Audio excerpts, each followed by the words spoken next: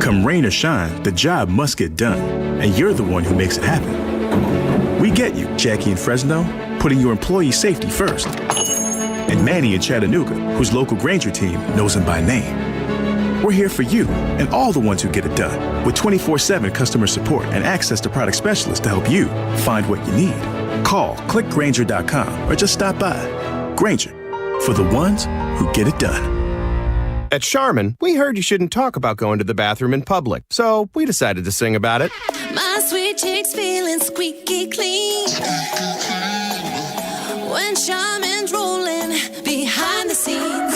Charmin TP gives me those cheeky clean feels. That ultra strong hype is all for reals. Those TP rolls got me a Charmin clean took-es. Cheek to cheek feeling oh so shooketh. Charmin Ultra Strong just cleans better. Enjoy the go with Charmin.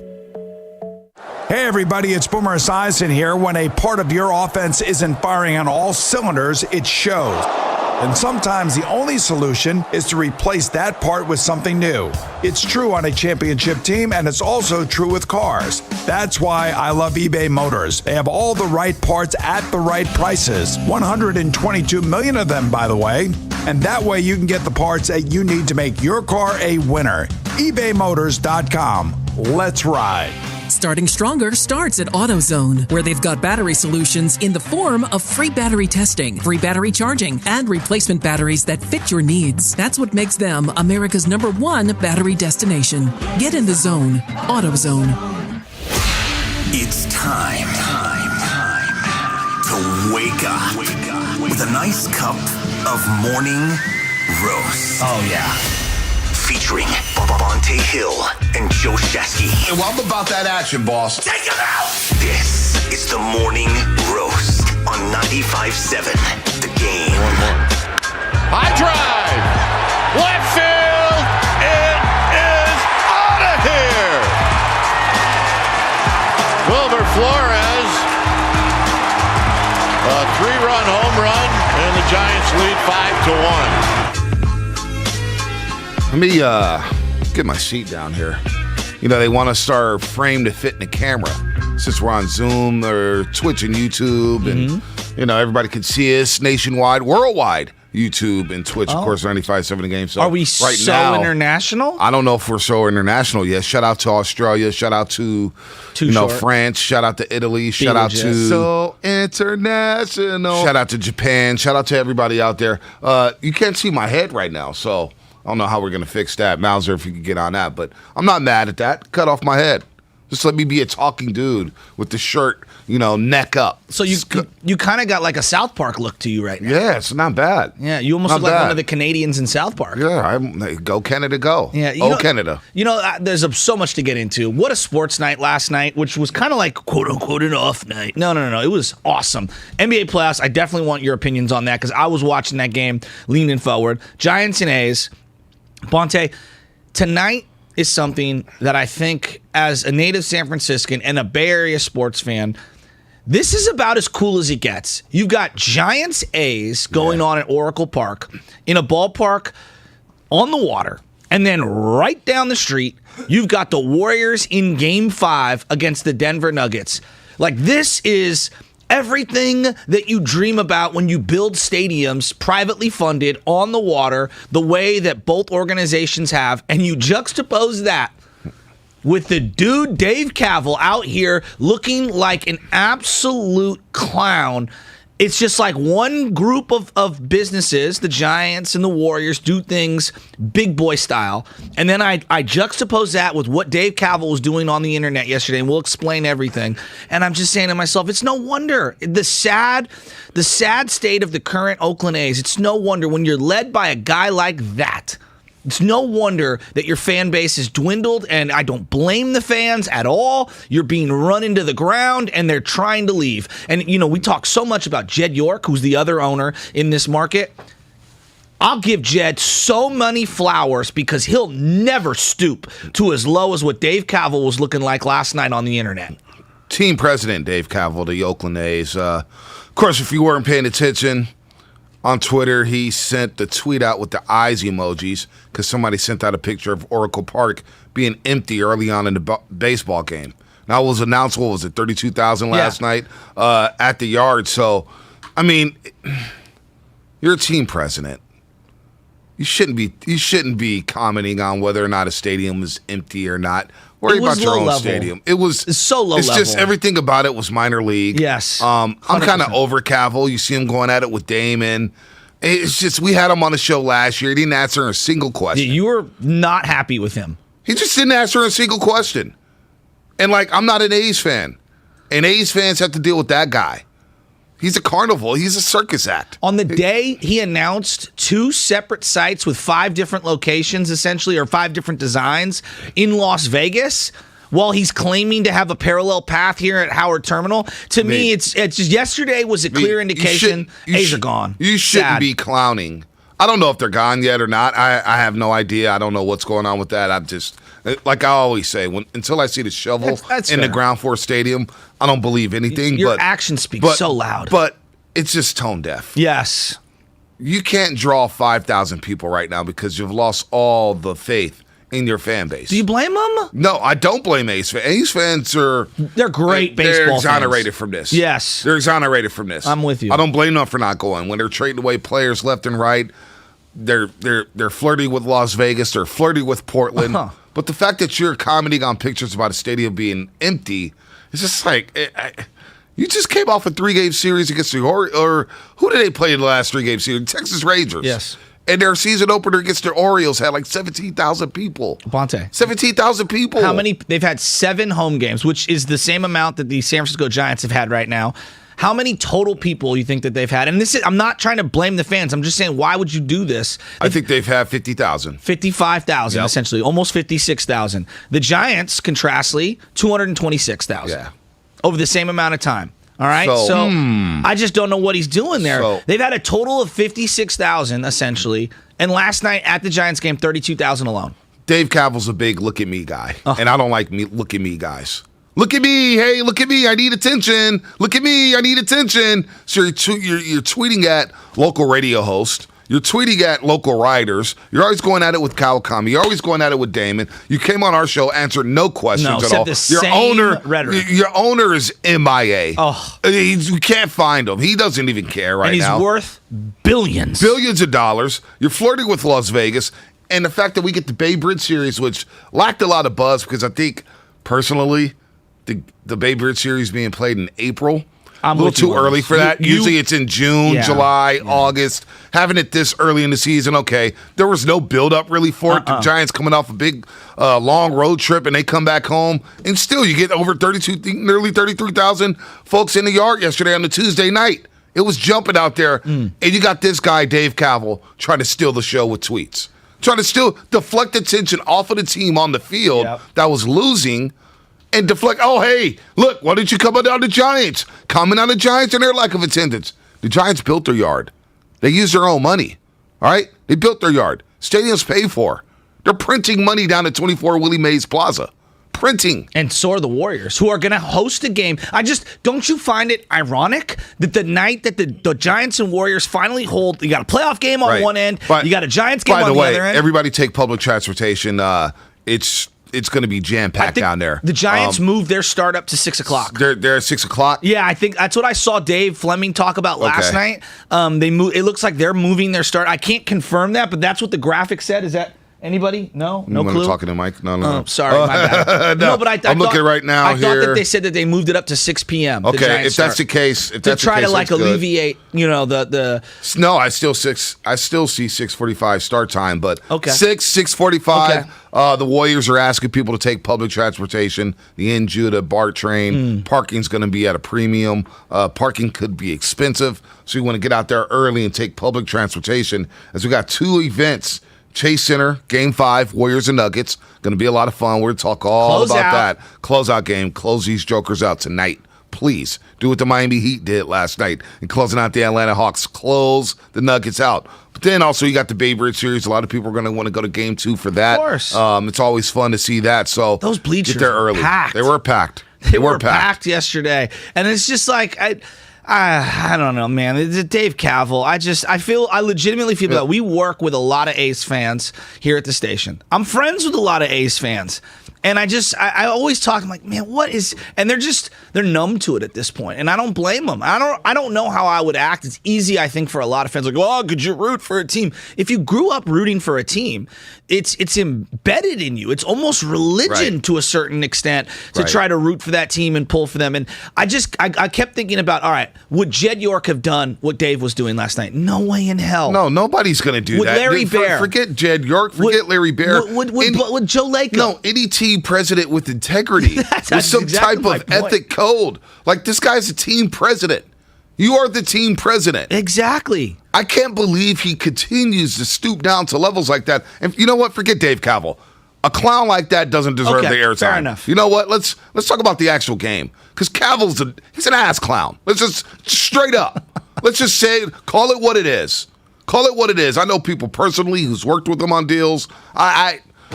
Whatever about Cavell. He wants his little 5 seconds in the spotlight. Let him have his 5 seconds in the spotlight. Who cares? The actual game. Carlos Rodon. He's so sick. All right. The strikeout numbers through his first 3 starts as a Giant. It's up there with Lincecum, up there with Christy Mathewson. 38 strikeouts in 3 starts. 3-0. I mean, he's just up there pumping gas. Can we have just a sophisticated baseball convo? Because I know you love the game. Is there an element, I'm not trying to dilute what he's done. He is spectacular. That curveball is filthy. Is there an element of the modern game kind of not diluting the numbers, but making it easier to get strikeout numbers? It's possible. Because of the all or nothing nature, the true 3 outcomes. There's no doubt. Like, I look at the old ways of playing, like Christy Mathewson in the early days. Everybody's trying to be a contact hitter. Right. You look at the strikeout numbers from back then, guys didn't strike out like they do now. Now, 220 strikeouts, then you just bat your eye. I hope you hit 38 jacks. Right. You know, so is there an element, not to take away from Rodon being filthy, but is there an element that maybe you take it with a grain of salt? I'm asking out loud. I'm not, because he's just going, he's mowing people down. He's so filthy. And it's through 5 innings. It's through 6 innings. Yeah, that's true. You know what I'm saying? He's going 7 in Cleveland. Like, the guy is just mowing people down. So, yeah, there's a little element to it where everybody's going all or nothing. But you know what? It is what it is. Yeah. He's striking people down, and he's shutting people down. And so far, it looks like a hell of a signing for Farhan Zaidi. Now, we're not even through the first month of the season. Let's see how he ages through the summertime. Can he stay on this path here where he's striking out guys? Is he going to be able to last in August and September the question when you're throwing 95, 97 throughout the game? He hit 99 in the first inning. Yeah. And then hit back with like an 80-something mile an hour curveball that just froze Sean Murphy. Yeah, it was nasty. He was dealing quickly, and then Wilmer Flores with the hit that broke the game open. One pitch, he's nearly fouling out. You know, and next pitch, he's going to the left field bleachers for a 3-run homer. So the Giants continue to win. That's their 5th in a row. They're 13-5 on the season. They're rolling right now. Did you see out in the bleachers? I thought I spotted a split cap Jim Kozimor out there. Oh, no. No, I'm just teasing. Okay. Because I know he loves split caps. Was there split caps out there? I don't know, but that's the worst. Yeah, whatever. There was a couple on the Jumbotron. I was at the game. There was a couple. Oh, were you? Yeah, there was a couple on the Kiss Cam that had the split cap. People started booing them. Let me ask you about the environment last night out at the game. Not the same. Not the same. Not the same. Not the like same. I know where you're going with this. No. It's so sad. It was man. a late arriving crowd, which is Yeah. obvious, right? And so what time did you end up getting there? I got there at like 6. Okay. And then you did a walk around? No, just went to the food, to the seats, straight up. Where'd you sit? 127. So. Oh, nice. Yeah, pretty much right next to old Lubman's seats over there. Yeah. Was Lubby at the game? You're probably sitting like a couple rows away from my dad. Mm-hmm. Well, was your dad there, shirt tucked in, or what? Yeah, probably. I didn't see him. That's how he rolls I there. didn't see him, but I got to say, man, the Bay Bridge series, it's sad. Why? There was no buzz to it, huh? Because there's no Ace fans don't know who any of their players are. Yeah. I've been to every single Bay Bridge series game for the past 4 years. Really? And it was popping. You know, fans were having their back and forth. They're chirping at each other. There'd be the "Let's go Giants, let's go Oakland." There'd be all those chants going on, but there's nothing going on like that. Yeah, it's lost its luster. It came through the television. When you're watching it on the television, And you're like, man, this is the Bay Bridge series. First of all, it's so early in the season that you don't get a chance to hype it up because usually when you get both teams playing, they're both making a run. I agree. They're both making a run. They're both in contention. Like last year, that Bay Bridge series when Donovan Solano hits the home run in the ninth inning. Mark Canha a couple years ago. Mark Canha, the buzz that was at the Coliseum, and when it came to Oracle Park, it was jumping. And it's usually on the weekend. Yes. The fact that it's on a Tuesday, Wednesday, a little strange. Well, which is why I was impressed with the crowd that they did get. You're at the game, and I want to ask you another question, Langford, in a second. But me and Bonte are at home on the couch, and I'm flipping back between the NBA game, which is Minnesota-Memphis, at Memphis, and then I'm flipping back to the Giants game. I'm going back and forth. I didn't have the double screen experience because my phone was charging because the battery was dead. And I'm like watching how crazy the Memphis game is and how crazy that fan base is. And then I go back to the Giants game, and I was like yawning. It was sad. Right? I'm not going to lie to everybody out here. I didn't watch every single pitch. It was tough. It was tough. First of all, it's tough to watch the A's because I'm sitting there watching them, and I'm saying, them poor guys, Mark Kotze, they're playing for this clown and Dave Kaval. How about Elvis Andrews? Elvis Andrews. 13 years in, and you're dealing with this? Dude, you're dealing with this. You're batting 193. Career purgatory. You have no hope. Yeah. You have no hope whatsoever to win a protection division. in the lineup. They're still 9-9. They're playing Which is competitive crazy. baseball. And the A's, they do find talent. They do churn things out. But I'm watching A.J. Puck late in the game, and I'm just like, man, remember he was supposed to be one of their top prospects with Jesus Luzardo and Jarrell Cotton. Where the hell is Jarrell Cotton at now? What happened to him? He had that one game in Kansas City where he looked like Pedro Martinez. I haven't heard from him since. So in my mind, I can still hear Townie. I'm telling you, this AJ Puck looks like Randy Johnson. Oh my gosh, he does. He did paint. He had one at bat. I think it was against Luis Gonzalez. Man, he looked really good. Hey, Luis Gonzalez is a player. He might be an interesting find. I like him in a stride at the bottom of the lineup. It was good to see Wilmer Flores pump one out. Also Slater with the pinch hit homer. It's a right field. I actually watched that game and I was like, damn, I'm a little depressed. So it's interesting that you have that perspective. Did you go to that Thursday night game that Nick Mullins was the quarterback against the Raiders for the final Battle of the Bay? No doubt. I was there. That's right. Did we go together? No, I did the broadcast down at the Hilton. Okay. Because when I remember walking around, and Langford, did you go to that? Because you're a Raider fan. Did you go to that game? No, I didn't. Okay. I remember going in, and we knew that the Raiders were leaving, and I remember going into the stadium, and it felt sad. And, that's kind of the feeling that I got last night, especially when I watched Brody Brazil's video about how this could be one of the last Bay Bridge series in San Francisco, where he was doing, a pregame video about it on NBC Bay Area, California, or whatever. NBC, yes, California. Yeah, and so I got sad, like you're talking about getting sad, because it reminded me of, wow, this is coming to an end. This kind of stinks.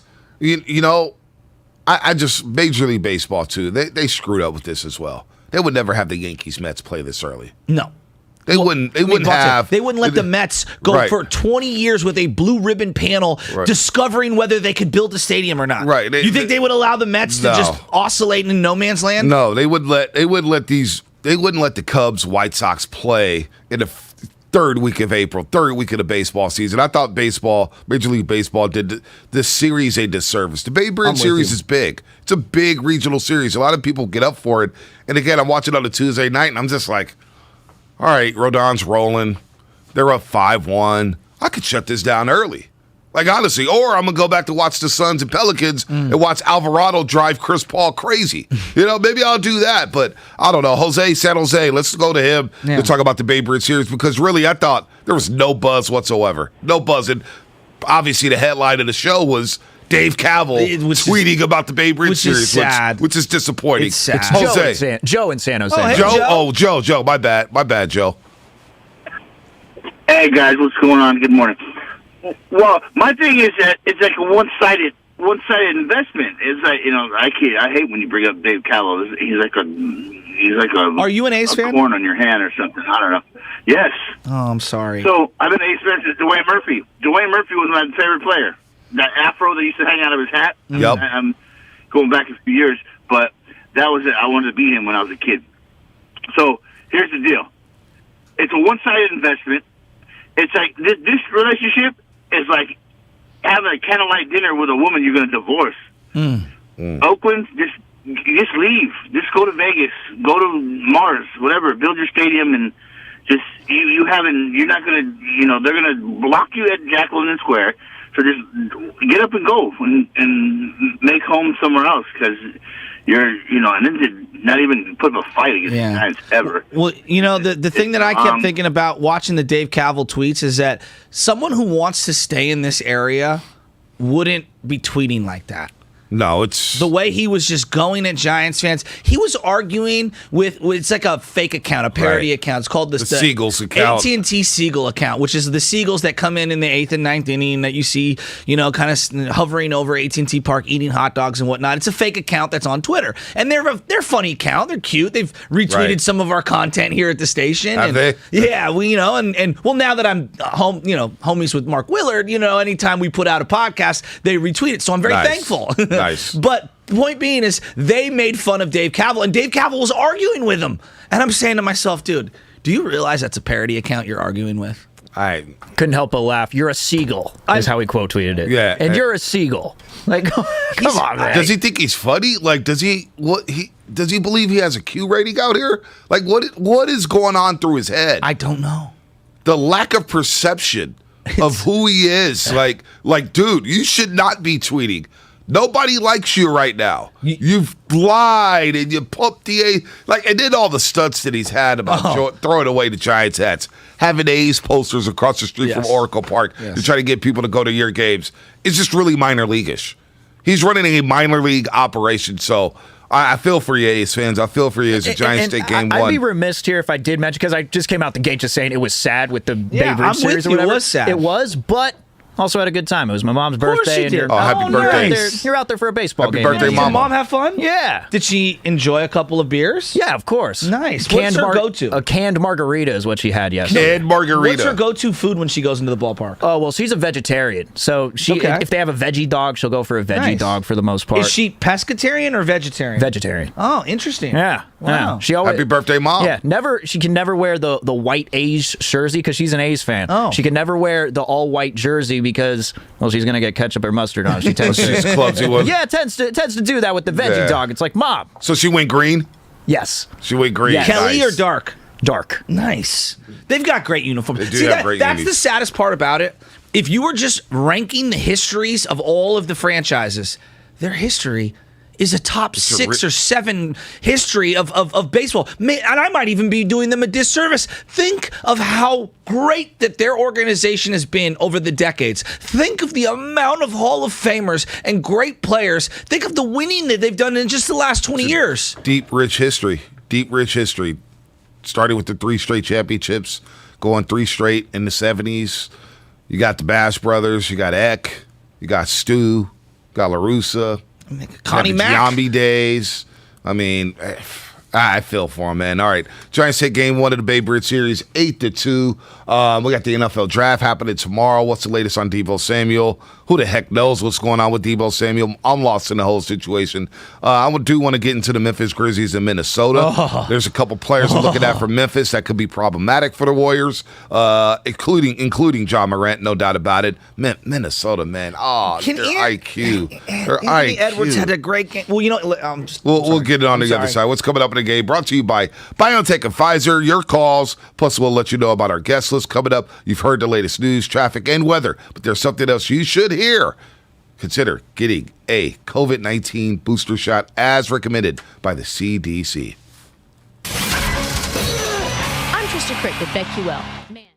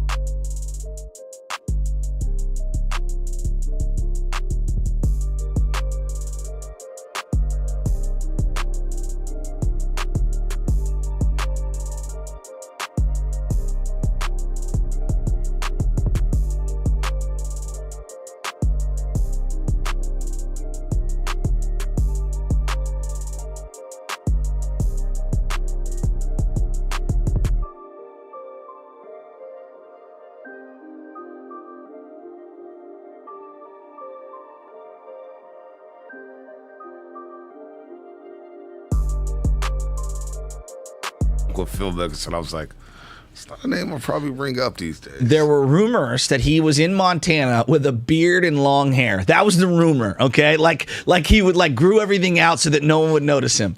His agent came out yesterday and basically said that not only is he going to play in a senior tour event, now it sounds like whatever the suspension or whatever that he was serving is kind of lifted, and he's entering into the Saudi League. It's Good for him. Yeah, he's taking the money. Good for him. Big money. Good for him. Wow. Just letting you know. I thought that would put a smile on your face. He'll be back soon. I don't care about Phil anymore. Just stop it with that BS. Whatever. Good for him. Good for quote unquote Uncle Phil. Babe Ruth series, Giants take game 1 over the A's 8-2. Warriors and Nuggets tonight, game 5. Close them out. We had some good action last night between the Minnesota Timberwolves and the Memphis Grizzlies, and a couple players that I'm looking at with Memphis. I'm just like, Warriors going to have their hands full. Well, who did you want to win last night? Because that's... I went back and forth between both teams. Like, a part of me really wants Memphis. I want Memphis because they talk a lot. But that's the other part of me that wanted to see Minnesota beat them just to shut them up. I mean, Minnesota's IQ. Don, I mean, you're up 13 in the fourth quarter. You're controlling the basketball game. Controlling it. And you just saw it coming. You really saw it coming. And, look, they have a lot of young players, Anthony Edwards. And he had a quote yesterday where he said, you know, there's a lot of us that want the ball. I want the ball. D'Lo want the ball. Carl Anthony Towns want the ball. So we have to figure that one out. Yeah, you do. You do, because they missed played like 5 bunnies. Dude, they played so selfish down the stretch. They were so selfish. Get the ball to Carl Anthony Towns and move out the way. Jaren Jackson fouled out. Why go away from Carl Anthony Towns? And then Pat Bev also fouled out on the other side. When they were doing the you're too small. You're too small. Both of them did it back to back, him and John Morant. Then you got John Morant's dad sitting next to Usher. You got Carl Anthony Towns sitting courtside. His dad looks very young. His dad is young. His dad is like going to the strip clubs with Ja. I mean, it's like they're boys. Really? Yeah, dude. John Morant's dad is off the hook. He's off the hook. He's too much. Okay. So Memphis comes back. I mean, just a terrible gamble by Anthony Edwards on the final play. Why are you playing him on the top side? Play him underneath. If he hits a 3, then so be it. Minnesota, Barkley wasn't lying. They just do the dumbest things in Minnesota. Just so dumb. You're sitting there like, you know what's going to happen. So, Brandon Clark, though. Brandon Clark is nice. Coming off the bench, 7 offensive rebounds in that fourth quarter. That's a guy the Warriors are going to have to identify if they end up playing the Memphis Grizzlies. And they've adjusted, and they're not playing their traditional bigs, and so they're playing the smaller lineup, which is giving them more space. I will say, if they're going to play Tyus Jones or whatever his name is down the stretch, that's an exploitation sensation. He had a good game against the Warriors this year, though. He did. He's a shorter guy. Clay should be able to shoot right up and over him. Yeah, no, Memphis they're showing some flaws offensively, defensively. Dylan Brooks shooting 3 of 18. Hey. They just talk so much. You see, as soon as they win a game, they start playing that song, Whoop That Trick. Get a whoop that. I'm surprised the NBA is allowing that. Yeah, I mean, it's the NBA. I know. You hear pregame music, man, it's a lot of M-bombs in those songs. It's like, oh, they're not bleeping that out, huh? Yeah. Oh, poor 6-year-old kid from Burlingame being exposed to that one. No, seriously, Minnesota's just young. They're not ready yet. They're not ready. And their one vet is Patrick Beverly, which is probably not the best league in the world. And D'Angelo Russell just really hasn't showed up in this series. No, he has not. And he's just so ISO heavy, and he wants to dribble for so long. It just creates very difficult possessions down the stretch when you just throw it to one of your teammates with 5 or 6 seconds left on the shot clock and say, hey, create something after I've been stonewalled. Right. Dribble. Oh, here you go. Take the ball. And there was some wild foul calls. I thought he got a pretty beneficial whistle on the one where he went spinning baseline, and they're like, oh, he hooked him. I'm like, I don't know about that. The officials. Oh, they're inserting themselves into every single game. They've already had multiple articles written about them, and we haven't even gotten past the first round of the playoffs. Well, you know where I've been on officials for 3 straight years. I mean, umpires and officials in every sport, in every league, in every level, have never been worse. It's been like this. It's a trickle-down effect, too. It's happening in college. It's happening in high school. The officials are going to lose somebody a championship. They are. This is the year it happens. You think so? Scott, I mean, you get Scott Foster smiling at Joel Embiid when he's calling a traveling call. Ed Malloy is lost. Oh, Ed Malloy. Tony Brothers has no clue what's going on. You got Mark Davis here yesterday. The fact that I know all these referees. I was just going to say that. Like, Mark Davis is out there dapping up John Morant, going to replay officials. It's just. He cannot be trusted.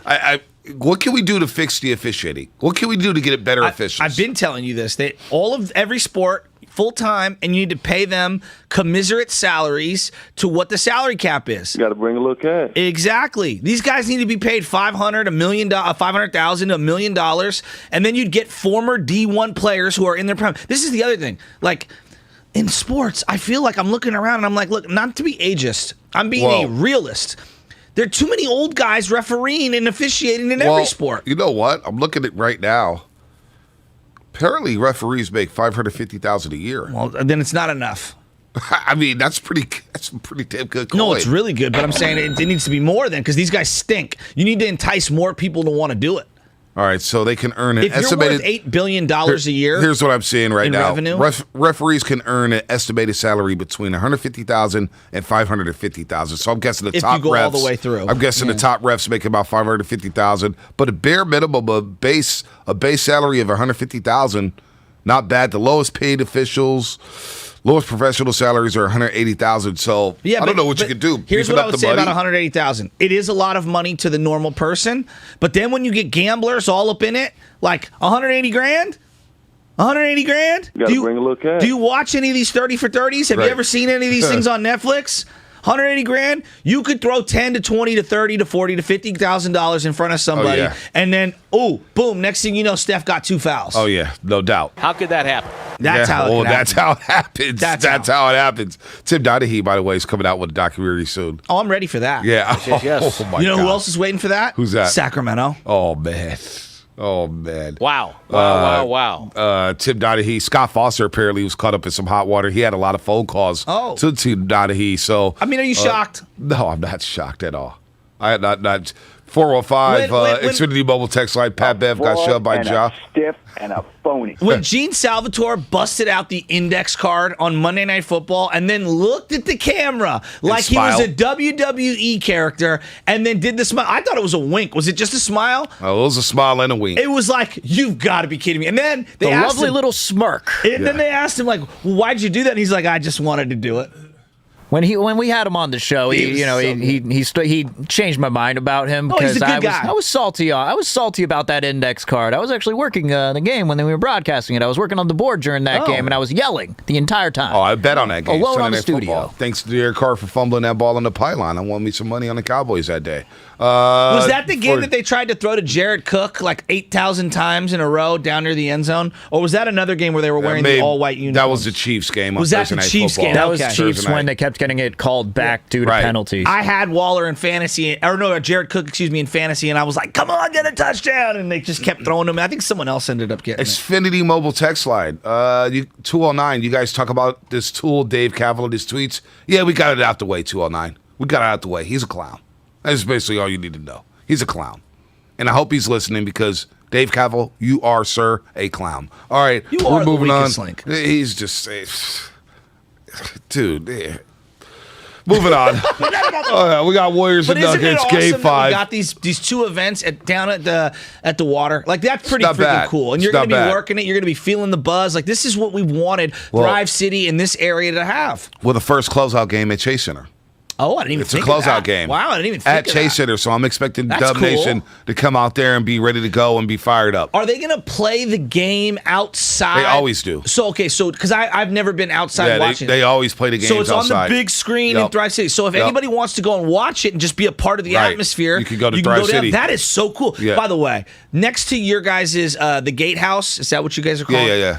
There's those stairs or like steps or whatever they're called to see. That is so cool. Yeah, it was really cool. They really nailed it. They got the fake artificial turf. They got the turf right there where people can sit down. People bring out their lawn chairs. Really good time. Warriors are encouraging everybody to go take public transportation. Public transportation is the way to go today with the A's and Giants. I believe starting at 6:45, but you mentioned how the start time may have been moved up. Warriors and Nuggets tip off at 7 p.m. So again, get there early. Take public transportation if you can. Downtown's going to be a nightmare tonight, so take public transportation or carpool. And don't forget to get your tickets at Warriors.com for tonight, Game 5. We'll get into that on the other side on the Morning Roast. If you're a small business, there are lots of choices when it comes to your internet and technology needs.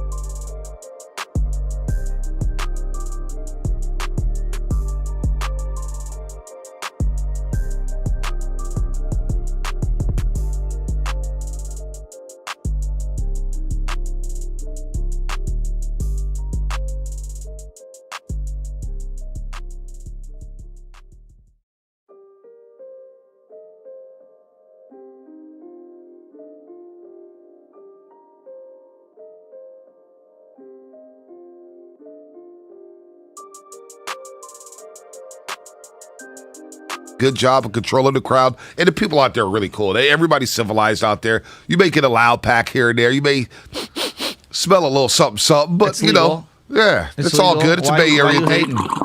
Nobody's hating. Who said that? I just said you may smell a little something. You will. You may smell it. So you're talking about security. Did you hear the latest on Russ and Sierra? Apparently, Russ, everywhere he goes, brings the bodyguards. Yeah. And I heard it's just a little much. That's what a lot of people have been saying. So what do you mean it's a little much? Well, like he's got like limited. Yeah, he's got multiple bodyguards, and it's just it actually. Maybe it's for her. Well, I hear what you're saying, but I heard that it actually creates more drama than it does diffuse it, because then people are like, whoa, what's going on? And I don't know, it just brings more attention to them. Now, I understand what you're saying in terms of, obviously protecting your wife. You see how Floyd Mayweather rolls? No. So he was at Chase Center a couple of weeks ago. I think game 2. Was it game 2? Mm-hmm. It could have been game 1. But he has 5 big security guards who are just yoked out of their minds. What about Beyonce and Jay-Z? They have security, for sure. And the security waits on the side. You got to have security. So how does that work? Do they buy tickets? Does the security allow? I'm not sure if security buys tickets. I'm not sure if they buy tickets or not, but they're not sitting next to them. They sit kind of by them. They sit in another seat. They sit by them, so they're watching every move. So they may have a ticket. They may actually have a ticket. They sit in a different seat, and they're just watching them. They're watching people walk by them to make sure that they don't get touched. I'm thinking about now how I can get into every single game. Now, what if I'm part of your entourage of bodyguards, and I'm watching from the tunnel, watch you watch the game?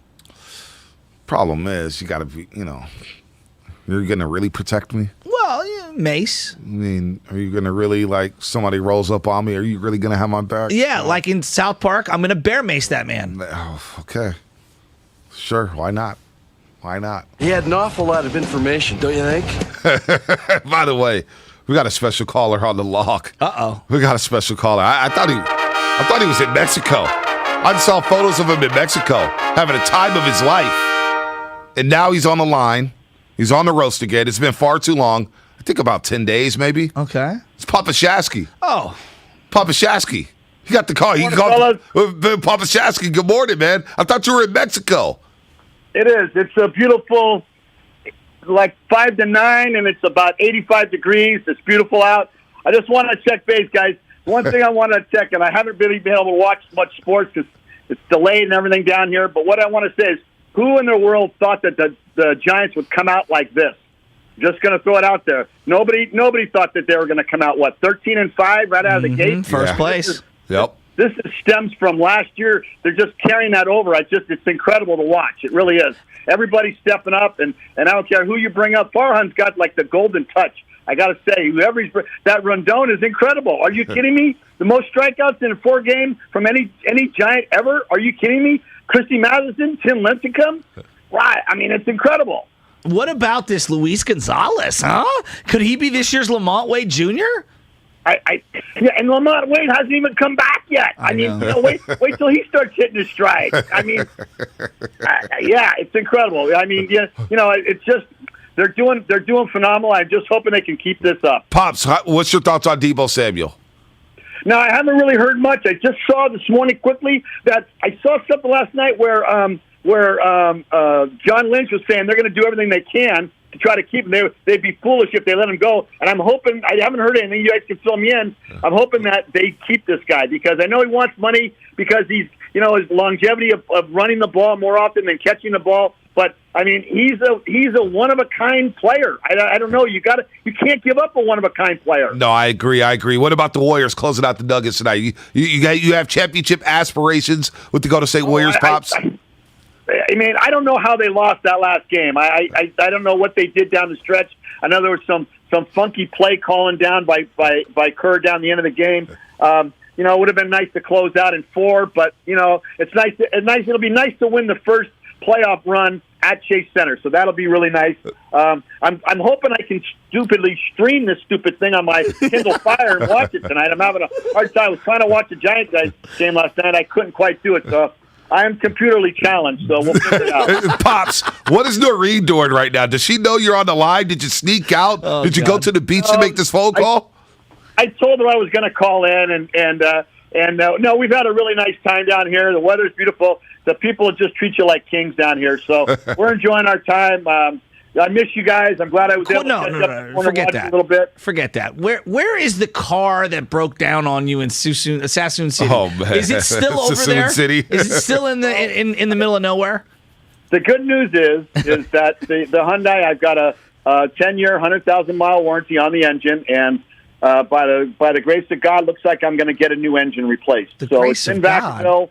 I don't know when Hyundai in Vacaville. I don't know when I'm going to be able to pick it up, but as long as that doesn't cost me a thing, I'm good with that. There you go.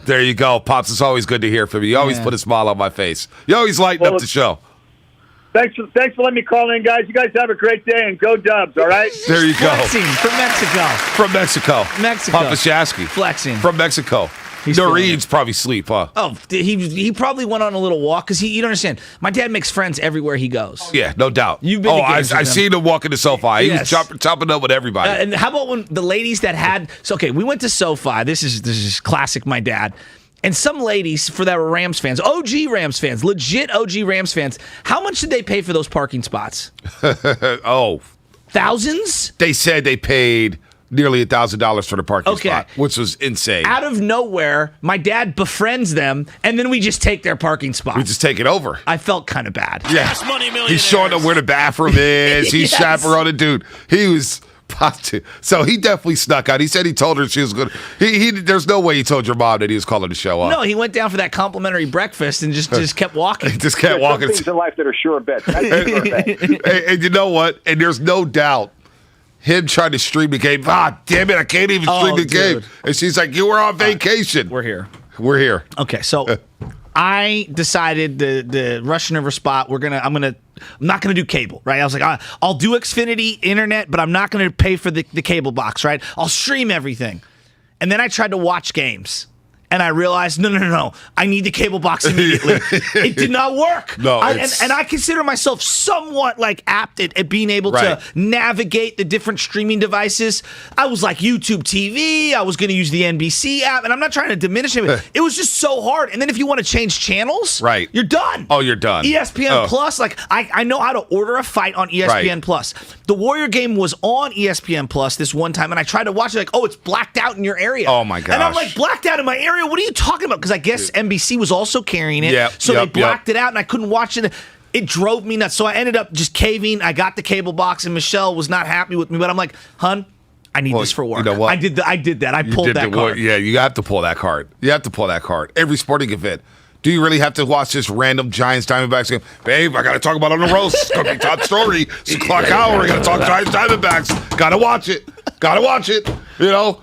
Giants and River Cats, gotta watch it. I'll be honest, I've watched a lot of MLB Network the last couple of weeks, just random games.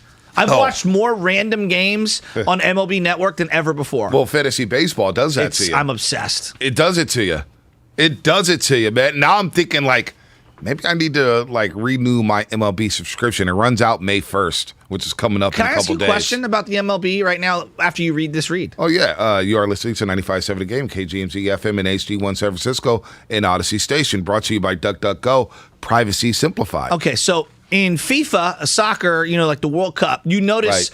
I want to say 15 years ago, there was an explosion of colorways, meaning the shoes that people wear in the various colors. Maybe it was 20 years ago, but it felt like dunks and everything, chucks. They would wear neon, or they would wear gold, or bright red, even though their uniform was another color. Everybody except for Sam Lubman, right?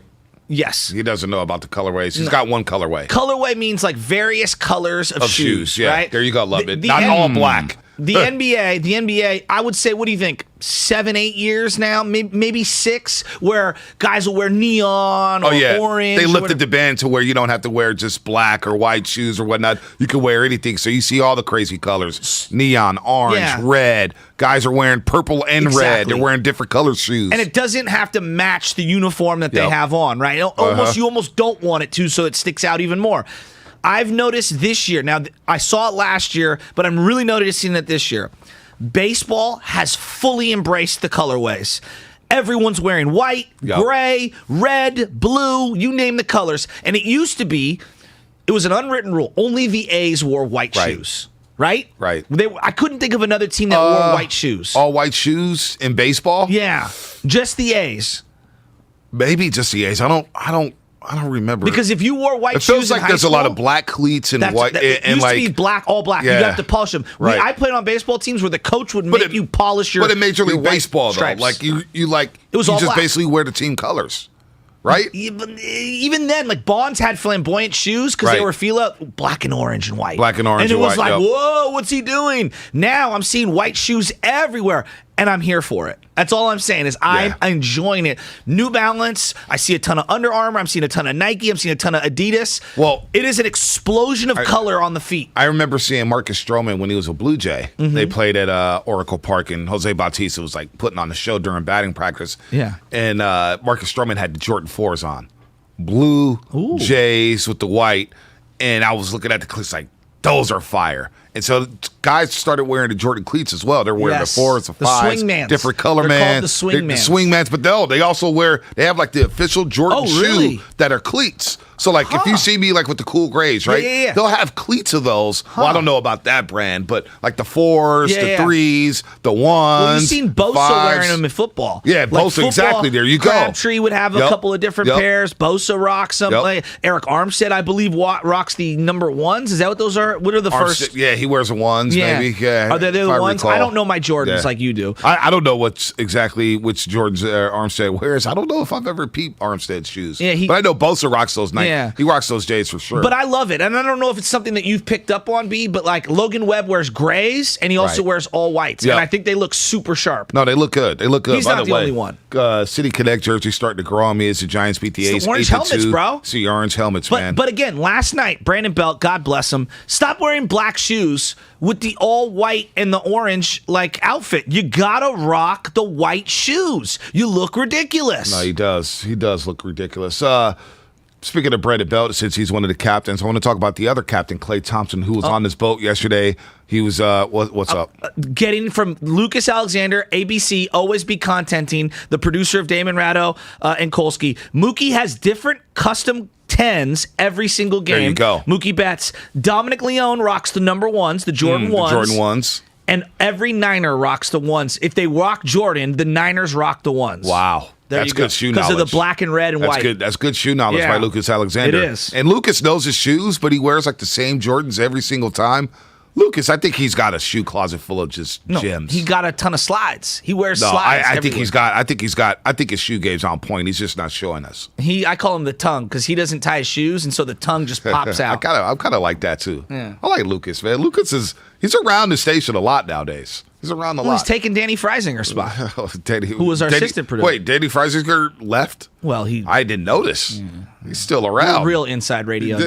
Sam Lubman. Sam Lubman been running around here. Our producer's been running around here with his head cut off. I was just so stressed. He just got the full-time job. Email came out that he's the official producer of the Morning Roast. Congratulations. He signed up for this damn gig. Easiest money he's ever made. I mean, it is easy money, but it's hard working with us. You know what? Sam Lubman today, last night, we were on a show called, goes, hey, Bonte, you think you can get in a little early so we could prep? And you know what I told him? Baby Chaz is in the back, Anna's in the passenger seat. And I said, Lubman, with all due respect, maybe I didn't even say with all due. I said, Lubman, I'll get there when I get there. No, okay? you included the all due respect.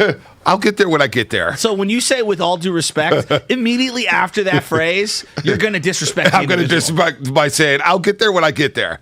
Yeah, with all due respect, you can say whatever you want. Yeah, with all due respect, Lubman, just don't worry about it. This is why we're on the call now to prep the show. All right. My favorite is when someone starts new here at the roast, and you know they work really hard. I mean, these. I'm looking at this rundown, right? It's just pages of rundown. This is like stuff that we want to get into. You're just now opening it right now. But me and Bonte for the first time ever. Yeah. Me and Bonte have worked solo. Actually, you know what? I do open it from time to time, especially when we have a guest on, to make sure that I hit the exact question that we're looking for. But me and B have been doing this for so long. We're on the same page, and we know what we want to talk about, and we just get right into it. So this is the easiest money you'll ever make, Sam. It's definitely some of the most fun money I've ever made. So Wow. Yeah. Langford. Don't spend it all in one place. I was offended there for a second, but then you said no offense, so now everything's cool. I'm just wondering how long Lubman's going to keep that City Connect hat clean. I mean, he is rocking that baby. It looks good. I like that orange orange hat. hat. Daily wear based on what I paid for it. I'm wearing it every day. What would you pay for it? About $45? We don't need to get into the exact number here. So you guys are in the phone booth back there. It's Steven and Sam. And Steven, we need them. You know what we need, Shasky? Sorry to cut you off. Yeah. We need them on camera. I agree. We need to hook them up. No, Langford's shaking his head. We need to call that the shaking phone his head. Langford. We do not need a camera back here.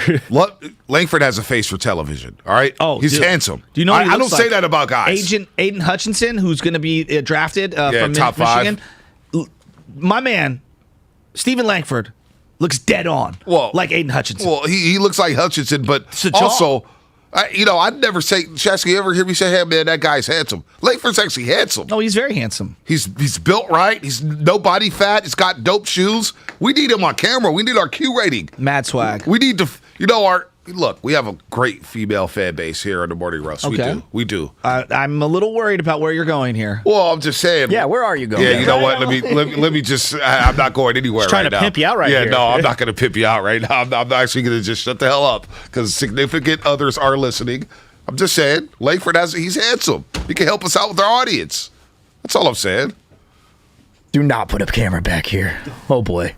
So what are we going to call that back there? The glass. Are we going to call it the phone booth? I call it the crack staff. Okay. Well, I think it should be the phone booth because you two are in such close quarters working together. Well, what's it like working with Lubman every day? I mean, it must be annoying because he doesn't shut up. No, he's good. He's good back here. He's doing work. Oh, I know that. Lubman's a worker. Yeah. Lubman's a worker. If you had the cameras on back here, you'd see Lubman pretty much on the phone the entire time, at least on the answering phones because we got callers a lot. If I put the phone, when me and Lubman talk on the phone, if I put the phone on mute and just put it down on the ground, he wouldn't even know. He's just rambling. Oh, no, it'd take at least a good, 45, 60 seconds before I would realize it. Yeah, it would be like, yes, what do you think about that, Shasky? Yeah, no. And then he goes, totally, man. Well, yeah, totally. So we started talking yesterday. What was it we were talking about?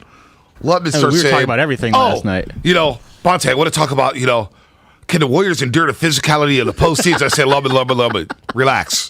We're talking about Game 5, dude.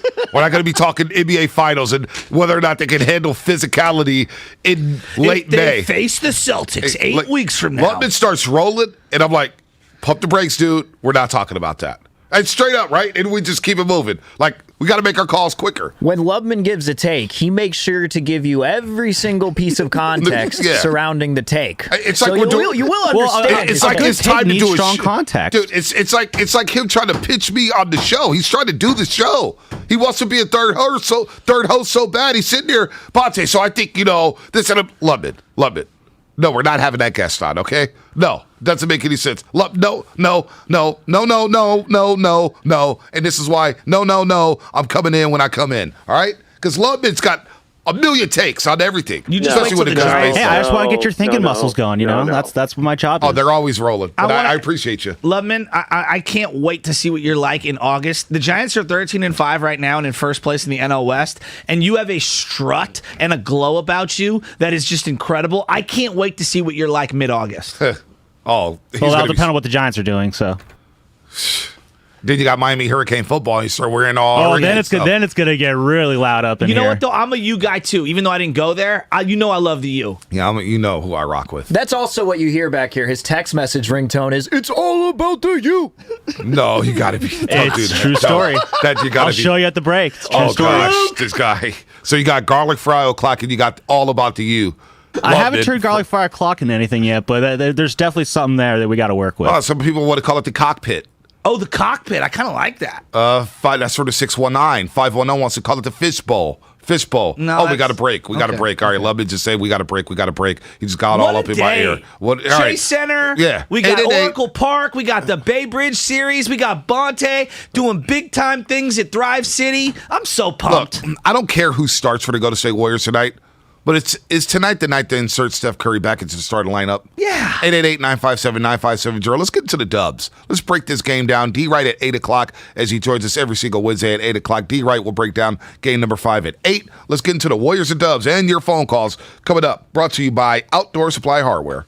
Shop the Garden Party Starter Sale at Outdoor Supply Hardware. Our garden centers are loaded with locally grown plants, plus soils, mixes, and fertilizers. Club Osh members save even more. Osh, home improvement improved. Find us in your neighborhood or shop at osh.com. We're on a journey to make healthcare more accessible and more equitable. to treat the most complex diseases.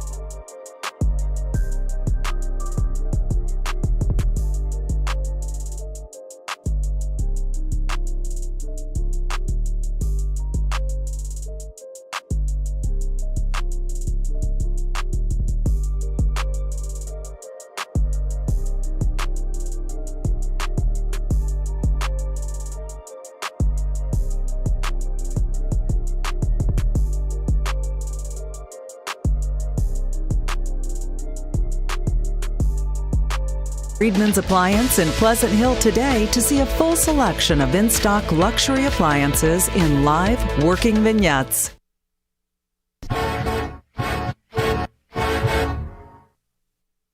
This is JP here, and you are listening to the Morning Roast with Bonte and the Butcher on 95.7 The Game.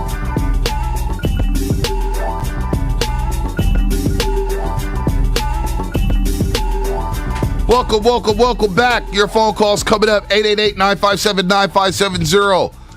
What should the Warriors do with Stephen Curry? Should he come off the bench tonight or should he start? His minutes restriction has been lifted. That's a good thing. He played nearly 37 minutes the other day against the Denver Nuggets, so he looks good. no signs of the foot injury, the sprained left foot lingering or whatnot. So should Steph Curry come off the bench tonight? Should they keep this rhythm as they try to close out the Denver Nuggets? The Nuggets go 15-31 from the three-point line in game number 4. They go 50-40, basically 80% from the free throw line. And their insulated pieces played well. Aaron Gordon played well. Monty Morris, 5 threes in the third quarter, all on 5 attempts. They got good contributions from DeMarcus Cousins off the bench, as well as Bones Highland.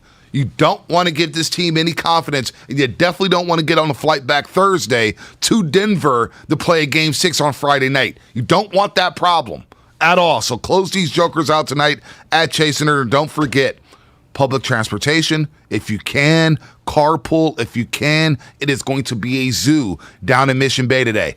A's and Giants, first pitch, 6:45. I see nothing about the time moved up for that game. So 6:45, Giants and A's at Oracle Park. It'll be Sammy Long on the mound for the Giants. They'll bullpen this game against Paul Blackburn of the Oakland A's. And then you got Game 5 at Chase Center, the first closeout game at Chase Center for the Golden State Warriors. Steph Curry, Klay Thompson, Draymond Green trying to improve to 20-4 in series in the postseason. They've lost 4 series, Shasky. 2 in the finals, 1 against the Spurs in their first go-round of the postseason back in 2013, and 1 in 2014 when they lost Game 7 against the Clippers in the first round. So what should the Warriors do with Stephen Curry tonight? What do you want to see, Shasky? Well, I'm just looking at some of the numbers here that Lubman put together, and it's the minutes each game that Steph Curry's played. So Game 1, 21 minutes. Game 2, 23 minutes.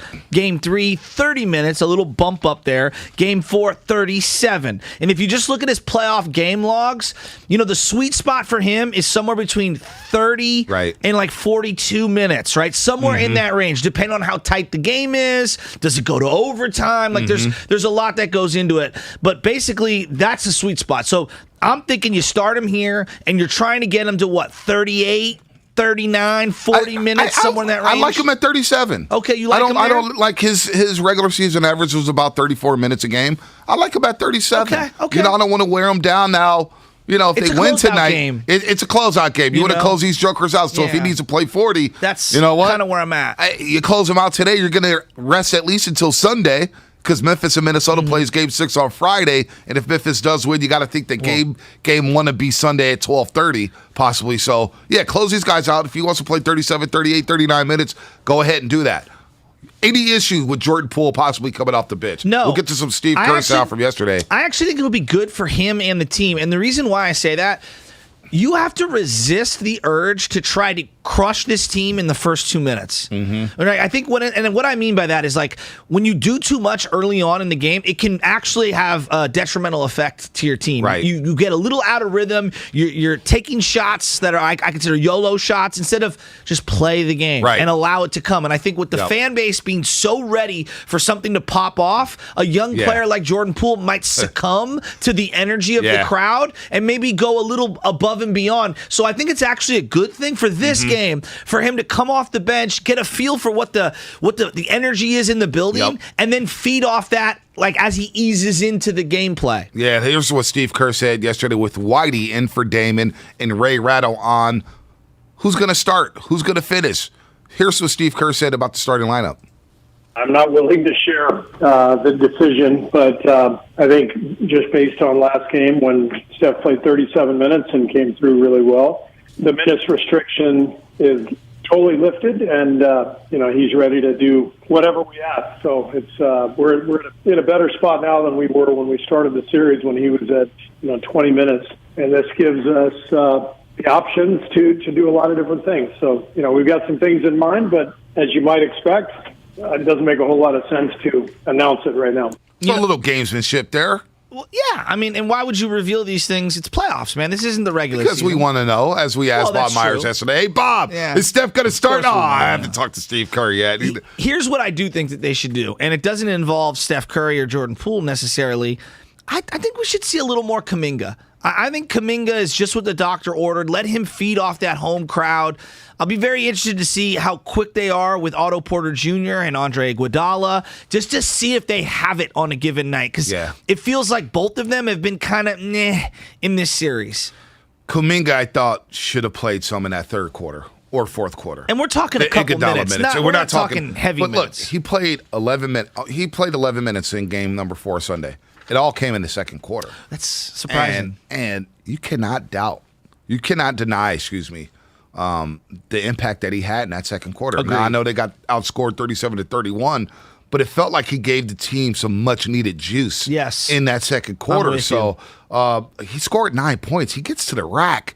He finishes. He could get to the free throw line, and after missing his first 2 free throws, he made 3 straight. Kuminga needs to play. This is especially against a team like Memphis. If they get past the Nuggets, you play a team like Memphis or Minnesota, his athleticism. I was just going to say he's going to be one of the best athletes on the floor. But you miss it. And I think when you have like Otto Porter Jr. and Iggy, they're not athletes like they used to be. No, they're not. You they're know, not. I mean, these are guys, they're skilled, but they're not athletes like that. And you need a guy who can go backdoor and yam on somebody. Let's hear from Klay Thompson on Kuminga and the minutes he provided game 4 or in game 4 on Sunday. No, because John is such a great athlete. I think he can just be inserted out there and he's going to do something spectacular. Very proud of the way he stayed ready. That's a sign of a great rookie and a bright future ahead. And he's just such an energy boost for us. So I'm not sure how his minutes will go, but I know he'll be ready and we'll continue to make sure he's ready because he, like I said, can be such a boost for us on both sides of the ball. Boy, it'd be really nice if, Jonathan Kuminga gets his moments, right. But it'd be nice if Klay can continue to he's rolling to roll with what he's got going right now. I think that's that to me seems to be the biggest development of the last 3 weeks. Klay Thompson looks spectacular, dude. The catch and shoot is just he looks money. really good right now. He's averaging nearly 30 points per game, efficient in his last 7 games, and efficiency. Yeah, that's the one thing about the Splash Brothers. And when we speak of the Splash Brothers from here on out, we're not just speaking about Steph and Klay. We're also throwing Jordan Poole in this equation. Absolutely, Jordan Poole is a Splash Brother now, and they're all shooting over 50% from the floor, and I believe they're shooting over 45% from the 3-point line in this series.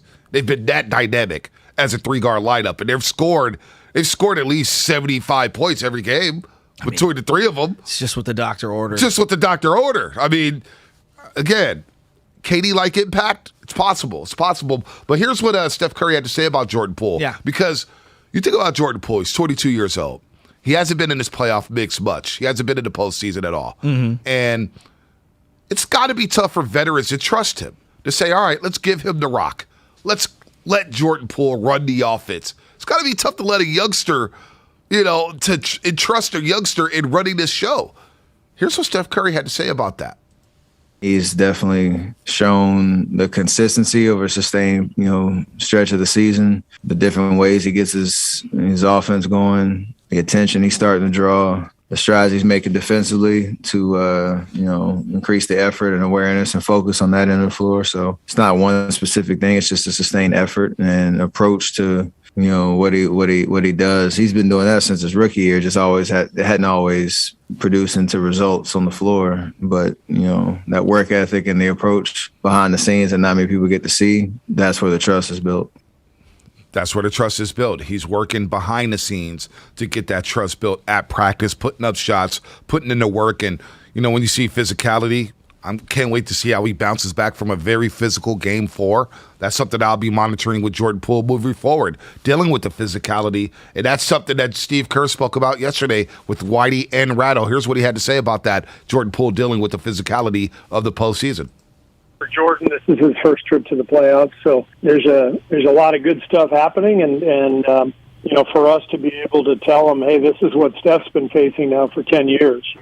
He's lighting everybody up, and so what's the opponent going to do? They're going to get physical. They're going to put a big, strong guy on him, and that's what they're going to do to you now because the word is out. The league has seen the impact you can make, and now it's a matter of adapting and adjusting. What do you do differently? How do you use an opponent's pressure against them rather than succumbing to it? And it's all part of the experience for Jordan. There it is. Physicality. How is he going to deal with that? How is he going to bounce back? Bob Myers told us yesterday during the executive show that the wrist injury isn't an issue, just a little bruise. He'll be okay for tonight and get some different nuggets. I think the key when you listen to Steve Kerr there is just be a little more methodical. Just be a little more patient and understand that your punch will have a counter punch from the defender. And then what's your counter to that counter punch, right? Like so many times we talk about great offensive players. What makes them so impossible to guard is they have a move. The defender, knows the tendency, right, and then they throw that counter to that counter move, and they can still get their shot off. And I think, Jordan Poole, at least in the last game, it just felt like he was so hell-bent on getting that initial off play. Boom, I'm going to blow by you, I'm going to finish. Right. Slow it down just a little. Just a little. Be a little more methodical and have a counter punch to their counter. I thought Steph Curry came in, too. He was chucking it up as well. He was bombing from everywhere, just coming in early. I thought the whole team came out, and they came out with a 13-6 lead. Like, boom, bam, we're going to put these boys away. But they just, it forced a lot of individual shots, a lot of ISO stuff.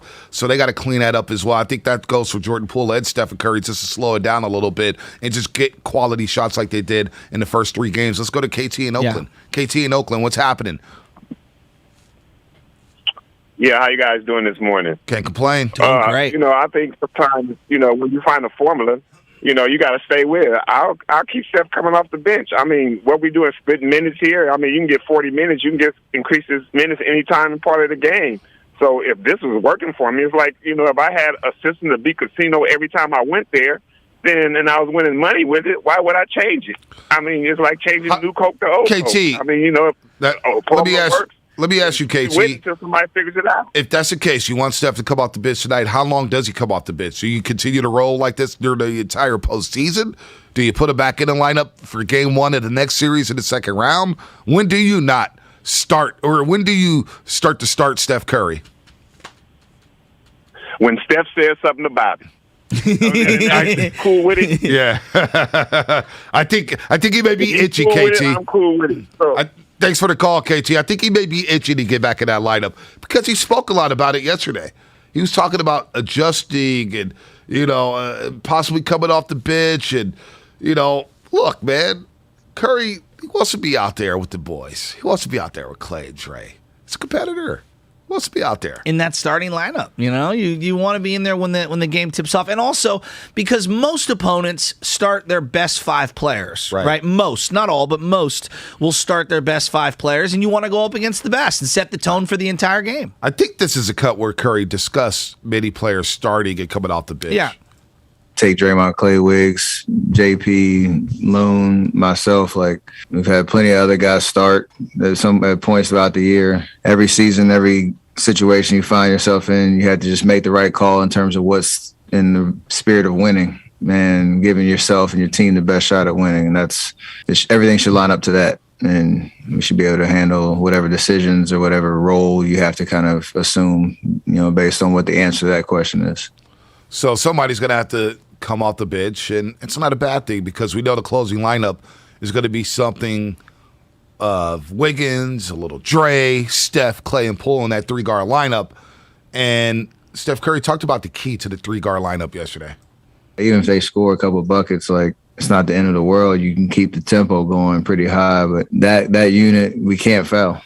We have to play without fouling, rebound, and use our speed to our advantage. And that's, where that superpower kind of gets unlocked. And you got to assume that Denver's going to try to force us into those bad situations because we're a little smaller and they might have, some answers for that. But we still can control the things that we can control in that situation and just be a little bit smarter on defense. There it is. Be a little more smarter on defense. Stop reaching. Stand in front of your guy. That's one thing in the next round, whether they play Minnesota or Memphis, and they get past the Nuggets. I don't see the Nuggets coming back from an 0-3 deficit. It's never happened in NBA history, but knock on wood, never say never. I do believe that the Warriors in the next round are going to play a quicker team. Guards who can penetrate, and John Morant, and Desmond Bane, and Tyus Jones a little bit. Even with Minnesota, D'Angelo Russell and Anthony Edwards, dribble drive penetration will be a factor, and not fouling, because those other teams will foul. Minnesota and Memphis will foul. Jaren Jackson Jr., he's foul prone. Dylan Brooks is foul prone. But you don't want to get into foul trouble and get them rolling there because they are physical teams and they are quicker. So getting in front of guys and keep containing the paint, containing dribble drive penetration, that's going to be key for this 3-guard lineup, man. Playing without fouling, no reaching. You cannot do that in this situation. The starter thing is interesting to me, B, because like when we look at sports across the board, it does feel like the analytics era, it just in terms of like drilling down the specific numbers, has made us rethink how we view lots and lots of things in sports. But the one thing that I think has been consistent in the NBA, specifically over the history of time, 9 times out of 10, your superstars start the game. Like Manu Ginobili came off the bench. Kevin McHale, for I believe first 4, 5, 6 years, came off the bench, won back-to-back Sixth Man of the Years, but eventually became a starter, right? He eventually became a starter. It's so rare. It's just so rare. Now, I don't know if that's because we're unwilling to experiment with it. Tony Kukoc. Okay. Was a great 6 man who could have been a starter. But was he on the level of Steph? No, of course not. I'm just asking out loud. Like, if I'm surprised it has yet to be tinkered with. Now, I don't know how you would, figure this out in terms of the minute allocation, but I tend to side with history and say that there's a reason why the superstars start the game. Right. The pattern, their comfortableness, and I don't know what and just getting off to a great start. Absolutely. Your star players get out, they get cooking and get rolling. But is there a health advantage? Which I don't know. Like the doctors would tell us. I don't know. I'm pontificating. I'm asking you out loud in this analytics era, like having a starter in baseball, for example, where it goes 1 inning or 2 innings, that has become a thing. But still, if you have Walker Buehler, you're not doing the starter. No. You're playing Walker Buehler. But also with analytics, too, you think about the lineups. Now you start to see the power guys, the guys who usually are 3, 4, 5 hitters 10 years ago, they're now batting second. Yeah, some of them are batting leadoff because you want them to get more at-bats. You want them to play more. It's a great you want point. them to get more pitches. So if we're applying that same logic to basketball, I want my best player starting. I want them seeing as much time as possible. I want them in there against their starters. Because that's the other thing. You're going up against, Jokic other and Monty Morris, top players. quality players. I need my top quality players going. So that's the only way I would listen to that argument is if someone could break it down to where if he doesn't start the game, he's actually more efficient and can play better minutes later on in the game. I'll listen to that argument. I don't think that there's data that supports that. I'm asking out loud. Yeah, I don't think there's any data. And if Steph Curry wants to do something, you got to kind of side with him. Yeah, it's Steph Curry. He's earned that. Steph Curry says he wants to start, he's going to start. Although straight up. It would be pretty cool if he created something completely unique. 6 man of the year? It would. I'm just saying. Like, that would be it would be unique. Some fans would love that.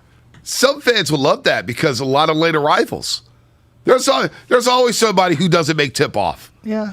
And there's a lot of first quarters where Steph Curry will leave the first quarter with 16 points. And you get into the game, you're like, damn, I already missed Steph in 3 threes?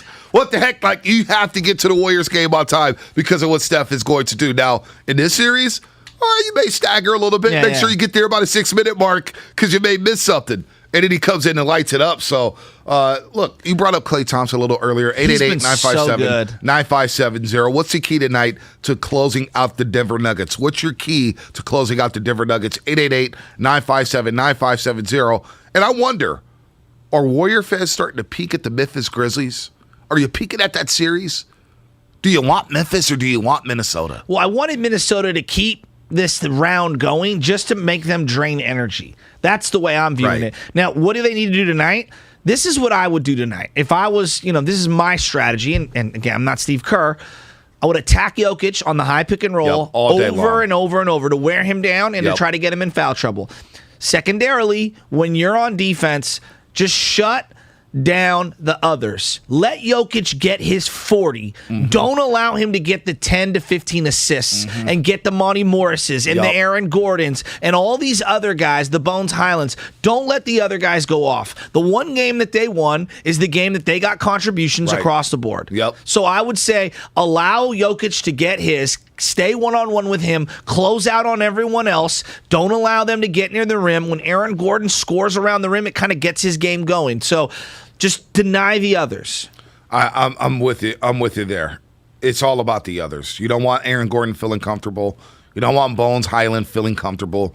Monty Morris start to see some balls go through the hoop. Will Barton. Will Barton hit only 2 shots, but he hit the biggest shot of the game. And then stared at you. Stared at me for hitting 2 shots. I feel like he's going to have a big game tonight just because of what I said. That is a disgusting act. Yeah, it is. But you know what? Also, this is what I also want to see. You brought up Jokic playing a one-on-one.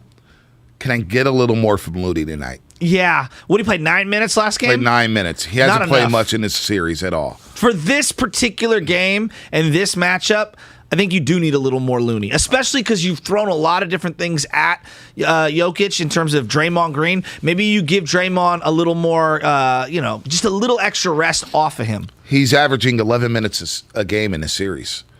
Can I get that up to 16, 17? For tonight? Yeah, because Memphis. I don't like Steve Kerr's now going to the small lineup a little bit more and more and more. Yeah. And it's a disadvantage for the Warriors. There's no doubt, especially with a big like Jokic and you have Aaron Gordon high flying everywhere. And DeMarcus Cousins really who ate up Iguodala in the second lineup. Yeah. I need Looney to play a little more. Bielitsa, he's got to wake back up at home.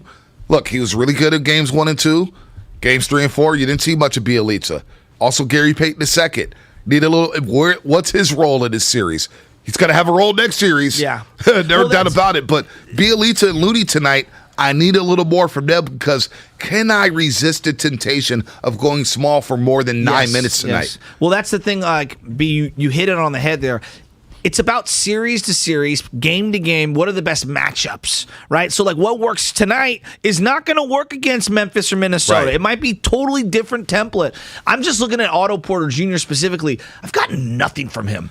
What, dude? And he's been so integral for what they've done all year, and yet I feel like he's done nothing in these games. Defensively, he's been solid. Defensively, he's been solid. It's just a bad matchup. Why? I thought Game 3 he had a solid game. Okay. He was going to the cup. I thought he played really well in Game 3. But the one outlier for him is he's a 40% career 40% three-point shooter. In this series, he's 1 of 10 for the three-point line. Game 4, he didn't take a single shot. That's a single shot. And the worst pass I've ever seen. Since February 7th, you do the data a little bit. You can fact check this. I believe Porter Jr. is 12 of 60 for the three-point line. Since early February. Take that for data. 12 of 60 for the three-point line. That's not good. Why? It's like 20%. Well, he doesn't play back-to-backs. I'm asking. I don't know. He doesn't play back-to-backs. He barely played last year. He doesn't play back-to-backs. He doesn't play any back-to-backs. His legs look fresh. I don't know what's going on with the three-point shot. Is it more sophisticated defenses? He's had a lot of open looks. He's just missing. I'm just throwing things out. He's just missing. Okay. I don't know. You watch the games too. Yeah, he's just missing. Well, I'm not seeing him take a lot of those shots either. He's just reluctant. It seems like it does feel like it's seeping into his head. Since those back-to-back 16 rebound games, I don't know, man. He's just looked off. It hasn't looked good. He doesn't look good at all. I do think he'll have a moment in the playoffs. If they want to win a title, he has to have at least one moment. He's got to have a couple moments here. They need his contribution, especially as you get deeper into the playoffs or you play deeper teams with longer benches and a lot of length. Like I'm looking at Brandon Clark of the Memphis Grizzlies. They're going to need to put a body on him. Yeah. If they get past Minnesota. They're going to need to put a body on Naz Reid if Minnesota gets past Memphis. The Warriors are going to have to put a body on Karl Anthony Towns. Otto Porter Jr., one of the stronger players on this team, he's got to step up, but he also needs to start hitting that three-point shot. So 888-957-9570. What's the key tonight to closing out the Denver Nuggets? And also, how big of a night is it for Chase Center? Oh. How big of a night is this? It's a closeout game, the first closeout game for the Golden State Warriors at Chase Center. What is that crowd going to be like tonight for Dub Nation? Tonight against the Denver Nuggets. If you're part of the Warriors and you've been a part of the organization for, before they built the stadium, isn't this what you dreamed about? Absolutely. The Giants are going to be playing the A's next door. We're going to have a beautiful, it's sunny already. I mean, it's 7:40 in the morning. We've already got sun out.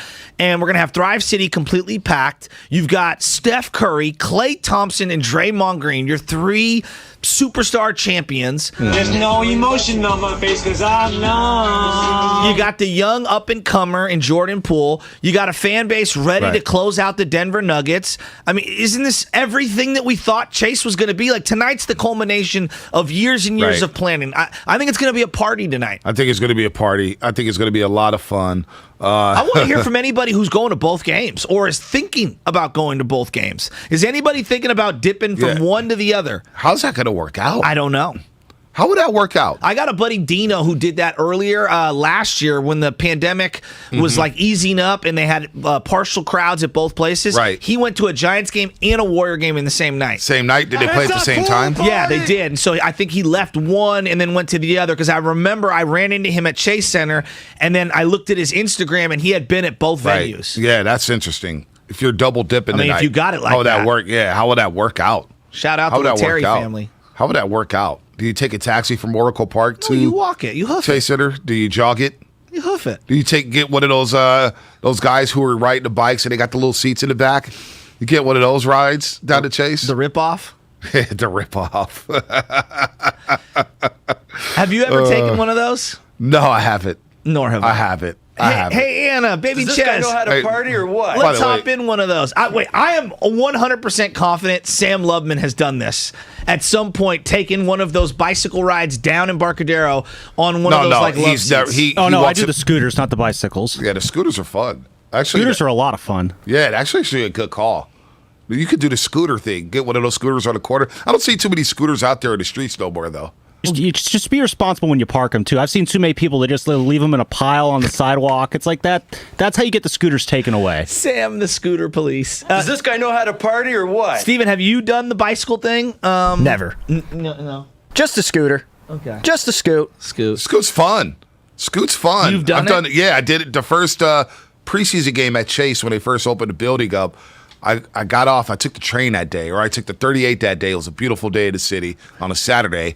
Go down to Embarcadero, hop on the scooter, take the scooter from Embarcadero all the way to Chase Center, and then I parked it right in front of the media center, right in front of the media entrance at Chase Center. Right. And St. Lee was right there. St. Lee and MJ goes, "Whoa, what are you doing, Bonte? What the heck?" And I parked that bad boy right in front of there. I wasn't supposed to, but I did it anyway. Little And Billy Joel at 7:20. I love it. it was. You know what I think we great. should do? At some point, going to a Giants game, I think you and me should go down to Fisherman's Wharf and get one of those horrible, tiny little like scooter thingies. Oh, the yellow cars or whatnot. Those? Yeah, I don't know. I'm We good off should of do those. that at some, just as a funny bit. It would be like Dumb and Dumber. No, we would I'm be not. like Lloyd Christmas Yeah, I'm and what? No, We could do the scooters down to Oracle Park. Why would you go down to Fisherman's Well, I'm Wharf not and drive trying to that? wrap my arms around you like it's the Titanic. Well, you bro. could get your own scooter. We could scoot together. No, with I think it Lubman. would be funnier if we had the big giant flag and we were coming down Embarcadero like Why would that. just get Lubman and we get Langford. The visual and we all would be go to hilarious. we all go to a Giants game and somebody wears the GoPro and we're all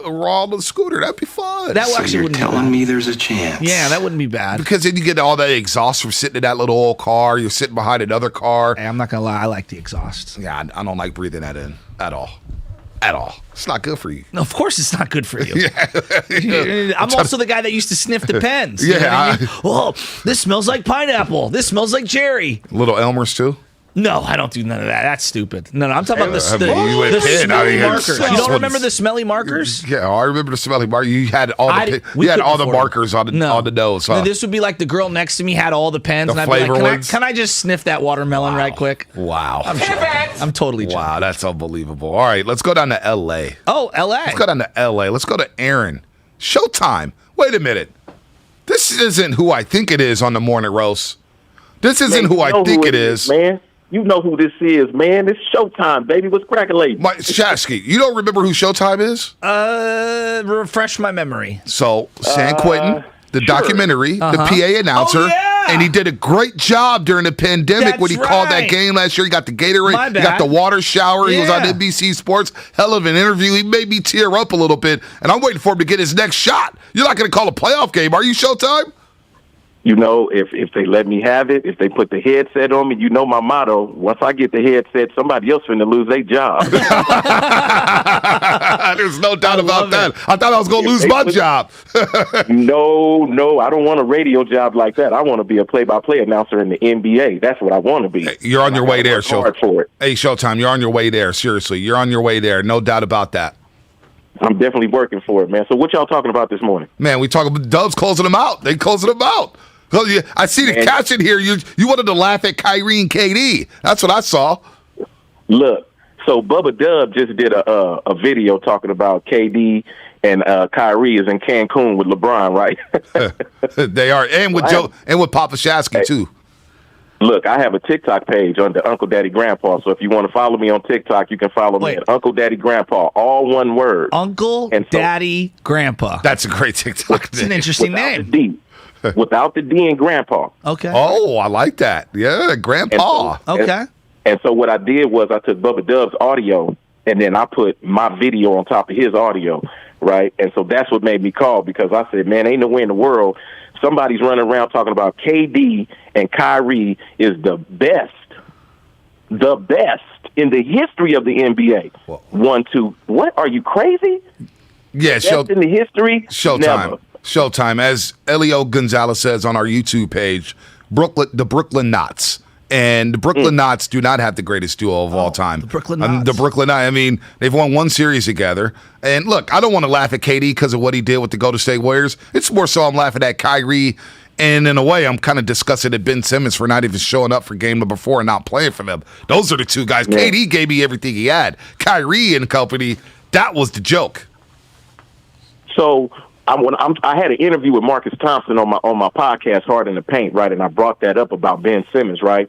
And Marcus said something interesting that kind of convinced me, right, to kind of back up just a little bit off Ben Simmons, and it was this. He said, if you look at Ben Simmons right now as a player before he stepped off the court, he would have been equivalent to Draymond Green in his younger years, right? And so I thought about that for a minute. I'm like, you know what? That is right. Ben Simmons is 6'8", 6'9". He can stretch the court out defensively, right, and give the guards action at doing what they do on the outside. So when the conversation came up about the Warriors getting Ben Simmons, that was my original position until the other news came out about him having a quote-unquote bad back. Yeah, no doubt. Nah, man. Thanks for the call. You can't have a bad back with the dub. Nah, no doubt. Showtime. Thanks for the call, man. Don't be a stranger. Hopefully he gets that gig soon. He did a great job doing the PA announcing. He had that swagger. It was like that and-one feel. Yeah. That and-one feel. And, of course, if you watch the Warriors documentary going to San Quentin, did you ever watch that? Uh-huh. It was special. It was very good. It had some ballers out there in Quentin. Yeah, it was very good. Very good, very good. And they gave a shot. They gave a guy a shot for the G League team. Yeah, there was actually a guy in Reardon who was part of the coaching staff. Yeah. I knew his whole family. Did you know that guy? Yeah, his dad used to work with my pops. So are you serious? Yeah, he's actually a good dude. You know, he's still up there. He had a rough night. Yeah. And it ended up costing him forever, and it was very introspective to see, what his life has turned into. Man, no doubt. Let's go to Aloha in Austin, Texas. Aloha. His life has turned into. No doubt. Turn that radio down. Turn that radio down, Aloha. Let's go, baby.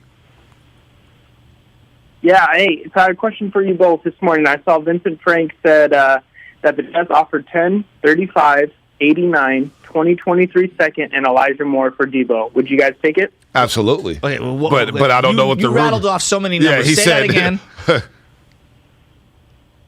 So it's the Jets offered 10th overall, 35th overall, 89th overall, 2023 second, and a wide receiver Elijah Moore for Debo Samuel.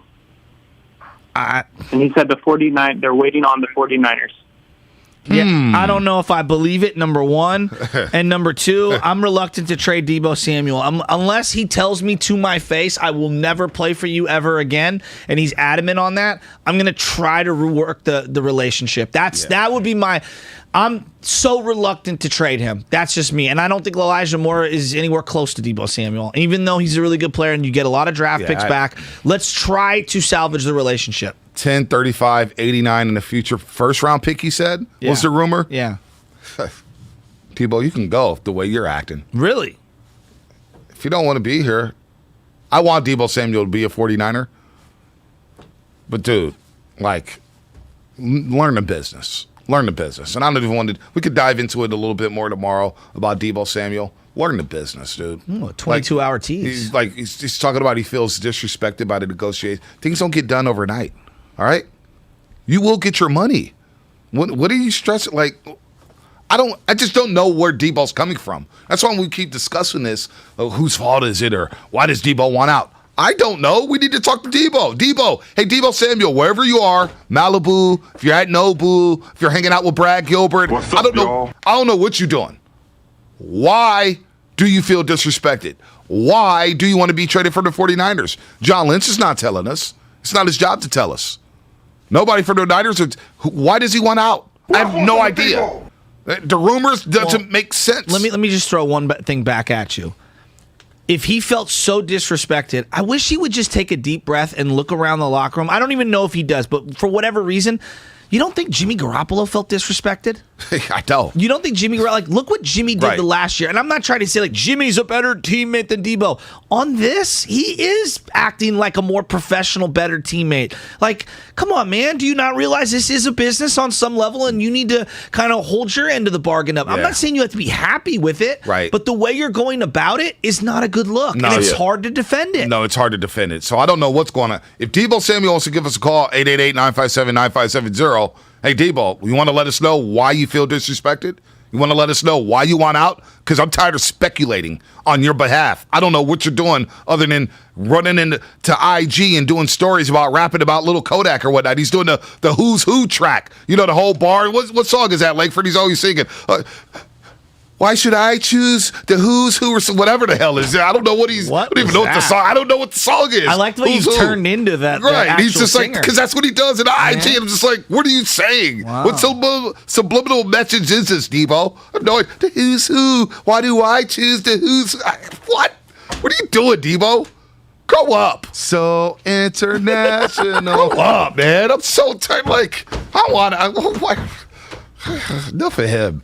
Tough for him. The Jets want to give up 10-35 first-round pick. At this point, I'm pulling the trigger, and I'm going to fill up this roster. And guess what? The Niners will be back in the NFC Championship game with you or without you, Debo Samuel. So you make the choice. Well, I hear you on that. It seems like your reaction is extremely emotional based off how you're just frustrated with Debo. And I would just say everybody, I'm not saying you, both sides need to take a deep breath and realize they're better off together and try to salvage it first. If it's unsalvageable, then you explore all your options. Stay off Instagram. Well, Stay on social media. James Wiseman could do it. I'm with you. Kuminga could do it. That's a good point. Clay could do it. That's a good point.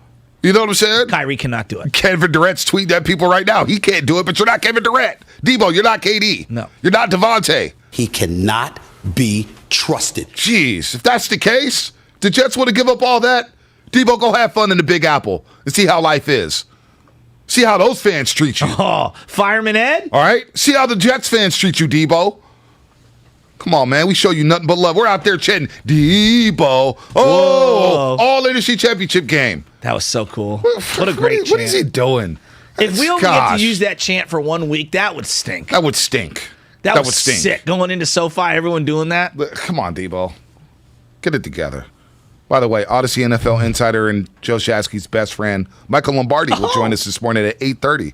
Insider calls are presented by BetQL. BetQL is here to help us all make better bets through real proven analytics. Bet smarter and beat the books. Download the BetQL app or visit BetQL.com today. And now it's time for the Boxer and Gerson Law Firm Injury Report. It's time for the Injury Report. It really hurt. Brought to you by Boxer and Gerson, Northern California's premier workers' compensation law firm, helping injured workers get their lives back for over 40 years.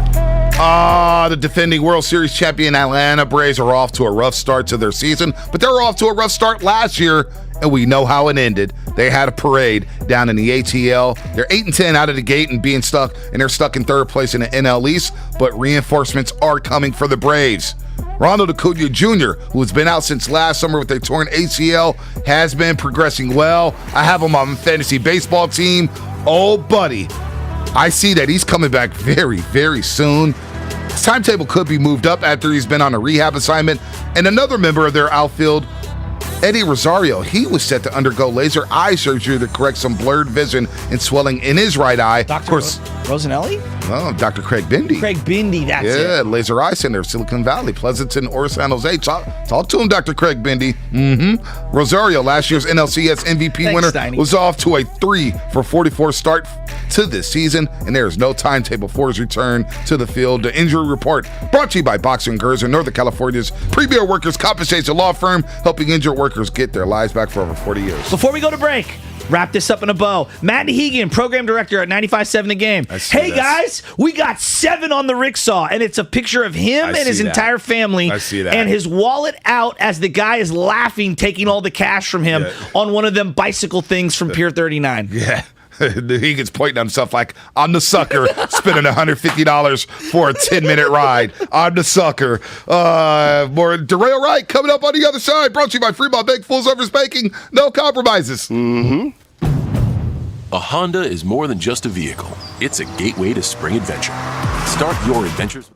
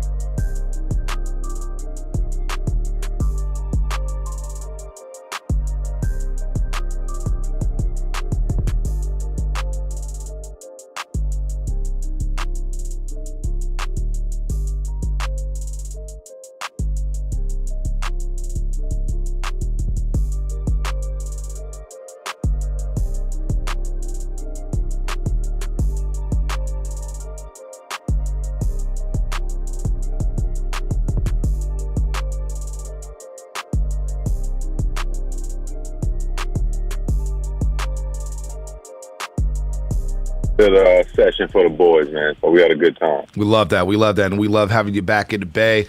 I saw him shooting some shots, too. He didn't miss. No, D. Wright still got that jumper. I seen somebody closing out on you, and you were just, the vert wasn't there like it used to be, but you were still stroking it. Here you go. Here you go. So that was a throwback. I just had to remind a few people. And what's funny, that's JTA at the bottom rebounding. What? 2017. That's hilarious. So, really? So that was pretty funny because I got a nice little text message from JTA after I posted that, just what I've done, as far as inspiring him and just being that big bro to him. So that was pretty cool. That is cool. That is really cool. And it was cool to see your brother celebrate his birthday yesterday.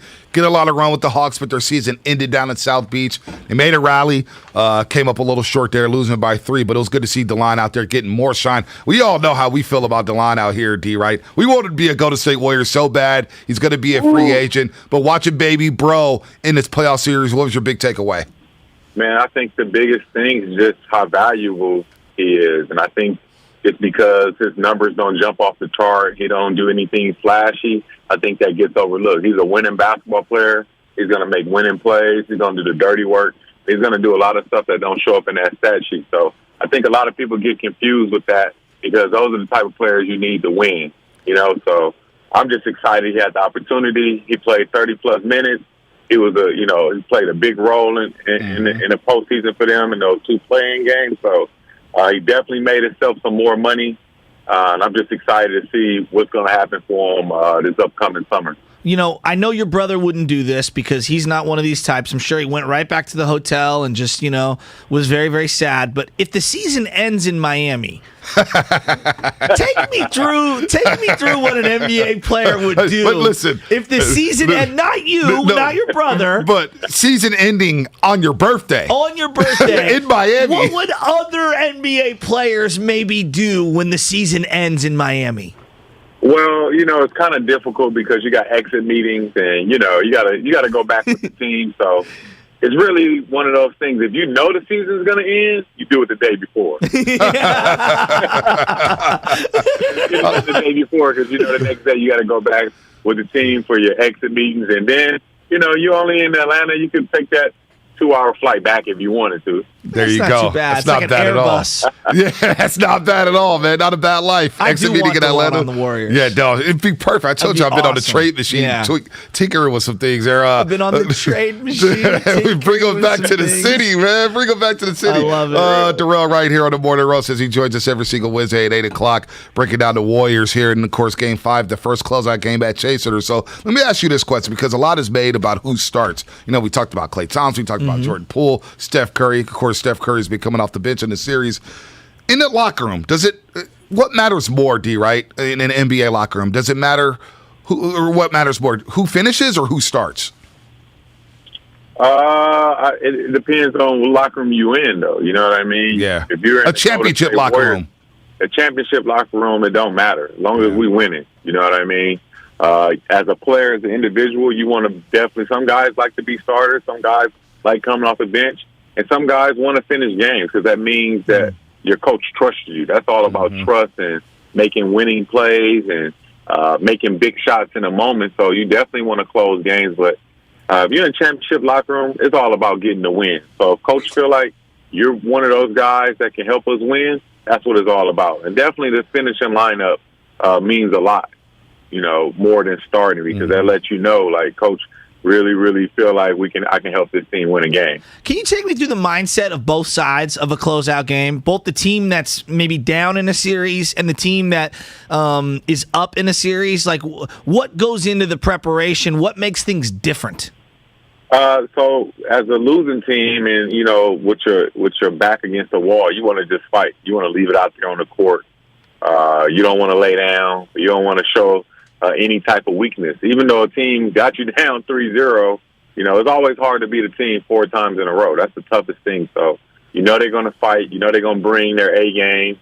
You got to match their energy in the beginning of the game. So as the team that's trying to put somebody to bed, you want to come out and match their energy, because that first punch, if you can sustain that first punch, you can finish the game, the rest of the game, and give yourself a chance to win. Basically what the Warriors did. The Nuggets came out, they gave them their best punch, they got them down big, and then the Warriors found a way to get herself a shot at the buzzer to win a game. So that's all you want. You want to go out there, you want to fight, you want to match other team's energy, you want to execute, and, just leave it out there on the court. No doubt about that. Darrell right here on the Morning Roast on 95.7 The Game.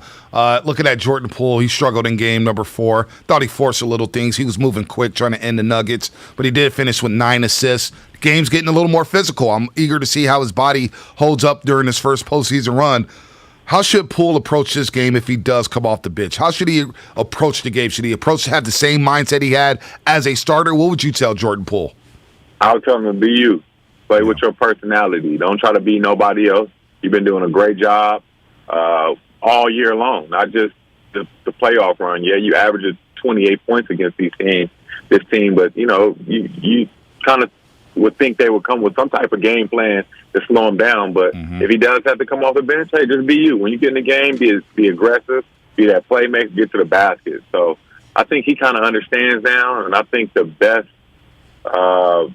thing that ever happened to his team is seeing one of the greatest players of all time come off the bench and sacrifice for the team and come out and be himself. He wasn't trying to be nobody else. Right. He was Steph Curry. So I think Jordan Poole has to take that same approach. I'm going to be me, man. If it's off the bench as a starter, I got to be me, because when I'm me, this team is successful. I want to ask you about contract negotiations in a second, because I know you've got some experience with that. But Draymond Green is just giving us so much gold with this podcast. And last week, he basically said Andrew Wiggins is the key to the success of this new version of the death lineup, or whatever you'd like to call it. Do you agree that Wiggins is the guy that kind of makes the lineup go? Heck yeah. He brings athleticism. This is a former number 1 pick. He's a big-time player. People could say what they want to. People could say the results haven't been there. He still has all the intangibles to be, a big-time player. He was an all-star. I don't care what nobody say, I would never look past that. He worked for it. He put the time in. He put the work in. So Andrew Wiggins is a big part of this team. It's the guy that's averaged 18 to 20 his whole career. So, heck yeah, if he can go out there, we don't even need 18 or 20. 15 is good. Rebounding at a high level, defending at a high level, and just using the athleticism, So I think Andrew Wiggins is for sure a big key to that death lineup. D, right, I know you guys are professionals in the NBA, and Steph Curry, company are professionals, and they're probably not looking ahead. But when you're in a playoff series and you know who you could match up with on the other side later down the road, do you think they were peeking at the Memphis Grizzlies last night? And if so, what do you think the takeaway is right now of those Memphis Grizzlies as they're battling with the Minnesota T-Wolves, and they won a pretty damn good Game 5 last night? Yeah, I don't think guys look ahead. As being NBA players, as fan of the game, guys are definitely watching other teams play. So I don't think they're jumping ahead. I know they know Denver Nuggets is still business. So I think with the Memphis Grizzlies, what they've shown is they're beatable. During that regular season, it was looking like they was hitting a roll and it'd be hard to beat them. I think Minnesota's exposing a lot of stuff with that team now. So for them to get themselves 2 games to win and they trick that off, they're showing the rest of the league they are beatable, though. So I think that's the one takeaway that the Timberwolves are giving the rest of the league, that this team can be beat. Yeah, I think you're spot on there.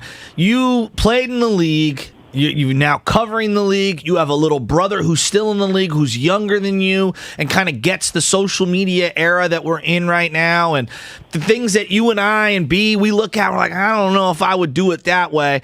I'm looking at Deebo Samuel in the NFL, and I know it's so different because the NBA, it's guaranteed contracts. The NFL, it's not. But when you see, just as a sports fan, him and the Niners, and they're going through all these negotiations, and a guy feels disrespected, like, what's your perspective as a former player? And as somebody who has a little brother right now who's, obviously wants to get paid and wants to solidify himself in the league. Like, you see the Deebo Samuel situation, and what are you thinking? I think you just got to be professional. I let your agent do the talking. Your game.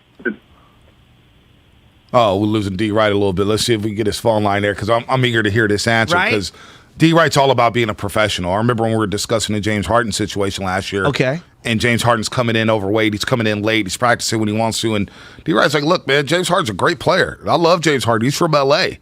But you have to be a professional at the end of the day. You have to be a professional when it's all said and done. And is Deebo Samuel being a professional right now? I don't know. It's a mixed bag. Well, the way you are portraying yourself on social media is the way that I'm going to interpret you, whether that's fair or not. Like, I was talking with somebody else, B, and they were like, look at your like, I look at my Instagram, right? And I go, okay, on my Instagram, not that anyone cares, but like, I put out family and sports. That's what I want people to see because those are the things that are like important to me. You know what I'm saying? Not that's the only thing that's important to me, but like, that's what I want people to interpret from me. Now, if I put out a bunch of stuff that was me, I don't know, like, with cocktails and smoking cigars and whatever, doing all that's what people would perceive of me, whether that's real or not. Joe It's a Shasky snapshot. wearing 3 Cuban links around his neck and ice all over the place and holding bundles of cash. I look at your Instagram and it's photos of sports, work, and your family. And family. Right? And so I look at what Deebo's put out there and I'm saying to myself, maybe he's not even cognizant of it, but someone who's representing him should let him know, like, that's how I'm perceiving All right, you. we have D. Wright back here on the line. D. Wright, we were just getting to the Deebo. You're starting to answer that question. Yeah, sorry about that, fellas. But as an athlete, especially somebody who has leverage, you got leverage, right? So you got to be smart. You got to know that only person that can talk for me is my agent or my manager, whomever it is that does the negotiation. I stay, in my lane. I keep working because the work has already proven that he's one of the best players in the league, right? He's done. So I think at this point, when it comes to contracts and dealing with personnel, you got to let your agent do the talking. You know what I mean? And let him sort things out. And you just stay cool because everybody else is watching as well. They want to know what type of person because when it comes to the contracts and the money, that's when you see the real out of a lot of people. So just got to be cool. Let your agent handle everything. And when it's time to talk about it, you tell them, hey, my agent did a great job with putting me in the best situation, getting me my contract that I deserve, and you just move on with that. I look at your social media. We're just having a social media conversation, and it's like I see family, I see fun. You and your wife do a great job just kind of like leaning into your family and being very humble. That's the way I view it. And you obviously have respect for your roots and your friends and your kids and everything like that. Do you talk with your brother about what he puts out on social media as an athlete? No, I don't have to talk to him because he knows. I think from watching me, we're one of those dudes. We're one of the kids that parents harped on learning from other people's mistakes. You know what I mean? I think Delon has learned a lot from the mistakes I've made, in life. So he's been able to navigate through life a little bit better because he already knows. When I told him the things and the consequences, I don't think nobody want to go through certain things. So I think he does a good job with understanding what is cool and what's not cool. So, kudos to my mom and dad for just staying on us about the consequences and, being a little different than what everybody else is doing. Yeah, no, you did a great job with Delon because I remember him at City College, D. Wright, and he was a pro then. It was like he was already up on game. He was like a seasoned vet. All his answers and the way he conducted himself and carried himself, I was like, yeah, this guy's going to go a long way. Speaking of which, the Brooklyn Nets getting swept in the first round of the playoffs. Man, that not only was that shocking, and I felt a little empathy for KD. A lot of Warrior fans don't because he left, but I'm thinking to myself, man, he gave the Warriors 3 great years, won 2 championships. You would have won a third if he didn't get hurt alongside Klay Thompson. But could you imagine, like, the Kyrie Irving situation and the Ben Simmons situation is just murky. I just wonder what's going on in that locker room. What was your big takeaway from the Brooklyn Nets season? Man, just a lot of inconsistent basketball. Not too many guys that are the guys were available. And then you got a guy, Kevin Durant, that's coming off a major injury, who's putting it on the line every single night, and making everybody forget that, hey, he just came off a big injury and he was out there, putting it on the line for these guys, and people didn't have that same energy. So it's definitely frustrating to see one of the best players in the world go out there, put it on the line with no help. So that's my biggest takeaway. He just didn't have the help. They didn't have the chemistry. And I feel like they wasted another year. I think that's the second year they wasted. Yep. I can't believe the Warriors, D, right? Not to cut you off, are close to winning this playoff series. And 3 years after KD left, we watched the Brooklyn games last year. I remember the Saturday night. You're sitting there, man, this is a snooze fest because the Warriors are just getting mollywopped, not once but twice. And to see where the Warriors are at now and where the Brooklyn Nets are at, I can't believe Tortoise it. in the hair? I mean, I can't believe it, man. Tortoise in the hair, whatever you want to call it. And then Kyrie. Yeah, man, it's exhausting to see Kyrie Irving do what he does, and then he talks about management and KD, we're going to figure this thing out. It's like, I don't know if I want you at the table right now after what we just went through. You're part of the reason. So, I don't know, man. It's pretty exhausting. That's a tough situation, though. It definitely is, and KD's going to have to do a lot of evaluating.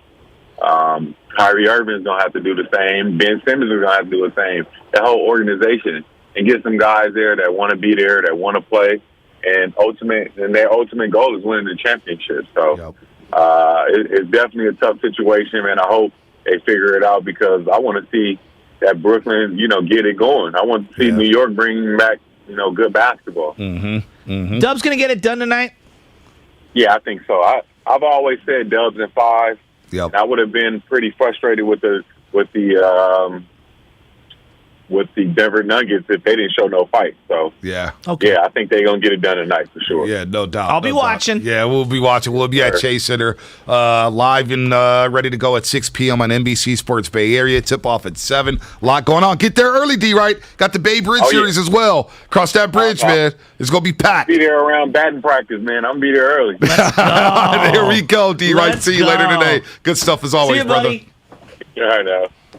D. Wright, Darrell Wright here on the Morning Roast. By the way, we didn't even bring this up because we're running out of time, but he was at K Fico the other day. Oh, was K he? Fico Divisadero, Chef Darrell and his lovely wife Mia. Nice. Chef David, because we saw Chef David at Chase Center last week. He was there with Vanessa. They were rolling in, and he was feeling good watching the Dubs. And K Fico, not bad on Divisadero, man. They're rolling. They have good seats at the game? Probably did. I'm guessing Chef David has. I don't take Chef David as a guy who wants to sit. I don't take him as a guy who wants to sit next to Jesus. No, I take him as a guy who wants to sit. Yeah, he's in the absolutely. JP Morgan Club, so that means he's rolling in something. I'm jelly. It's very interesting. Money millionaires. You look at someone like Darrell Wright, who did not go to college, right? And there was this perception about players coming straight from high school into college. And he talked about, he did some things wrong or whatever. Right. I do think him going to Miami shaped who he is. Oh, no doubt. Right? Because of that. Pat Riley and Dwayne Wade, Shaq. Right. So, that is absolutely influential. Stan Van Gundy early on in his career. Absolutely. Yeah. But I look at, when I hear him talk, doesn't he clearly get it? No doubt. When it comes to how to be perceived by others and how to go about your business and things like that. And it's so fascinating to hear him talk about the professionalism and the business side of things. And this is a guy who didn't have the 3-4 years of college, which we associate with. You're more mature when you go to college. No, that's You're not more always learned. the case. I know, but we say that. Right. I didn't go to college. Right. I didn't even barely graduate high school. Right. All right. So I'm talking to somebody who is a completely different person, closer to 40 than I was at 18. Well, Darrell always tells a story about when Twitter first came out, and he would respond to fans and stuff like that, and D Wade and Quentin Richardson and guys like that was like, yo, stay off of there. Yeah. You're better than that. Yeah. And you could just tell when I covered DeLon at City and worked with him because I was a PA announcer up there, he had a pro mentality, like his maturity for being a guy at junior college. And junior college, you get a bunch of kids, man. you don't know what's going on, man. There's Justin LeBall Company, Adam and Tom, they got to do a lot of therapy sessions. They have to be psychiatrists half the time with some of these players at the JUCO level. And DeLon was just a cut above everybody. He knew what he wanted, but he conducted himself as a professional. And that's a direct correlation from Darrell Wright, who lived it. He was around it. He got to practice around NBA players and got to soak up all that game. And so you think about that. Darrell not going to high school, goes to a prep school, goes straight to the NBA, plays for Pat Riley in Miami Heat. DeLon's going to the JUCO route, and then he goes to Utah. Of course, he goes to college and then gets drafted. Just they're pros, and it's a way to conduct yourself. Debo, he could take notes. Kyrie went to Duke. Yes. He went to 1 year of college, and you see the way he conducts himself. James Harden went to college, and you see the way he conducts himself at times. Arizona State. 2 years. I want to say 2 years, maybe. You know, he looks so different in those photos. He looks so different with no beard and everything. Like, it's a goofy look. It's just you see the way some of these athletes conduct themselves. You're like, man, money changes certain people. No, I know, but I look at, and again, everybody acts differently. I've got my brother's different than me, and my sister's different from me. So even in the same family with similar living environments, we act very, very different, right, to certain situations. I just look at like Trey Lance, 21 years old, and everything that I've seen from him, like the kid gets it. I think he does. Now, whether he's a good player, we're going to find out how good or how bad or whatever. Maturity's there, though. Right? James Wiseman, when the things that I'm seeing from the kid in terms of how he's conducted himself, like... What about Moses Moody? Exactly. Jordan Poole, 22 years old. So I'm just looking at kids comparable, much younger than Debo Samuel, and I'm looking at how he's dealing with it. And I'm not saying everyone needs to act the same. I'm not saying that. But what I'm saying is that if I don't know you and you're putting things out there on social media the way that you are and telling Jeff Darlington that, hey, I demand to be traded, what are you expecting me to perceive? And you sent out a tweet later that day saying, oh, man, these reporters are lying, yada, yada, yada. And then you delete the tweet. Yo, just stay off social media. It's a no-win situation for an athlete like that. And I love the player so much, but he's losing me with all the other stuff. And that's the part where I'm struggling right now. Let's talk to Michael Lombardi coming up on the other side, former GM, who's worked with the Patriots and Niners, the Cleveland Browns. He's got, 4 or 5 Super Bowls? He'll tell us. He'll correct me if I get that wrong. He's done it before. Michael Lombardi coming up on the Morning Roast, and that's brought to you by MB Jesse Painting. Are you a commercial property owner or manager working on 2022 painting plans? MB Jesse Painting offers full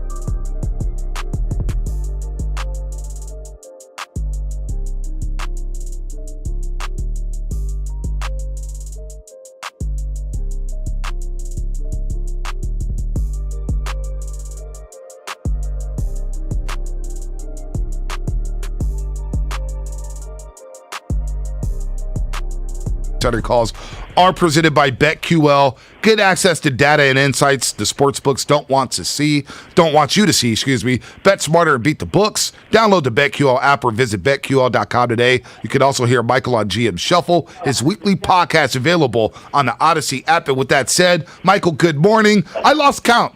You won 4, 5, 6, 7, 8 Super Bowls? How many Super Bowls you got? Oh, I've been to 4. We only won 3, but that's all right. We'll get, hopefully we'll get more. All right, we'll I've got hopefully 11 get more. CYO championships, so we're in the exact same, discussion in terms of credibility. I think the harder thing to do is to get to the conference championship game. I mean, you got to get there, and I think I've been to 8 of those, and when you don't win those, that's what keeps you out of going to the Super Bowl. So the Final Four to me is always the mark of a team that's really good. Yeah, the Niners were really good a season ago, and they were really good due to the help of Deebo Samuel offensively, the first player to ever have over 1,500 yards receiving, 500 yards rushing. We saw his postseason, the big touchdown against the Dallas Cowboys, big touchdown against the L.A. Rams down at SoFi Stadium. And out of nowhere, Michael, Deebo Samuel's not happy.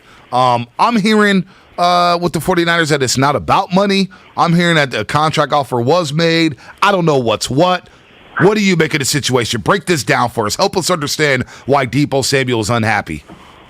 I think a lot of it has to do with where you grow up and what you're used to in life and what you're comfortable around. And this is a kid from South Carolina who's probably not going to be one of those who falls in love with California like everybody thinks they do.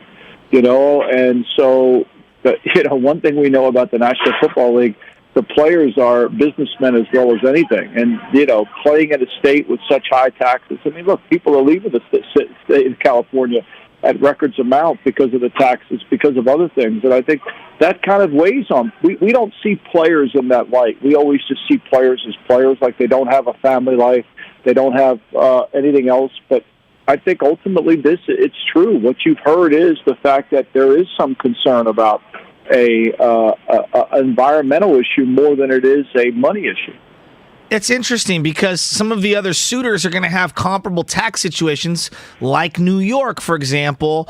I know New Jersey is the state that they play in, so I'm not sure how that kind of shakes down in terms of the tax ramifications. But where did this go wrong? How did he go, 2 months ago, from the guy at the Pro Bowl smiling, talking about the position of wide back? He had to have known some of the financial ramifications back then. I mean, we see this in baseball. These agents know years in advance what it costs for them to to go from one state to the other. How did it go from them, happy-go-lucky, to where we are today? What went wrong? Well, I think, there's always the two faces of players, and I think that you've seen the volatility of the market. I think you've seen the when he was smiling happy at the Pro Bowl, Tyreek Hill hadn't been traded. Devontae Adams hadn't been traded. These contracts for receivers haven't been redone. And so, that's just it's not a linear thing. So when those guys get their deals done, and then you're looking at a situation where you're looking at a tax bracket and what you're doing, all of a sudden, you're losing money and you don't want to really live there, and all those things start to add up. It's just not one event. But I think ultimately when you see the receiver market, how it has just changed dramatically, I think that's forced change on everybody. Michael Lombardi on the Morning Roast here on 95.7 The Game, former GM, director of player personnel, owns 3 Super Bowl rings, been with the Patriots, the Browns, the Raiders, the Eagles, the Niners. He's learned from some of the best. Michael, what type of value, if Deebo Samuel truly wants to get traded, because last week Jeff Darlington reported that Deebo told him that he wants out of San Francisco, he wants out of the Bay Area, and it has nothing to do with money because he feels disrespected. What type of value at this point, with the NFL draft looming tomorrow, what kind of value could the Niners get for Deebo Samuel? Look, they're asking for 2 number ones, which, you got to pay. If they're asking for 2 number ones, that means you got to give them 2 number ones, and then you got to pay them $22, $23, $24 million a year. I mean, one of the things I think that's a misconception out there is what these receiver deals are. For example, Tyreek Hill's got $102 million in paragraph 5. Okay, in paragraph 5, he's sitting there, but $42 million of paragraph 5 is put in his last year, his 5th year of his contract, which isn't guaranteed. That ups the average, okay? So really, when you look at these deals, Hill's at 23. I think Devontae Adams is at 22. So you're looking at spending $22 million a year for 5 years with 70% of it guaranteed. And then you've got to give up 2 number ones. That's a heavy commitment. And then you've got to ask yourself this question. And I think Deebo's tremendous, and I've compared him to Lenny Moore. You guys are way too young to remember Lenny Moore. Baltimore Colts, come on, Michael. We know our NFL. Well, I mean, this kid's like Lenny Moore. I mean, Lenny Moore only caught 11 passes his rookie year. Then he went up to catch 44 the next season. This is a kid that can do those Lenny Moore-type things. But where he's different than Lenny Moore could line up outside the numbers and win out there.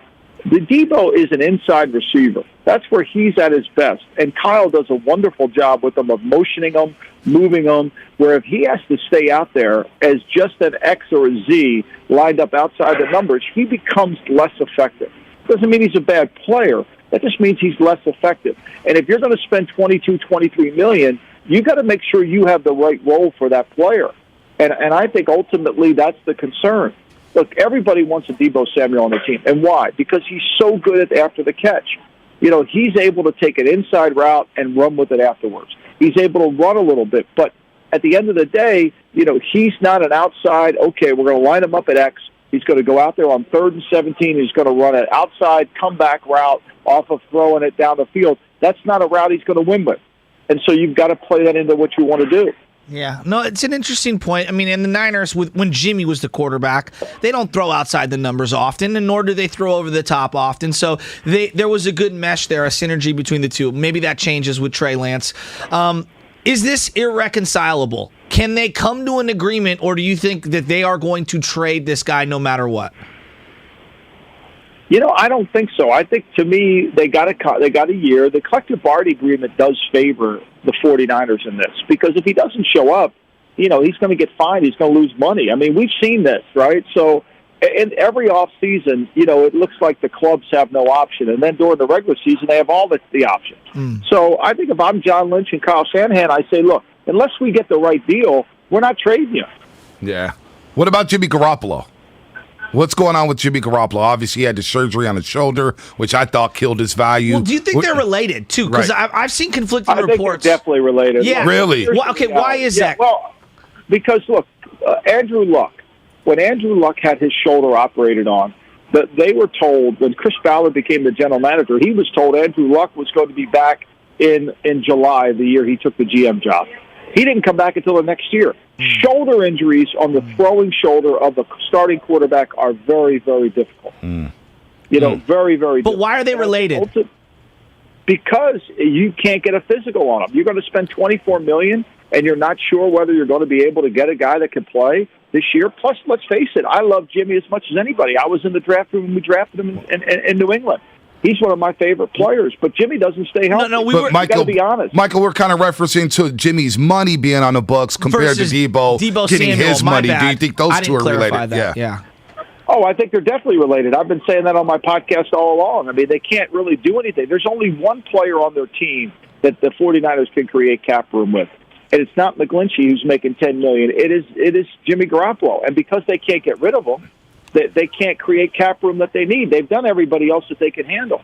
Now they're kind of stuck. So, yeah, I think they go hand in hand. There's no doubt. Interesting. So what do you think happens with Jimmy Garoppolo? Is he a 49er by the start of training camp, or do you think they just flat out cut him? What do you think ends up happening with Jimmy Garoppolo? Here's what happens. If they bring him back, how do they bring him back and really allow Trey Lance to take over the team? Yeah, I agree. The team gravitates to Garoppolo. As much as the media and the 49er faithful don't want Garoppolo, the players love Garoppolo, and he's one for them. And they see it, and he has a command in the locker room. And if Lance makes a mistake or two or three, people are going to start looking. Well, when are we going to put Jimmy back in? Yeah, they've got to clear Jimmy. They've got to clear Jimmy out of there to give Lance the best chance to play. So if they were to trade Debo Samuel, all right, because that's the thing me and him, Monte, keep talking about. Forget Jimmy for a second, just Debo. And they get draft picks and whatnot. I mean, can they be in a position to be in the NFC Championship game again? I mean, is it that simple to just try to find multiple guys to replace his production and still be one of the final four teams? That is something I struggle with, especially if Trey's the quarterback and it's his second year, first overall. I just don't see how you're a better team heading into this year.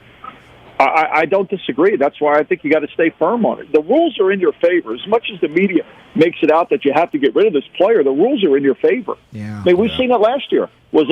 Everybody's unhappy. And look, let's face it. The great Arnold Rothstein, the man who fixed the 1919 World Series, has the greatest line of all this. 8 men out. Nothing says I'm sorry better than money. Have you been talking to my wife? That's a great line right there. Michael Lombardi on the ropes before we let him go. Hey, Shasky just brought up, can they be an NFC title team again? I believe right now, Mike, if the Niners do bring back Debo Samuel, and who knows what happens with Jimmy Garoppolo, don't you figure they're a top 4 team in the NFC when you consider all the turnover, all the guys who've left the NFC? Green Bay, I think, is not going to be as good without Devontae. The Rams would be there, but the NFC East, who knows? Tampa Bay with Brady, they are obviously in a conversation. But don't you think the Niners, if they just stand pat with Debo, they make this draft, they fill some holes up, it feels like they're going to be right back in the conversation next year in the NFC. I think the question mark, if you were looking at it as a non-49er fan, you would say, hey, can the Niners be as good? I mean, they don't know if Trey Lance is any good or not. So can you count on them to be as good? I think that's the biggest question mark. How good is Trey Lance? We'll see. How good is he? Yeah, we'll see. And that's going to determine whether they're in the hunt or not. But you're right. The AFC has a lot of really good teams. They have 10 teams that you can honestly say could compete for the Super Bowl. The NFC doesn't have that. And Green Bay is going to struggle to get back to where they were, but they still have Aaron Rodgers, no matter what you say. And Aaron Rodgers, as John Madden would say, is the great deodorant. He can cover up a lot of smell. Mike, you seem very reluctant on Trey. Would you be shocked if he was just good? Forget great and all that. If he was just good, would you be shocked?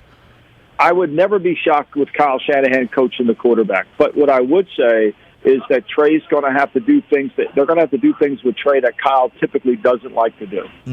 Like and I think ultimately what disappointed me last year was when you watched him, the athleticism when he had a chance to run in the Arizona game, it really wasn't what it is.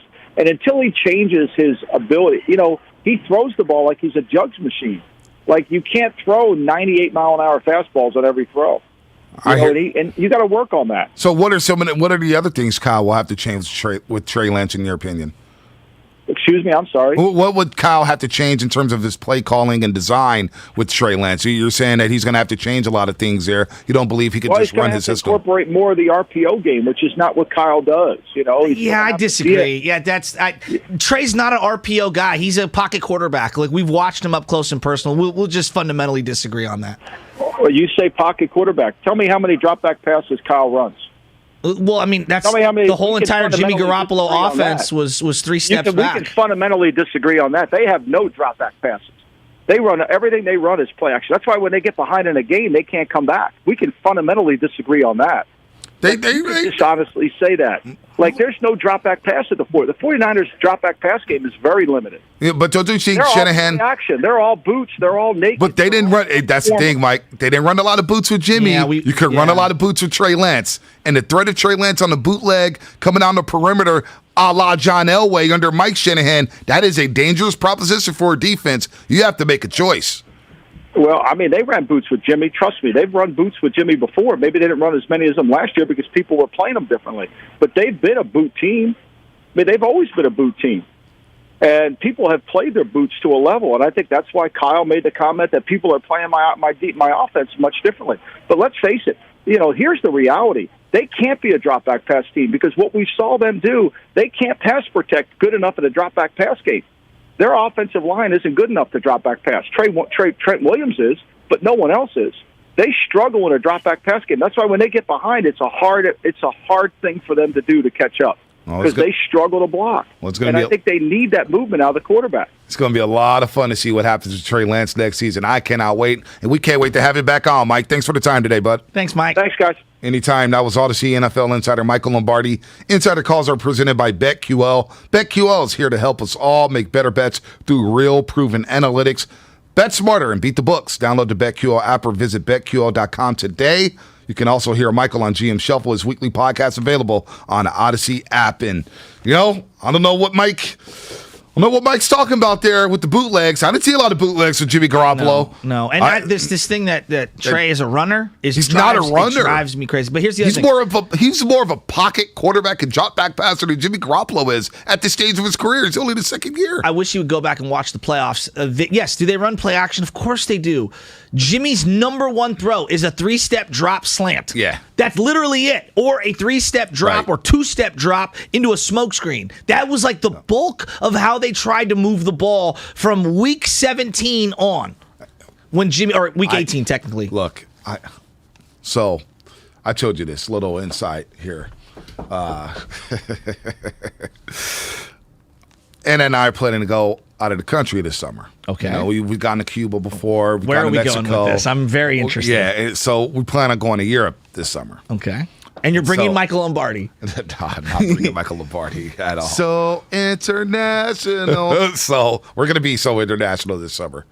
But we're going when training camp starts. Oh. And so I keep throwing in man, I'm going to miss the first 2 weeks of training camp. So we're taking the private show, and now we're telling the audience the real deal. Yeah, the real deal. And Ed is like, if you say anything, my life doesn't revolve around your world. Shut up. We're going to Europe. I don't want to hear about training camp. And I was like, well, can I podcast from Italy? She said, absolutely not. I don't care. I will go. Podcast from Italy? Because I'm going to be fiending for Trey Lance updates. So are you going to bring a microphone in your suitcase? No, I'm not going to do anything. I'll be off social media, but I will be reading every single report. So where I'm getting at is a lot of people are going to be doubting. A lot of people are going to be surprised because, again, let's go ahead and throw Michael Lombardi on the cue card. Michael Lombardi, let's add him to the cue card. He basically said Trey Lance ain't ready without saying Trey Lance ain't ready. So let's go ahead and lock and load on Michael Lombardi. This is going to be great. This is the 415ers podcast. I'm Bonte Hill, right outside the Coliseum. It's beautiful here in Rome.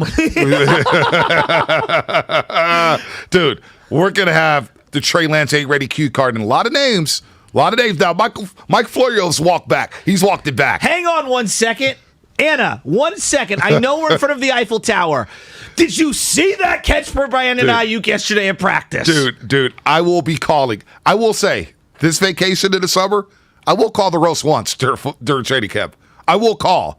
It may be midnight. It may be, I don't even know the time difference right now. Here's the second part of this is not only will you go on this extravagant trip, you'll be paying it off all year. So you'll be working all next year. No vacation. Oh, dude. It's going to be great. Dude, I'm starting to get a headache. 9 hours ahead, so it's not going to be at midnight. It's going to be in the middle of the afternoon, evening time, so right before dinner. Are you in a cafeteria back there? Oh, yeah, no, the cockpit. It seems like a lot's going on. Also, if it's around dinner time, Langford, that means I could call. Maybe we'll be getting ready for dinner. When Anna hops in the shower, I'll sneak a little call in. Oh, like my dad in Mexico. Yeah, there you go. I got to go on a walk, honey, to go get a Haagen-Dazs bar. Babe, I got to call my mom real quick. I got to run down real quick, go to the lobby.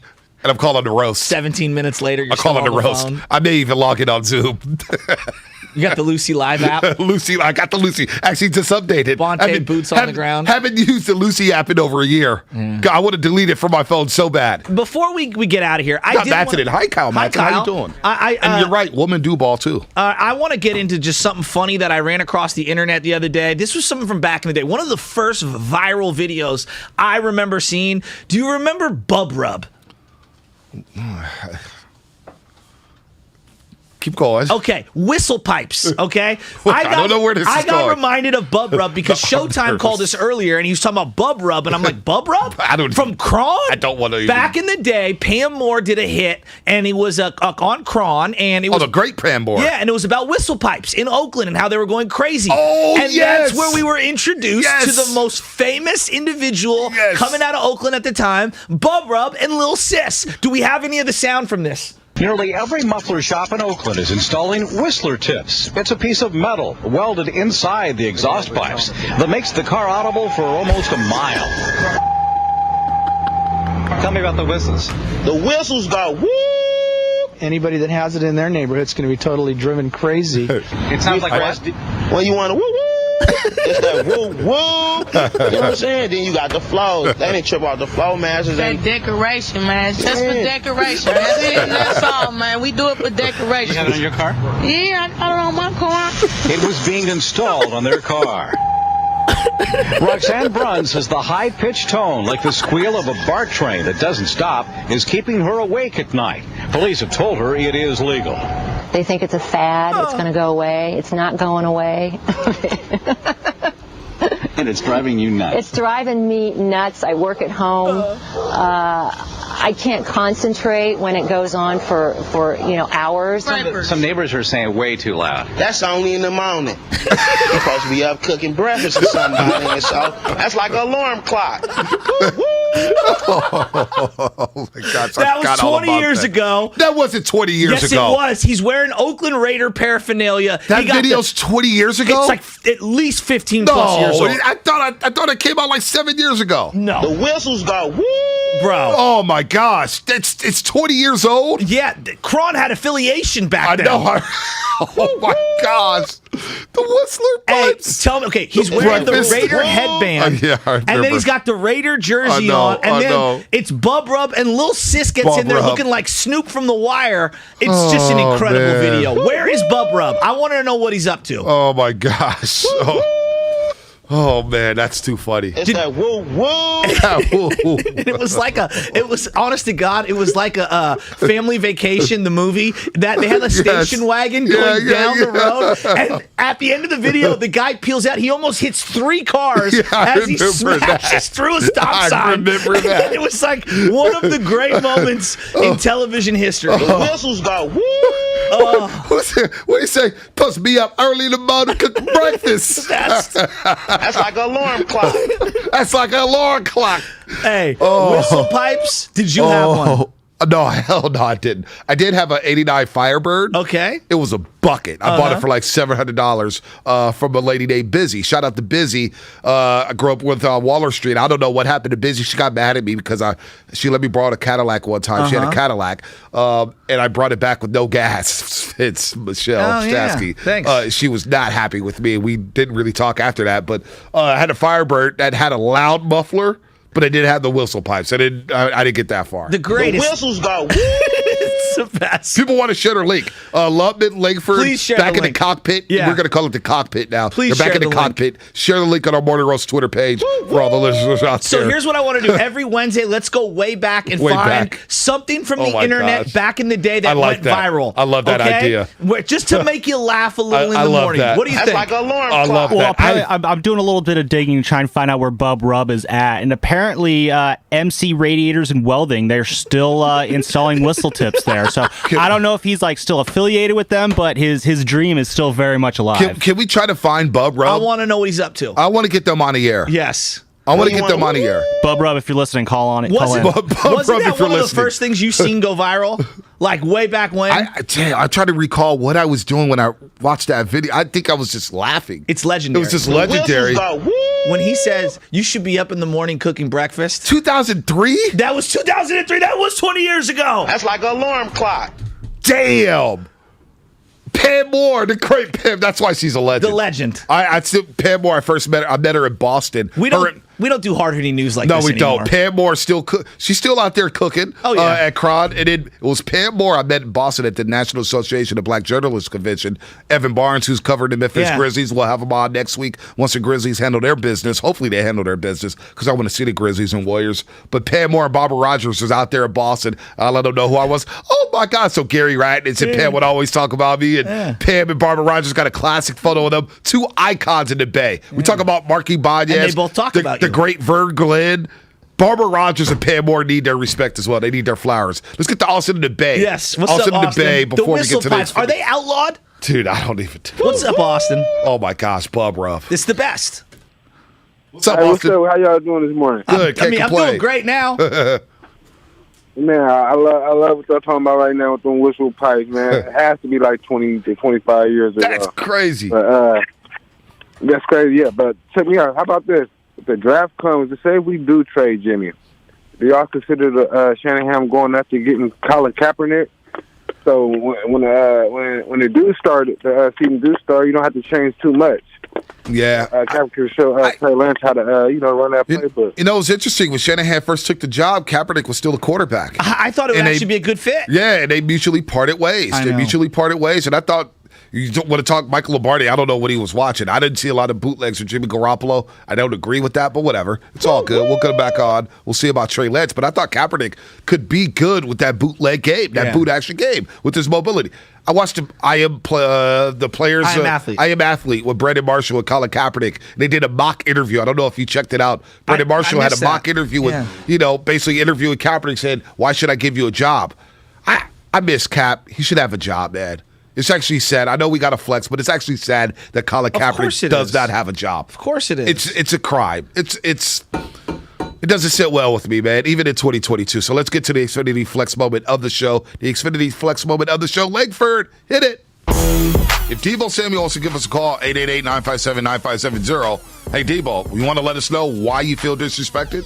You want to let us know why you want out? Because I'm tired of speculating on your behalf. I don't know what you're doing other than running into IG and doing stories about rapping about Little Kodak or whatnot. He's doing the Who's Who track. You know, the whole bar. What song is that, Langford? He's always singing. Why should I choose the Who's Who or whatever the hell is it? I don't know what he's. I don't even know what the song. I don't know what the song is. I like the way you turned into that. Right. He's just singer. like, because that's what he does in IG. And I'm just like, what are you saying? Wow. What subliminal message is this, Devo? No, the Who's Who. Why do I choose the Who's? What? What are you doing, Devo? Grow up. The Flex of the Show, presented by Xfinity Flex. Boy. A 4K streaming TV box with voice remote and Peacock Premium. Free with Xfinity Internet. Tag Debo on that bad boy. He'll see it on IG. Oh, you'll be next. He'll see it. You'll be on his index card. I want to see you. Debo. Come on, man. The whistles go woo. Come on.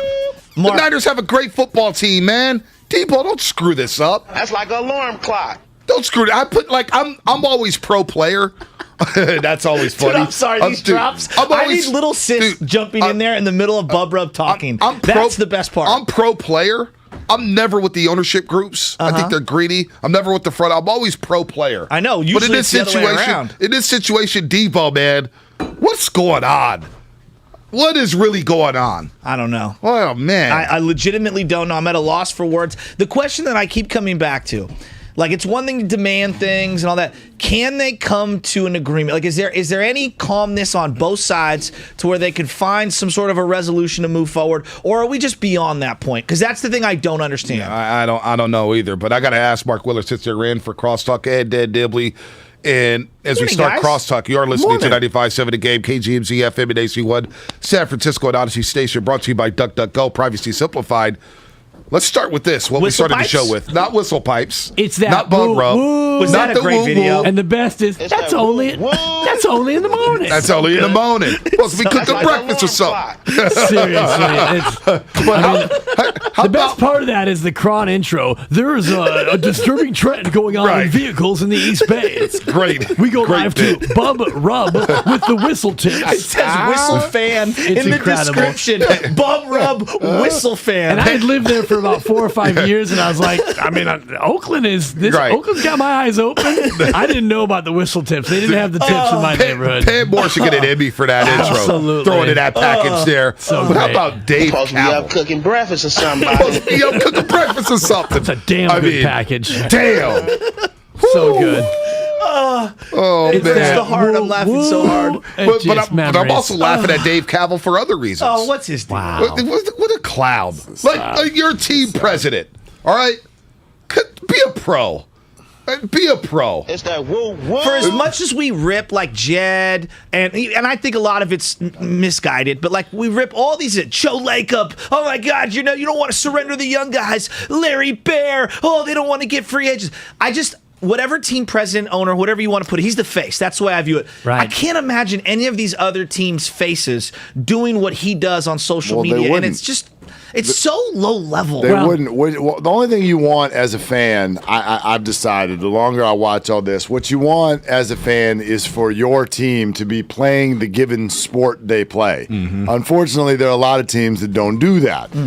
It's one of the reasons you hear me defend teams like the 49ers, Warriors, and Giants. Even if they do make a mistake, they don't sign the guy you want. They paid somebody the wrong amount of money. But these teams are playing their given sport. They are trying to win. They are trying to entertain. They are trying to be what they are supposed to be. There are teams, and there are a lot of them in baseball, okay? The A's right now are you talk about the face of the A's? The A's are the face of this movement in sports, which is to just be playing some sort of a business game. And as you hear, whenever I've decided, especially the last 6-7 years in our country, whenever you hear someone consistently scream, blame the media, it is an absolute invitation, red light in neon. You're full of it. You're a liar. You're trying to deflect. And you're trying to play a completely different game than what people think you're trying to play. That's fake news. Dave Cavill would have you believe that they've got a baseball team. They don't. They have a political outlet. They've got a business outlet. They've got all kinds of motivation and goals that have nothing to do with entertaining you or playing baseball. It's about stadiums, politics, money, real estate, geography, real estate, side businesses, all of that. And the fans lose. And it sucks. And Dave, you're full of it. And he's being full of it from top to bottom. Well, and he's full of it. Let's not pretend that he's marching to the beat of his own drummer. And this is where I know Dave Cavill. I worked with him with the San Jose Earthquakes, and ultimately he is employed by the Oakland Athletics. So whether or not he's doing things that are nauseating and disingenuous, he's probably doing it because that's what the marching orders are from those who, to your point, Mark, are trying to do what they're doing. They're trying to drive their own fans away to justify a departure from an area or use that threat to get what they want at Howard Terminal, despite multiple hurdles and, a city that is not willing, and a populace, by the way, that is not thrilled to allow this all to take place. And that's you hit my next point here, Dan Dibley. Where's Fisher at? Where's Mr. Fisher? Johnny Fisher. Never going to see him. Because he's what you mentioned, he's at the bank. Yeah, he's at the bank cashing in checks and being a billionaire, which Dave Cavill's like, man, you're dying on this sword. You're sacrificing your own, your credibility, soul. all that stuff, soul, everything. Every little word there soul, for a guy who does not care about this baseball team. Yeah, that's the sad part about this. It's very sad, and it's sickening, honestly, having lived in the East Bay now for 20 plus years, and you see the fans who are diehards. And Mark and I have a lightweight debate about this because we all make fun of A's fans. They're diehard, but the 10,000 or whatever the 1,000 plus are, I feel for those people because we all know them for.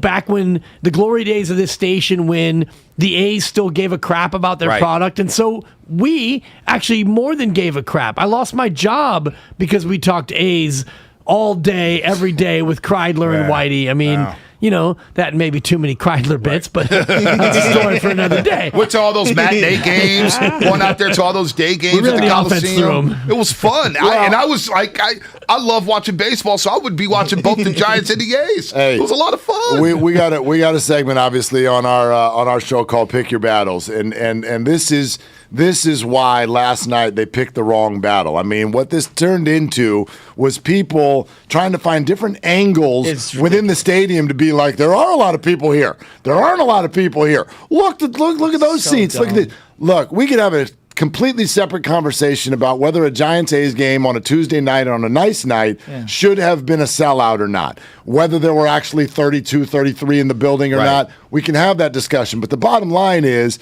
there were plenty of people there last night. Yeah. You're picking your wrong battle when you have 2,000 fans in your stadium to start getting angles of the left field upper deck and going, well, there's no one here either.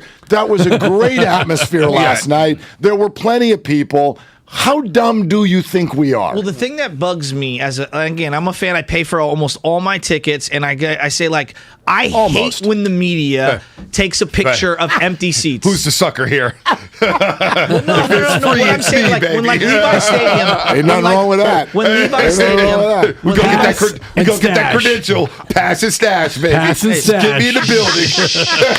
3 for 2. Which game you going to tonight? Exactly. Which game you going to tonight? I actually have a softball game. Both? The point where I'm going is like when Levi Stadium would have empty seats after halftime, and everybody would take a Photoshop of that. I always thought, like, that is so weak. Like, it just, I don't know. It's low hanging fruit from people for fodder. That situation was a little different. It's low hanging fruit until you go sub 5K and you slash payroll and you jacked up prices and you stripped away all of the little bells and whistles that season ticket holders would adore. Yes. You do all these things and then you draw 3,200. Then you deserve to get pummeled. No, that I agree with. You're right. Not to mention fumble the Dave Stewart situation where you're going to retire his Dave jersey. Stewart today with 53 minutes. Really? Smoke. 53 minutes. Wow. Smoke. I was talking to Smoke at the studio. And you do Smoke's want a great guy. He's a great boxing fan, too. Best stare in sports. That was a little dream from Vontae. Hey, my guy Stu. You guys may have of one, boxing. but we were, we were chopping it up at the NBC studios. They were talking some boxing about how everybody's look. All these boxing fights are charging us $70 for these pay-per-views,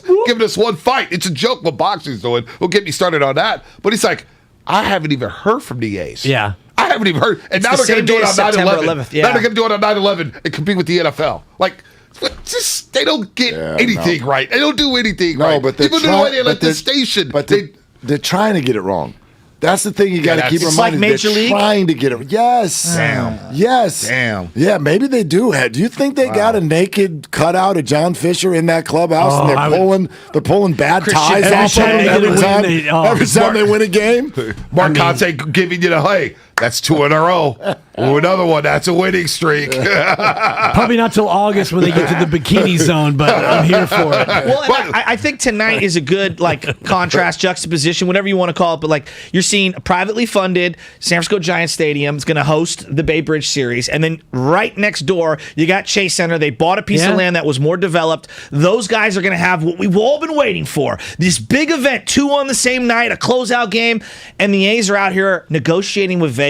And when you just put those all together, it's just a really sad state. It just goes to the top because if the Giants didn't get an ownership change in 1992, 100%. They would be the St. Petersburg Giants. And so you got an ownership change. And by the way, the Chris Cohan era with the Warriors, they weren't building a stadium. They couldn't build a house of cards, a literal house of cards. But Lacob, and I always have to give him credit because when he said we're hanging banners, we're doing all these things. Oh, dude, I didn't stop laughing until they won the chip. And we're not laughing anymore. Well, and then I had to go apologize at the first parade, and his better half is like, I know you. I know who you are.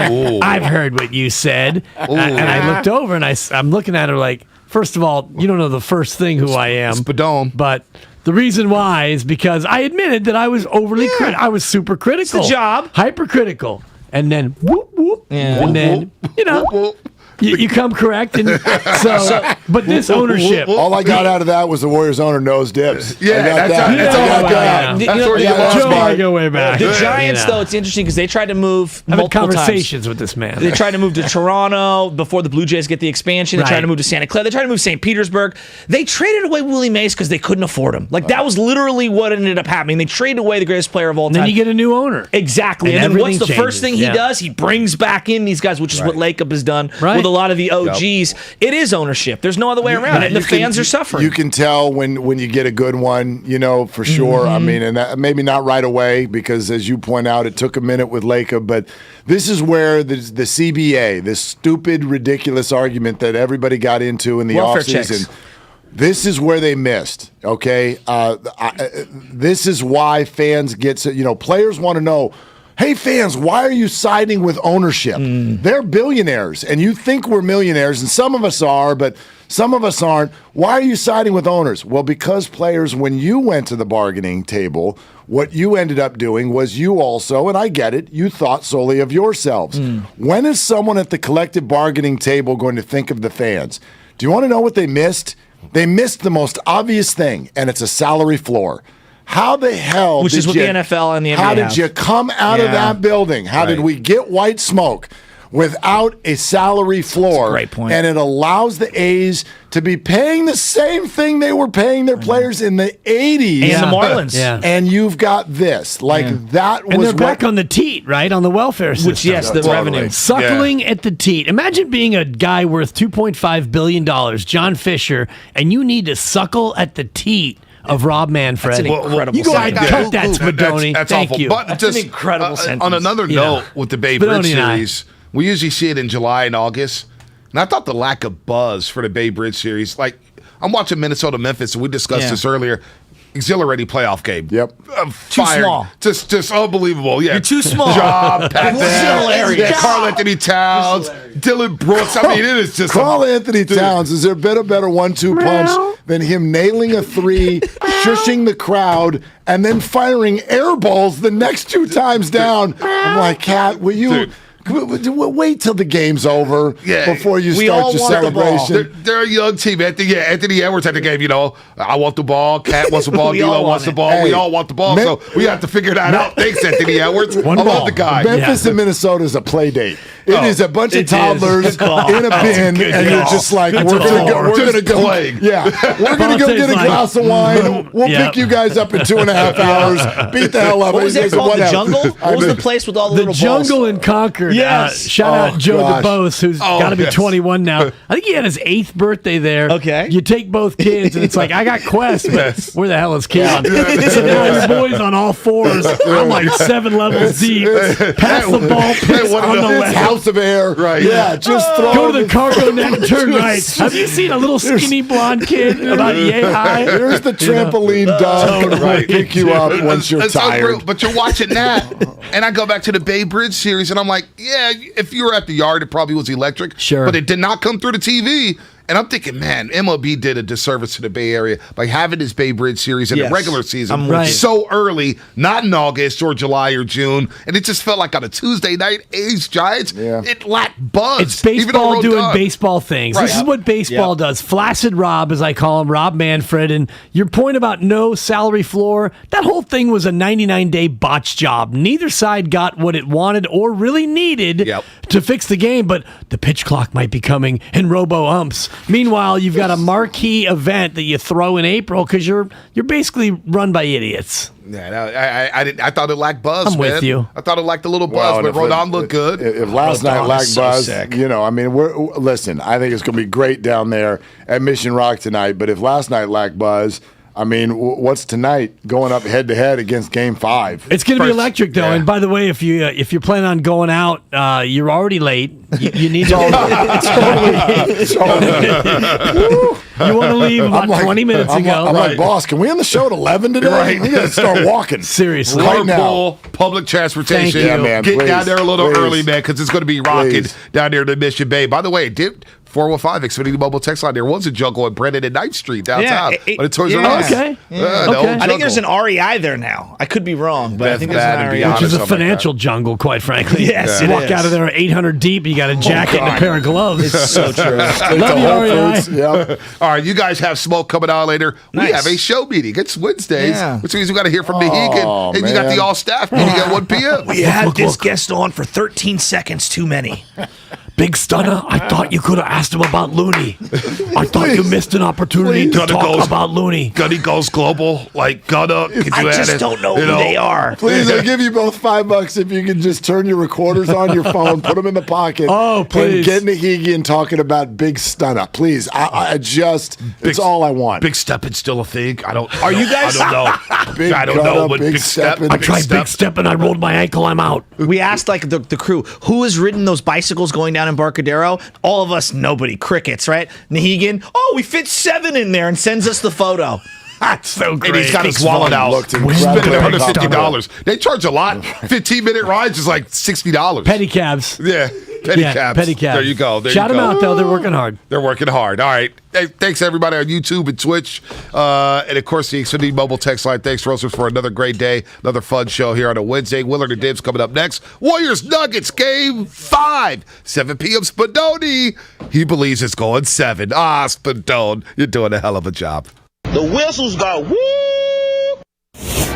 They're longtime friends. Let me tell you something real quick about Dibs that I'm sure not everybody knows. And first-time partners. Hang in there, big guy. There'll be brighter days ahead. Now, these two homegrown Bay Area boys finally come together to take over sports talk. Get the hell off of my doorstep. Major League Baseball, you stink. It's Willard and Dibs on 95.7 The Game. Hey, come on, man. Here we go. This is a day we've been waiting for. Game 5 of the Warriors and Nuggets. It's a closeout day, not a hump day. Going to finish them off later on tonight right here on 95.7 The Game. That is definitely my feeling. The Giants and the A's.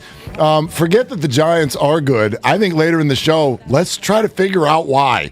I mean, we'll just throw it out to you. You're going to have to explain it to me. They've got no business being this good. What the hell is going on out there? It makes no sense. Please explain. It'd be one thing if it was, cute little road trip and, nice little month, quaint little start. If you go back to last April, they've been at a 600 clip or higher every month. April, May, June, July, August, September, October.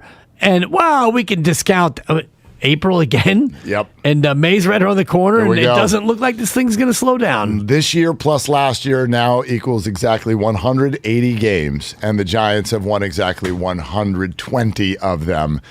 You don't need to be very good at math to know that is exactly 2 out of every 3 ball games. What's that percentage, Mark? That Point 667.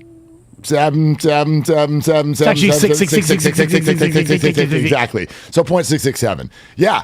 2/3 of all of their baseball games. 2 games inside every series. Exactly. So we'll get to that. Dave Stewart, Smoke is coming on in 42 minutes. And boy, he might have something to say. Might have a thing or two to say, huh? Tim Roy will fill up our jar coming up at 10:30. It is cleared to play Wednesday. Oh, boy. Dr. Brian Feely will be in because Doc Pandia needs a little time off after coming on my late night Twitter Spaces last night, hosted by Hot Take Jake. We're talking Giants A's baseball. The second the final pitch goes, we jump on Twitter Spaces, and who hops in there to listen? Dr. Narav Pandya. Twitter Spaces. What's up, Doc? How you doing in there? He came right in. He jumped right in. He slid into your Spaces. He totally did. I think he wanted to give us an Alex Cobb update. We didn't have time. There were too many listeners that had questions. So, we're talking Giants A's baseball. And in fact, one of the people who jumped in wanted to also talk 49er football and Deebo Samuel. And so do we. Deebo. So, the draft and the first round tomorrow. Will Deebo Samuel still be a 49er? But a bigger question, and as we say good morning to all of you on Twitch and YouTube, we thank you for being there. We welcome you in on the phone lines, 888-957-9570. That is our Xfinity mobile text line as well. How would you rate, and Dibs, I'll ask you before we hip-hop into our song of the day, how do you feel about the 49ers offseason? How would you describe it? I feel fine. It's not the end of the world, and I feel fine. It's the end of free agency. As we know it. As we know it, and I feel fine. That may or may not be Song of the Day. Stay tuned for that in mere moments. But I feel fine. You needed a corner. You got a corner. And by all measurements, this is a kind of corner who is a guy you're going to play on every down. He can defend. He can cover. He's a good player. You needed special teams help, and you kind of backfilled your roster with depth on players who can help you in special teams. The draft is not over, and ultimately all of this, Mark, boils down to the one question we always have: who's your QB? Is your QB good enough? If he's good enough, none of this will matter. If he's not good enough, none of this will matter. I think that a lot of fans will say the offseason's been a disaster because you wanted to get rid of one player, and instead of getting rid of him, you're going to get rid of your best player. Instead of Jimmy, they're going to get rid of Debo. If they get rid of Debo. I don't know that they will. I go back and forth on how this whole thing is going to play out. In this moment, if you listen to reports, it doesn't sound like it's trending in a very good direction if you want Debo on the team. So especially if you believe this offseason has gone wrong, the question is going to be, what exactly would you have done differently? What do you think the 49ers should have done differently? Because with everything that has supposedly gone wrong, I do believe this would be their response. Song of the day. All right.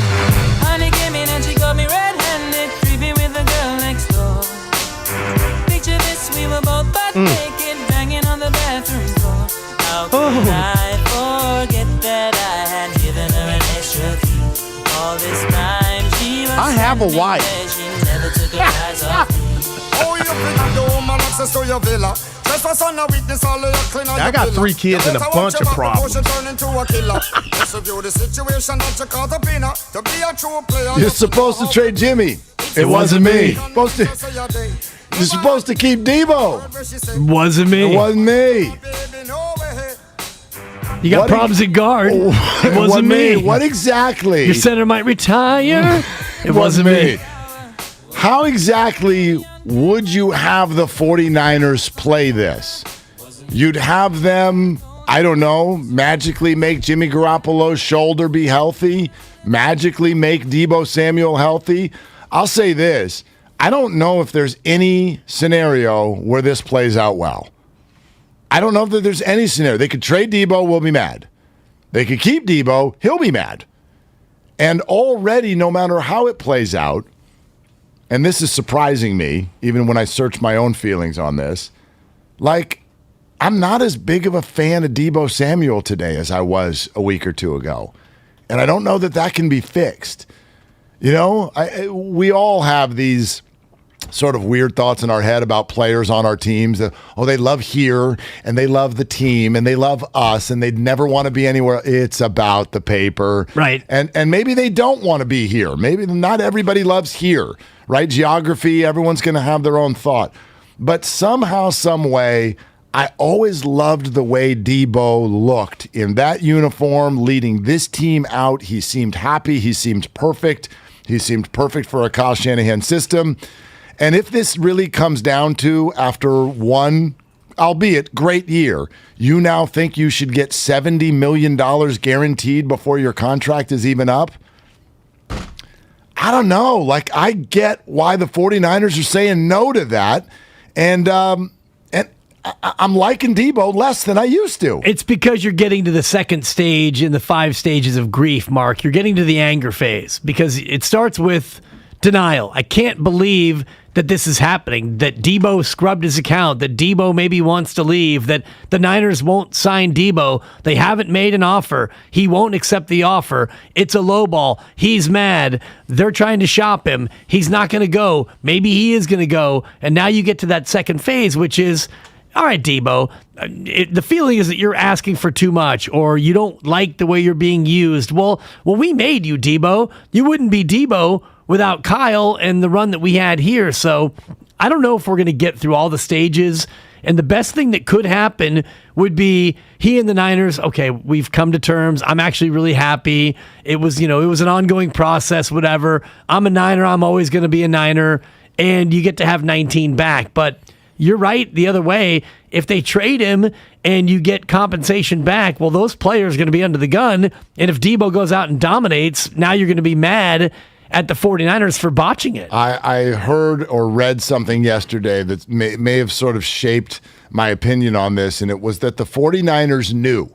They knew going into this offseason and these discussions, they knew that not only were they going to have to make a nice offer, but that their initial starting point was important.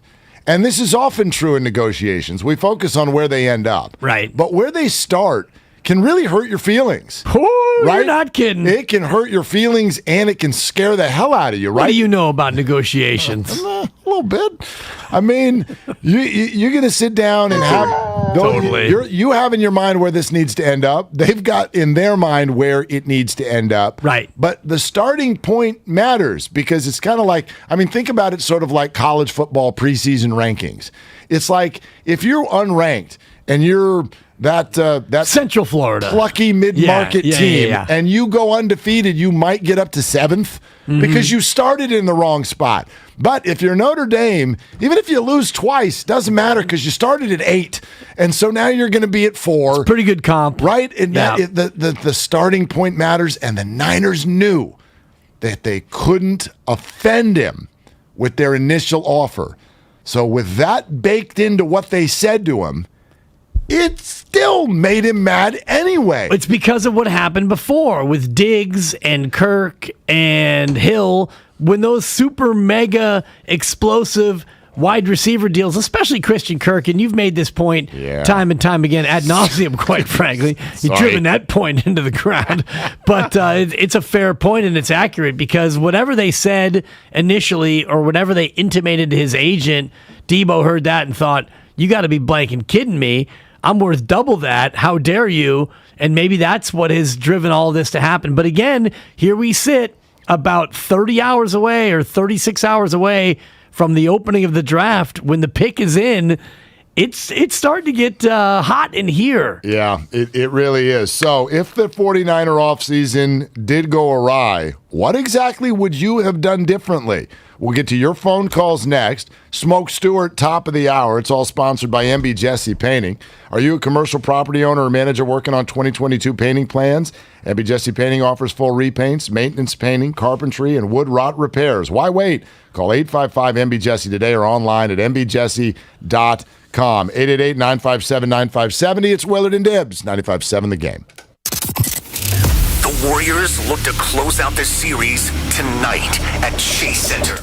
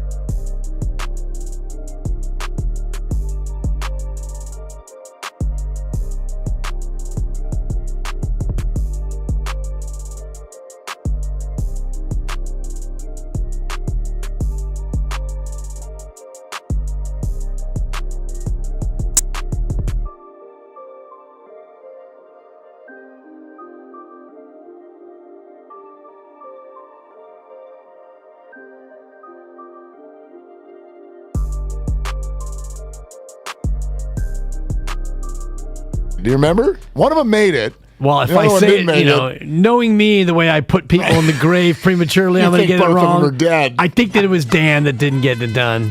See, I think it was Dave. Okay. I think you're right, but I just want to be a contrarian on this one. Look, it's Dan and it's Dave. And then, yeah, it is just some guy named Dan. Yeah.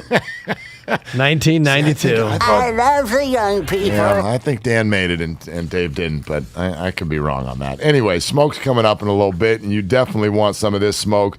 We'll get to the Giants and the Warriors around the bend as well. The great Tim Roy will grace us with his presence in less than an hour. And don't forget, right around as Tim Roy is coming on, right as Tim is done, that's going to be your opportunity to hop on in with us for a round of golf at the Berkeley Country Club, Friday, May 6th. And that's fun. We'll have a great time. There'll be Trulies. But then after that, you are whisked away to one of the great spots here in the Bay Area for an experience that I promise you will not forget. The Claremont Club and Spa, where you are going to be wined and dined, and you will come out of there a better human being. That's my prediction. It's a great place and a unique one. Nice little buzz. Yeah, if you want, sure. Yeah, they got that too. It's beautiful. Walking distance to College Avenue if you care to partake. Some hiking trails, lovely pools and spas at the Claremont. It's gonna be so good. I used to do a Cal post game with Lee Grosscup, the Cupper. Rest in peace. And I know this because he did pass a year ago. It's funny because... Wasn't going to check you on that one. During my underemployed year of 2016, when I was shown the door here, sorry, we got to let you go. There's nothing we can do. That was 2014, actually. Yes, there is something you can do. I took over the post-game show. I don't like any of it, to be honest with you. Previously occupied by, hey guys, Danny Fry's here. Danny Fry and also Kate Scott. They both had held that job before me. Voice of the Sixers. Post game. After the post game is the post at the Claremont anyway. How many posts and are you still getting paid? Like, I mean, when you post, okay, now it's just for free. No, it was a small pittance, but you did get a food voucher at the Paragon there. Okay. On the lower floor at the Claremont. That's worth it. So anyway, here's how you do that, by the way. Listen in between 10 and 10:30. So this will start with the conversation with Dave Stewart. Listen between 10 and 10:30, and then around 10:45, we're going to ask you a question about something that was said in between those times. First person to call the contest line, not the regular line, with the correct answer will qualify. Winner gets that overnight stay at the Claremont Club and Spa, plus a round of golf for you and a guest. This is all you and a guest, Claremont as well. Round of golf for you and a guest with the two of us at Berkeley Country Club. I'm hella excited. So are we. Listen between 10 and 10:30, and then you will be loaded for bear. You will be ready for 10:45. So those are your walking orders. I like it. Parameters, instructions. Right? Yeah, absolutely. Here's the thing about the 49ers situation, and we're all spending time this week predicting, are the 49ers going to kick the can down the road? Are they going to play hardball with this Debo situation? Right before we left the show yesterday, Daniel Jeremiah had reported that over 2 days it had switched from we're not trading Debo to we're almost definitely going to trade Debo. Everybody's looking at the Jets. You got to get at least that 10th pick plus a lot more if you're going to do a deal with the Jets. But how in any way, shape, or form does this end well for the 49ers? Here's what I mean. Debo Samuel has become a name. This is a name that in town, right, either the diehard 49er fan or whoever's watching with the 49er fan, you know Debo. No matter what package you could get, the Jets could give us the next 3 first-round draft picks. That's a damn good package. It's a great package. But there's no Q rating to that. No. Not yet. So the average fan, all that they're going to remember, all that will resonate is they traded Debo? Right. Why would you do that? He's one of the only Niners that I even care about. Right. So they're in an impossible situation, and without knowing the ins, outs, and others, just sort of reading the tea leaves, it really feels like something that Debo has forced based on whether it's money, usage, or a combo of both. I get why the 49ers are playing it the way they are. Let's put it that way. And to your point, Mark, the 49ers, if in fact Debo Samuel wants out and forces his way out and you trade him, the 49ers lose the battle. Now, will they lose the war? That comes down to what can happen in 31 hours and 19 minutes when the draft begins. If you trade Debo for the 10th pick, and I think the Jets have 38 as well, let's say you get 10 and 38 this year. So now the Niners have action. They've got Thursday action. They've got 2 picks on Friday, and then they've actually got picks. Now what can you do with it? But when you wake up on Monday and the casual fan and they hear, oh my God, Debo's gone, they're not going to think, well, I'm sure they got good trade value. They're going to think they lost one of their marquee pieces. They blew it. But if you are the Niners and this is the way it has to go, and obviously, no one would want to trade a Debo. That's what John Lynch told us at the press conference, and I take him at his word. Nobody in that building is thinking, we got to get this guy out of here. But they might be thinking, what he's asking for is too much. He's not going to move off of that. We won't do that. Therefore, if all those things are true, then he must be dealt. And they are right. We'll see. They're right. Well, we see. Don't know the numbers, but here's my point. If he turns into be the next Jerry Rice, then they were wrong. Well, that's fine. But without knowing what the guarantees are True. that anyone's asking for, then it's a little bit difficult. But knowing that the 49ers have said repeatedly, we've budgeted for this, we're ready for this, we love Debo, we're waiting to pay Debo, we want to pay Debo, I'm having a hard time believing that they're just like, we'll give you 12 a year. Right. They know what they're doing. So the fascinating part of this is, and I want everyone to remember now and admit this about what we do, and I'm calling it we, it's fans and media alike. Have you noticed the cycle that we use for our favorite sports teams? We scream all day long, pay them, pay them. You need to pay them. You need to spend. You need to keep your good ones, and then you need to go get more. You need to spend and spend and spend, and the second they spend, why the hell did you give D Ford a ridiculous contract? That's so stupid. What a bunch of dummies. That's the process we use. So be very careful with this idea of just break him off $70 million guaranteed. Not our money. We don't care. Pay George Kittle. Pay Fred Warner. Pay Nick Bosa. Pay Deebo Samuel.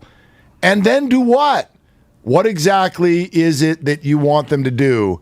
And if they do just overpay like you want them to, do you promise not to rip them when that contract goes bad?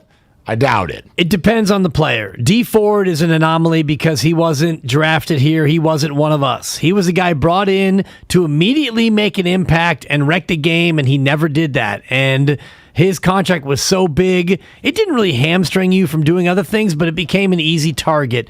No one said anything about the George Kittle contract. No one has said word one about what Trent Williams makes. And Fred Warner is a beloved 49er, and nobody is looking at that deal and saying it was a gross overpay. So to the point of Debo, I don't believe that he would fall in that category of this is a bad contract unless he became a totally different, injured, selfish, mediocre, all the rest of it, which I don't think that he would have. Doubt it. And again, he still might get the contract. He still might stay. But I think that the faithful in general, when it comes to paying their own, they've been pretty good about accepting those deals. Now, the DeForest Buckner one versus Eric Armstead, the jury's still out. Although Eric Armstead last year made a loud statement to say, hold on, before you say that they blew that choice, he had a monster year. He did really well. He had his best year as a Niner. Now, he still probably isn't quite as good as DeForest Buckner, but there's a discussion there. So to that point, I don't think that the faithful can look at that deal now and say that was an absolute abomination. Over under on receiving yards for Deebo Samuel next year if he's on the Jets. 1,200. You think? He's going to get the ball a ton. Taking the under. Under 1,200? On the Jets? He's going to get thrown to all the time. Right. And 17 games. Well, that'll be the plan, but then Zach Wilson will be on his back. 17 games times 60 yards a game is it's darn near 1,200. How many Jets receivers have gone over 1,000 yards in the last 5 years? Actually, I don't know. I asked the question. You're supposed to know the answer if you ask the question. I have no idea. How many Jets receivers. Did Robbie Anderson ever have a 1,000-yard season? Give me a minute. Okay. Totally. Yeah. How long is this bed, Spadone? Jamison Crowder, I feel 30 minutes. Yeah, Jamison. I feel like Jamison Crowder goes for about 879 every year. Anybody going over 1,000 yards for the New York Football Jets? Oh, this is so good because Kyle and I are both racing right now to see who can come up with it first. My favorite. Yeah. I mean, I'm looking at NFL stats right now just last year's receiving leaders. How many players went over 1,000 yards last year? Gosh, there were 26 of them. Were any of them on the New York Jets? The answer is no, of course not. No. The last Jet to do it was in 2015. And that year, by the way, they had two receivers go over 1,000 yards. Eric Decker and Brandon Marshall. Jeez. That's the last time that a Jet has gone over 1,000. I don't think a Jet went over. Who's the quarterback? Was that still Sanchez? I don't think a Jet went over 700 yards last year based on what I'm looking at. This is crazy. Elijah Moore had 538 last year. Yeah, you are listening to WFAN. It's Willard Dibs. An Odyssey station. Thank you. That's a 4. I would imagine somebody tuning in right now would be like, "Hey, dog, what are they doing?"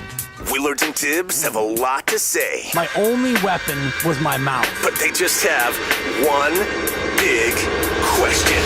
What are you doing right now? What are you doing right now? What are you doing right now? What are you doing? What are you doing? What are you doing? Hey, before we dive too far into what are you doing, I know what Kyle's doing.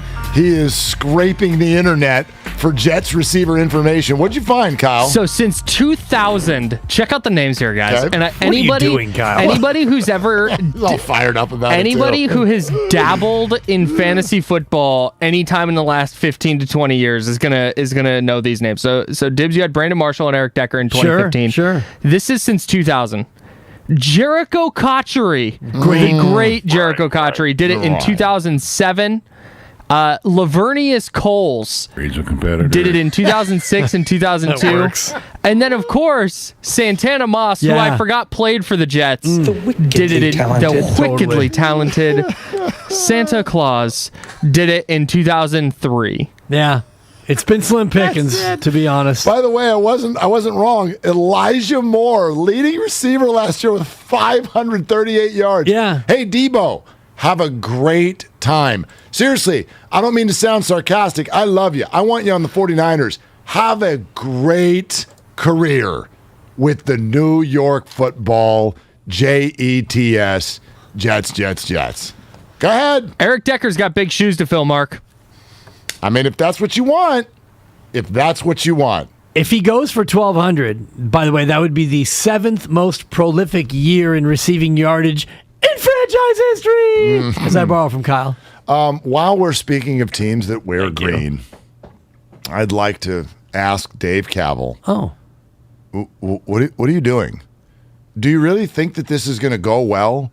Let's say the Giants announced attendance last night of 32,000 plus. Let's say that was embellished. What do you think was in there, Dave? How many people do you think went to the Giants and A's game last night? Do you think it wasn't 32? What do you think it was? 29? What do you think? 27? Yeah, Kyle. What do you got? The bigger issue for me is that Dave Cavell has come out and said, when the attendance goes up, so will the spending. Mm-hmm. He then goes out and tries to dog the Giants' attendance while their 2-year, $44 million starter is shoving on the mound. Right. With their shortstop who's been there for a decade and their first baseman who's been there for a decade, thus showing, hey, maybe it has nothing to do with attendance. So this is what people do when they know that they're wrong and that they don't have any ammo for their argument. Dave was waiting for last night, and he was going to use that argument no matter if it was true or not.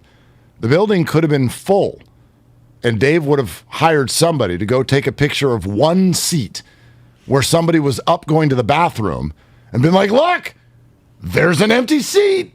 We found it. No matter what the number in the building was last night for the Giants, it was more than all A's games at home combined. All of them so far this year. So when you're having an argument with someone and you're going to keep your side of the argument up, no matter how many different ways you've been proven wrong, that's when whoever you're talking to officially can look at you and go, you're not playing fair, you're a liar, I don't want to play this anymore. And that's why A's fans have done what they're doing. Dave is having an argument with himself, and that's no fun. He's on Twitter. There are emojis. Damon Bruce and him are going back and forth over like time, place, platform. He's drawing the whole thing out. He targeted last night. That was the night he was going to go after him, whether he had the data to do it or not. And A's fans are over here going, yeah, I just maybe watch basketball tonight. Like, I'm not playing with you anymore. So this whole thing is so incredibly tired. It's so incredibly transparent. From the depths of my being, and in a very, very firm and genuine way, Dave, what are you doing? Okay? You can look at people politically and in big business. If it's not Dave's fault, if Dave is just carrying the bag for John Fisher, well, then Dave, get your resume together and go find a different team in a different place where you can work and feel good about what you're actually doing, because what you're actually doing will be productive towards something, as opposed to running around having to lie for someone else, tell their story, and line their pockets. It is so tired. It is so over. It's not working. What are you doing? He's marching to the beat of the drummer who keeps him employed and keeps him in a gig. And eventually when they get to where they want to be, which is either Howard Terminal by hook or by crook, or in Las Vegas in the desert, then it's going to be a palate cleanser for Dave Kaval and for the entire organization, because they're going to be able to say to themselves, look in the mirror and say, we tried to make it work. See, they didn't support us. And this whole petty, like, backbiting at the Giants and the Giants fans and the Giants media, it is straight Trumpian when you talk about like directing everyone's attention from the real issue. And the real issue is you don't spend on your team. You don't care about your team. You don't spend on your stadium. You don't care about your fans. In fact, you're raising prices and driving people out intentionally in order to spin the narrative to where now you have to leave, or you have this threat to leave, and it becomes so viable because, look at me, I'm in Vegas. I'm looking at sites. We know Oakland doesn't work. P.S. Oakland, make it work for us, or else, and by the way, to make it work, quote unquote, we're going to need half your land and all your money, and yeah, we'll spruce it up around there. Of course we will. Meanwhile, making billions of dollars for our absentee owner who doesn't care about baseball. I love what you just said. I mean, let's think about that process right now. Okay, you got big money, you got big things, big goals that you want to achieve, but you want to keep them private because they have nothing to do with what's going on in the public, right? So what do? All right, let's pick someone we can pick on. Okay, let's pick someone on the other side, right? And we can pick on them, and we know that our base, they are not fans of this other entity. So when we pick on them, the base will love that we're picking directly on them. We'll rile them up. It'll get their hair all stood up, and they'll get angry, and that's good for us. And then when it doesn't go our way, anything that doesn't go our way, the media. Yep. Oh, you've done it again, media. The damn media. Boy, where have I seen this act before? Yeah. It's an easy blueprint. And it's like you said, it's an easy target, because if the media fights back through, I don't know, the media, which is, it's their job to, create content for the people, then it becomes a self-fulfilling prophecy from the Kaval side of, see, the media's taking shots at us again. And this is where I love Damon Bruce, and I've always admired his dogged determination when it comes to these sort of, confrontations. It's a confrontation sensation. That's a bug. Is what it is. And Dave Kaval doesn't have the backbone to step up in any forum, public, private, or otherwise, and debate the ferocity of a Damon Bruce, because he's on the wrong side of this one. Where's my wallet? Of course.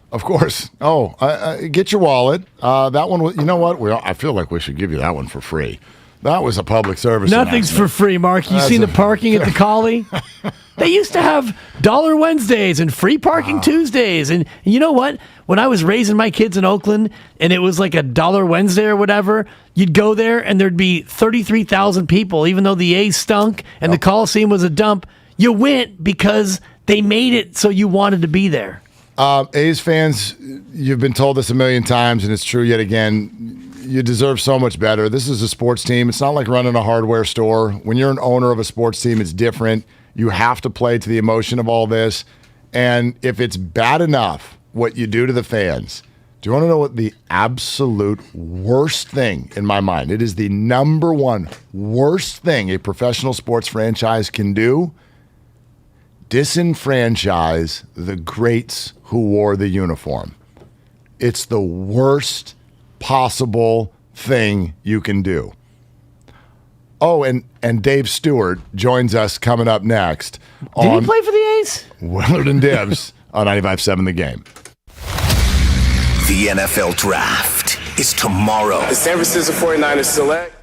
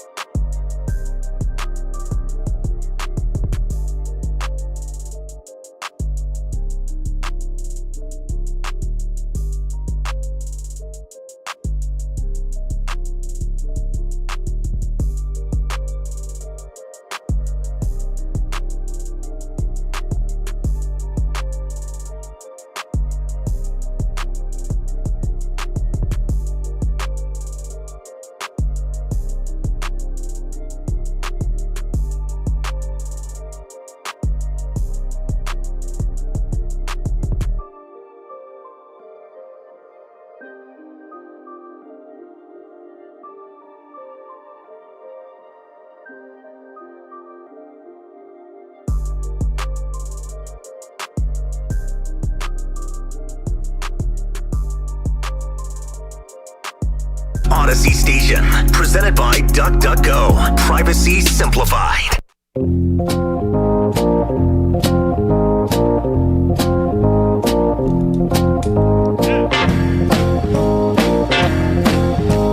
Now, back to Willard and Dibs on 95.7 The Game.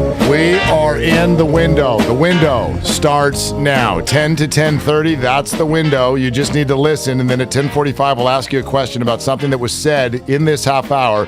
First person to call the contest line with the correct answer is a qualifier for the big overnight stay at the Claremont Club and Spa, which is an amazing place, plus a round of golf for you and a guest with the two of us at Berkeley Country Club next Friday. Willard and Dibs is sponsored by Fremont Bank, full-service banking, no compromises. Debo Samuel has just sent out a tweet. We'll have that and discuss it coming up in about 15 minutes. But right now, honored and excited to welcome in Smoke, the great Dave Stewart, joining us here on 95.7 The Game. Good morning, Dave. Good morning. Good morning. How are you? We're fantastic, man. How are you? I don't want to beat around the bush. How are you feeling right now?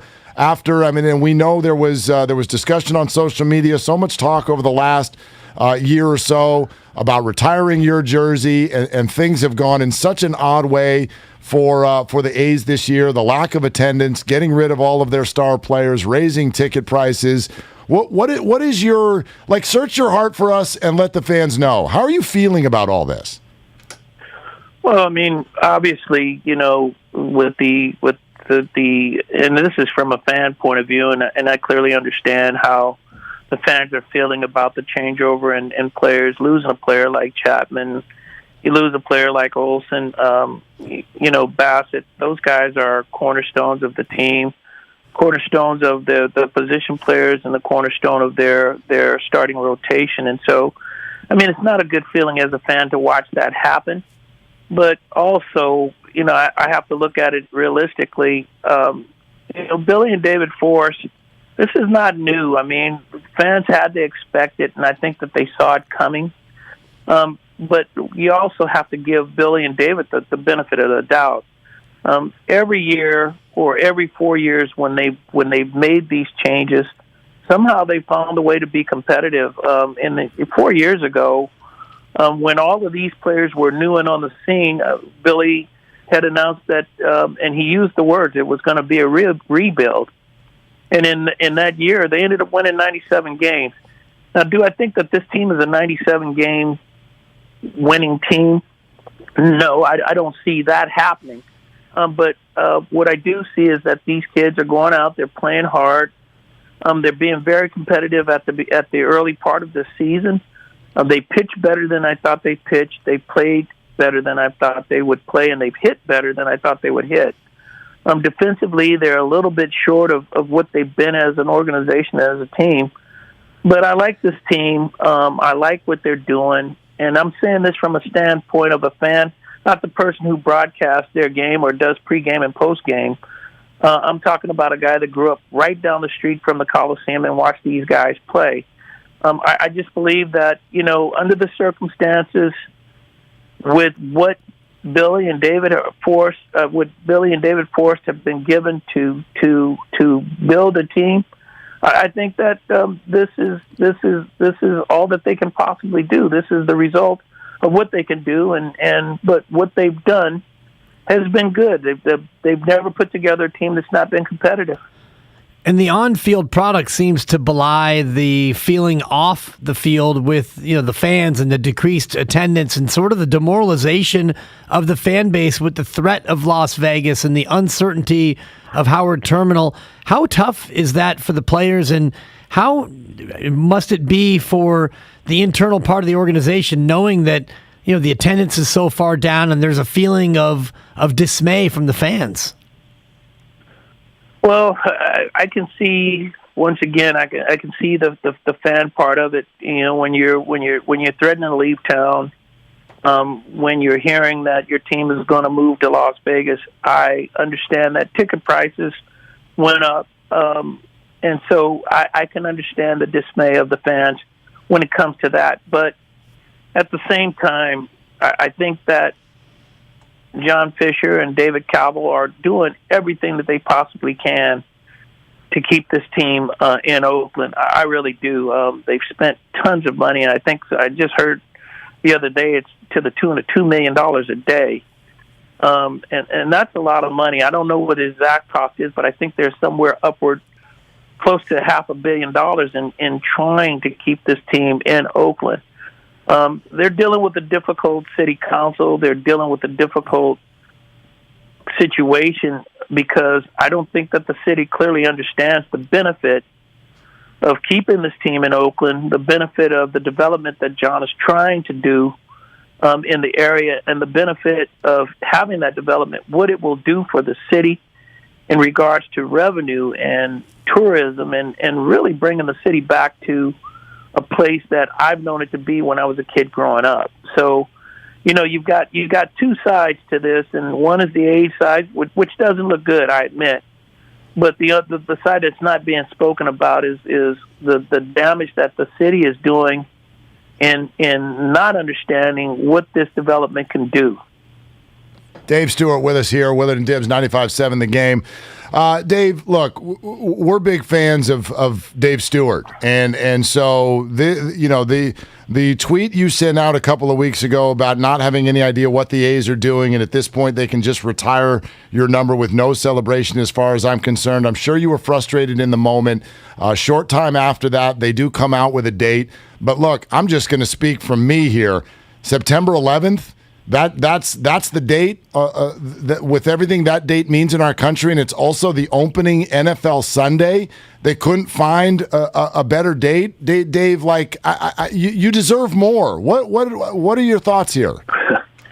You know, I quite frankly, when they presented the date, and part of the timing in September was, you know, when I spoke with Deetra Page. I told Deetra, and actually when I spoke with Dave Calvo, I mentioned to them that it's important for me that Tony La Russa is a part of this celebration. And the only time that the White Sox come to town is in that period of time. Now, I don't know what the significance is of the September 11th. I don't know why they picked that particular day, but it was important for me for Tony La Russa to be here, and I'm not so much that it was frustration, and maybe it was a little frustration. My response to the person that I text with on Twitter, but the real significance of this for me is having the number retired. I appreciate the celebration of everything that goes with it, but the real significance is the retired having the number retired and being a part of Oakland history forever, or A's history forever. That's what's important to me, and I don't quite understand how they came up with that day, but it was important for Tony to be here for me. No, and it's going to be great as somebody who lived in Oakland for more than 20 years, and the pride Oakland has in you and in Ricky Henderson, not only Oakland A's fans, but Oaklanders in general. It's special. And in light of that, when you see, you know, A's executives in Vegas and courting Vegas and threatening for Vegas, how does that make you feel as an Oakland native? Well, once again, I put in a bid for the Coliseum, for the city portion of the Coliseum land. And through that process, I realized how difficult it is to work with the city of Oakland. And quite frankly, I still don't understand to this point why that land was not awarded to me. It definitely wasn't based on what they told me, which is that I'm no longer connected to the community. That couldn't be their real reasoning for not awarding that land to me. So going through the process, being involved in the process, and understanding that they don't understand it and they don't get it, I look at it from this point, and then that's why I'm saying I'm not pointing the fingers at the A's in this particular case. I'm pointing the fingers at the city that they just don't get it. And from the A standpoint, you have to have a secondary plan. they don't want to build another stadium at the Coliseum site as it stands. All baseball teams that have built stadiums in their downtown areas and built around those areas, have done developments around those areas, they've been successful and they've enhanced the city. So once again, I'm pointing my finger at the city and their inability to get it done, and not at the A's. Dave, if the A's end up somewhere else, what does it do to that? For me, is heartbreaking. Yeah, you don't even have to finish that sentence.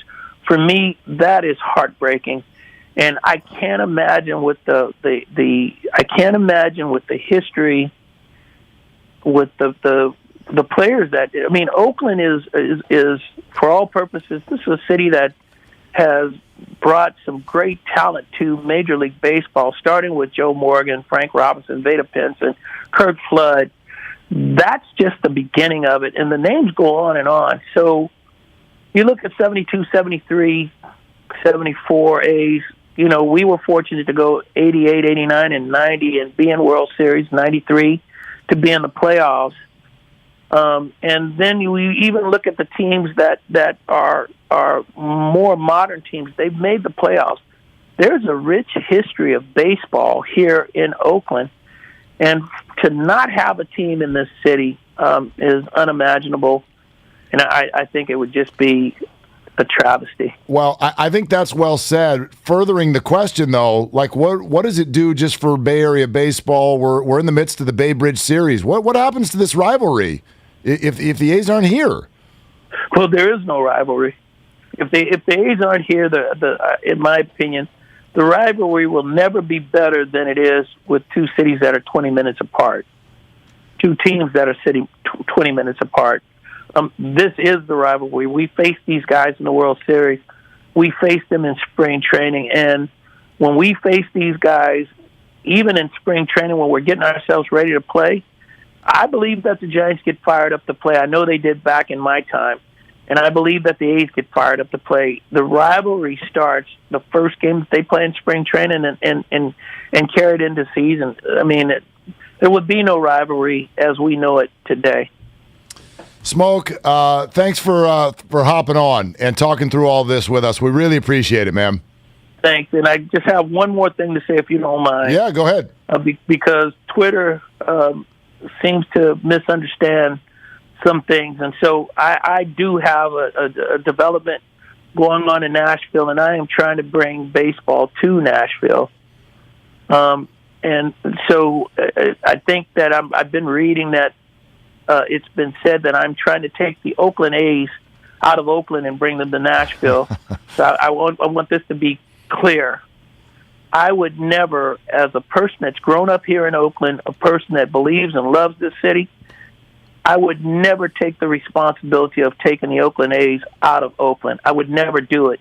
If I had the fortune that John Fisher came to me today and said that, Dave, I want to sell the team to you today, I would keep this team in Oakland until the day I died.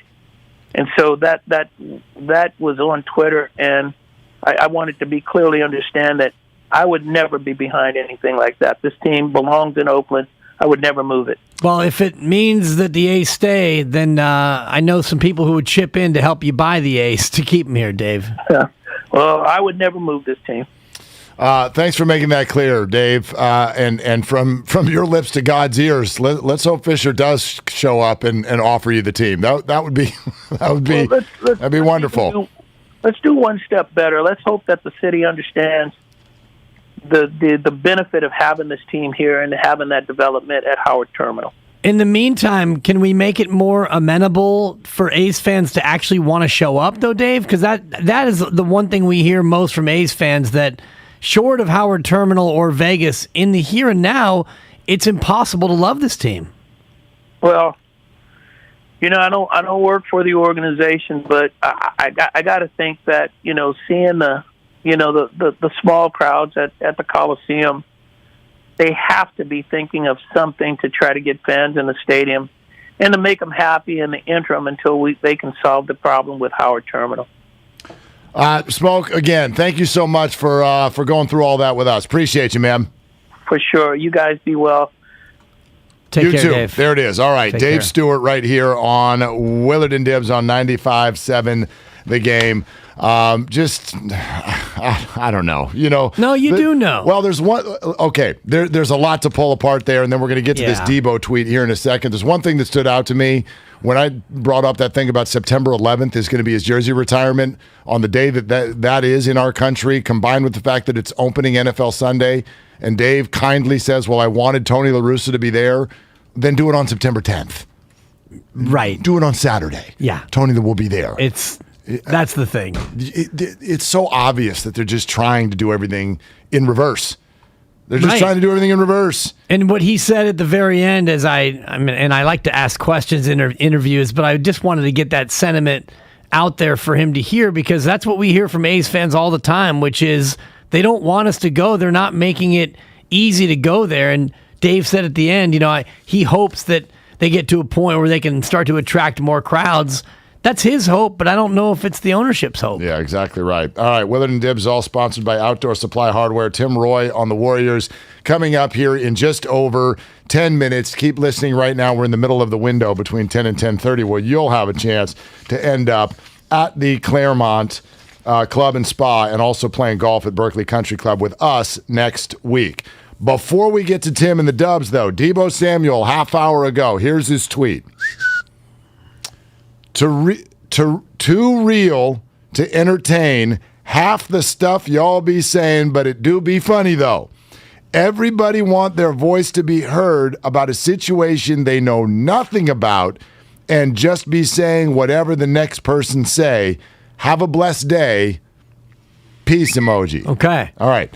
That's from Deebo Samuel, which, of course, a lot of the responses are if everybody talking doesn't know what they're talking about, why don't you let us know what's actually going on? Right.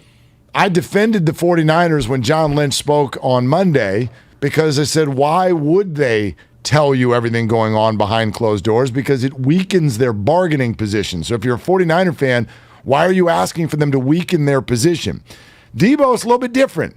This is just one guy, and I get that depending on what it is, it could weaken his position. Maybe he's less acquirable if he comes out and rips the team or something like that. He doesn't have to tell if he doesn't want to tell, but he's indicating here, and I've felt this all along, we're all guessing. And he's indicating that we're all wrong. Oh, it's geography. He hates Trey Lance. Right. Somebody stepped on his foot. It's the usage. Right. I don't like my usage. I don't know. So I just circle back to the start. If we don't know, then it's about money, because that's what it's always about. Right. And if we don't know, and you're saying that y'all be saying, but it do be funny, though, because it's funny that we all think we know, but we don't know.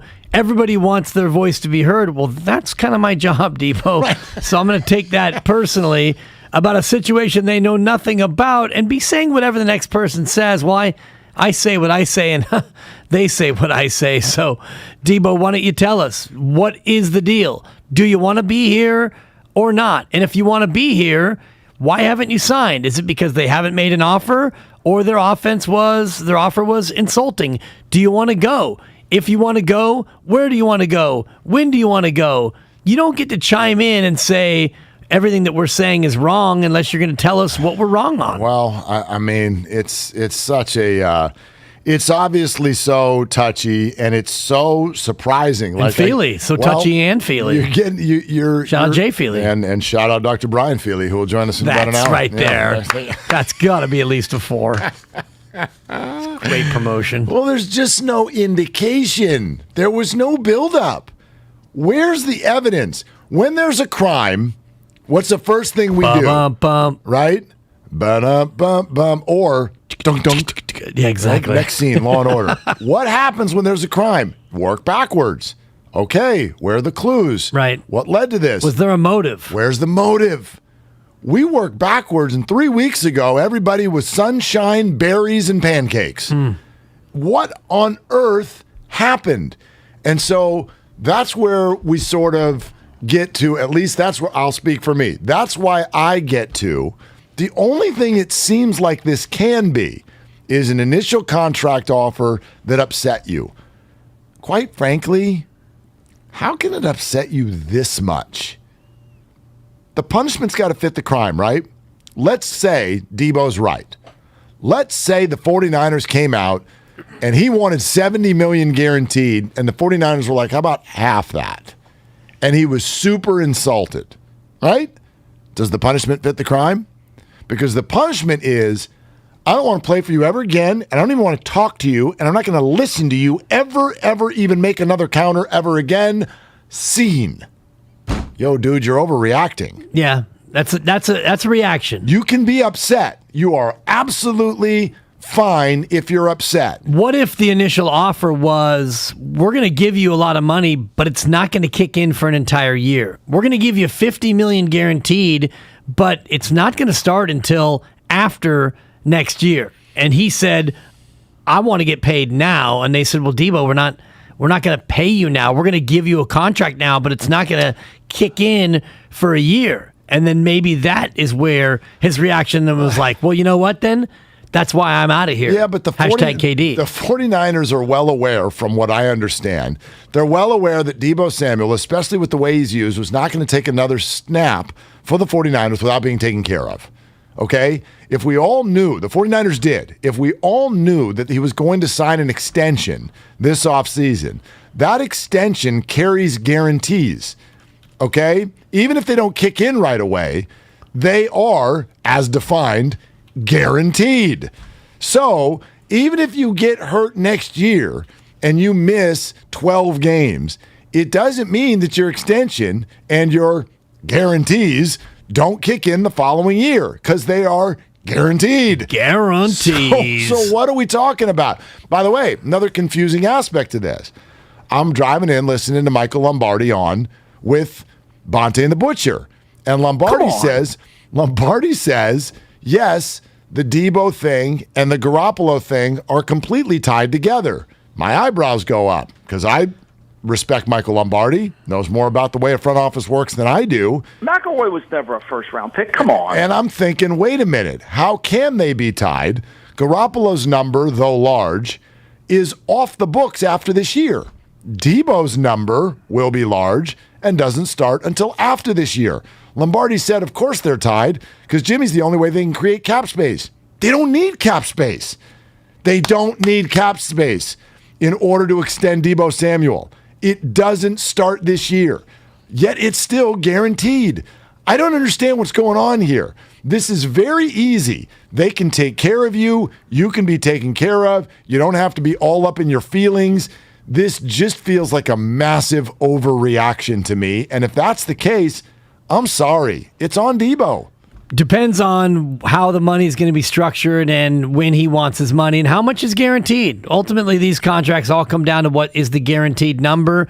And as much as the salary cap can be maneuvered and manipulated, at some point, all these deals come home and they come home to roost and you got to pay them. So if the Jimmy G contract is still on the books and maybe that is leading them to not be as willing to give Debo a lot of guaranteed money, especially up front, if they don't know if Jimmy G's contract is going to be off the books next year or not. So maybe the deal that they're offering Debo is less guaranteed money, more backloaded to where it's incentives and money he could earn. And he's thinking, forget that. With how much you use me, I want my deal front loaded as opposed to backloaded. But again, to Debo's tweet, all of us are out here talking. We don't really know. Right. And we don't know. The only people who know are Debo, his agent, and the Niners front office. Right, but you also can't get in your feelings about people not knowing something if you won't tell them. We all have that in our life. Somebody criticizes you. You're like, well, you don't know what's going on in my house. You don't know what's going on in my world. Therefore, why would I be offended? You can't get offended when people don't know what's going on if you don't tell them. Right. So you can say, hey, all of you don't really know what's going on. I mean, Debo's tweet is much more effective if he came out and said, look, I have my reasons. I need to keep them private for, I think, obvious reasons right now. But let me tell you, everything that's being said is not accurate.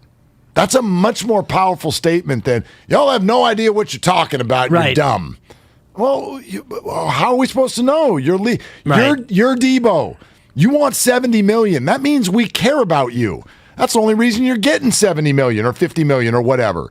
So therefore, if we care about you and you won't tell us what's going on, we're left to guess. And it's a speculational situation is what it is, because that's not only our business, but it's the way that fans think and the way fans act. And the more you put out a tweet here, a social media profile adjustment there, a sibling over here, according to sources, all of these little drips and drops of not news, but conjecture, hyperbole, hints, and thoughts and allegations, all that does is continue to stoke the fire, which ultimately is what Debo wants, because nothing's going to happen in this situation until it comes to a head. And if you're Debo, you got to make sure that fans stay riled up over it and that the team knows that, there's a deadline coming up.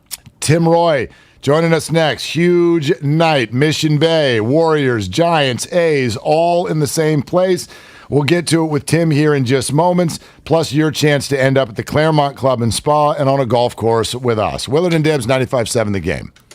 Club Osh from Outdoor Supply Hardware has everything to make home shopping more rewarding. From free delivery and birthday coupons to double points days and member-only pricing. It pays to join Club Osh. Join today at any Outdoor Supply Hardware location or at osh.com. The Warriors look to close out this series tonight at Chase Center. Jokic dribbles, guarded by Draymond. Knocked away, stolen by Draymond.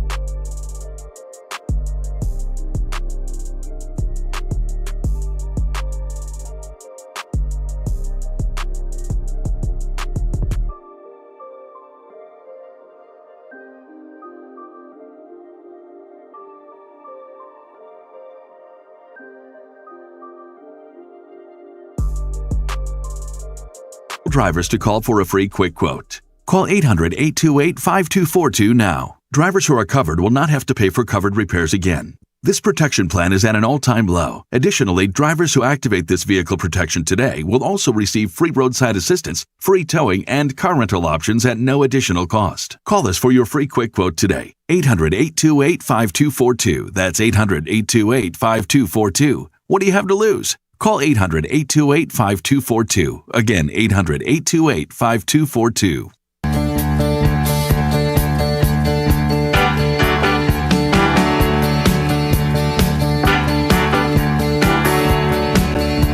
Boy, that's a great question. Now, back to Willard and Dibs on 95.7 The Game. It is Willard and Dibs, and Tim Roy joins us in a moment. And Spadoni, you're a genius because that is a good question. And the real question is, what are you eating over there, Mark Willard? Mark Willard joins us post-beverage, post-chew. No, I'm good. I'm ready to play. I'm cleared to play, boss. What do you got over there, kid? It's a turkey burger. Oh, I'm so jealous. Turkey burger on a brioche bun. Look at you. Fresh one, too. Nice bun. Yeah, thanks, man. I get that a lot. Yeah. Yeah. I hit all those Pilates. I hit the grocery store on the back end of the dog walk at 6 a.m. this morning, and that way it's so fresh and so clean. Okay? Strong. That's how we're doing it today. And it's 10:30, so it's time to eat, and it's also time to talk to the great Tim Roy. Warriors, by the way, just in, courtesy of our own insider, Anthony Slater. Andre Iguodala, he's out tonight in Game 5, Warriors and Nuggets. Hey, Tim, what's cooking? Not much. Just getting ready for Game 5. Should be a lot of fun tonight. And, I think that the Warriors learned a couple of things in Game 4 that they will have to apply to tonight, and really more about their own game than anything to do with Denver. What do you think that they learned, Tim? I mean, that was a great tease. It's called a tease, people. But they learned that you can't win a series or a game in one play. You have to just it's like the old Spurs Greg Popovich thing. You pound the rock, keep pounding the rock. At some point, the rock will break, and so that's what you have to do. You have to come in and just go and work on every play in that moment, and then eventually over time, if you're doing it right, you will win the game. And so I think they were really trying very hard, I thought, in the first quarter to really try to win it all in one moment, and they got a little amped up. They fouled too much, and it kind of spiraled on them, so they weren't in position to win the game when they needed to be. Iguodala out, Tim, means more minutes for blank. Probably more minutes for Otto Porter Jr. and probably another look at Kuminga to get him in there and to try to get him a run. I think they were playing so well in the first 3 games. It was really hard to get him in there because a lot of the things they were trying were working very well. Now with Andre out, I think Porter and Kuminga would get more minutes tonight. Jonathan Kuminga looked like a rookie playing his first playoff game. Incredible in moments and then a little bit skittish at other moments. What did you make of his first stint, and did he earn himself a little bit more of a look? I'm sorry, can you repeat that? I dropped out there for a second. Could you repeat that? Jonathan Kuminga looked like a rookie in his first rookie game, which he, quite frankly, should have. He looked great. He looked a little bit lost at times. But do you think he earned himself a little bit more?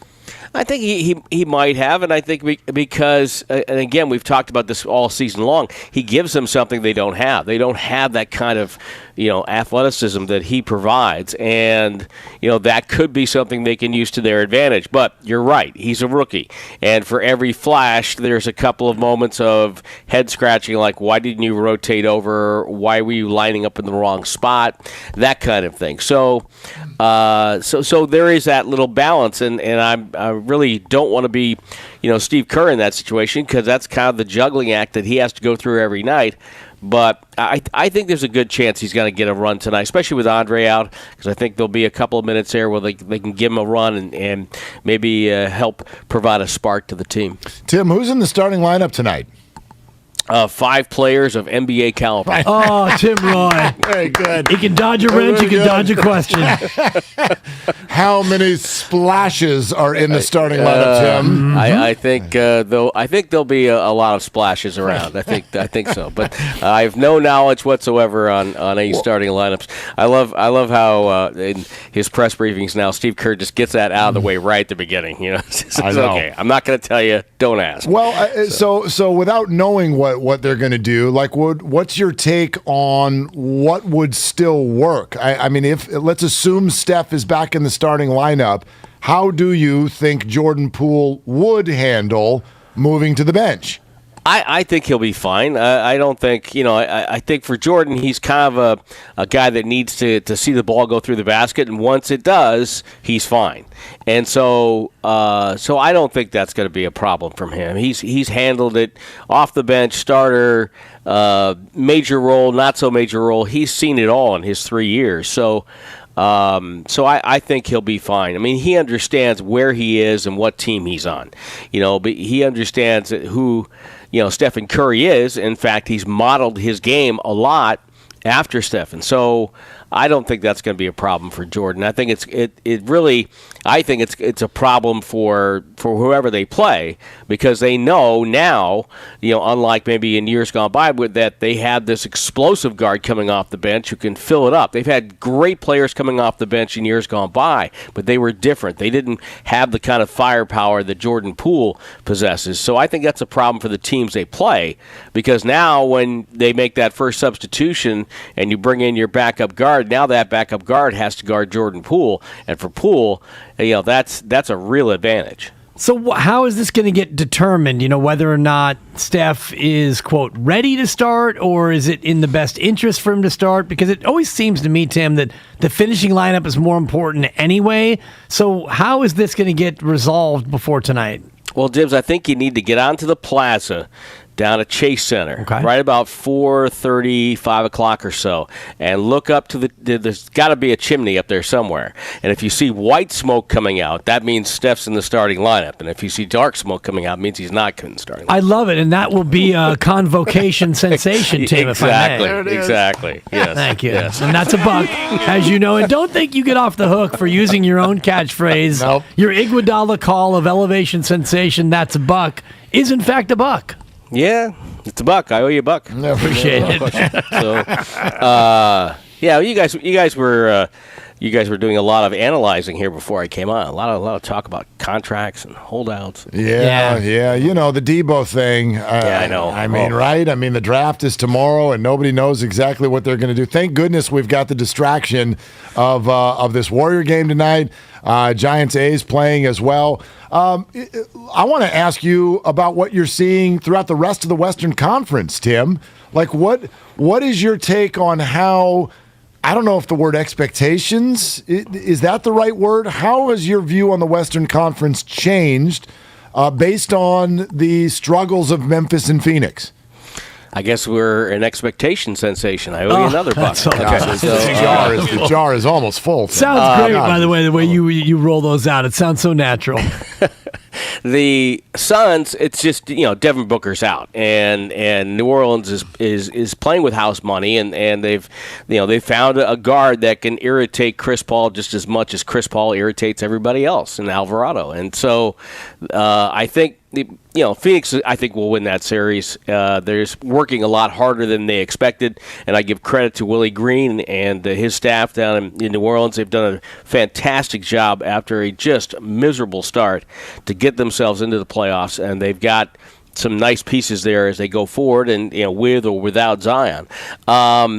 So that said, I think Phoenix will win that series. But again, without Devin Booker, that's problematic for them. As we saw in the regular season, they didn't miss a beat. But in the playoffs, it's a little bit of a different matter. Now, Memphis, if I have mentioned this once, I've mentioned it a few times this week, is that when last trip into Memphis, I went around and asked all their people, hey, who's the team you want to play? Who do you not want to play? And the team they didn't want to play in the playoffs was Minnesota. Minnesota's a matchup problem for Memphis, and so that's turned out to be a fantastic series. And I have no expectation, if you will, that Memphis can close out in Game 6. I think Minnesota's got a real fighting chance to win Game 6 and force that back to Memphis. So I think that the West is showing it a little bit of a battleground. Not sure what's going to happen with Utah and Dallas, because Utah has had some great moments in the series and not so great moments, and they're kind of teetering on the edge, if you will. Though I do expect Dallas to move forward and win that series. If Memphis advances and Golden State advances, I think Ja Morant poses the biggest threat defensively for the Warriors in all of the Western Conference. Do you think that's a fair assessment, or am I overrating the problems that Ja could give this defense? Well, it's not just Ja. I think what you look at Memphis, one of the reasons they've been a pain for Golden State is they're everything that the Warriors wouldn't want to match up with. They're long, they're athletic, they've got young legs, they're big, and they have Ja Morant. And they have a couple of shooters. Desmond Bane is a big-time shooter for the Grizzlies. So they have all these things, and it's a real matchup problem for Golden State. All that said, that Grizzlies team has not played this Warriors team. The Warriors are a different team now than what the Grizzlies saw them in the regular season. So I think I'm curious to see how this team would play. And again, with their length, can they match up with that new lineup that Steve Kerr has put out there, with Poole joining the other four starters without Looney? And then also, too, when you look at that particular defensive scheme that Memphis has used in the past, Dylan Brooks has face guarded Stephen Curry. I don't think he can do that now. Not if you have Poole on the other side and you've got Klay Thompson over there. So I'm real curious if both these teams advance to see how that series would go. But it's not just Ja. It's a matchup problem for Golden State just because of their personnel. Tim, fun night over there in the neighborhood with Giants, A's, Warriors all playing at one time. Are you there already? Where are you right now? No, I'm at home right now, but okay. I will be getting there early. I now. urge people to get there early. And also, don't forget, you can always check Warriors.com for ticket availability, because as we know, life gets in the way sometimes, and people turn their tickets back in because they can't go because of maybe something's going on, maybe your kid's having a play or whatever. And so always check there. And one last little shameless plug here. Jeff Adiago does a great job with the Warriors Basketball Academy, and they've released their summer schedule. And I've been to these sessions before. I've spoken at a couple of them before. If you have a youngster that you need to get out of the house for a couple of days, or is trying to become a hooper, send them to a Warriors Basketball Academy camp. They've got the sleepover camp over there. JTA, Juan Toscano Anderson's a graduate of the academy, so they get good instruction. It's just a lot of fun. Love it. Absolutely great. Tim, have a great call tonight, and we can't wait. It's gonna be fun tonight. I think Chase Center is breaking in its playoff teeth, if you will, and it was really loud in 1 and 2, and I'm hoping for more of the same tonight. No doubt. All right, there it is. Tim, thanks, man. See you guys. Okay, there it is. Tim Roy, who is now going to jump in the car and head to Chase Center right now. Yes, and the great R.C. Davis, who is the producer of our great broadcast of the Warriors here on 95.7 The Game, reminds me to remind listeners that it's A's Giants as well, so go ahead and take public transportation, carpool, do what you can do, get there early, make it a public transportation situation so that everybody can get there safely and on time. Yes, please. Yes. And leave now. Tell your boss, take this job and shove it, and go down to Chase Center right now, because the Warriors are looking to close out the Nuggets in the first-round playoff series. Game 5, tips at 7, Warriors Live, 5:30 right here on 95.7 The Game. Warriors Live is presented by Xfinity Sports Zone, the ultimate sports hub experience. And if you are, as you said, if you are planning on going to Chase or watching outside the arena at Thrive City, make sure to take public transportation. If you can, get there early. A's Giants happening at the same time at Oracle Park. Well, speaking of things that are happening on time, how about this? It is time for another qualifier in the chase, if you will, to get to the Claremont Club and Spa for an overnight stay. And also for the chase to chase the little white ball, or whatever color you use, around Berkeley Country Club with me and Dibs Friday, May 6th, that's next week. All you got to do is answer this question. During our interview with Dave Smoke Stewart, he made it clear he would never move the A's out of Oakland in response to rumors he was trying to get them to this American City. Boy, that's a great question. Call the contest line, 844-999-GAME. That is 844-999-4263 right now. It is the first correct answer that will be qualified to play a round of golf with us and get the overnight stay at the beautiful and unique Claremont Resort and Spa, dinner at the Limewood Bar and Restaurant after the round of golf. And by the way, that's you plus one. So you and somebody you really want to impress or surprise, jump on in right now. 844-999-GAME and answer the Dave Smoke Stewart question. It's a great question and interesting interview with Dave Stewart. And I don't know if I was expecting something else other than what we got, but very interesting. And Tim Roy's breakdown of tonight, and I loved it. You tried to get him to tell you the starting lineup and what's it going to be. And honestly, after a 37-minute performance from Steph Curry, why wouldn't you start him? The minutes restriction appears to be gone. So, I mean, start him. He's at home. Put him in the lineup. Well, I mean, it's up to all those guys. I mean, I sort of like what Bob Myers said on this station, which was Steph Curry will start when Steph Curry wants to start. Right. I can't imagine that he doesn't want to start, but who knows? If Steph is seeing something competitive advantage-wise, who knows what he wants to do? And quite frankly, if he's getting 37 minutes, who cares? Who cares if he starts or not? Right. And same for Jordan. If Jordan goes to the bench, I still expect him to be north of 30 minutes, and that's what matters most. I care much more about whether or not their shots are going in as opposed to which one starts the game. Yes, and for me, my number one concern, and I'm not totally concerned because it's a home game, but the turnovers. The turnover bug bit him in Denver in both of those games. A lot of sloppy, just reckless passes, and not that the home arena eradicates all of that, but you do play better at home. Role players play better at home. I would expect the turnovers to come down. If they turn it over fewer than 15 times tonight, they win the game. How are you handling tonight, by the way?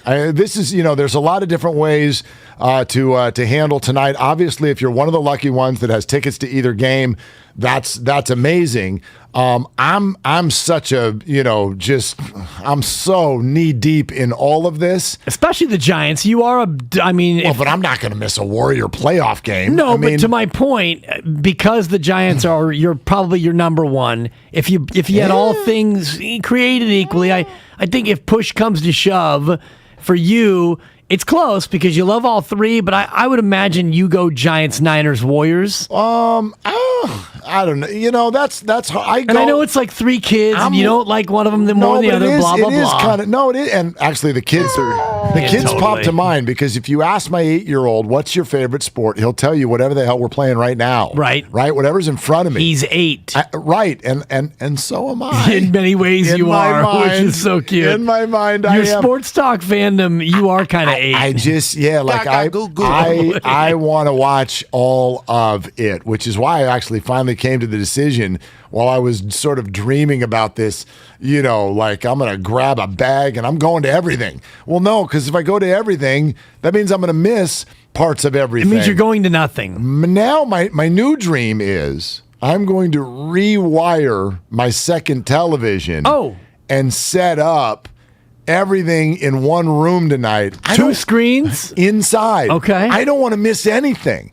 So I'm going couch. Okay. But I also know this is it's a stupid, privileged conversation that no one wants to hear about. Oh, you're going to both games? Or you're going to one? What do you? So, I want to know how people are going to handle tonight. I get it. Even if you're a baseball fan, for a lot of you, it's like it's game 19 on a Wednesday. That's kind of where I am. Like it's the Warriors. I get that. But it's also, for me, it's the Giants are playing the A's. I'm not missing that. So if one of the TVs is going to be a spot where I have to turn my head, that'll be the baseball game. Okay. The Warriors is on screen. Warriors is on screen 1. Yeah. But there will be screen 2 because I'm not. I'm not just checking in on the baseball game during commercials. I'm not doing that. That's where I'll be. It'll be a check-in. It'll be like a hotel where there's a check-in and then there's the checkout. Do I pay for late checkout? Do I go early checkout? Do I go mobile checkout? But I will be checking out. And the beauty of baseball is you follow it on your phone and it's like, oh my God, so-and-so hit a 3-run home run. Right. Wait. Here's the highlight and the pitch. Oh, cool, home run. I saw it. And the other 82 pitches that result until the next run actually happens. In this case, you take it, you leave it, but I'm not going to miss a second of that Warrior game. No, I'm not missing a second of either of them. True. The Giants are going to throw 9 pitchers tonight, and I want to watch all of them. They're throwing 9 It's pitches. another one of those bullpen specials. I mean, Sammy Long started Monday. He's starting again tonight. How often do you see that? 48 hours later. It's like his third start this week, if I'm not mistaken. Probably going to start again this weekend, to be honest with you. I call that a whole week. Right. I mean, the Giants only have 3 starting pitchers. And then Sammy Long, who's going to start all of the other games, is what they've just. Why not? He's pitching great. I wonder when the last time it was, and we can Google it, the last time a starting pitcher started like 50 games in a year. And I'm talking just starts now. I know. Just GS. Yeah, you don't have to even get 2 outs, just starting the game. I mean, that's the way to do it. Back in my day, when I was a kid, really when the 5-man rotation came, you would hope that you'd get your 5 guys to each start 34 times. This is a funny one from 650. 32, actually. Yeah. I'm not watching either game tonight. I'm staying glued to the internet, see if we get an update on Debo. Boy, 49ers could really, they wouldn't do that, right? You're not going to, this is a massive night. Warriors, Giants, A's all playing within a couple of drivers of each other. And we're going to get a Debo trade. No Debo trade between 7 and 10 tonight. Nothing could make me hate the 49ers in this deal more than if it drops, late third quarter, early fourth, where it's 96-94. We've got a real ball game down at Chase Center.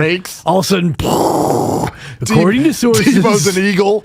according to sources, Debo's on the move. Oh gosh, it makes me ill. Yeah, whole thing makes me sick.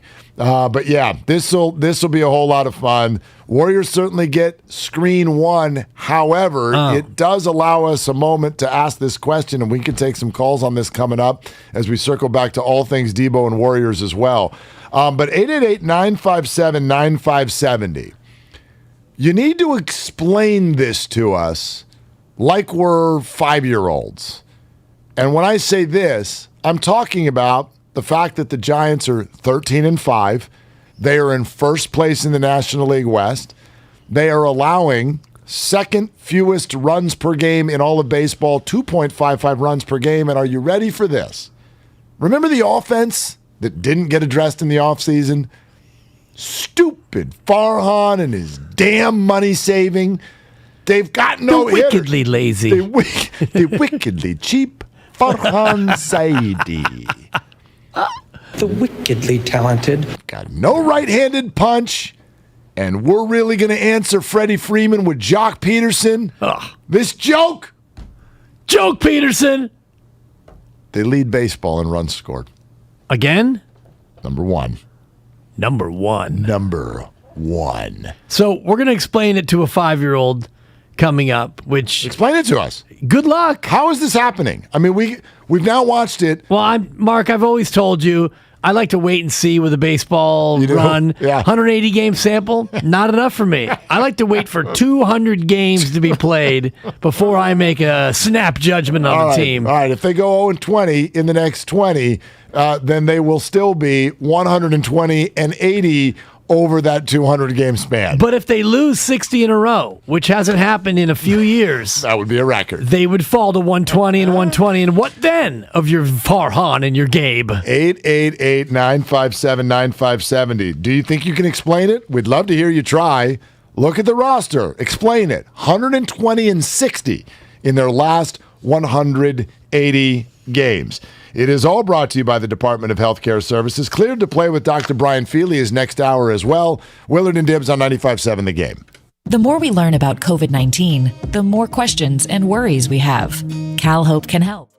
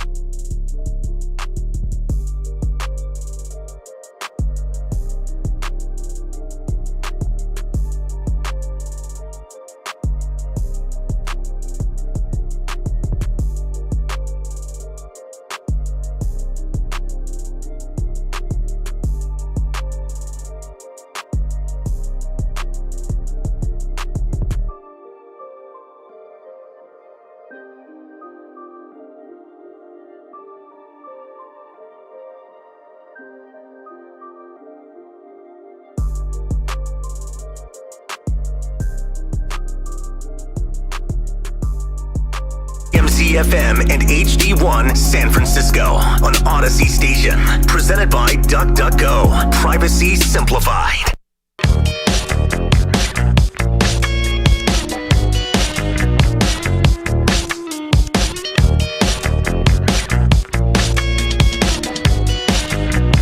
Now, back to Willard and Dibs on 95.7 The Game. It is all sponsored by Fremont Bank, full service banking, no compromises. Dr. Brian Feely is coming up in a half hour, cleared to play. Shout out Vic the Brick. We'll get into some of the frontline NBA players dealing with injuries, and also some of the Giants pitching injuries that are going on right now. Phoenix survives. Looks like they'll be okay, but we still don't know when Booker's going to be back, and they've got to go win a Game 6. It's almost, to me now, it's more important. We talked about Memphis and Phoenix potentially getting knocked out. I just want to see both those series go 7. I want to see them go 7. I earlier called Memphis and Minnesota a play date. It is. It's the ball bin at your ridiculous little local playland. Throw everybody in there. Mom, dad, go sit down, have a drink, take a break, let the kids all just mess with each other. One's got a 25-point lead. Now the other one's got a 25-point lead. We don't know what the hell's going on, but there's flashy dunks and flying around and throwing stuff at each other. All right, are you done? Let's have pizza and go home. Like, they have no clue, seemingly, what they're doing. But big Minnesota fan later this week so that the Warriors can get more rest. I want to ask Dr. Brian Feely that as well. How much rest right now would be good for the Warriors, assuming they can win tonight? The whole rest versus rust question as it pertains to NBA players of this age and, from a medical standpoint, trying to determine, what is really the most pressing of those issues. But I like your image of that being a play date in a ball bin, because a couple of young, precocious teams, and you just don't know who's going to come out of it. But no matter what happens in those two series, if you feel like the Warriors have a chance going into the playoffs, you feel like they have a better chance now, provided that they handle this business. Because if you lose tonight against Denver, well, now not only do you have to go to Denver to win Game 6 on the road, but then that little piece of what if continues to grow. What if you blow a 3-0 lead? No team's ever blown a 3-0 lead. You can't blow a 3-0 lead when you win in 5. But if you lose back-to-back games, Game 4 and Game 5, that narrative, it doesn't grow into a monster, but it stays alive. It's what Philadelphia just did, and it's nerve-wracking. It doesn't feel good. Philly was up 3-0, and then it's 3-2, and they're already ripping each other in the locker room. Embiid is calling out James Harden after Game 5. Harden. So, yeah, you got to win tonight. This is a real uncomfortable situation if the Warriors don't win. So more on that coming up. Plus, we're TikTok, keeping an eye on Debo and the 49ers with the draft coming up tomorrow. We'll have that covered across the board. And then also there's Giants A's. The interesting thing about the Giants, as we throw it out to you at 888-957-9570, explain it to us like we're 5-year-olds. Take your best shot. Look at the roster, look at the numbers, and explain to us how they're doing what they're doing. Last year and this year is 180 games. The Giants have won 120 of them. So I would like to remove from this discussion the things that people say. So lucky. Lucky. So let's remove lucky from the conversation. They are so lucky. They've won 120 of 180. I think they are lucky, but when you look at April, May, June, July, August, September, October, and April, and every one of those months is over a 600 winning percentage. All of them. I think you're right. You got to take that 4-letter word and add it to the list of 4-letter words that we can't say. Yeah. And there's another one that goes UCK too. Yeah, it sure does. They're blanking lucky. Can't say either of them anymore. So let's remove luck, and then I even think to a degree remove analytics. This is just this catch-all. Analytics. Just analytics. To understand something. Okay, if the Giants are simply doing something analytically, and that's it, they've cracked the code. Do you really think all of the other baseball teams are just stupid? Why don't you explain this to me like I'm 5? They don't get it? Like, the Giants call it a brain drain, okay? 49ers call it a brain drain. What happens at the end of every year? We'll take your coach, we'll take your coach, we're going to take your coach. We're going to give him more money, more responsibility, and we're going to hire him on our team. Do you really think that when those coaches switch teams, they don't tell anybody anything? Don't tell us what you were doing with the Giants when you won 107 games. Don't tell us, because we wouldn't want to be good also. Are we really to believe that the Giants are the only ones that understand analytics? They're the only ones that know what to do. All these other billion-dollar organizations, Yankees, Dodgers, Red Sox, what have you, they don't get it. The Dodgers, they win too, but they just do it with brute strength. They just step on you until you're done. But they don't understand analytics. These teams don't all have cheating cameras in center field. They don't. Only the Giants understand the algorithm that allows you to have mediocre ball players go win 2 out of every 3 ball games. This is all silly when you look at it this way. So let's explain it. How? How are the Giants winning 2 out of every 3 ball games since the start of last year? They're lucky. It's that damn computer that they have, the analytics. No, what it comes down to, Mark, is they find players who are good at certain things, certain situations. You find a hitter who's left-handed who's good against righties. You find a righty who can hit well against lefties. You find players who can play multiple positions. You find pitchers who have good velocity, good location. You build a bullpen with a variety of different guys. You've got a submariner. You've got a hard-throwing rookie. You've got a veteran lefty who doesn't really have overpowering stuff, but he can command the strike zone. And then you get guys in the middle. You find starting pitchers who are either reclamation projects or guys that other teams overlooked. And you throw all that mix into a team that is augmented by a coaching staff that is deep. You've got more coaches per player CPP than any team I've ever seen in my life. And oh, by the way, the head man, Gabe Kapler, is a former player who's like a new age transcendental meditation expert to where the way he communicates, the feeling around that clubhouse is, you know, like Jock Peterson. You've got 2 home runs in the game and you're coming out. Yep. And you know you're coming out and you're almost happy that you're coming out because the guy who's coming in has a better chance to get a hit in that spot. And you know what? He needs an at-bat too. And then come to find out that player comes through in his at-bat and you're selfless about it. So it's so many different things. Wow. And I don't think I explained that to a 5-year-old very well. The real answer, if I'm going to explain it to a 5-year-old. Why don't you explain this to me like I'm 5? I'm trying, Michael Scott. There's good players who like to play with each other, and the manager's a good manager too, little Timmy. Right. And look at me in my white hoodie. Don't I look super hot? I'm dressed like Tinky Winky. How are you going to look at that man and not just smile and do whatever he asks you to do? Boy, explain it to you like a 5-year-old. I guess if I was going to explain it to you like you're a 5-year-old, here's what I'd say. Why don't you explain this to me like I'm 5? So here's the thing about life, young Billy. A lot of times in life, people are going to brand you. They're going to tell you What's a brand, Daddy? So they're going to tell you, they're going to label you. They're going to tell you you're something other than what you are. But you keep that inner belief in knowing about who you actually are. Can I have ice cream? And simply hang on, not till after dinner. Yeah. Hang on to that inner belief and go do what you do. In other words, the San Francisco Giants players are better than what you think they are. There's my one sentence. And it's a sentence that Farhan has alluded to before. You can sit here all you want and say, but you're supposed to sign Trevor Story. They're like, can I have Mookie Betts? Oh, yes, you can have Mookie Betts. Why? We're going to package him in a way that looks like Jock Peterson and Austin Slater. That's what we're going to package. I want Mookie Betts. No, I'm sorry you don't get Mookie Betts. Oh. Because, son. I don't want a platoon. I know.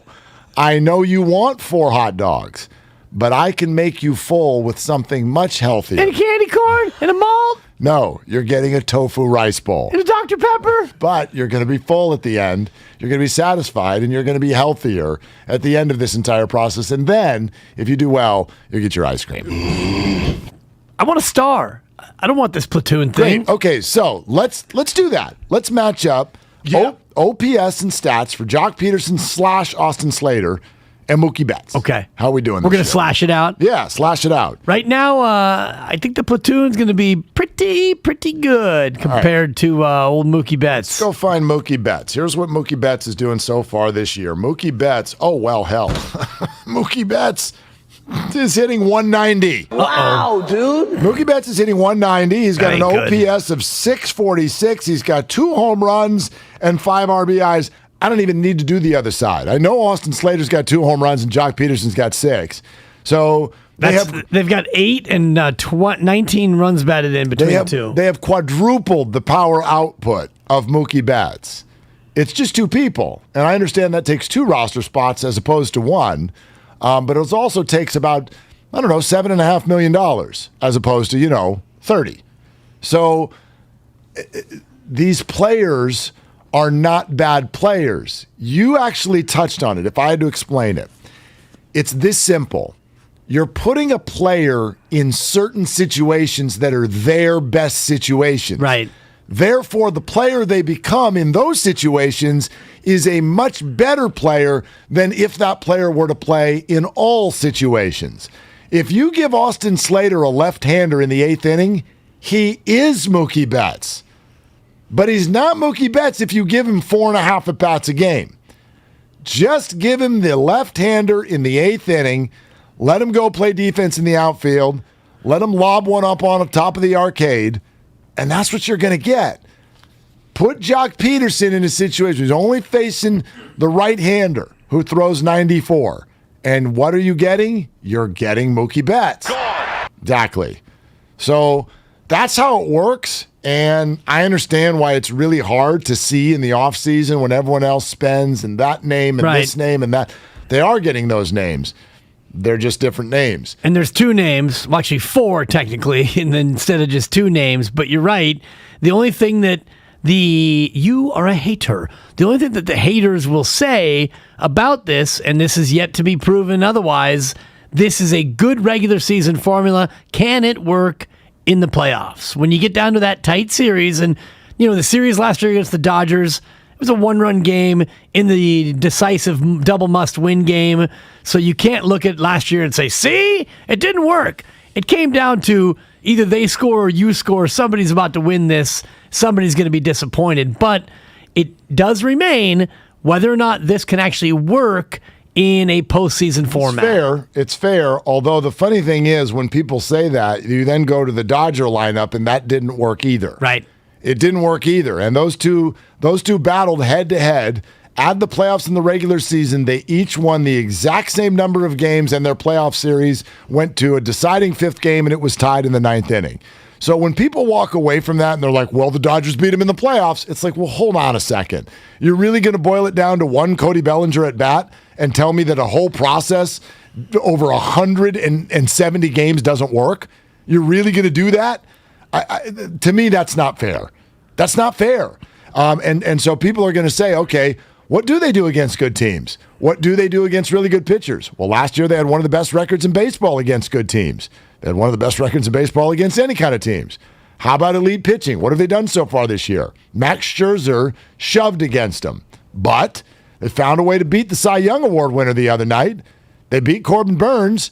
And I get that they didn't score against him until the late innings and they got to the bullpen, and that's their process. When you're facing an elite starter, it's not so much how much can we score on him, it's how quickly can we get him out of the game. Because Trevor Gott is going to come in, and we think that's going to go well. Got him. And it did. Yeah. And it did. So, I don't know. The other side to it, and Ratto said this to us yesterday, they're winning in the process of also just buying time. Like, in theory, what you're watching with the Giants right now, it should get better. The farm system is supposed to start producing talent this year, next year. And if that happens, oh my gosh, the powerful become even more powerful. Yes, and especially if you're able to continue to churn the roster over and get prospects for the players that you decide at that point that you won't necessarily need as much. You think about Jock Peterson, though, as a perfect Farhan guy, a guy who he knew, obviously, from being down in Los Angeles, and a player who fits perfectly into what they're trying to build here, which is that platoon situation. And he's come up here, and he's hit the ground crushing the ball. And you mentioned it, Mark, 180 games this year and last, and you've won 2 out of every 3 over the course of a season and an eighth. It just is, it's mind-boggling how long they've been doing this now. Okay, so let's use that now as an example for where my brain is in terms of Deebo Samuel. Here's another thing, because I've heard this a lot. I don't know if you've heard this a lot so far. The 49ers offseason has been a disaster. Everything has gone wrong. You were supposed to trade Jimmy. You didn't. You were supposed to make Deebo happy. You didn't. And Alex Mack's going to retire. Who's on your offensive line? Oh my gosh, this whole thing has totally fallen apart. It's sort of reminiscent of what Giants fans said right before opening day. You didn't sign anyone. You didn't go get anyone. You didn't get any good hitter. You didn't get any right-hander with pop. Oh, and now Longo's hurt? Oh my gosh. This offseason was a disaster. Off-seasons can't be a disaster as long as you're still in them. Does that make sense? It does, but they can be, but only in extreme circumstances. They can be if what you're worried about comes true. What's the stand? I would love to find a way to actually fact check this. This is an old saying. 80% of what you worry about never happens. Okay? You've heard that one, have you? Sure. Okay, great. Sure. 80% of what you worry about never happens. 92% of stats are made up on the spot. Is that true? I just made that up. Okay. That's kind of the bit. That's actually the entirety. I fell right into it. The bit. Fell right into it. You sure did. Seattle's offseason, the Seahawks, has been a disaster. Has it been? Well, we'll see. I don't know. Who's their quarterback? It's not a disaster until you're 1-5. True. So if the 49ers don't start 2-4, with or without Deebo, with or without Jimmy, is it a disaster? Because the Giants season was a disaster until 18 games in, they're 13-5. I like what they did, Mark. It's like, you know what? It might be that Farhan is smart again. This Rodon guy's not bad. Oh my gosh, the signing of the offseason. That Jack Peterson can swing the stick. I don't know why I went Southern for that, but it worked. Thanks. Maybe the 49ers offseason is a disaster. We'll see. We're not going to know that until October. And my bet is that the 49ers, also a smart group, are going to have some sort of answer for this. Whether it's keeping Deebo, saving the whole thing, playing hardball, trading him, finding a different player that's going to work. Look at this. Oh my gosh, you lost Deebo. What are we going to do? oh my gosh, how do you replace Buster? And by the way, the guy replacing him is hitting about $160. But boy, can he frame. 13 he can throw too. 13-5. Yeah. So what? It's all about the season. I've decided that we've just gotten way too. It's our drama-filled nature. We're way too into the offseason. No, disagree. The offseason is what keeps food on your table and keeps money in the coffers. Oh, it's fun. Yeah. It's fun, but it's cotton candy. It's just gone. It is. You put it in your mouth and it dissipates. And like everything else in sports, hindsight is not 20/20. Hindsight is 50/50. Because when you look back at all of this hand-wringing in the offseason, if you think the offseason is a disaster, come October, you're either going to be right or you're going to be wrong. And a lot of this, by the way, depends on the one move that they won't make, and that's Trey Lance. Because if Trey Lance comes out and he's immediately the best player in football, right, and you go 4-0, you blow the Debo thing, the picks you get back, they don't pan out, Jimmy G, you don't get anything for him, you end up cutting him, the offseason is a disaster. Well, Trey Lance comes out and he lights the league on fire and you're 5-0, the offseason was no longer a disaster. Exactly. Conversely, you trade Debo, you get 2 picks, you get 2 great players, you end up getting something for Jimmy G, you get future picks, Trey Lance comes out and he stinks, and you go 1-4, well, then the offseason was a disaster. You know what I mean? Right. I'm not saying that an offseason can't be a disaster. I'm saying it can't be a disaster as long as you're still in the offseason. I'm with you on principle, but it's our very nature to judge everything in real time as it goes. And right now, where we sit with the prospect of Debo going away and Jimmy G being an unresolved whatever it is, right now, it feels more like a disaster than it does a success. I think I agree with you that this, in the end, and it doesn't feel that way in the moment, but in the end, this all boils down to Trey Lance. Let me throw this at you. Do you think that Chiefs fans think that the offseason was a disaster? They have Patrick Mahomes. Okay. Do you think that the Packers fans feel like the offseason was a disaster? RELAX. Right. Relax. Because they know that their quarterback is going to find whoever the heck is out there. We as 49ers fans, we don't know that yet. Right. We're not sure.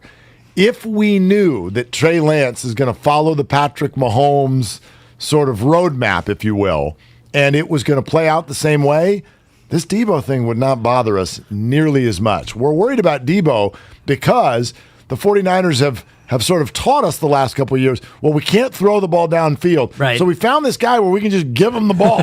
Like, here, you take it. You go do something fun. And he does. And he does. That's actually not the ideal way to play football, I'm pretty sure. Not these days. I would rather have Josh Allen or Patrick Mahomes who can sling it and make receivers better players just by being on the field with them. And the 49ers might have that. But they might not, and until we know, we don't know. And until we know, and we won't know until they actually play, by the way, the weekend of September 11th. September 11th is a Sunday. Dave Smoke Stewart's retirement. Dave. Yeah, sorry about that, Dave. It's going to be Trey Lance's 2022 debut, assuming that the Niners don't play on that Monday, etc. But to that point, we won't know how disastrous this offseason is or was until we see any of these guys on the field, and a lot of it is reliant on the new quarterback. Okay, so what about Warrior rest? What about injuries to Devin Booker? Luka is back. Middleton. Donovan Mitchell is now in a situation. The Giants pitchers, we'll get to all of that. Iguodala. With Dr. Brian Feely, thank you. A neck issue for Iguodala. Iguodala. You're not going to get him. He's out tonight. Dr. Brian Feely on Cleared to Play is coming up next. The Warriors are looking to close out the Nuggets in their first-round playoff series tonight, as you know. Game 5's tip is at 7 o'clock. Warriors Live is at 5:30, right here on 95.7 The Game. Warriors Live presented by Xfinity Sports Zone, the ultimate sports hub experience. 888-957-9570 on Willard and Dibs. I'm Chelsea Messenger, helping you beat the books with BetQL. Everyone swoons over the Dodgers, and yeah, they're the favorites to win the World Series. But on a day-in, day-out basis, who wants to bet a money line north of -200?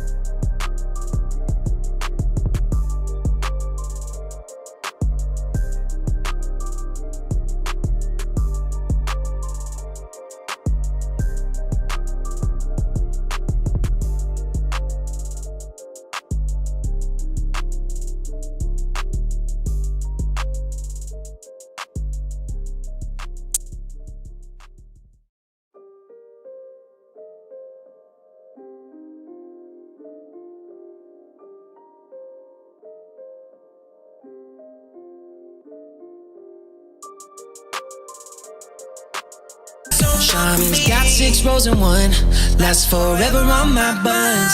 Only super mega when I'm cleaning. Charmin's got my booty believing. Charmin Super Mega Roll is 6 regular rolls in one. Enjoy the go with Charmin. Heard my little sis is buying a car. You'll need my secret guide. Gross, no way. I already used Capital One Auto Navigator. I bet your credit score wasn't impacted at all, so ha. I got my real rate and monthly payment, had an amazing test drive at the dealership, and made the purchase. Taking the easy way out. That's so you. Still not getting it. That's so you. Capital One, what's in your wallet? Terms and conditions apply. Find out more at CapitalOne.com/autonavigator.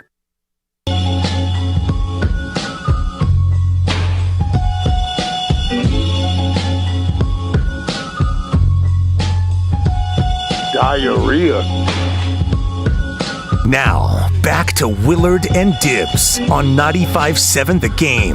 Hey, Hot Take Jake. I'm ready to pay off. I got a $2 IOU in the sensation jar. I want right? my $2. All right. During the break, can we IG live my 2 free throws? Yeah. I got 2 singles for you. Sounds good. 2 free throws inside. Yeah. And then if they go inside the bucket, they're coming right back out. It's a make-it-take-it payoff scenario. All right. We got sound from Richard Sherman on Debo. We got an interesting tweet from Josina Anderson about Debo that we'll share with you in just a couple of minutes. But right now, here we go to Dr. Brian Feely, and we'll get into Cleared to Play, where we take you inside the tent to get you updated on the latest injuries in the Bay. Proud to partner with UCSF Health on this segment. And now we bring in Professor and Chief of Sports Medicine at UCSF, Dr. Brian Feely. Hey, Doc, what's cooking today? No, not too much. I was just hanging out with Dr. Pandya and reviewing the injury list for the playoffs, which is quite extensive. Yeah, it sure is. And Andre Iguodala just jumped on it. And now not only is he out tonight, but the Warriors say that he will not be reevaluated until next Wednesday, which means he's out for the remainder of this series and the start of next round, assuming the Warriors are in it. What is your take on this news? Yeah, I think, first of all, I like the cautious optimism. I really hope we just win tonight, give everybody a break. And I think anytime we deal with anything in the spine, caution is the best advice. So we saw this with Draymond, giving him time. He came back and he had, he's basically come back like initial Draymond. With upper extremity and cervical spine issues, it's the same thing. You need to give time for the disc and the inflammation around the disc to calm down. That will take some of the pressure off the nerves, allow him to feel like his upper extremity is functioning well, allow his neck to recover and feel like he can move completely. So it seems like a pretty good timeline. And honestly, like, he is probably as much of a mental boost to having him around giving advice as he is on the court this year. It seemed like when Andre got the acupuncture, he responded, and it was like he had years taken off of his career. Is this just a temporary relief, that sort of a treatment? Yeah, it's a great question. Probably. We don't have great evidence on how, quote-unquote, Eastern medicine works in long-term studies, but we do know that it seems to have a relationship with being able to consistently decrease inflammation, which we think is a lot of the driving forces across what patients actually feel. So it's not surprising that it made them feel better, but it didn't give them the long-standing relief that just plain rest and letting your body heal and decrease inflammation in a, I don't want to say more natural, but in a more time-dependent manner. Dr. Brian Feely with us here. You mentioned the rest that you'd like to see the Warriors get. I'm curious, Doc. We always have the rest versus rust conversation. If the Warriors had swept on Sunday, they'd be looking at a week and a half off. Is that a good thing? Could there be too much rest? Yeah, I don't think so. I think, first of all, professional athletes, they're going to let their bodies rest, but it gives them more time to prepare mentally for whoever they're going to play next. They can watch tape. They can prepare specific game plans.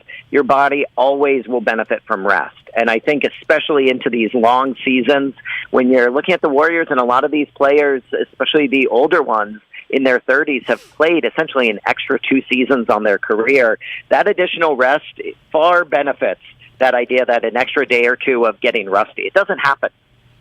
When you talk about rest, Devin Booker of the Suns is looking at 2 to 3 weeks of rest after he suffered a grade 1 hamstring strain. Does being younger help the rehab and the recovery time for an injury like this, or is it not really age dependent on when Booker might come back versus an older player? Yeah, that's a great question. So I think there's really, when we look at hamstring strains, there's really 3 things that are a factor. Age, being younger is better. Severity of injury. So a grade 1 obviously is better than a grade 2 or 3, but not as much as you would think. So age is more important than grade, and whether or not this is a recurrent injury. So people who have a recurrent injury are going to fare much worse. So if I'm the Suns team physician group and athletic trainers, I want to make sure he is as close to 100% before he comes back to decrease the risk that he gets a recurrent injury, because that recurrent injury is going to keep him out significantly longer. Doc, we saw Donovan Mitchell in the Utah-Dallas series go out. I think that they're still kind of working through the results of that injury. It's a hamstring, though, similar to what we were just discussing. So even though, and I'm now seeing an MRI revealed no damage, what are the concerns potentially there? Yeah, I think pretty much same thing. For him, MRI is not a great indicator of muscle injury. There really isn't a great imaging study that quantifies it. We tend to use MRIs and sometimes ultrasound as the best available evidence to report on, but it's really how he feels. And hopefully he feels better kind of day to day. If we see no structural damage, it usually portends to a quicker recovery, but not always. And again, with professional athletes, a lot of it is just listening to what they tell you about their bodies and how they are telling you they're responding, and having the athletic trainers watch and see how he's moving. Elliot Ramos of the Giants has been out and will be out for some time with an oblique strain. How damaging can this be for a hitter, especially a younger hitter, to have this oblique? Yeah, with all these muscle injuries, it's especially in your core muscles, you really got to give it time to recover. And then, especially for hitters, looking for other injuries around these oblique strains. So whether or not there's a defect in your core muscles, so you can have almost like a sports hernia where it's not just a strain, but it's actually a little hole in your muscles. Whether there's any abnormalities in your hip and any bony abnormalities like Buster Posey had. So if you're not moving your hips as well, you put more strain on the muscles. So part of his evaluation is probably going to be kind of a complete workup, making sure that there's nothing that's going to predispose him in the future, so that he can have as long of a career as possible. We were also excited about the early returns from Alex Cobb, the new Giants starter, but he went out with what was termed as a groin injury. He had a 30-pitch bullpen session the other day, went well, but he wasn't going at full speed. What does he need to be worried about as he tries to get back? A lot of the same things. So we know that your groin muscles actually attach right up next to where your obliques come down. They share kind of a common attachment across your pelvis. So it's the same thing for pitchers, but even more so. And it really depends for pitchers whether it's your push-off leg or your landing leg. For your push-off leg, you actually put more stress on your groin. On your landing leg, you put a lot of force on your quad. So seeing how he feels, seeing how his mechanics have changed with this injury, and getting him back to those original mechanics prior to letting him pitch in a full game. And then once he feels like his mechanics are good, seeing how he deals with fatigue, probably pulling him a little bit early to protect him so that he doesn't develop poor mechanics or re-injure himself as he gets tired, even if he's pitching well. Doc, we appreciate your perspective, man. Thanks so much for jumping on. All right, take care, guys. Okay, it's Dr. Brian Feely, and the proceeding was sponsored by UCSF Health. The Iguodala situation is interesting, and at his age, with what he's been through this season, you wonder. I mean, he got a back issue. It's already the playoffs. He's more not played than played this year. I mean, who knows? My neck and my back. We might not see him again. Right, or you might not see him again until you absolutely need him in a spot. And the thing about Andre Iguodala and how many minutes he'll play, he doesn't really need to get his, quote, wind back, because you're not going to look for 30 to 35 minutes. You're really looking for about 12 to 16 minutes of Iguodala. And maybe it's not until Game 4 of the Western Finals or a scenario like that, Mark, or maybe it's not until the NBA Finals, but to have Andre Iguodala available in a spot, in a matchup, we all remember what it meant when they beat Cleveland the first time and he shut down LeBron James. I know that's now a lifetime ago, but to be able to use him in a small burst, even one time, it's got value. Josina Anderson, just 15 minutes ago, sent out this text. Unpack it as you may, Dibs. Okay. Quote, opinion texted to me from a league source on a top 5 NFL draft team. By the way, who are the top 5? Let's see. Jacksonville, the Jets. The Carolina's in there. I think Carolina's 6. Okay. Houston, right? Detroit. Yeah. Okay. One of those 5 teams. Opinion texted to me from a league source on a top 5 NFL draft team. Quote, Debo isn't getting traded. Josina goes on to say, we all know things can evolve, just sharing current sentiment from a source. Right. Current sentiment is what I'm getting from that. And you almost did a little Josina Schefter there, according to sources. Yeah. You almost lapsed into that. Yeah. But right now, and what that tells me is that, the Jets being one of those teams up there, right, in the top 5, and the Jets are one of the teams that everyone associates this Debo trade with. Maybe the Jets inquired and the Niners said, give us, number 4 and number 10 and a pick next year. And the Jets are like, you're crazy. Right. And the Niners then said, well, then we're not trading him. So that could be what the report is. And the fact that she says at this moment, at the present time, yeah, we still have 38 hours to go until the draft. It's either the Jags, the Lions, the Texans, the Jets, or the Giants. Okay. Those are the 5 teams. And I would think only the Jets and Giants potentially would be teams interested in Debo Samuel if he were available. So I think that text to Josina came from the city of New York. Yeah, I wonder. That's what I think. Little 212 area code. Yeah, little something. On that caller ID. And again, it's just at this moment, and here we sit with the draft. First pick is, 5 o'clock? Tomorrow, 6 o'clock. Yeah. So we still have a little bit of time. It's all sponsored by Whole Foods Markets. Pick your battles coming up next. And also developing news from Shams with regard to the Warriors starting lineup. That is next on Willard and Dibs. We're on a journey to make healthcare more accessible and more equitable. To treat the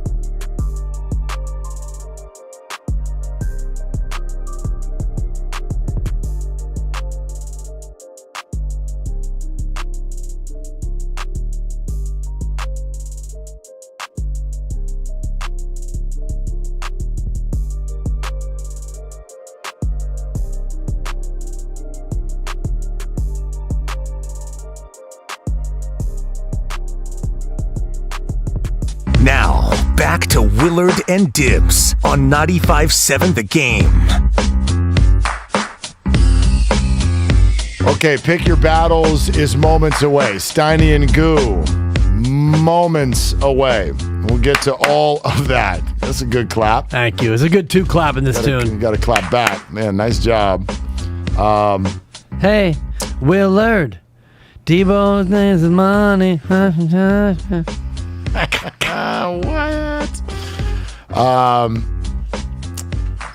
Hang on. I'm looking for a specific emoji that I would like to tweet out. Oh, boy. No. While quote You are an tweeting, 8-year-old. Well, no. While quote tweeting what Shams Charania just sent out about the Warriors starting lineup, which I believe is Breaking news on 95.7 The Game is brought to you by DuckDuckGo. Protect your privacy online for free with DuckDuckGo. DuckDuckGo. Privacy simplified. Shams Charania on Twitter. There is momentum toward the Golden State Warriors. ... Dibs, who do you think is in the starting lineup? Oh, my God. Momentum toward the new starting lineup for the Warriors being... One Toscano Anderson. Before I read it, what do you think it is? Steph Curry. Okay, and? Wiggins, Clay, Draymond, and Kevon.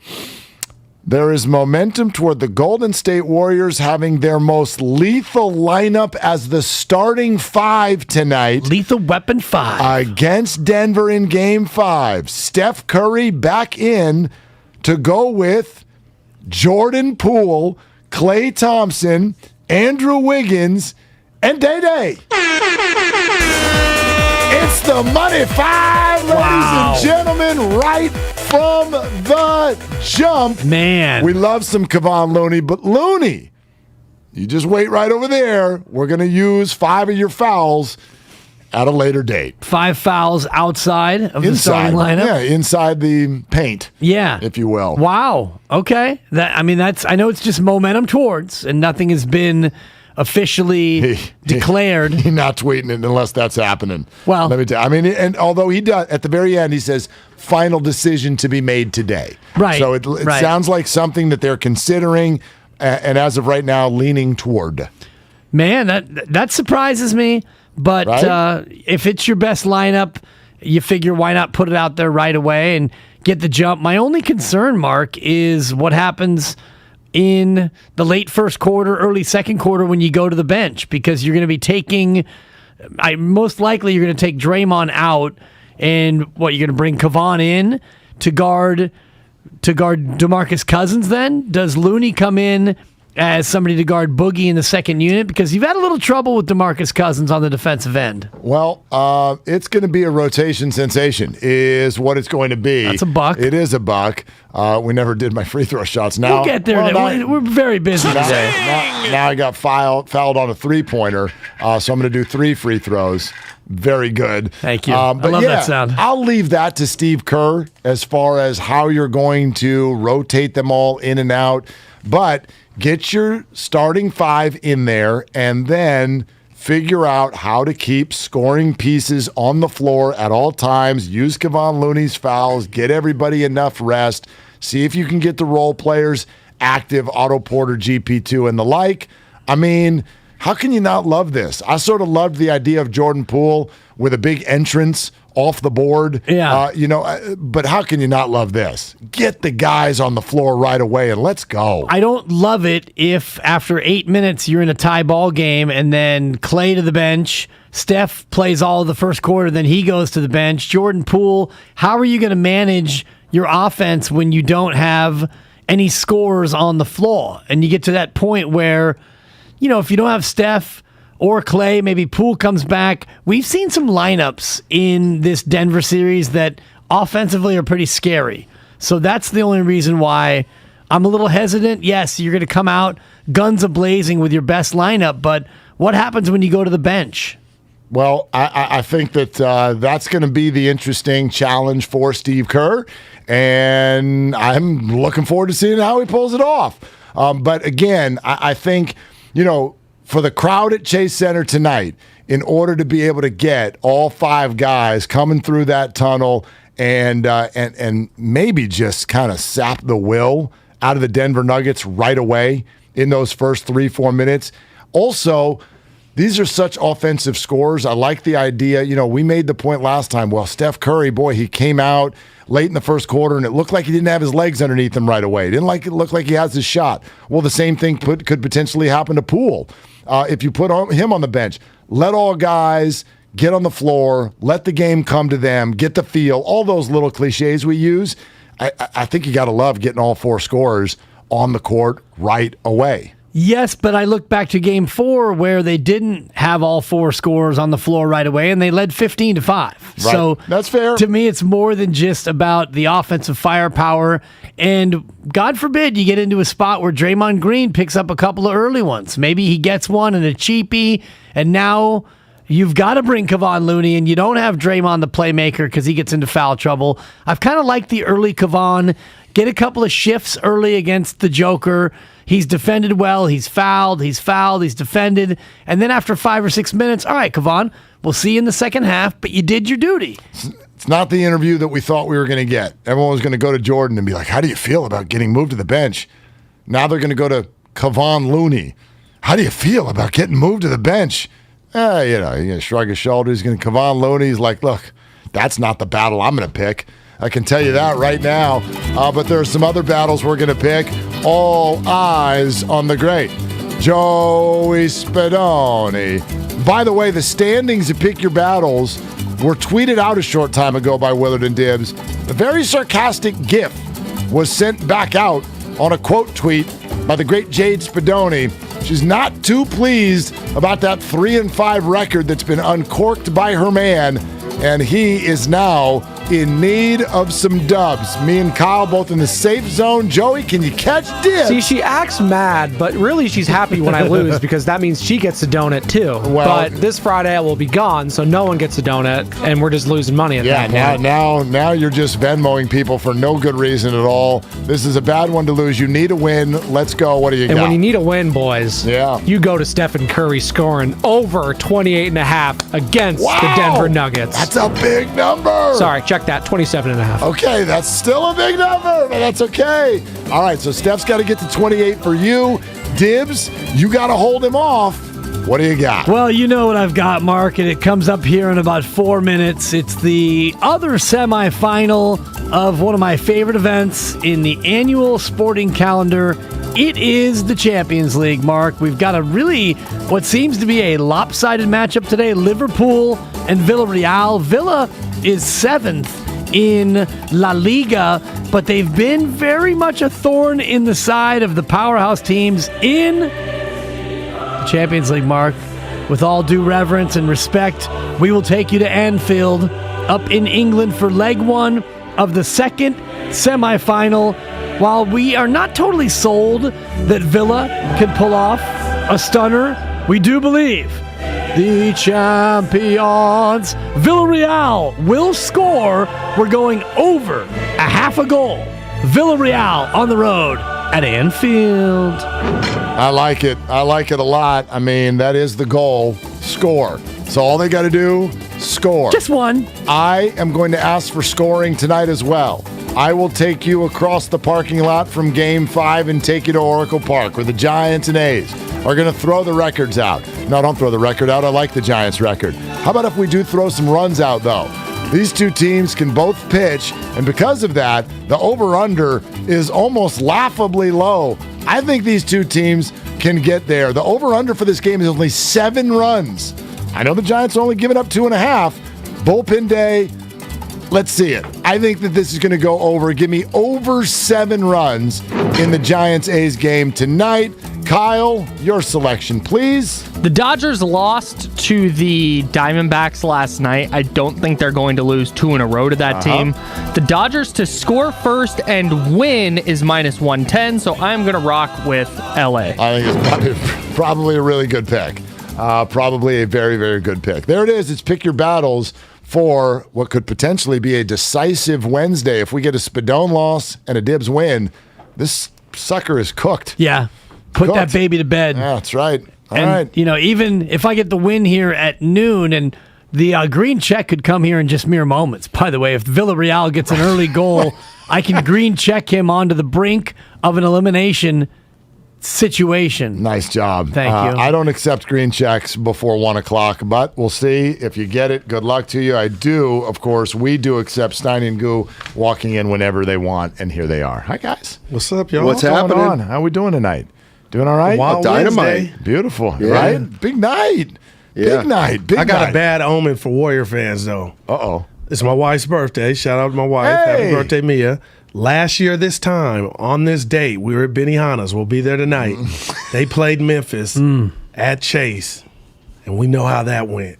So the Johnsons will be in the same spot watching the closeout, but they'll take care of Denver. So I feel good, but at least I call it the 2-for-1. I'm not with the fan, but I get to watch it. That's a great shout out to the lovely Mia. Yeah. And I'm glad that I don't live in a world of superstition, because the very thought of you celebrating a birthday at such a fine restaurant as Benihana, to have you worried about the chopping of the meat in front of you somehow affecting the chef, one chef affecting another chef, I just don't see the connection, but happy birthday nonetheless to the great Mia. Happy birthday. And can we get the Warriors to stop scheduling major games on the birthday? I know you call it a 2-for-1, but to me, that's the worst when you get stuck. Come on, man. You get stuck. You sing it to me now, You know, Will. it's like you got no choice. You got to be there. You got to prioritize the family for sure. You don't want to watch this game at Benihana. You want to be locked in. Yeah, no doubt. I know. But happy birthday. And the Warriors season, no matter what happens, won't end tonight. And we'll So have that's 2 good. sellouts in the Bay. I was just telling Steiny in San Fran. A's, Giants, Warriors, Nuggets. His A's Giants can be sold out tonight? I felt like it was. Yeah. They had a nice crowd last night. They had a nice crowd. Did you tell people to get there early? Yes. Traffic going to Take be a bar. nightmare. Yeah. Go there now. Go It's there not now. a bad idea. Seriously, go hang out at Thrive City or out at right outside the ballpark. Go get lunch at Gott's or do something down there and just kill some time. Or Rots, as some would call it. Rots, Gott's, Rock From the Chalk, famous ranch. Jayhawk, like whatever. Just get down there as quickly as you can and hopefully as cost effectively as well. I told y'all, you guys are appointment radio, the crossover in the morning, and y'all. So Dave Cavill's name has come up, but what do you think? I told you yesterday, the same time, same bad time, same bad station. It's out of the movie Major League, and how can a man in his position be doing what he's doing? Because he's hired to do it, I guess is the best way to say it. What do we call what he's doing? What is this? Do it. It's high-level I could put trolling something is else what on it it is. to it. Well, that's what it is. Let me say this. So a few years ago, did you ever get mad at, I don't know if you're into politics or not, but did you ever get mad at any of the White House briefings? Did you ever get mad at the press secretary? Right? You get mad at them? Okay. Yeah. Tell him what TV series. Hired to go out there and pitch a ridiculous narrative. That's what they're doing. That's what their job is. Now, you can take issue with the fact that they have decided to take that job and have decided to participate in the ridiculousness, but that is the situation for Dave Cavill. He has been hired to go out there and be the face of a ridiculous narrative. He is paid to continue that narrative, and he is doing his job. I wish he would go take a different job, but somebody else will get hired to do it if he does. What's the discussion, though, at this point? Like, I'm reading those tweets last night, and I'm saying, what's he doing? Like, this doesn't make any sense. Like, but what's the discussion? To come in here and drill the guy for an hour and a half? You know, you can't, the A's fans are innocent bystanders here. Collateral damage. So, what? I mean, okay, we can go on and rip Cavill and Fisher, and they deserve it. But we've done that for a while, and it doesn't do any. Like, this is low as how do you move the ball forward on this? President. I think pretty soon we do get to the conversation. And by the way, real quick, you're listening to 95.7 The Game, KGMZ FM and HD1 San Francisco, and Odyssey Station, brought to you by DuckDuckGo, Privacy Simplified. Pretty soon we get to the situation, because I feel like this has gotten actually quiet in a way. There's so much anger about the stadium, giving away the ball players, and we get away from, are they actually going to do this? Like, are they actually going to leave? I will tell you, I think that's... having worked in San Diego while the Chargers did this, this is the blueprint. This is the way you do it. You tick off the fan base, and meanwhile, you pitch a pie-in-the-sky, beautiful stadium that you know is not going to actually get through all of the hoops. And then when it doesn't, you go, see, we tried. We have taken care of our contractual obligations. Viva Las Vegas. They call that pimping. Does Vegas even have a baseball stadium right now? No, Vegas will approve it by lunch, though. Vegas would have to. Vegas, you know what I mean? They already. They're gone. They have spots they've looked at kind of down. One of them's down near where the Raiders are, which is down by the airport. But baseball in the desert won't work. 81 times is different than going to 8 Raider games. You can get up for and endure the trip out there and the heat and all that, but talk about a July date with the Minnesota Twins. You're going to be drawing 3,200 in a vacuous indoor venue. But what we talked to Dave Stewart earlier. I don't know if you guys heard the interview, and he isn't paid by the team, but it feels like he's definitely towing the company line. And the narrative that's come out of Dave Stewart is it's Oakland's fault. It's the city council's fault. So Mark asking, can this really happen? They're priming the minds of the patrons to say, if it does happen, we know who to blame. Of course. Part of it's the media. It's the media's fault that no one goes to our games because they hate on us, but it's Oakland's fault that we can't get this done. Well, and the city, I'm sure, is not innocent. But the idea that the A's are... Who's buying that? Right. And to go behind the Twitter keyboard and just basically act like an infant. And you are right. If it's Agenda City and it's about, turning off the fans. But when you tweet about another team's attendance and at reporters in the Bay, to me, that was, it's all just garbage, but that was like, that is so Pee Wee Herman-ish, man. You are smaller than minute. Like, you stooped to that level. By the way, you also tweet about another team's attendance, which was higher than all of your games combined. Man, preach. It's like, it was almost as if it was a scheduled tweet, no matter whether it was real or not. Could. He added the team. Could the crowd have been bigger last night? Sure. They had 30,000, didn't they? Did they? Tickets sold out. Okay, 25. Whatever, yeah. Did they have 25? It wasn't sold out, but it was fine. If they had 4,100, they win. Hello? That's the point. The bleachers were jammed. Right. The bleachers were jammed. Okay? That was a party out there. So, yeah, it was a scheduled tweet. It had zero teeth behind it, no facts, and it was sent anyway. Well, my issue, too, is after all this disingenuousness is the fact that they want you to believe, give us a ballpark and we'll spend. Oh, man. Right. No. Spend and then we'll get you the ballpark. It's like you can't ask for what nobody believes you're going to. And you know what? I don't believe they would spend. Oh, of course not. And there if they you would, go. even if they would have a new ballpark. Oh, it's a rope-a-dope. Exactly. Yeah.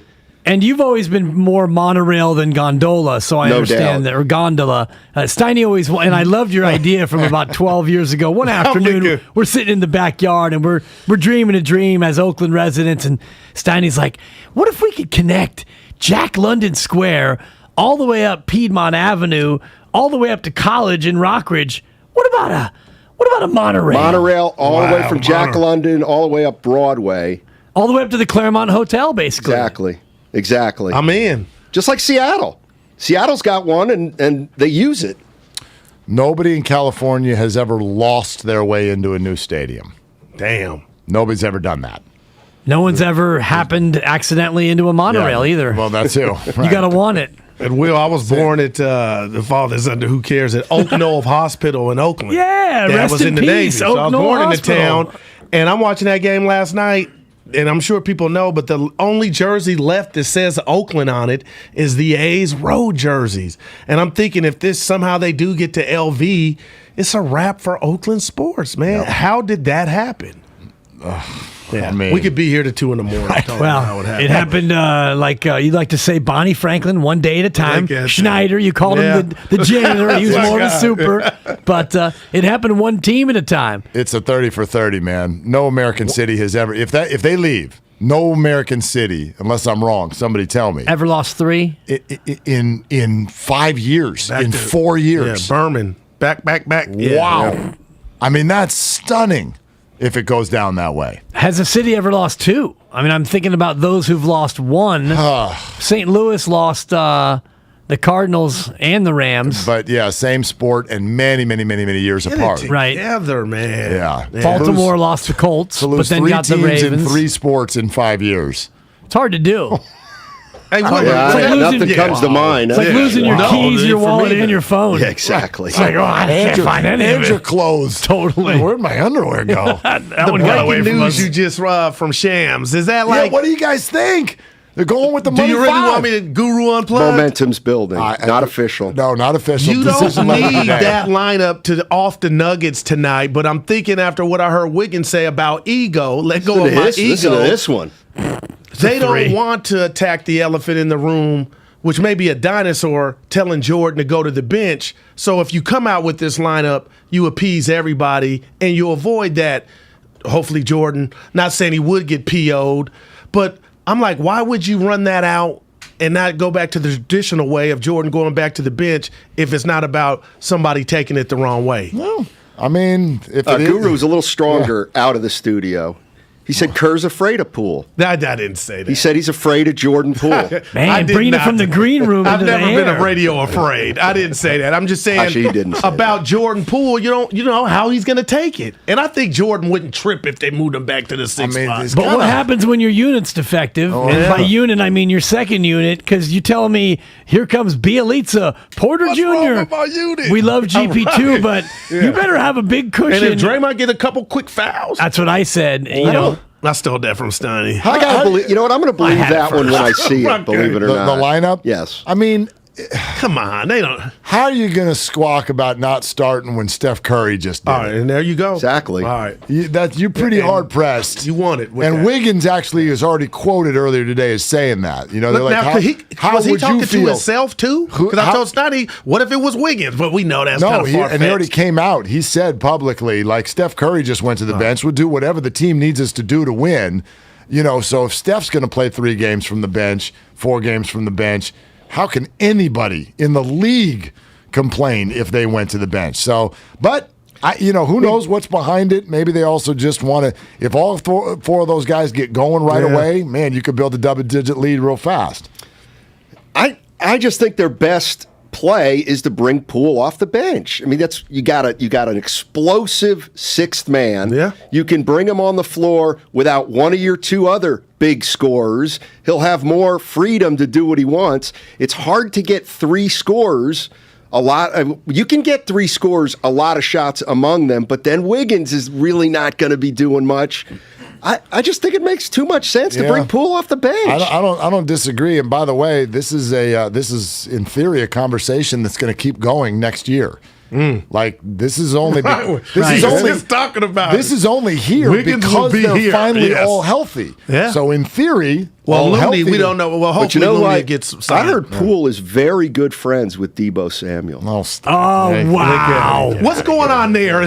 Would you buy a Debo jersey right now? No. And I was saying that the Niners don't owe the fans anything as far as like what they're going to do plans-wise, but you should have a jersey buyback program. When you trade your favorite player, you're a guy who loves a jersey, and you buy a Debo jersey, and then he gets traded, give me my money back. I'm with Dibs. Well, the NBA does that. Okay. NBA.com.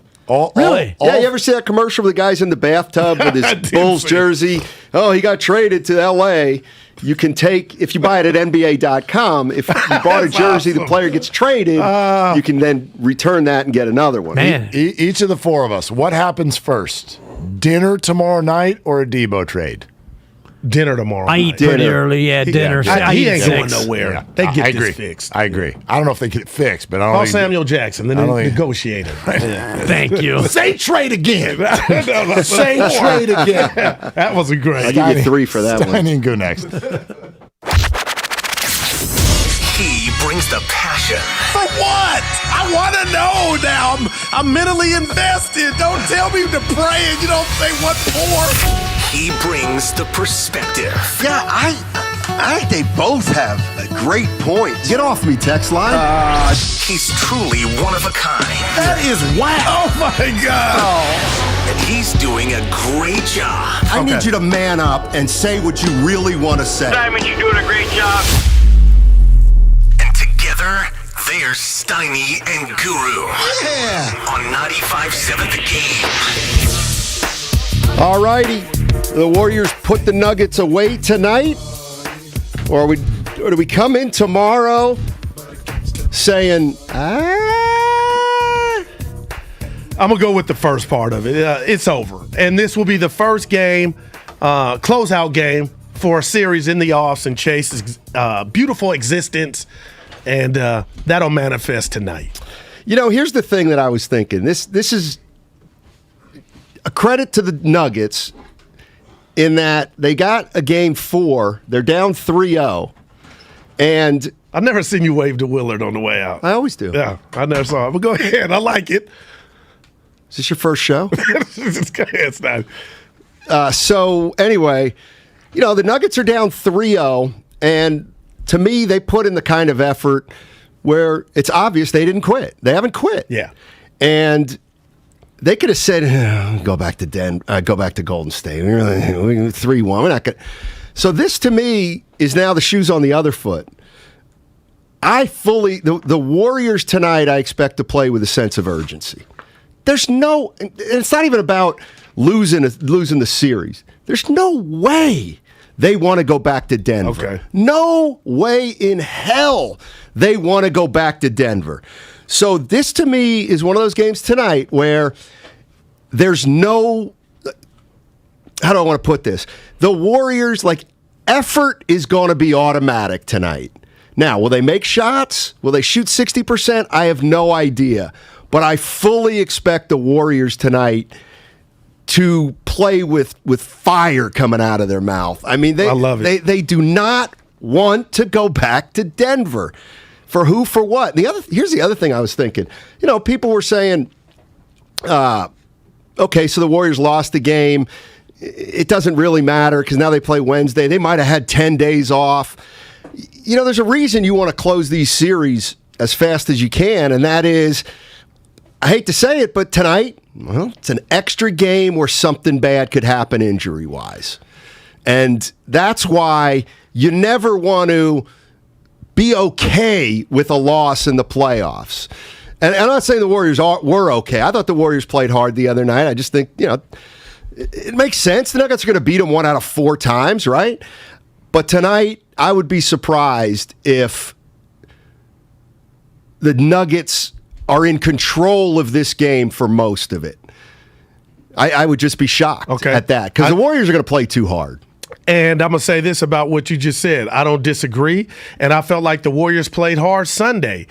They ran Denver down and had a 1-point lead with 1:21 left. Couldn't close it. But why I proceed with caution, Steiny, is we saw in the first 2 games of this series, Denver had the lead, double-digit lead in one of the first 2 games, but they were quarter horses. They couldn't get to halftime. The bottom fell out. But Game 3 in Mile High City, they took it further. It went to the fourth quarter, and again, I say Wiggins saved them with the 3 in the corner and offensive rebound, and then they finished Game 4. So now I'm thinking to myself, you don't want to play with fire. And then also, too, you didn't mention this. You mentioned the series. But Memphis and Minnesota, by all accounts, Steiny, this series is destined to go 7. So if you could somehow close it tonight in front of the home crowd and get that REST, that would bode well for everybody. And you just came out like Jesse Owens. And I think the Warriors are going to come out like Jesse Owens. And that's why, Steiny, I expect Steph Curry to start. Steph being the 6th man, will end tonight. That's my prediction. He comes back to the starting lineup. Yeah, and I don't mind Curry coming back to the starting lineup. I mean, it's going to happen at some point. And listen, Steve Kerr knows more than me. That's for damn sure. I don't like this. I do not like starting this lineup. I much prefer Jordan Poole coming off the bench. I really do. I don't understand. And I said to Willard before he left, I'll believe they're going to use the small lineup to start when I see it. Because to me, it doesn't. You don't need it. There's not enough that makes sense. So you're going to now start Draymond on Jokic. What if Draymond gets too quick? We saw what happened when Draymond fouled out the game. And one of the reasons the Warriors, well, if they get off to a good start, it's probably going to be Draymond, being a big part of it. So you don't want to risk him getting 2 quick fouls. Why not Looney in there? I mean, the history of basketball, as far back as anybody can remember, you wanted a 6th man who could come off the bench and score. Michael Cooper. They have one. Yeah. They have one. I don't know why. A prolific one. I don't understand this. I mean, they're good enough. They'll probably get away with it. And I don't know what's going to happen next series. But to me, something doesn't add up, and I don't know what it is. Okay. Now, let me just add something else to that equation or that math problem. Andrew Wiggins mentioned the word ego, and I just asked you, Willard and Dibs, Steiny, how much do you think that is coming into play with the decision that is made by the Warriors to run Steph out there or wait to the next series to kind of do it? Like, do you think this is, we're going to disappoint Steiny telling him he's going back to a role if it is Jordan Poole? Like, do you think that's a rat on the table for the Warriors right now? It can't be. And that's why I'm giving you that from over here. It can't be. And that's why I love Wig, because it could be Wig, but for him to say the word ego, that's all this would be about. Whoever is the person going to the bench or coming out the lineup, now is not the time. And Steph showed you that. But Steiny, to that point real quick here, I didn't give Steph his flowers because he was hurt and nursing something. It wasn't like I'm going to the bench. But people were like, oh, my God, he did it when not causing a fuss. But I bet, I'll tell you what, have him come off the bench today and see if the chef is as happy and go lucky coming off the bench. This is his team. This is he's leading this road to redemption to get the glory years back. So I would be disappointed. Well, we'll never know. What would you be disappointed in? If they run this lineup out early, because I'll feel like they avoided telling somebody or someone that they got to go back to an older role. Okay, and that's all. And we'll never know. When I say that can't be it, that's just my opinion. Okay, maybe mine it is. too. And the reason I say that, and I'm saying it like that can't be it, can it? Kerr's made tough decisions in the past. He had to tell Bogut. Yeah, I remember. He had to tell Iguodala. He had to tell David Lee, guess what? We're sticking with Draymond Green. Looney at times. Yeah, so I think so he would certainly do it to Jordan Poole. I don't know. Yeah. I mean, maybe, obviously. I can't wait. I'm excited for the game. Maybe he's thinking we're gonna start Poole tonight and we're gonna try to run him out of the building early. All right. Just overwhelm him with speed, which could and happen. Quickness. It could. It absolutely could. I don't know what unis they're in. Oh, my God. Like, no, I'm looking at you in the sweater with the white tee, and I'm just thinking, because I love the black style, will it be the virgin whites? Which one are they going to wear? The Bay Yellows? You want me to try to find out by the start of the next John spring? Dickinson would know. RC may know. 49er Frankie may know. They got a website How would that tells 49er you. Frankie know? He has these websites to tell you what they're going to wear. But, since the pandemic, they kind of been stuck, some of them. Does 49er Frankie have a Debo Samuel jersey? His daughter does, Francesca. How's he feeling about that? He don't like when you bring it up. When I bring what up? The possibility of deep. Like, he doesn't understand how it deteriorated. He's bothered. Hey, 49er Frankie, say night-night. Say night-night. Well, you'll be Debo Samuel. then. Yeah, I'm trolling 49er Frankie. Well, okay. I love you, 49er. What was your answer to Willard about what comes first, a trade or dinner tomorrow? Dinner tomorrow. Yeah, that's okay. So he ain't. It's funny because a couple days ago I was like, he's gone. And then I realized, it might have been a little premature. But he's the one that wants to be gone. Up. There's clearly something is up. And I'm not sure exactly what it is or what he's upset about. Who knows? But, by the way, no Andre Iguodala tonight. Take your victory lap. And we're not happy. Neck issue. I won't do that for You an said injury. he would miss more than one game in the offs. How about this for speculation? I talked to his buddy today, Landis, his business partner. We having lunch Tuesday. Who is? Me and Landis. We'll talk about we'll talk about Iggy. He might be there. Yeah. We can talk about Iggy right now. Iguodala. But this would be getting inside information.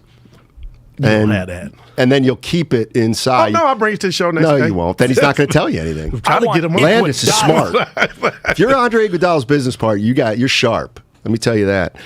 So why would he be going out to lunch with you? we grew up together. Nah, stop. That hurt. Oh, come on. He has some ideas for me in the Guru brand. Nice. I'm like, go ahead. No, I'm sure he does. I'm sure he does. Yeah, like you're young enough that you can work on 21. your brand. Yeah. I'm too old. My brand is the hair looking 30. Brand is you're looking good. I'm worried about Iguodala's injury, cervical disc. You know, your boys had 2 discectomies and fusion in my neck. Pops too. Yeah. How long did it take to get back? Well, he can't. This is it for him. If he has This Michael surgery, Jackson. it's over. Yeah, this is it for his career, probably. But if it's not, I mean, you can't play if he's hurt with this. And I have no reason. Do we see more Kuminga? Maybe we a saw little him more. Sunday. In these 12:30 games, there's rumors now that if Memphis takes care of Minnesota, this game would be Sunday. Why don't I like the middle day game? I like the night games. Same reason you don't like the 1 o'clock football start. You like those 5 o'clock starts. Never looked at it like that. But damn, the Warriors are prime time. I want the world to stop get your and it be the Warriors. Your tea time early. It's perfect. Yeah. Little 7:30 tea time, 8:30, 9:30, 10:30. Done 11:30, 11:45. Yeah, you get your day out the way. Get dinner, put something on the grill. At lunch, you can do. Yeah. You know what? Use a smoker. Start it the night before. You know what I always think of when I think of smoker? I'm not the chef. What? Chris Townsend. Why would you? Oh, he used to talk about his smoker all the time. There you go. There's a cut. And Mark Jones from ESPN, he smoked a layup. Yeah. I'm like, I Mark, got the greatest Traeger stat. See, that's a 4. Not even Matt Steinmetz knows. That's a 4. Look at him. We love Townie here. No doubt about it. We can talk a little bit of baseball, but... What are we talking... I'm getting mad. What's the topic? What's Dave Cavill doing? I don't want to do that. No, what are the Giants doing? What do you mean? They're not skipping a beat. Well, they're a machine. I'm done with the Giants. See, I hate when you get there. Not done like I'm not watching them, but what do you mean? They're 95 wins. Put it in the cap. They're better than the Dodgers? Yeah, they're like the exact opposite of the Dodgers. They're going to be right there with them. I Mark agree. my words. I agree. Mark my words. We seen that last year. By the way, you know what's funny? Okay, so they get Rodon, I love who's him. Incredible. You look at the year Gosman's having in Toronto. I saw 30 He's been great strikeouts. too. He hasn't walked a guy this year yet.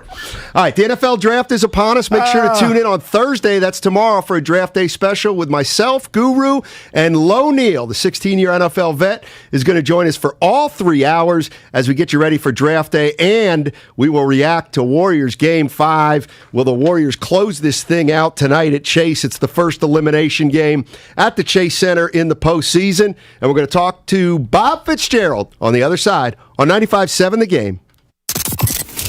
The Warriors look to close out this series tonight at Chase Center.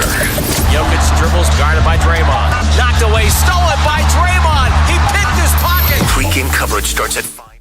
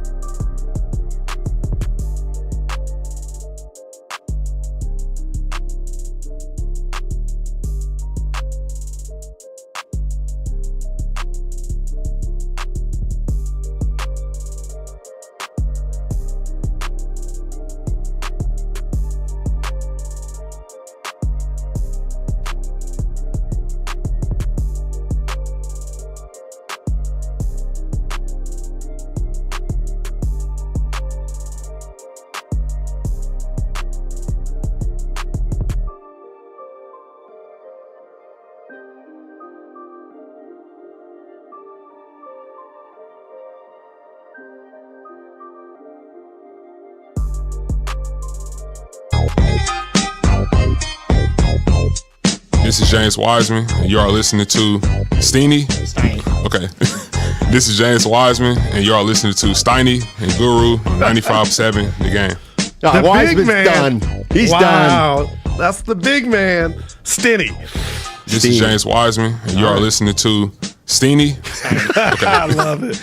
I love James Kincaid in the background. Steiny. Let's get Bob Fitzgerald in here. Bob, let me do you a favor to start. I'm going to do you a favor. Okay. I'm going to need you to get to the arena early tonight because there's a Giants game and there's a Warriors game. So I'm going to need you there about 3:30-ish at the latest. Yeah, but given that I got good parking, I'm not too worried about it. Oh, well, what about the common man, Fitz? The common man. You know what? There's going to be two common men on headsets tonight for hopefully the last time of the year. That's me and Kalena Azubuike. So let's get this one out of the way. All right. Well, the big question, obviously, is does Steph go back into the starting lineup tonight? And if he does, who comes out? How do you kind of weigh that decision, assuming you don't know exactly what they're doing tonight? What are the pluses and minuses of those decisions? Well, I do know, but I'm like Steve and Steph and everybody else, I'm not going to share it. I'm surprised, I guess, by the fascination of the starting lineup. Steph played 30. He played 37 minutes in Game 4. What does it matter? I mean, what does it matter? Like, Kevon Looney has started. Has he had an impact on any of these 4 games? Like, it doesn't. The starting lineup, let's call up John Havlicek and ask him, or Manu Ginobili, and ask him if the starting lineup meant anything to them. I just think that the Warriors as a whole need to get off to a better start because they've been fooling around. The first quarters have set the tone in a couple of these games. So that's a factor. But this whole who's starting and who's not, give me a break. Steph's going to play. Steph's going to play a ton, and he's going to have a huge impact on the game. And, that's the best part of the whole story. Well, I mean, in fairness, Jordan Poole this year has seemed to play better as a starter than coming off the bench. Well, so that would be something you got to throw into the equation. Okay, so now that's good, Matt. I mean, that's much better. That's the idea is, and you just framed it better. is that you have one player that seems comfortable at the beginning of games who's an impactful player like Jordan. So, if you're going to – is Jordan in the lineup or not in the lineup? That's kind of a better question. I get it. I mean, and I'm just teasing people, but it's just what people latch onto sometimes in these series cracks me up because the whole story of the game can be told by 3 things to watch for tonight. That is the fouls in the game. 44, 45, 51, 58 in the first 4 games. If it's in the 40s, the Warriors will win. If it's up in 58 fouls and the game stopped every 8 seconds, Denver's got a better chance. The other one is Aaron Gordon. When he's in single digits, Denver gets rolled. He's at 18 and 21 in the last 2 games. The games have been a lot better for Denver. So what does Aaron Gordon do? And then the last one, you can add up the threes and the free throws. Warriors plus 26, plus 10, plus 17 first 3 games. They were -9 on threes, -6 from the line, -15 in game 4. Those 3 things will matter a lot more than who's in the starting lineup tonight. Fitz, Steiny and I have been fighting all week. Ali Frazier, I think we're on number 3, and it was in reference to the last play, the alley-oop, the lob Porter through to Wiggins. You're sitting there calling the game. Can you just walk us through what you thought of that play and maybe if you were Kerr, what you would have called, if anything different? Well, I mean, to me, it's a great play because they're going 2 for 1. They want a pass and a quick shot and a bucket, then a stop, and then win the game, right? The problem is Jokic already knew the play based on how the Warriors' formation was, and Austin Rivers is a good defender, so when Jokic said, hey, it's a lob to Wiggins, then he was there to steal the ball.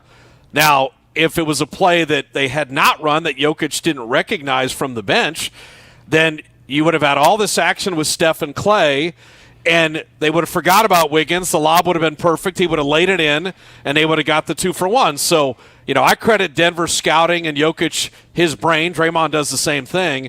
The play didn't work because Denver knew what the play was and was already ready for it. Bob Fitzgerald joining us on 95.7 The Game. You can hear him tonight. Tip-off at 7 o'clock with Kalena Azubuike on NBC Sports Bay Area. You know that Guru is the worrier of the show. However, as somebody who's had 2 neck surgeries, and I hear cervical disc, I'm a little concerned with Iguodala. What do you think? Well, I mean, Andre's just trying to, keep it together as the second oldest player in the league and the guy who's played, the 21st largest number of playoff games in the history of the league at 172 games. So, to me, they won a game that he didn't play. When you're missing a lot of brain power, but fortunately the Warriors are deep enough that if he's jacked up a little bit, I think they can still overcome that. Fitz, I'm about giving guys their flowers, and I really am. And when you watch this Warrior team, I believe it's the most exciting team in the league with the inclusion of Jordan Poole. But I was worried about Clay, but now he's just throwing flamethrowers everywhere you look. I'm like, the ball's going in 50% in this series from deep. Do I dare ask you, are you shocked, or did you see this coming? Who was the only person that told everybody not to worry about Klay Thompson, that he was ahead of schedule, that he was looking great, he was moving great, and to not worry about him? I was the biggest Klay guy going because I've seen his whole career. So you had to separate when Draymond and Steph were out. Klay was thirsty for scoring and trying to help the team in the way he thought best. Now the team is back to mostly full strength, and Klay's being Klay. He's only taken 2 free throws in the whole series, but he's averaging 25, and like you said, 53 and then 50 on threes, and more made threes than anyone in the playoffs. So I think Klay looks fantastic. I thought he has looked fantastic on his whole comeback. I'm amazed he's this good after taking 941 days off with the 2 significant injuries. It's just a testament to what an incredible player he is. Bob, what do you think of the Memphis-Minnesota series? I wish it would go 9 games. I tell you what, you've seen some galactically odd strategy and some amazing inexperience. Like, hey, let's not foul up 3 and let a guy hit a 3. Hey, let's play John Morant on the top side and then let him go in for a layup to win the game. Like, poor Edwards as a young player, like, my God. First of all, John Morant scored the last 13 points. Who do you think's going to get the ball with 3 seconds left? How about John Morant? Hello. And then also there's 5 defenders. There's only 4 guys on the court because you have an inbounder. With 3 seconds left, maybe I got 2 guys on John Morant. What a shock. Like, man, the inexperience of both those teams, the blown leads by Minnesota in multiple games, like, wow, there's talent everywhere, and those teams are going to be problems going forward. But, man, they just – how about the fast break where D'Angelo Russell settles for like an 11-footer instead of getting the ball to Karl Anthony Towns? Like, oh, my God, you just watch that series and you're thinking these teams are, a lot of the games where the Warrior experience shows and the veterans show – it's the first voyage, really, for Memphis and Minnesota, and that has shown more than anything. Yeah, Fitz, I'm with you, man. I'm like, are these the 2 teams that the Warriors may play? IQ means something, and I know they're young and overzealous, but, man, it just reeks off my TV. Let me ask you about Iggy, because Steiny brought him up. Do you think now there could be a byproduct of Kuminga getting more minutes? Well, the Kuminga minutes are interesting because Jonathan is going to have an impact offensively in any series and in any game he comes in. What I think, and I'm stealing from Andre and Draymond, and they had a great podcast about a week ago where they talked about Kuminga. He still thinks, as most 19-year-olds do, I get it, I got to shoot it, whatever. Run the floor. Run the floor. Go grab every offensive rebound. You got Draymond just pointing out, look, you got a mismatch. Get in the box. We'll throw you the ball. Like, the things that he doesn't see because it's just so new to him, but the athletic gifts that he has, man, if he would just run the floor, rebound the ball, and be athletic and be himself, he would have a huge impact on tonight and every game the Warriors will play the rest of the playoffs. So, yeah, I think that there are times that Steve is using them, but then if you're trying to stay out of fouls or silly plays or inexperienced situations, you got to be careful when you run them out there. All right, Fitz, have a great call tonight. Hopefully the last one, and then I get to be a fan the whole rest of the way. Like, this is – there you go. Because if Denver wins, and they are 8-3 in closeout games, by the way, and the Warriors are 18-8 in closeout games under Steve Kerr. If Denver wins and I have to announce the final score, the fact that I got to pack and get on a plane to Denver tomorrow morning, I will be really unhappy. So let's. Well, the Bay's hoping against that, Bob. Yeah, we don't want that. I have not even thought about packing. That's this would be a fun one, and hopefully, a closeout at Chase I'm looking forward to, and then we'll be talking to guys about, round 2 and hopefully further. Yeah, that'll be fun. Thanks, Bob. Have a good day, buddy. All right, be good. All right, that's Bob Fitzgerald, NBC Sports Bay Area. Apparently told us about Clay. Apparently. Let me tell you something. If the Warriors advance to the second round, they better beat Memphis or Minnesota, because you can't call those teams both among the stupidest teams in the league. You better not lose to one of the stupidest teams in the league, because that's what everybody's saying, right? Yeah. They're both stupid. They don't know how to protect leads. Yeah, he went too deep. Okay. LL Cool J in too deep. I'll say this. I mean, you've got 5 champions, and you've got a dumb, inexperienced team coming up. Sounds like it should be easy pickings for the Golden State Warriors in the second round. I'll tell you this. As much as I'm a fan of Cat, because he was meow at the end, I thought he had won the game 4 times, and Edwards, the basketball culture needs Memphis against the Warriors, and the Warriors get that Kevin Costner, that revenge from sending them home last year in the play-in game. Like, I want that, Steiny. I don't know about you. You want many? You don't care? I want Memphis and Golden State. For me. Like it's your boy a win-win. Finch, a little dinner out here. I think Memphis will be a better series. I think Memphis has a better shot at beating the Warriors. And they'll be on the road. That first game, if it's Memphis, they'll be on an airplane. True. So I think, and I always root for the better series. I think Memphis will give them a better series, meaning the Warriors. But if Minnesota wins this first round, that'll be fun. Rooting for a guy I went to college with. Wow. To do well, not necessarily. You know what? You can't fault me for that. Let me ask you that, Goo. Is it okay if I don't have a rooting interest in this? If it's Finchy, Minnesota, by the way, getting a little scrappy last night. That's right, Steiny. baby. That's Reading, Pennsylvania Can you walk in the us house. through that? I knew you. I was waiting on Desmond your text. Bain. Look at Let my me tell boy. you something. Finch will knock him out. I know Bain's all muscular. Let me tell you something. Finch is nasty. Finch could be nasty. What happened there? Bain pushed him. You can't push a He got coach. a tech. He should have gotten a tech. He I was should have. like, what did I just see? His Finch ain't small. He's about 6'5". And his boys rose up for him, his team. They was about that life. They got That's his what you back. like to see. Yeah, they got his back. Just close.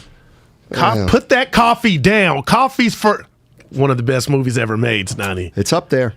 It's up there. Glenn Ross, for the people that don't know the movie. Yeah. I like when you do that. Butt in? No. Because yesterday, when you clarify. 510 said I was on your toes. I was just stepping on your toes. My bad. No, it's just sometimes you'll say something and I'll know. But the people let me don't clarify. know. Okay. Let me expand or expound. Mm-hmm. 888-957-9570 is the number. How you feeling about who the Warriors should start tonight? There's three choices. Keep bringing Curry off the bench, get Curry back in the starting lineup and move Poole to sixth man, or get Curry back in the starting lineup along with Poole and tell Kevon Looney you are now the bench. On the bench. 888-957-9570. Finch has been coaching horribly, Steiny. Really? Okay. Again, 7-24 when he took over that team last year. They made the playoffs for the second time in 20 years. Yeah, he's been terrible coach for them. Terrible coach. Think he for that goes 7? organization. Warriors wanted I don't to. know. I can't believe nobody They can were up predict that 11 with series. 7 minutes left. I thought it was over. Right. Ja is. We're going to get into the dunk, right? Because it wasn't the greatest in-game dunk ever. Oh, I can't wait to talk about that. Yeah. But see, like, here's the thing. They were just playing open gym. Ja throwing oops. Like, a possession is worth your life. What are you doing? And they were just... How do you keep Ja in front of you? I mean, how? Well, like, who's going to guard him on the Warriors? Oh, Gary Payton second. I don't know.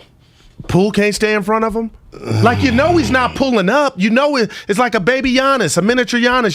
He's trying to get to the cup. Nah, he's got that floater game. Look at you. He does. Yeah. I mean, look, Warrior fans may not like to hear this. He hit his free throws at the end. He beat the Warriors last year in that playoff Now game. that he outplayed did. Steph Curry. Steph didn't score in OT. I know. That ain't going to New happen year. this time. He got his partner in crime with New him. year. Spray Clay. That's what I'm deeming Clay. What is that? Spray. What the is ball. that? The three. Spray. Bat, bat, bat, bat. Spray to me feels like a he gun. can't find the range. Oh, no. And he's just shooting stray. You got to be hip. You would get the Spray Clay. Wiggins guards Ja.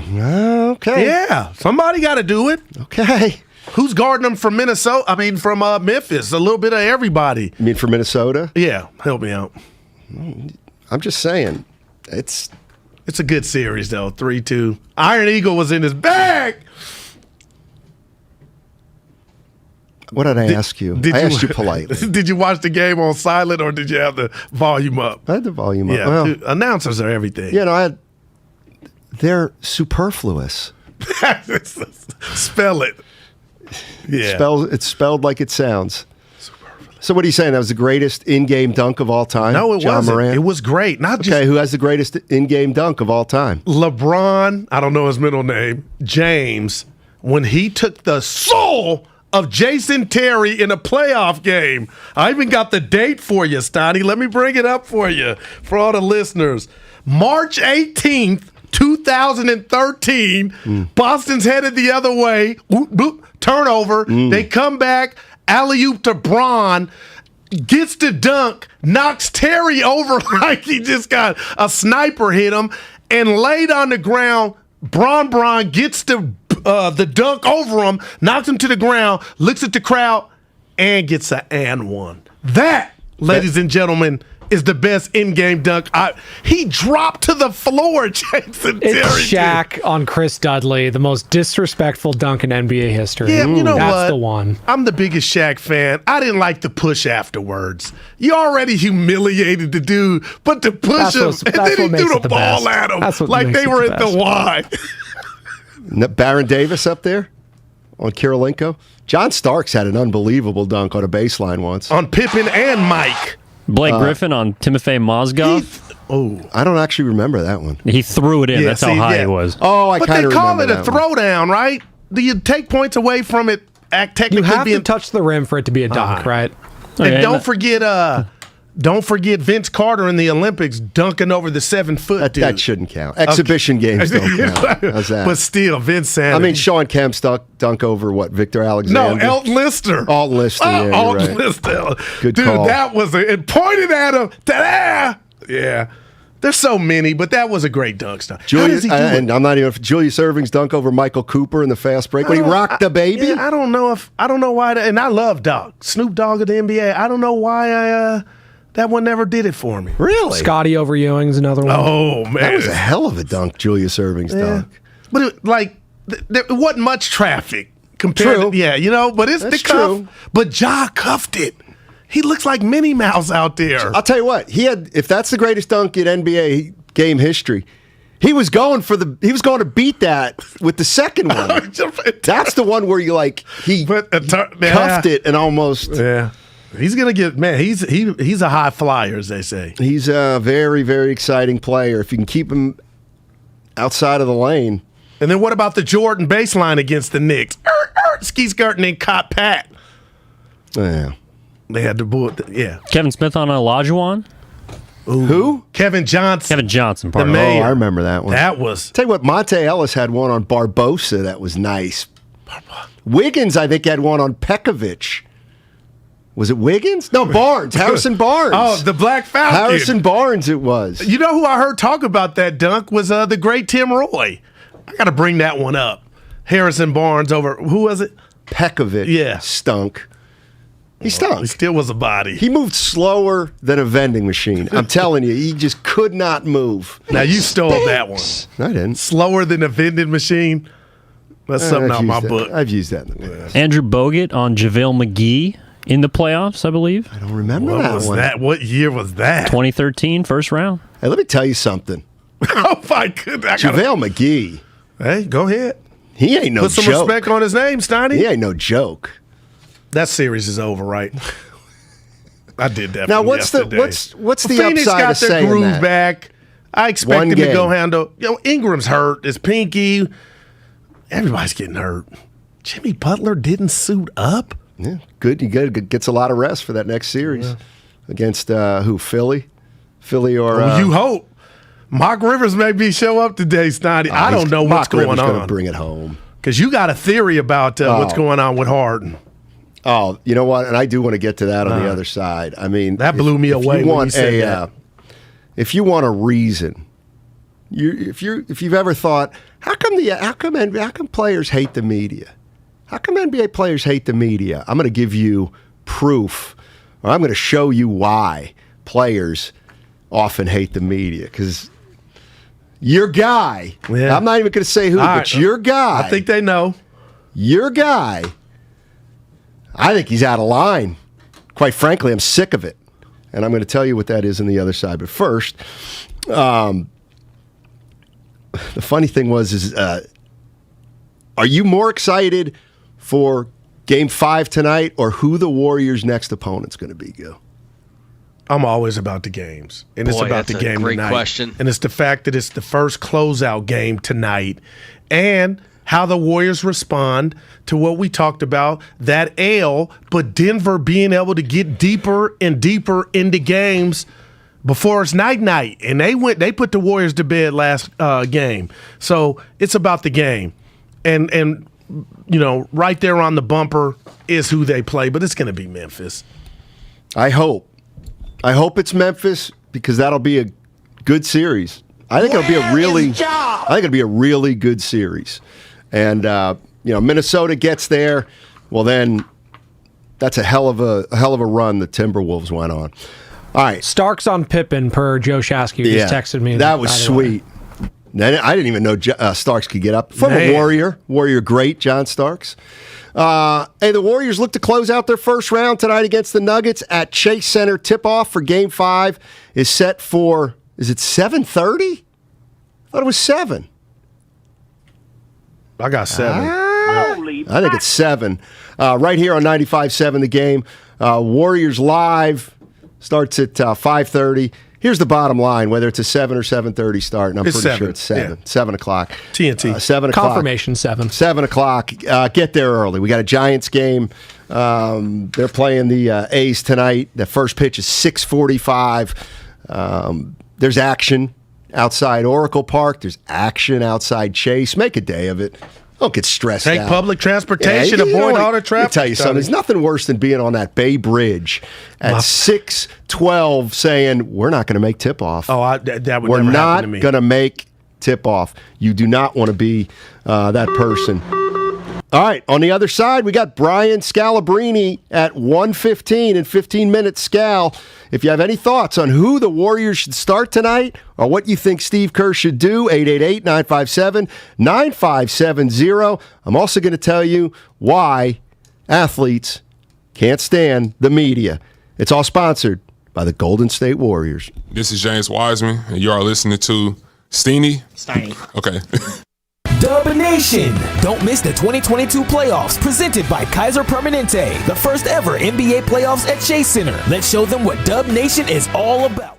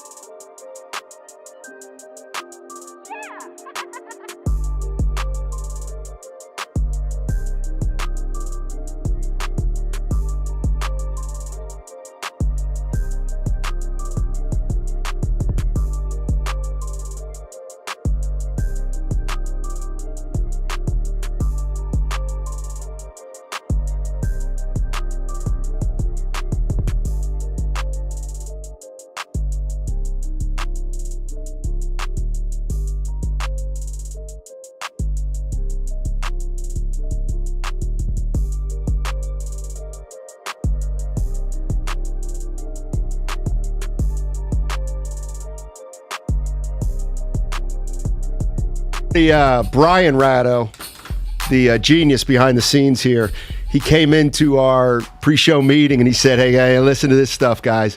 And he's got all these outtakes from Warriors Media Day. Plus us. Plus host when we do our little reads.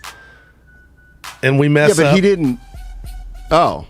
How many of these do we have? We have another Warrior one that's pretty funny, don't we? This is James. Here's James. Let's do it. We'll have fun with this. This is James Wiseman, and you are listening to Steiny. Okay. This is James Wiseman, and you are listening to Steiny and Guru on 95.7 The Game. There you go, James. Big game, James. Yeah. And you've done that, is what I was saying. So have I. And he has those outtakes. Yeah. It's Well, kind of, there's always like, God damn. Yeah. Because I thought you were looking at me like, I've never done that. And I was about to fall out my chair. He catches everything. Yeah, Ratto is I call him Kanye. Dr. Why? Dre. You see what he does on the board and how he makes all the hosts here look and sound great? Dude's got something upstairs. I can't think of a one-liner right off the top of my head. I'll tell you this. Hey, Bay Area, you want to hear why athletes can't stand the media? Right here it is. And I actually kind of like this guy. Yeah. And you love him. He's your hero, idol, icon. Oh, boy. What is Stephen A. Smith doing here? Has he really lost that much of a step On James Ratto? Harden. Or is it that you wanted to get out of Houston, so you got to Brooklyn, and then when you got to Brooklyn, you really wanted to get to Philly, and so obviously you told Steve Nash one thing, you do another, you end up getting out the door, which is what you really wanted, because we know what he's willing to do, and now you in Philly, and all these rumors are circulating that if things don't work out, Doc Rivers gonna be gone, and Mike D'Antoni's gonna be in there. Who wants Mike D'Antoni as the coach? We all know. Daryl Morey's one of them. James Harden's another. Is that gonna happen if James Harden is looking all world? Is that gonna happen if Philadelphia is winning? Goo. He's basically saying friend of the program, Stephen A. We've had him on. James Harden isn't playing well because he knows if the Sixers lose, they're going to hire D'Antoni. Listen, I do not like James Harden. Not a fan. That would piss me off.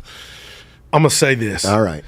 Where I come from, that's what Stephen A. is accusing Harden of doing is sabotage. And he would be doing that to Doc Rivers. I'm on record. I don't recognize this James Harden. But on a good day, he is one of for me, the greatest scorers of the basketball I've ever seen. But I want to run through that window if I wouldn't get hurt from falling on the ground with that take. James does not have the equity anymore, Steiny. He doesn't have that ninth life. He's playing for a contract.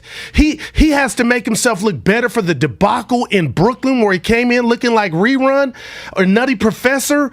I don't know how he has that synergy or the gall to think he can just stink it up and it'll be okay and it'll fall on Doc. People are laughing and second guessing Harden right now.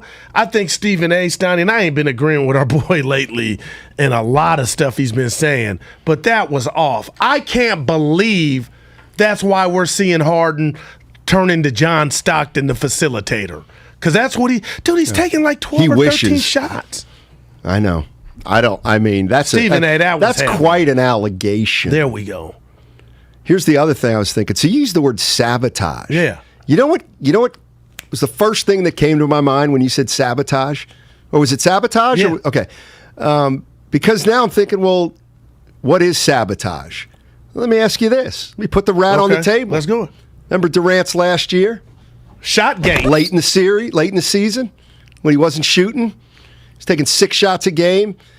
And the apologists.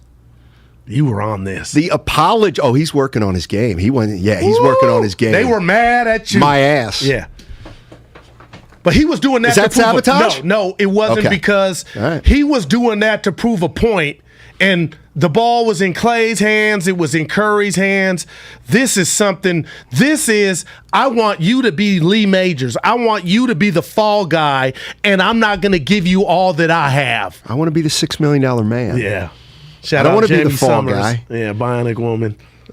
Just so we keep this guy happy. Harden has had like 5-6 really good seasons. Then he fell off a cliff. That's from our boy Lobo. What about when he first went to Philly this year? He looked like James. He looked like the beard. He is not in good shape. See, I don't. He is not. He ain't looking big boned He is not he's been, even Steiny. close to where he was in Houston. Not even close. He can't play like he did in Houston. He would. Why are you pass ignoring out. what the games when he first got to Philly and Embiid was like, I never got passes like this. That's my Embiid. I never got passes like this. Well, that's what you say when the guy just gets there in his second or third But game. he was showing us physically he was there. Yeah. Well, he can only do it for here and there. Dude, they've lost 2 in a row.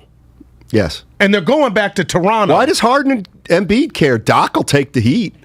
Doc's one who's going to get blamed. Embiid's out there like Jimmy Garoppolo with a torn ligament. We don't blame players anymore. We blame Chris Finch, and we blame Nate McMillan. Do I have to Frank Vogel was a joke. We don't blame players. Different. What about Brooklyn in the house? Oh, players Steve are Nash. getting blamed. Steve Nash. No, Steve Durant, Nash.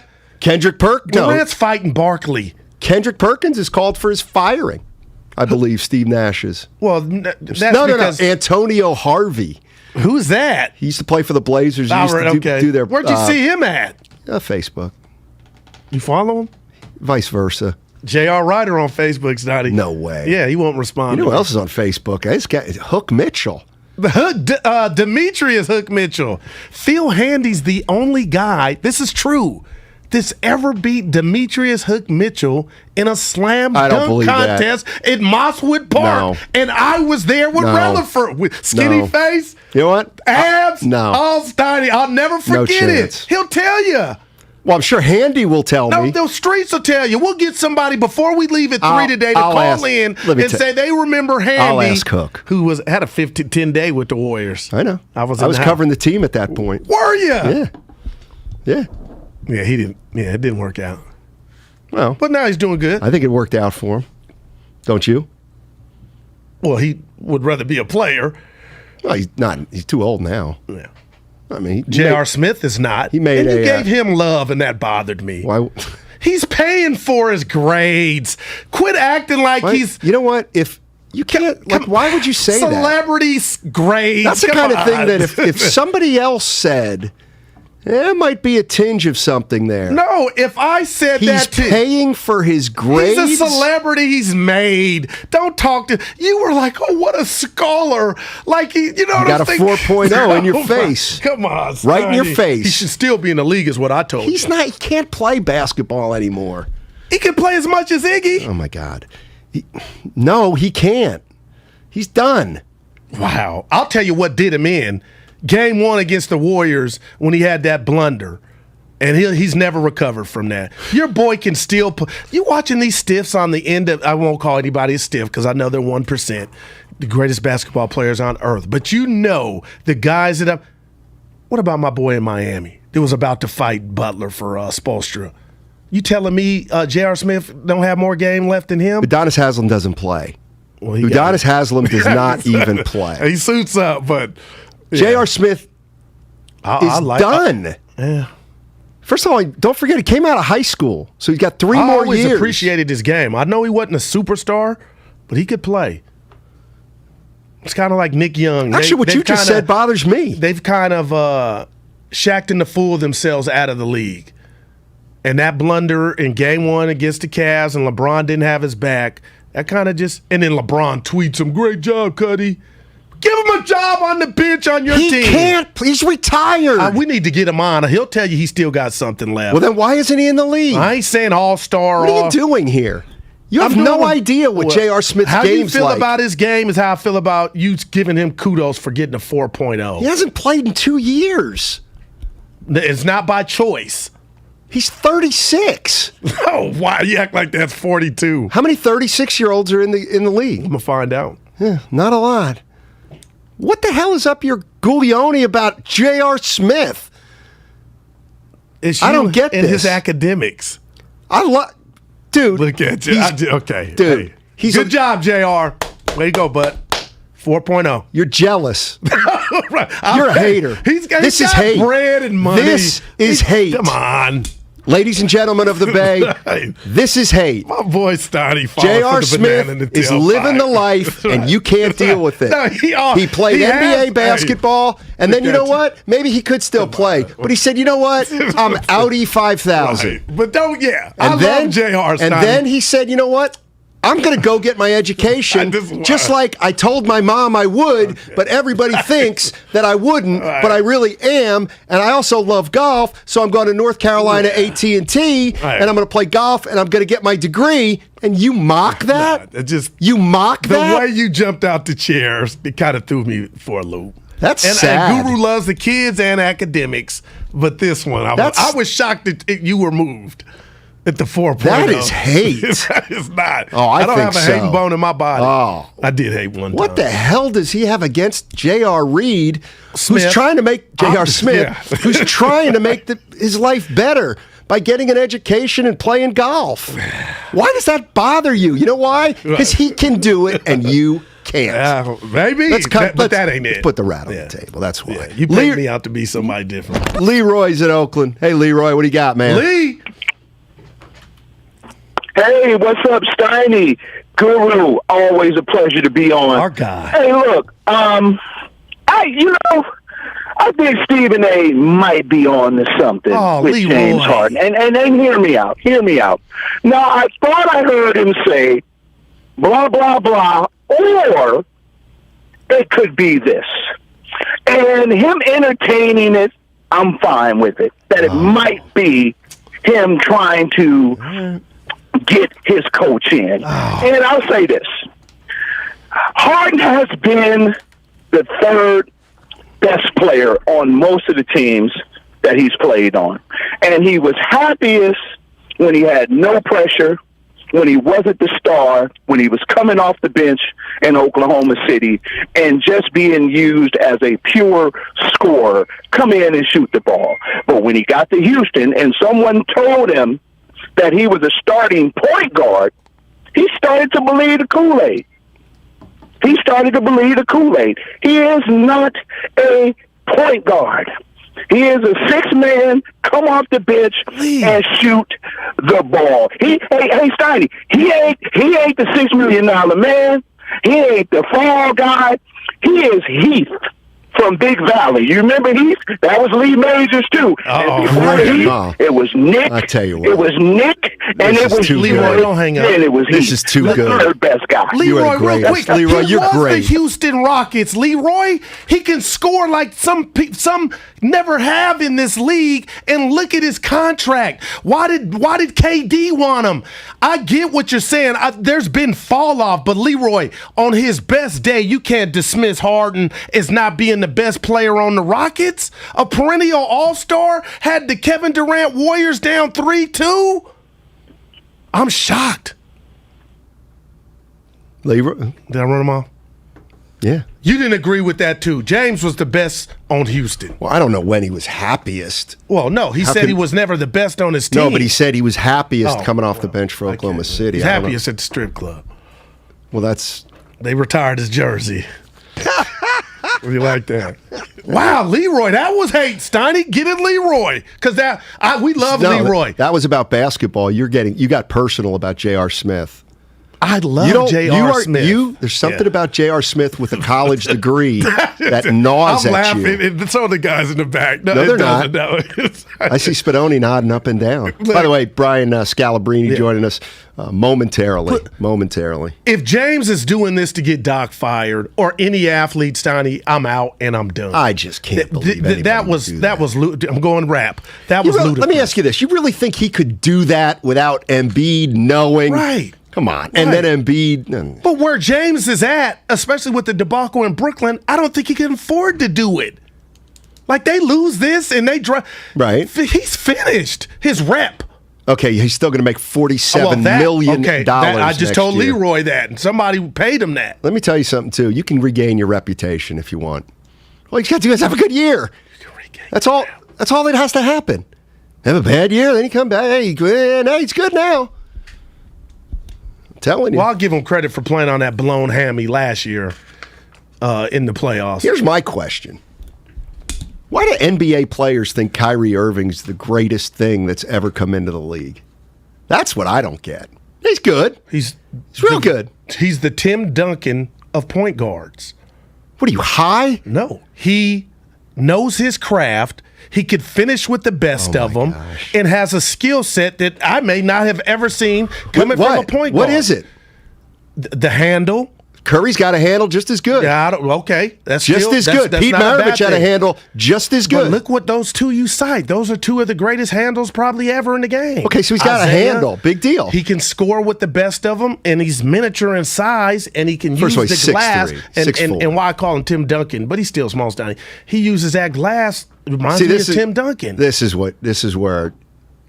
It don't sound like I'm alone either, because you said NBA players. This is where. Now, is he a winner? This is where I'm annoyed. Yeah. You just compared Kyrie Irving to a guy who's won 5 titles and was the best player on his team all 5 years. Well, see, won 5 titles. 5. We didn't say not winner. 1, we didn't not say 3, winner. not 4, 5. I talked about using the glass. That's where TD came in. But I get you, Steiny. How about this? He's a cancer. Well, he's a terrible teammate. Hey, Coles. Okay, well, you know what? You know who's one of the great? J.R. Ryder.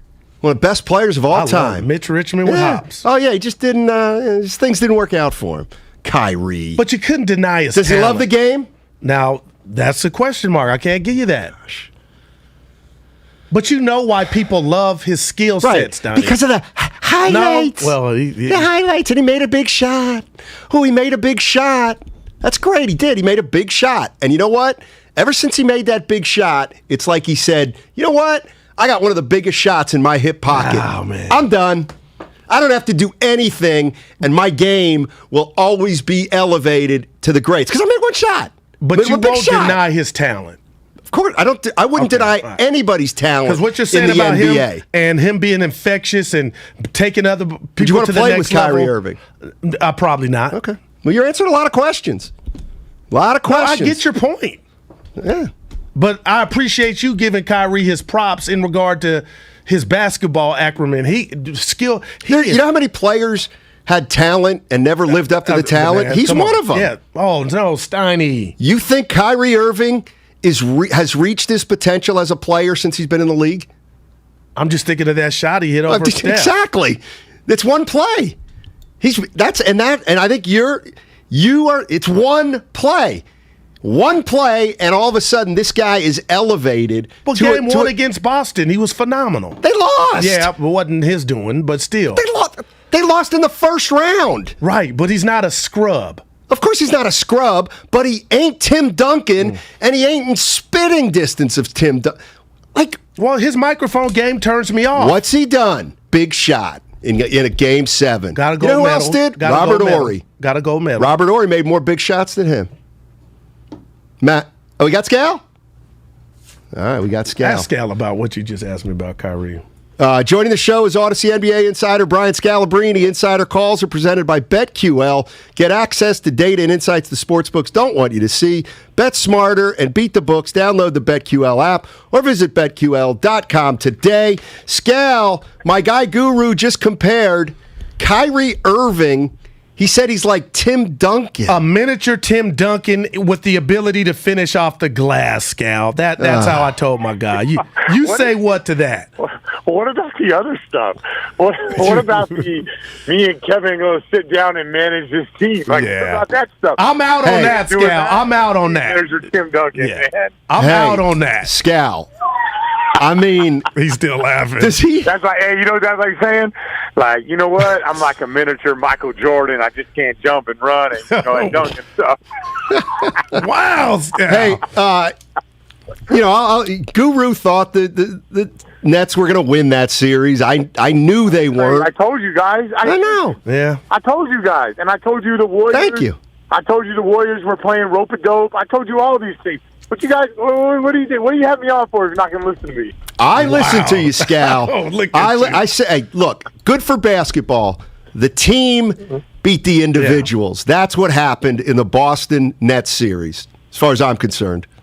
Yeah, because the Celtics guards, like one thing you guys know is in the NBA media, and we're in that, right? We're in that. But a lot of times they don't look at the defensive end of the floor, and it's got to like punch you right in the face for them to finally realize that teams that guard and the teams that have defensive versatility. I mean, I don't have to tell you guys, the Death Star lineup was a great lineup when you had it in Golden State, but what made them special was them defensively, their ability to scramble out when they would get broken down off the dribble, and that's part of it. And Celtics right now, defensively, are the best team in the NBA. They scramble the best. They have probably the most defensive versatility that you can have out there. And when you have that, it makes it a lot easier to coach and a lot easier to win games. Scal, let me ask you this because I mean it. I'm like basketball NASDAQ. You know, guys, stocks up, stock down. I don't think I've ever seen a better defensive performance than Jason Tatum and what he did along with his teammates, but mainly what he did on Kevin Durant. And I asked you late November, December, Scal, they going to break up Tatum and Jaylen Brown? Tell me now why Jason Tatum, some can't view him as a top 5 player, two-way player. Because if you tell me that, it's not crazy anymore to me, Scal. No, because he guards, no question. He rebounds at a high clip. And the one weakness of his game, which has always been a weakness, has been his playmaking, and he's getting better at that. And it started out like it was nice. It wasn't like he showed up making behind-the-back passes like LaMelo Ball or anything like that. It was simple plays. It gets more advanced. You know, remember, there's 103 possessions offensively in an NBA game. You're playing, let's say he plays 75 games, right? That's a lot of possessions. Of those 103, he's getting 60 of those. That's a lot of possessions for him to build and become a playmaker. So when you add in the defense, the rebounding, the playmaking, now he's not Luka or anything like that, but he's getting there. And you add in the scoring on any given night, he can give you 39, but he's getting there. And you add in the scoring on any given night, he can give you 39, and he can do it when you run plays for him, but he can also do it off the ball, which is nice to have. You know, like having a guy that doesn't need the ball that can go out there and get buckets. So when you add all that in, he's top 5, and I think he's heading into that category of what like the prime Kawhi Leonard was, where Kawhi was defensively, elite. He can rebound. He has positional versatility. He can guard bigger guys. You saw Kawhi a couple years ago guard Giannis Antetokounmpo and did a really good job against him. That's where Tatum is entering into. And we're joined by Brian Scalabrine, Odyssey NBA insider. How'd Boston do against Milwaukee this year, and what do you anticipate with that series if Milwaukee finishes off? Yeah, so the Bucks are like, to me, the one thing, they still win games and they have their dominating performances, but historically the Bucks get better as series goes along. Like, they've had some awful game ones. Awful. True. I mean, like some head scratchers, like losing to Orlando a couple years ago. Even the time when they beat Miami last year, they beat Miami by 25, 30, 35. But in game one, the game goes to double overtime. So Milwaukee, the way I look at them is like the Celtics got to get off to a great start, and they got to get these first 2 home games. But they just, like, Giannis is a guy that keeps adapting. Like, think about it last year. Against Brooklyn, they're down 0-2. Against the Phoenix Suns, they're down 0-2. And along the way, everyone's writing them off because they overreact in the media. Oh, Milwaukee, they're so, they're low basketball IQ. But by the end, they just get better and better and better. So the one thing I worry about, and I've worried about in Milwaukee all year, is what I just mentioned, the team improving throughout the series and then their physicality. With Middleton out, they're starting Giannis at the 3. So they go Giannis, Portis, and Brent Lopez. Yeah. Obviously, you can do some things offensively against that, but, man, that's a lot of length, physicality, and the Celtics are going to have to be ready for that. I think they will be, but I'm just curious on how good the Bucks could be and how much they could adapt throughout that series. Scal, thanks as always, man. Appreciate it. I'll try to get Goo to listen to you a little bit more. Yeah. Let him know. Will do. That's Brian Scalabrine, Odyssey NBA Insider. All Odyssey Insider calls are presented by BetQL. BetQL is here to help us all make better bets through real proven analytics. Bet smarter and beat the books. Download the BetQL app or visit BetQL.com today. Hey, did I hear you say you're not going to make any bets today? Yeah, I'm really upset. You know what? First of all, I apologize because I didn't know whether You were okay with me just saying that on the air. No, I spilled water on my phone and now it's not working. Oh, and that's why? funny. Your car window gets broken out, and I'm like, Dear Abby, till you talk to me, man. Hold on. I tell you, I spilled water on the phone. I thought it was because you lost that last game of that 9-team parlay. Oh, no. Now it's not working. No. Yeah. Okay, that stinks. That's you. awful. Right. It's too bad. I appreciate the I thought it was just because you had a little string. You didn't see me use Spadoni's phone last break to call the missus? No, I didn't. Check how her birthday was going? I didn't, but I did say this earlier this week. You guys bet too much. You gamble too much. You got to be careful about that. You better be careful. Yeah, exactly. All right. Know who you're talking to. You better be careful. Coming up next, go back and, I'll talk a little bit about Kyrie on the other side. Watch yourself. And know who you talking about. I can't. That is great. I can't stop. Life. I can't stop laughing at that. Here's a question I got for Warrior fans. Who you want? Memphis or Minnesota? Who you want? 888-957-9570.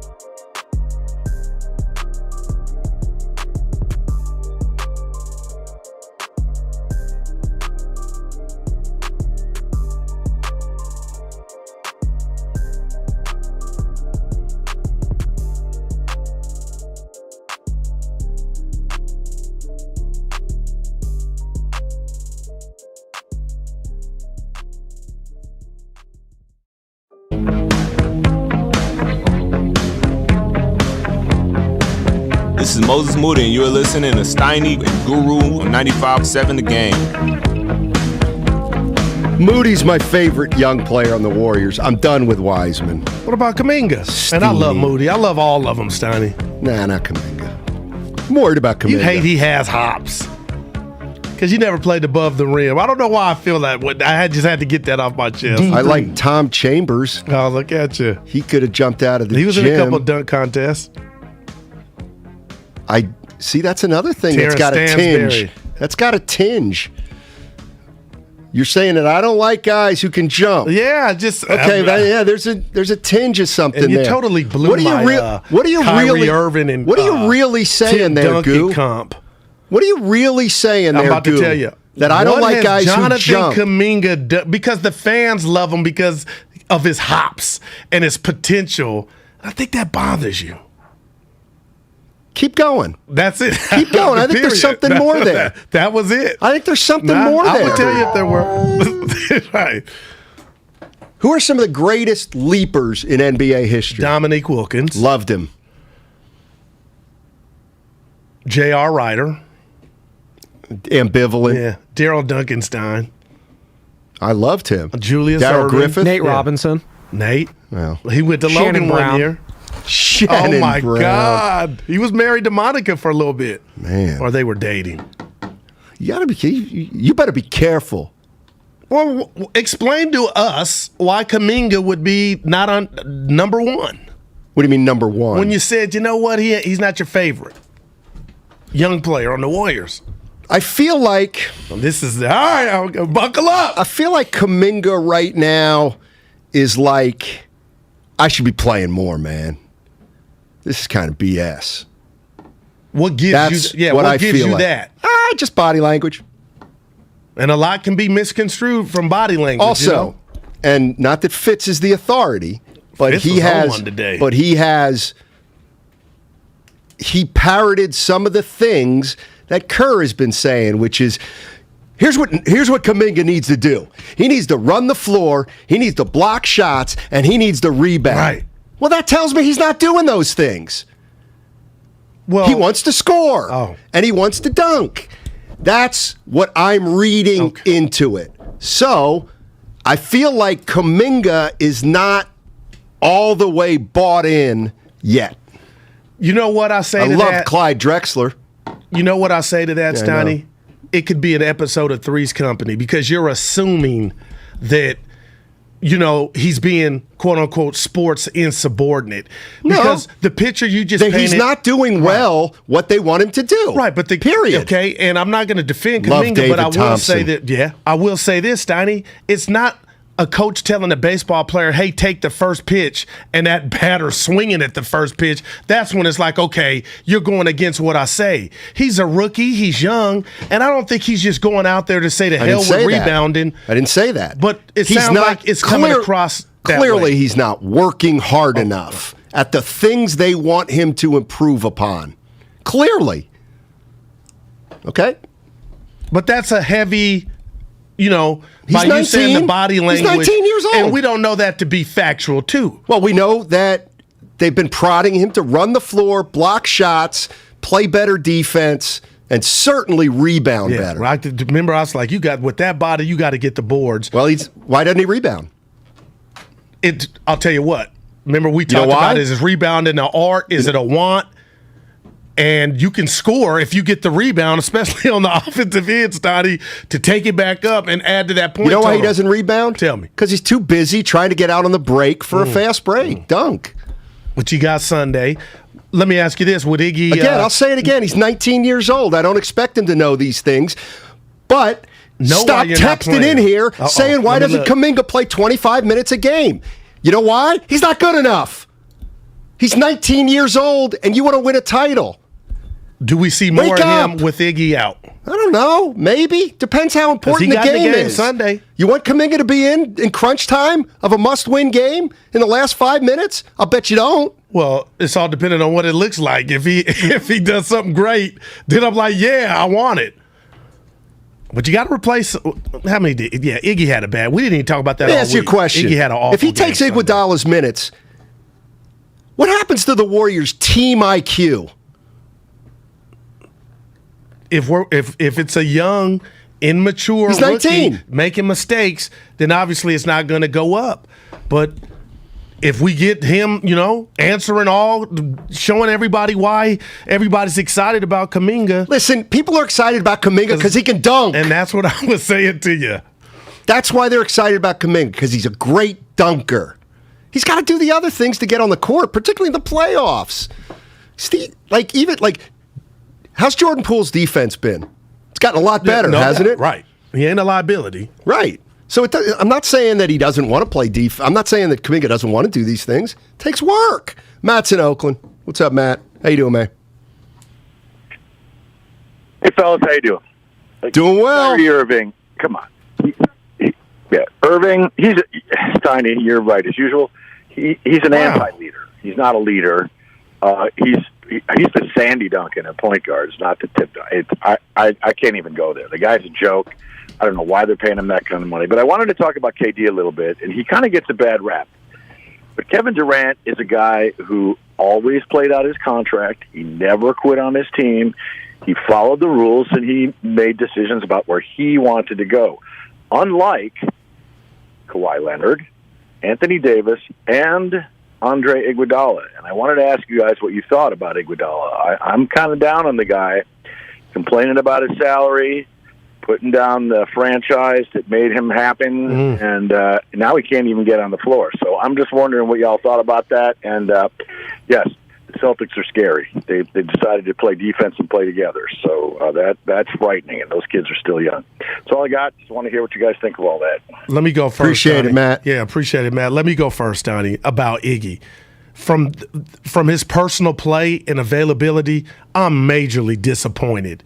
And when he came out and made those comments about, the timelines, the youngsters and the champions, that's what Matt was alluding to, I believe, that was disappointing. But when we went over and talked to those players, mainly those young players, and even Looney, Steiny, who was relatively young, each one of them, we didn't prompt them, they talked about Andre in a way that he was a mentor and what he has meant on not just them this season, but going forward. So whatever Andre did and said to these youngsters, Steiny, that's what we don't see from afar. So I'm going to check myself with my disappointment on Andre and how he's talked about his contract all season long and his lack of availability.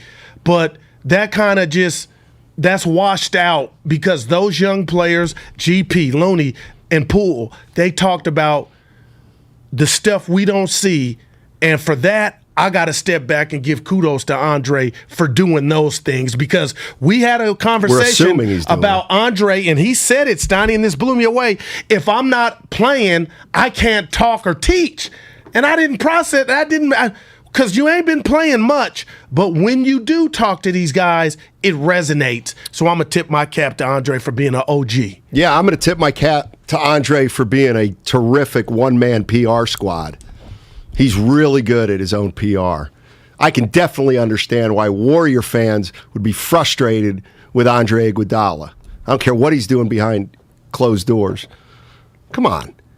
What? I just mentioned that. Bringing up the contract is so childish. 5 times during the course of the year. Well, more than 5. But with that said, I hope he's not hurt. But it sounds to me like if this neck thing is serious, who said it? He might be done.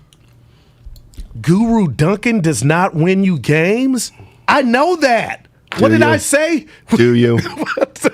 But the highlights, dude, I didn't even go crazy over that. I'm getting ripped over my LeBron dunking over Jason Terry, 170 pounds. But I didn't come in here this morning. Steiny, did you? I didn't even text you last night. He did. He texted Thread. You did. But I was like, it was a great dunk. Were you sipping last night? I wasn't sipping. I was just watching.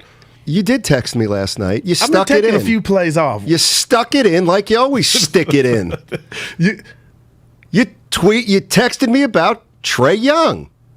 Oh, that was, I had to borrow that. We had to keep Young. Oh, that doesn't count. He had more turnovers in the series than buckets. Yeah, he couldn't do anything. Miami bottled him Draymond up. tweeted about Trae. What'd he say?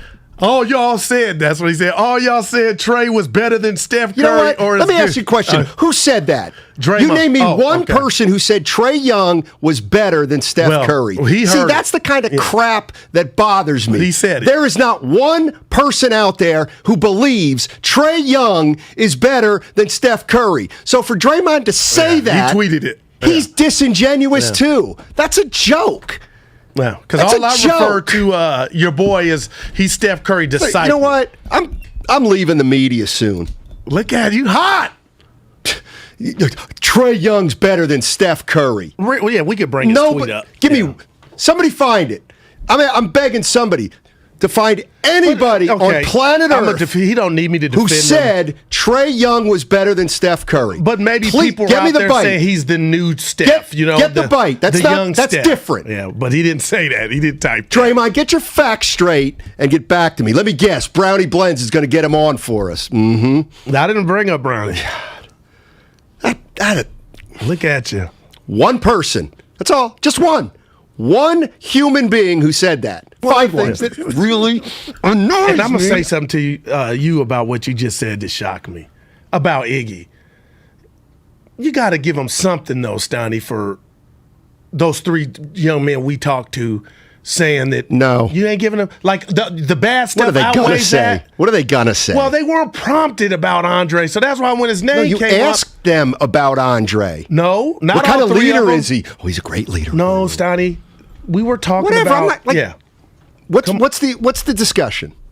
That you're not giving any credence to him doing that part of the game at this stage in his career. You know what he did? Like, that meant something to me. Okay, you know what? You know what I think Andre Iguodala did? He, more than anybody else, has put the idea of a contract extension front and center for Jordan Poole. What do you think about that? Now, some would say, is that having the youngsters back? I'm sure he does. But maybe you tell Jordan Poole, you're going to get your money, you're going to get your paper. Well, damn. Well, you're doing Stephen A. with Harden and Doc with that one. Because that's going out on a limb, Steiny, if those were his intentions. Some people said Trey was the next Steph Curry. That's not saying he's better. Pike, hit it. Anthony, Pleasant Hill. What's up? Who do you want in the second round, eh? What's going on, my guys? I appreciate the call. Guru for president. Steiny. That's my guy. Steiny. You talk about Guru, man. You got to get that Kyrie hate out your heart, man. I mean, the guy's just a great basketball player. I get you off the court. No. I get all that stuff. But let's not forget that 2015 finals. And coming from a diehard Warriors fan, if he doesn't get hurt, who knows? You think he's? Win that. Let me ask you a question. I think he's underachieved. And you know what? Like, off the court doesn't bother me. I don't care. Vaccine, I don't care. I mean, he's a little kooky. That's fine. I think he's underachieved in his career. Yeah, he could have, but just pure talent. That guy. Oh, sure. Yeah, pure talent. Yeah, you can't take that from him. No doubt. So what we're really saying is he's got unbelievable talent, but he's an underachiever. But so then who cares about the talent? I'll say this about Kyrie Irving, and this is not what he's trying to do when he came into the NBA. There's not too many guys during the Steph Curry tenure that I refer to as a warrior killer.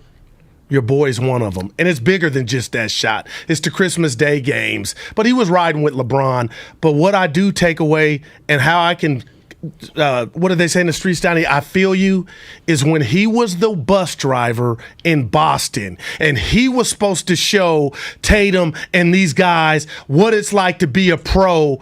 Steiny, they turned against him. So you or anybody else saying, Goo, what happened there with that, Kyrie? To me, that was the opportunity to show, okay, you've been hanging around the Mamba. You did the Olympic thing. What are you going to do for Boston? And he failed. He failed at that. And now you could call what happened in Brooklyn, it's 2 seasons, you could call that a failure. He got How hurt. many times do you fail before people say, you know what, he's underachieving? Harden underachieved? That's a great question. See, but I'm saying no, man. I don't think he did. I think Harden and Kyrie are different. I agree. Okay. So all right. Well, if the tank's empty, Well, physically, it's empty for James. So unless he's trying to do what Steven said, Steven Smith, as you call him. Why is Steiny so angry? All right, where do you want me to start? First thing was Guru compared Kyrie to Tim Duncan. And you just going to say it and leave it like that, huh? Right, for this short whatever, abbreviation. Right, okay. As long as you know I know what you're doing. Because Iguodala is apparently the greatest teammate of all time, even though it's clear there are a lot of Warrior fans who are frustrated with him. No, and I'm one of them. People still wondering why Kuminga's not playing 25 minutes a game as a 19-year-old. Right. And when I just bring that up, they say I hate the kid. How can I hate the kid? He's 19 years old. And I accused you of hating him because of the Duncan. Because you hate Duncan. That put me on my heels. Right. Because I know what the subtext was there, and I think you do too. There was none. Oh, man, you know me. I'm not skipping Daryl Bayless. I shoot straight, Steiny. Brian's in California. Hey, Brian. How you doing, man? Hey, guys. Hey, great show today. I was just calling in. You guys referenced who was the greatest leapers of all time in the NBA, and you threw a few names out and then passed on to the next topic. But I just wanted to throw out two names. Sean Kemp. Oh yeah. Sure. S-Fly. Seattle Supersonics, and Thunder Dan Marley. Oh, fuck. I love you. Thanks for the call. He got a great Thunder, and I like Dan. I can't stand him. Okay, but was he? I like Sean Kemp. Dan Marley, overrated.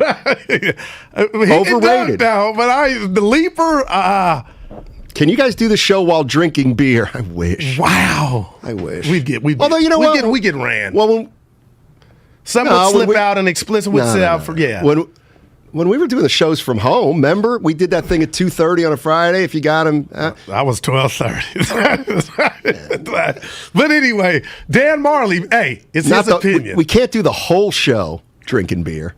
Bonte was drinking something that one day when he had some thing going on. I don't know. Well, now I can say you're D'Angelo Russell snitching. He talked about I'm playing it. Steiny, I know. When he spilled it and told Curly to be his waiter.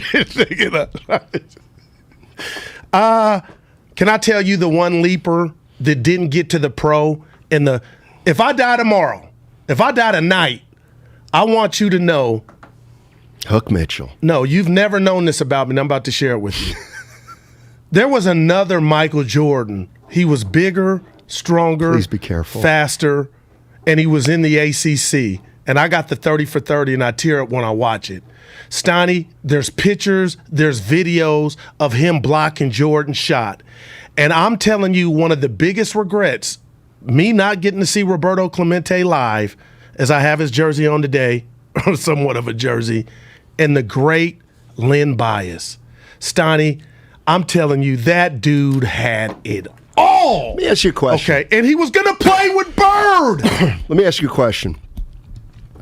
If I didn't like Kuminga, why did I say, reminds me a little bit of Len Bias? You did say that. I did say that. You did. I think I was off, you know and why? I was listening. Because that's a compliment. That's I've got an understanding. Yeah, that's a compliment. Thank you. But how good was Lenny to you, Steiny? We'll never know. But you can see why I'm excited though when I watch and they'll play some old games and clips. Yeah. I can remember where I was when I heard he died. Oh man. Oh God. You're right. He was about to be he was a Celtic. Bird was like, I'm going to get in early, going to work with Len. Right. Oh, my God. I just imagine, man, that dude was Steiny. They got pictures. Oh, my gosh. Okay. Him blocking Jordan. Jordan had hang time, but Lenny had more hang time. And Mike said as much. Mike said Lenny was a bad dude. Remember the inbounds play? You threw it off the guy? ACC game, threw it off the guy's back. That's the first time I saw that and got it and dunked it.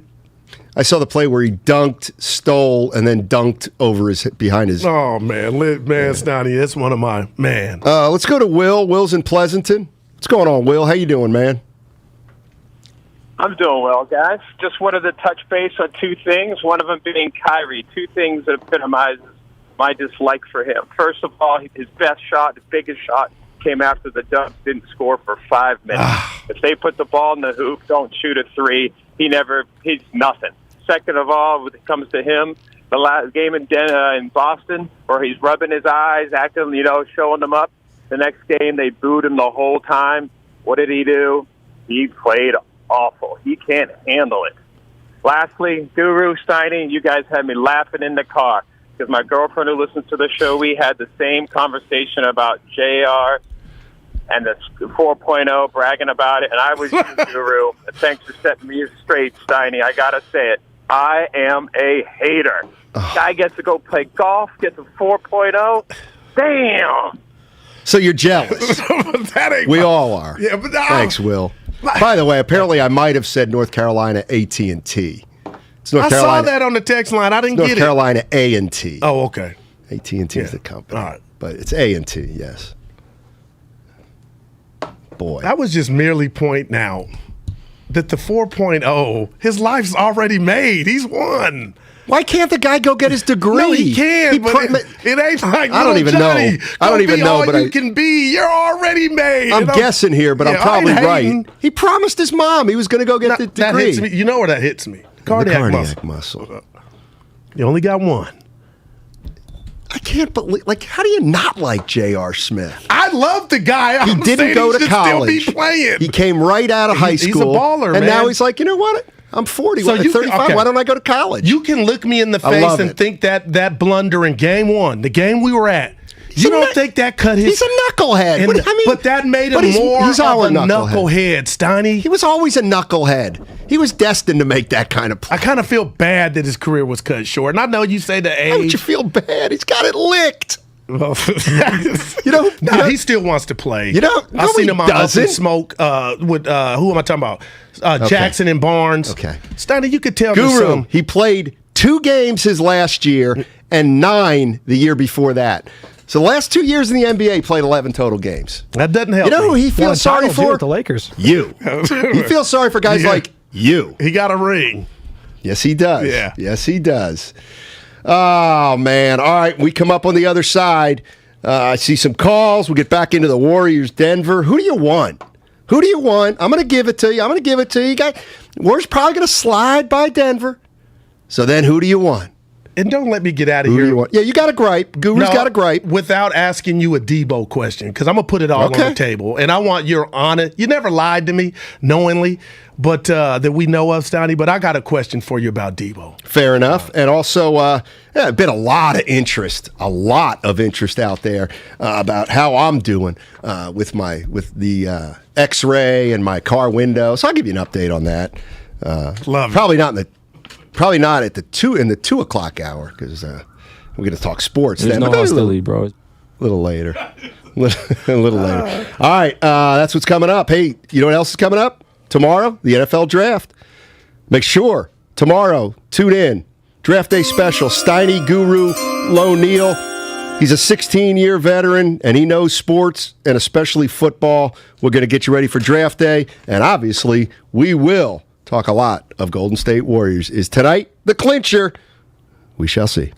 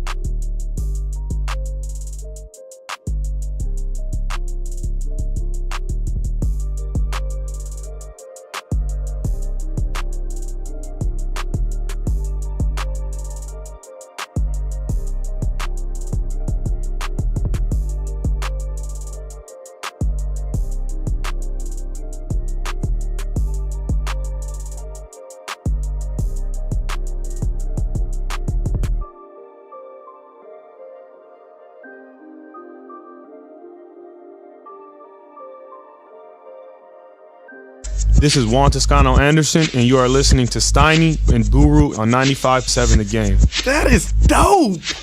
Where has that been? In the archives. I think I've seen the greatest text of all time. We'll be the judge. I'm using you. We'll be the judge of that. This is one of the greatest texts I've ever seen. I hate you're building this up and you don't do it. Go ahead. I guarantee you. We almost need a drum roll. Hold on. Let me make sure I have it. Don't disappoint us. No, I won't. Okay, here you go. You ready? This is the greatest text of all time from the 650. I'm tired of this bum Damon Bruce. Can't we get a guy on the radio that actually likes our local teams? He's talking about me. He thinks I'm Damon. Oh, wow. I didn't get it. Look at Damn Damon, man. He was going hater. He was giving Calvo the business. I know. Dude, you're a president of a team, Steiny. I know. Who do you think the Warriors are going to start tonight? Steph. It's time to get back to reality. Okay, and then who comes out? I think Jordan Poole. And I think, here I go, Guru Machine, Steiny. I think Kerr's doing it because he's not afraid of the situation. And the situation is feelings. Everybody has bought in. Steph's done this thing for 4 games. Yeah, for 4 games, it's go time. And again, I won't be mad, but I will scratch my head if they start off with this new Def lineup. Because then you're telling me you don't want Jordan to go back to the bench or you're worried about losing him. And I think Jordan ain't tripping. Too short. I mean, unless I've missed something in the last 5 minutes, the report we've gotten it's official. Right. The report we got from Shams Charania was momentum is building for the Warriors to start their small lineup. So how do you grade momentum? Well, if I submitted that is a classic. I cannot be wrong. You're Gucci. Yeah, you can't be wrong. Right. If the Looney starts, well, the momentum stopped. I never said it was going to happen. I just said momentum was building. I'll believe they're going to start the small team when I see it. Okay, I'm with you. That's all. Yeah, it's the special, it's the secret. It ain't a secret, but it's the weapon. Almost came back to get it done. Now, real quick, nobody cares, Steiny, but I'm over here. I'm going through it. Water got on my phone. It's no longer working. You told me to put it in rice in a Ziploc bag. Yeah. In the text. Dude, it's worked for you. I don't know if it's ever worked for me. Well, why would you recommend because it's it? worked. It works occasionally, is my understanding. For you. I don't remember if it did or didn't, to tell you the truth. I've been Googling. They say that, so when I get home. Okay, so I'm trying to help you. I'm going to dinner. Bobby's in Antioch. Let's get it rolling here on 95.7 The Game. Guru's Gripes coming up at 2:30. 2:30, Guru's Gripes. Hey, Bobby, what's going on, man? Hey, Steiny Goo. Thanks for taking my call. Let me hop on with you. Got 2 questions for you guys. My first one's for you, Steiny. With you not liking dunks and feeling like dunks don't win games, did you not like watching Shaq play? Most of the man's points came from dunks or just putting a bounce back off a rebound. All right. Okay, I'll answer that one. Yeah, no, I didn't find Shaq particularly fun to watch. Wow. But it's really not. Okay. I don't hate dunks. Come on, you're doing it good. Well, I feel like a psychiatrist. I know your hatred of Dr. Julius Erving. Well, that's personal. But I'm asking you, is it? Talk to me, Matthew. It's personal with Irving. But are you sure that he hasn't poisoned you to where when you see the high flyers, you subconsciously you're thinking about Julius? You said Dominique Wilkins. I was like, I love Dominique Wilkins. You did. And Kobe. I also love the Phi Slamma Jamma Houston team. I love that team. Dave's in El Cerrito. Cheer hey, Dave. up. What's going on, man? Davey. Hey, guys. Look, I don't want to stroke your egos too much, but I really thought the Bay Area was not going to find another good sports radio show. I was resigned to it, and I didn't think it was going to be you. Oh, my God. This guy is the best. I'm happy to say that I am wrong, that I am shocked to say, I was in this business for a long time. I am shocked to say that I borderline, even with my job, I almost find you appointment radio when I get in my car. Almost. I believe him. No, I'm dead serious. I was in this business. I thought it was done. I really didn't see. Look, I even know you're PD, and I don't think too highly of him. But I'm just saying, I really thought it was over, and you guys have proved it wrong. You got a good thing going on, and it's for real. And I see great things happening. Wow. Thank you. So that said, by the way, Steiny, what did Guru get on his phone? I think just water. Water. Oh, I love hearing you say it. I like the whole water thing. So on that point, I don't think people just love seeing dunks. I think Kuminga's going to be a star. And when I watched him before he ended up in the NBA at all, I was amazed that someone so young could understand how to move without the ball the way he did and the way he knew when to give up the ball. My gut told me maybe he played soccer and have a kind of understanding on that sport. But if you're going to be able to dunk the ball, that means that you have the wherewithal to find openings to get to the basket with ease. And if he's able to do that, that speaks to more than his ability to just jump, but really his ability to get to the rim with relative ease. And that is not just something that's simply, I can dunk the ball. Because Kenny Walker could dunk the ball, and he was terrible and didn't have a clue. But this kid has a clue. He's not ready yet, but this kid has a clue. I'm with you completely, Dave. Thanks for the call. I'll never forget Thanks Dave's call. Wow, rack him. Yeah, rack Steiny, that. No, he's right about, like, I'll tell you what, to me, the most I impressive. can't even remember the Kuminga part. The most impressive thing that Kuminga, to me, has done in his rookie year is his ability to get to the rim in the half court. And he just kind of gets in there, and the next thing you know, he's stronger, or he can jump high, he just dunks. But Dave said he's not ready yet to take a big role. There's other facets of the game, but I'm telling you why Dub Nation has taken a liking to this kid, Steiny, is let's just talk about the hops and athleticism. It is something Steiny, it's special. But there's other parts of the game, and I'm telling you, I mean this. There are a section of Warrior fans that wish Kerr would just ride or die. Not give him 30 minutes or 25, but let a brother work it out, even if the mistakes. And that's why I feel like you feel like there's a section of fans that they're enamored with this guy, Steiny. And plus, I know it's about Steph, Clay, and Dre, but he's the future, and you kind of just want more of it. That dunk in Denver, I was saying to myself, Steiny, and I know it was just 2 points. I was like, damn, he got up. But, okay. Yeah. I mean, we've been over it and over it and over it. He's 19 years old. When's the last 19-year-old who was on a playoff team and played significant minutes on a championship team? 19 years old.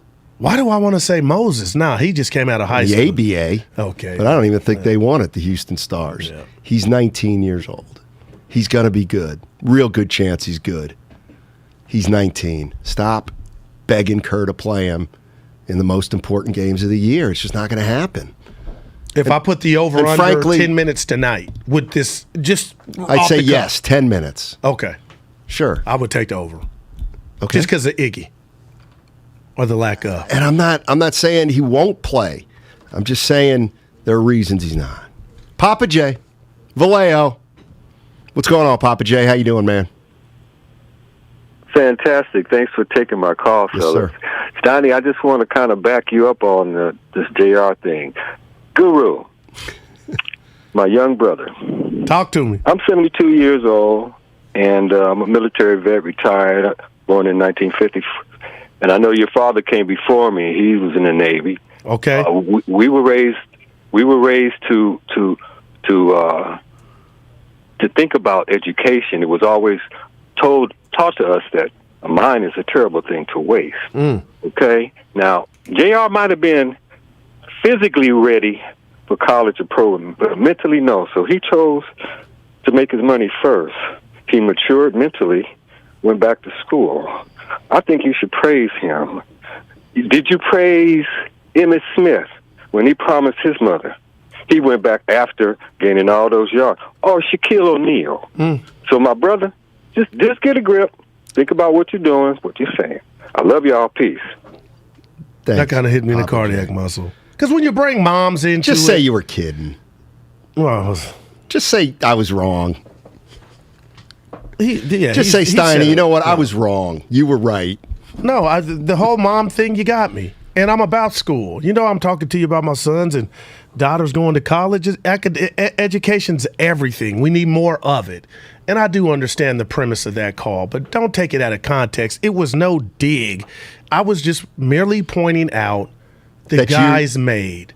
Okay? And if he did it for his mom and she wanted to see him, which we've seen before, I love that. I am all for that. But don't you dare celebrate this as if him being a celeb is going to affect his bottom line. He's made. You're a hater. No, I'm not a hater.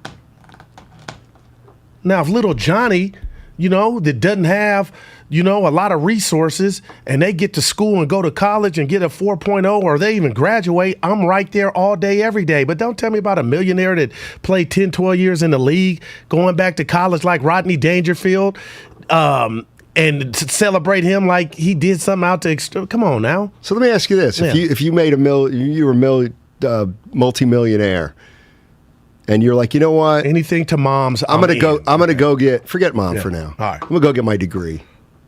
Good for you. That's all. Right. But you didn't. You don't think that's you don't think people would say, "Goo, that's cool, man. That's awesome. That's awesome." Going back to school, getting your degree. That's all we're saying. Right. It's pretty cool. Listen, the struggle is entirely different. There is no struggle when you do it after you made it. Well, hold on a second. That's what I'm talking about. I'm not trying to minimize JR getting this thing. Okay, that's fine. Anybody. But talk to me about the struggle and the sacrifice that you had to make early on. What about the struggle to get into the NBA in the first place? All day. I'm giving them kudos for that. That's a big deal. But we're talking about what you just. And what about if he didn't jumped out like you had the Holy Ghost? What if he didn't have the grades to get into college as an 18-year-old? He didn't have the grades. Right. So he went straight to the pros, and now he's going to college. Well, forget why he went straight to the pros. Let's just say he loved the game of basketball. He's not the only one that just dissed college, skipped college, and went to the league. My point is the man's a multi-millionaire, okay? Right. And you say, hey, Gooey got his 4.0. All right, great for JR. But JR was a winner before he went back to school. When you look at the monopoly board of life, I just think about I'm going to be honest. Money. I'm going to be honest because I think it's very admirable that a guy who's made millions and millions and millions and millions of dollars finishes his basketball career and goes and gets his degree, as opposed to a guy who finishes his basketball career and just there's nothing going on. All right. Let's go to Bobby. Bobby's in Los Altos. What's going on, Bobby? Hey, good afternoon. Thank you for taking my call. I guess I got two sides to this. Number one, I agree with Steinmetz. I mean, how many people, after they've made so much money, decide that they actually want to go back to school? So I actually do find it extremely admirable and something that most people, almost no one would do. The fact that you're saying he got a 4.0 sounds a little dubious to me. It makes me question that university's grading standards based upon my observations of him on the court. But the reason I called is, listen, I am a cisgender, heterosexual male, but I've never had such strong feelings for another man as when my boy Goo just brought up my hero, Len Bias, University of Maryland. Oh, man. When he jumped up, you jumped up. Man. When you came down, he was still going up. And then he shot the ball on the way down. Oh, man. Foul him. He was Jordan. Man. He was Jordan. Oh, my goodness. I mean, just I'm telling you, I almost have amorous feelings for you, Guru. I feel it. Hey, Bobby. All right, Bobby. Hey, thank you. Hey, Bobby. No problem. Bobby, I had a poster of Len Bias, and it said, I'm Bias, Maryland's #1. You got to love it. Now that hit me in the cardiac. Yeah. Wow. Reach. Thanks, Man. Bobby. Good stuff. That could be the best poster ever. I wish I still had it. Iceman had one, though. He's sitting on ice cubes in the gray. Did you have that? I was a huge that poster was cold guy. with the chains. A bird sitting on the bird's nest on top of the rim. I don't think I've seen that. Well, one. that's a surprise. Hey, I why love not? Bird. Why not? Let's just see. Why not? This all. I'm trying to think of some of those other posters that were like that. I'm mad I hadn't seen the Len Bias. I'm biased. Well, that was when he was at Maryland. That was probably still. only a regional one. Who were some of those other posters? They were kind of funny. I can't remember. Jordan was everywhere. I had the VHS tapes. Come fly with me. I'm surprised. Well, let's go to Coach Duran. Let's talk Warriors and who they want to play. Hey, Steiny Guru, my two compadres. What's up, fellas? You got it. Hey. Great day for Warriors Nuggets. A prediction, I'll go 112-95. I think we avalanche, snowplow the Nuggets tonight. Okay. Poole, I see what you did there. Thompson, 30, and Curry with 24. It's going to be a legit game. Dub Nation, I'm on my way to work the game. There you go. What does that mean, work the game, Duran? He works at Chase. Who is he? Security guy? Vendor? I can't. Operations? In the Google Engineering? crystal ball. He is. Google it. Yeah, thank you, Spadoni. Dude, Lynn, you got me thinking about Lynn, man. Well, we should probably stop talking about Len Bias. Because I don't think a lot of people know who he is. Oh, damn. In this day and age. That hurts. But I hear what you're saying. You know. Wow. You sound like the boss. What do you mean? Hey. No. You got to explain who he was, but you did. He was an unbelievable college player. Okay. And I think he was going to be an unbelievable pro. Well, I thought so too. So did the Celtics. Omar in Antioch. Omar, how are you, buddy? What are you thinking about tonight's game? Good. How are you doing, guys? Doing great. How you doing today, guys? Doing great. All right. I wanted to say that Jordan Poole should come off the bench because I look at the Manu Ginobili situation and how it changed the dynasty of the Spurs when he came off the bench. And also guys like Del Curry and Jason Terry and, you got Jordan Clarkson. And he's more of a scorer than a facilitator, which is not his role. So he could come off the bench and give that firepower and, have a free shot at just, going for 20, 30 points instead of having that pressure of starting. And he can, eventually start when Curry steps down over the next 5-10 years. What you guys think about that? Yeah, I'm with you. Here's my thing is the reason Popovich moved Ginobili to the bench was because he said he thought it was difficult to get all three scorers going, Ginobili, Parker, and Duncan, in the first 6 or 8 minutes of a game. It's just, three guys need to all score all together right off the jump. And he said, that's not that's not easy. So I'm going to move Ginobili off the bench and I'm going to bring Ginobili in. And when Ginobili gets in there, he's only going to play with one of these scorers because he's a scorer, and that keeps us at 2 scorers on the floor. And I think that's just easier to get everybody going. So that's why to me it's a little bit surprising if Poole starts. That's all. Plus, in the NBA, there's just, and maybe Kerr's bucking conventional wisdom, because the NBA has had a long history of having one of your top 5 players come off the bench. I mean, Bobby Jones came off the bench for the Sixers. He was better than Mark Ivoroni. McHale came off the bench early in his career for the Celtics. Michael Cooper came off the bench, and Kurt Rambis started. So I always thought the idea was if you had a scorer, you could bring him off the bench because at that point you can take a scorer off, and now your scorer off the bench has more freedom. But let's put the rat on the table here with this lineup. If Jordan does start and Looney is not a guy out there, then you put Dre on Jokic early. Yeah. And we saw the ill effects of Dre getting in foul trouble or not even being available, Steiny. So to me, the inception of Jordan Poole started with him coming off the bench. I'm not advocating, nor do I like waiting for him to come in the game, Steiny, but I will be shocked tonight because all this started with Steph being hurt. And now it looks like he's ready to go. 37 minutes last game. You think you would just go back to your regular thing. Are you surprised? And you may want to throw something at me. That it's getting so much run that we all care about who's going to start.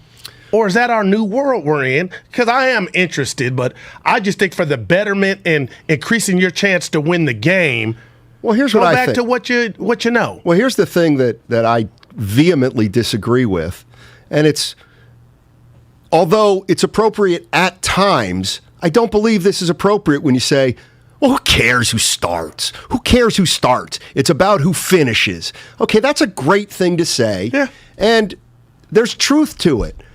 But the question isn't putting Curry back in the starting lineup. It's how Jordan we know Poole will that's react. happening. Okay, got you. It's Go ahead. who are you moving to the bench and why? And how? What about this? Can I add one to those two? How will it affect said player that you move back to the bench if it happens to be Jordan Poole? Exactly. And so I don't. Nobody's saying Jordan Poole isn't one of the best 5 Warrior players. Oh, we know that. And can I get somebody their flowers? I know I can. Klay Thompson, Steiny, are you at all shocked now that the ball's going in?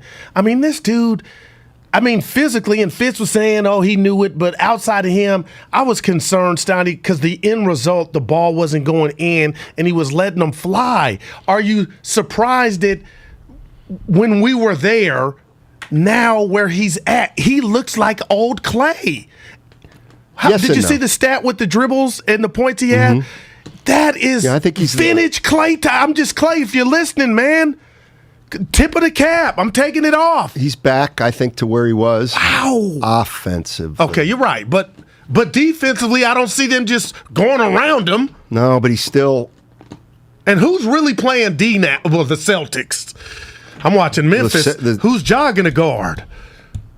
And I ain't blaming it just on Ja. You know what I'm saying, Steiny? Who is? Well, look, I mean, the bottom line is, if this were 3 or 4 years ago, Klay would guard Ja Morant. Will he guard Ja Morant if they play the Celtics? I'm sorry, the Memphis Can Grizzlies he guard next? Tatum? He would have. Yeah, he would have. That's what I'm saying. But old Klay would have been on him a little bit. I think that's a Wiggins assignment. Ooh. And I tell you what, it might be a little bit of Draymond, too. Okay, can I say something about our show, our family? E put me out there again. Producer E. E. Evan. E, yeah. Okay. Is Guru hating on J.R. Smith? So when people hear the clip, it's going to come off without context. No. So I'm ruined again. You know how you just, I'm afraid to hit play. I'm going to go have dinner tonight. I'm not even going to press play on it. I was surprised, very surprised at the text that came in. You've been accusing me of little stuff today, though. Like, innuendos. Tell me what you really say. Goo. I mean, I don't like you that. You built your own boat with the J.R. Smith. I just said. I'm going to do IG Live tonight. You just said. After the game. Listen, I think what J.R. Smith is doing is admirable. Right. I like him. I think it's cool. And you just are like. Okay. You just don't like him. Right. Will Smith did a phenomenal job in a great movie. It was filmed in the city, Pursuit of Happiness. JR's not going to do that with his degree. Dude. Okay, that I just now I know that feel. JR's good, with or without the 4.0, and I'm glad he did it for moms and he went back to school. You know I'm about education, but it ain't Pursuit of Happiness.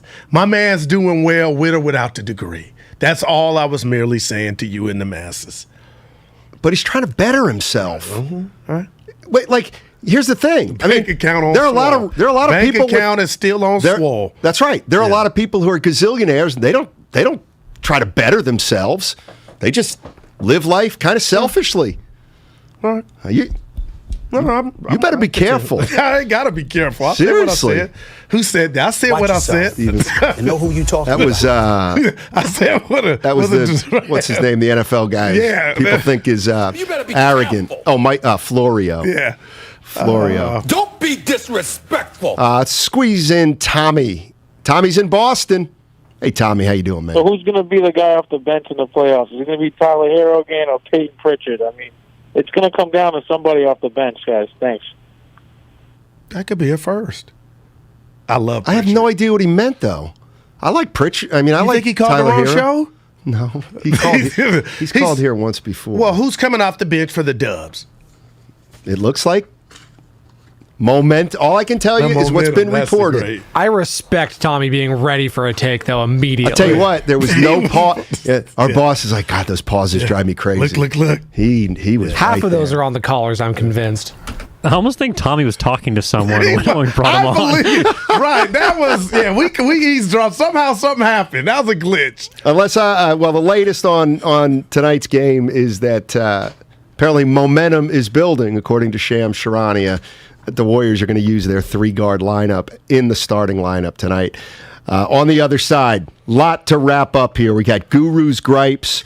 I want to get into who the Warriors' next opponent you want it to be.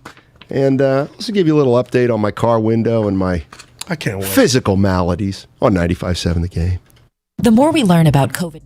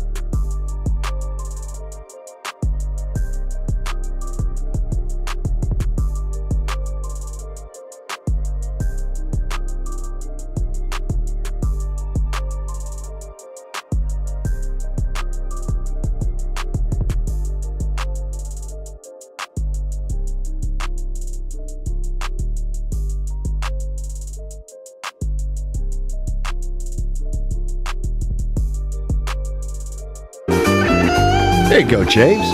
That's our guy, the big man. Yes, sir. I got an announcement, Steiny. All right. I'm going back to college to get my degree. How about that? I don't believe you. It's about to happen. I'll get Where you back to going? you. Probably, I went to Chabot first. Okay. You going to go back and get that degree from there? No, I've already, I guess I'm a few. Where'd you apply to? I'm about to. Okay. Yeah. And still try to hoop. I still got eligibility stuff. UC Union City. There you go. I appreciate that you kind of, without acknowledging it, you are acknowledging I'm about that, education. that you made you kind of made a little mistake there. I was defending my guy, and it kind of. I mean, quite frankly, this is time for the line that you used on Jeff Garcia. You, admit it, you stepped in it. Oh, that set him off too. I know. Oh man! When Guru said he thinks he's still playing. That was the funniest part of the whole interview. It was. It was. He did, but he was like, "We got a game, son." No, you don't. They got one, but I feel you. Oh man.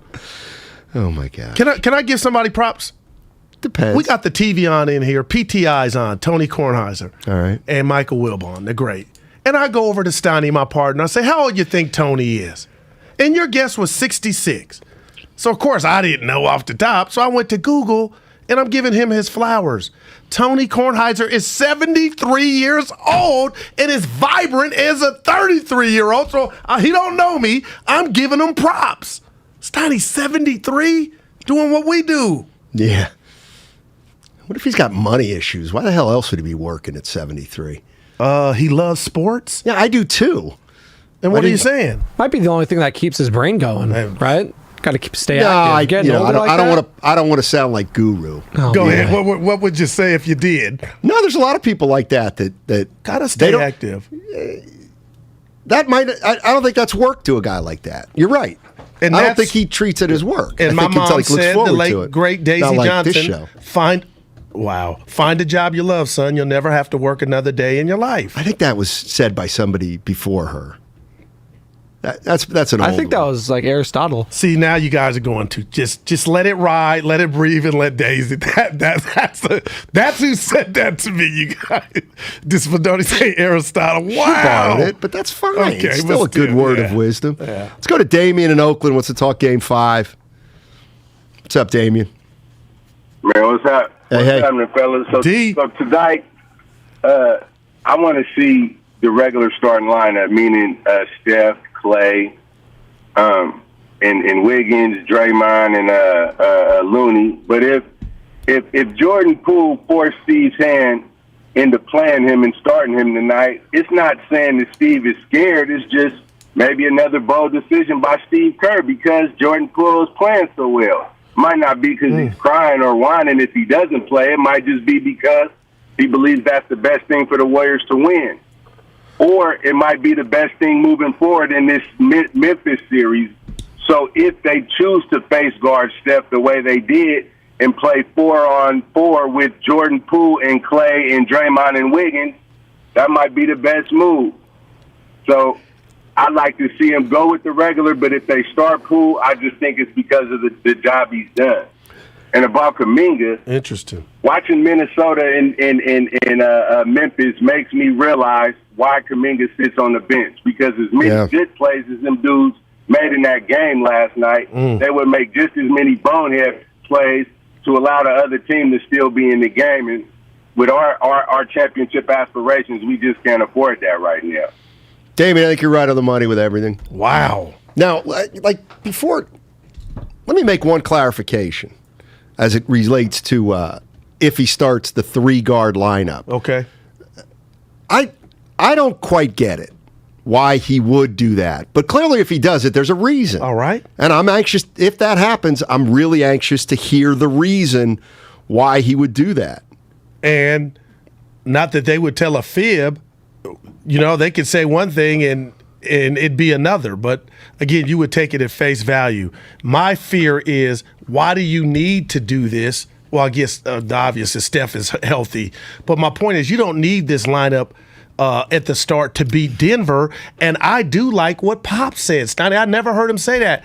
It's kind of hard to get three guys to get off at the same time. So when Jordan comes in, it's kind of his show. You know, not just him shooting, but I get that. And I think that makes a team better than when you go top heavy. And then you might have a start to where all three of them are cold. Then what? What's your gut tell you? It's talking a lot and it's growing. They go to the traditional, like my Wings. Yeah, I just got to – I'm not going to believe it till I see it. And then after I see it, I can't wait till after the game because someone will say, you know, what was it? Why Jordan Poole? And then I can't, you know, I'm looking forward to hearing his answer. So listening to Warriors Live, how soon and we did the post, the pre and post, how soon will we know the lineup? Well, you know what's funny is those lineups, you don't have to adhere to them. Oh, no. No. That's what he was talking. Kurt talked about that a little yesterday, that once Popovich put in the starting lineup, it's going to be George Gervin. So the bait and switch. Yeah. And you know who else used to try to do stuff like that, thinking it was strategy, was your boy Mark Jackson. I ain't hearing much about him and the Lakers. I wonder why. Me. Well, he interviewed in Sac. Now, who played the laugh? Interviewed in Sac. I don't think he's going to get another job. I think it's coming. I think LeBron. Well, Sacramento doesn't count. That really doesn't count. They've had 9 coaches in 10 years. Well, that's going to come to a stop. They just got to Mark find Jackson. The right one. No, a right one. Hopefully, it'll be Mark. Steiny, people make mistakes.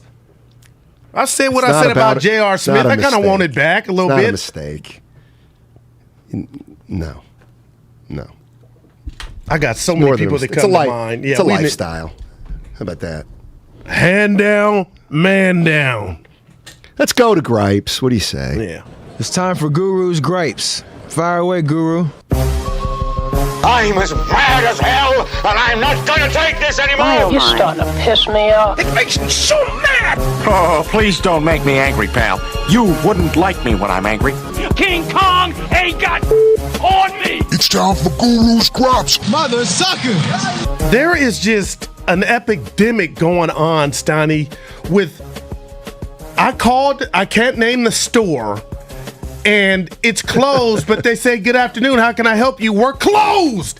If you're closed, don't answer the phone, because you can't help me. And if I'm frantically dialing to see if you're still open and you answer, I'm assuming, you know what, they're still open, but too many businesses are saying, hey, thank you for calling, we're closed.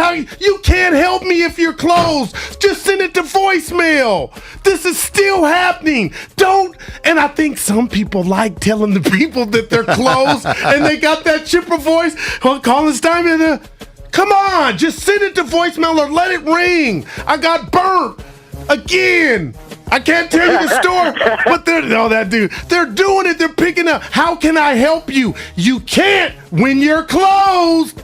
So don't just drop that line or don't pick up. Because you know as a human, when they pick up, you're like, I'm Gucci. Well, thank you for calling Steiny. We're closed. How can I help you? You're closed. You can't help me. You know what they probably want to say to you? Look, fellas, I apologize. Oh, wow. Steiny, and I told the person, I let him have it. You can't help me. Why would you answer? They were quiet. Person answers the phone and you yell at him. No, they tell me first, how can I help you? We're closed. I said, just like this, I swear to you, Steiny. I said, well, you can't help me. Couple texts here you might be interested in. Some people will not stop calling until someone picks up, Guru. Having worked in retail, there's a couple of reasons why you still leave the phones on. You guys. People work overnight, so callers might have to call in sick. Oh. Yep. People might have left a wallet, a phone maybe.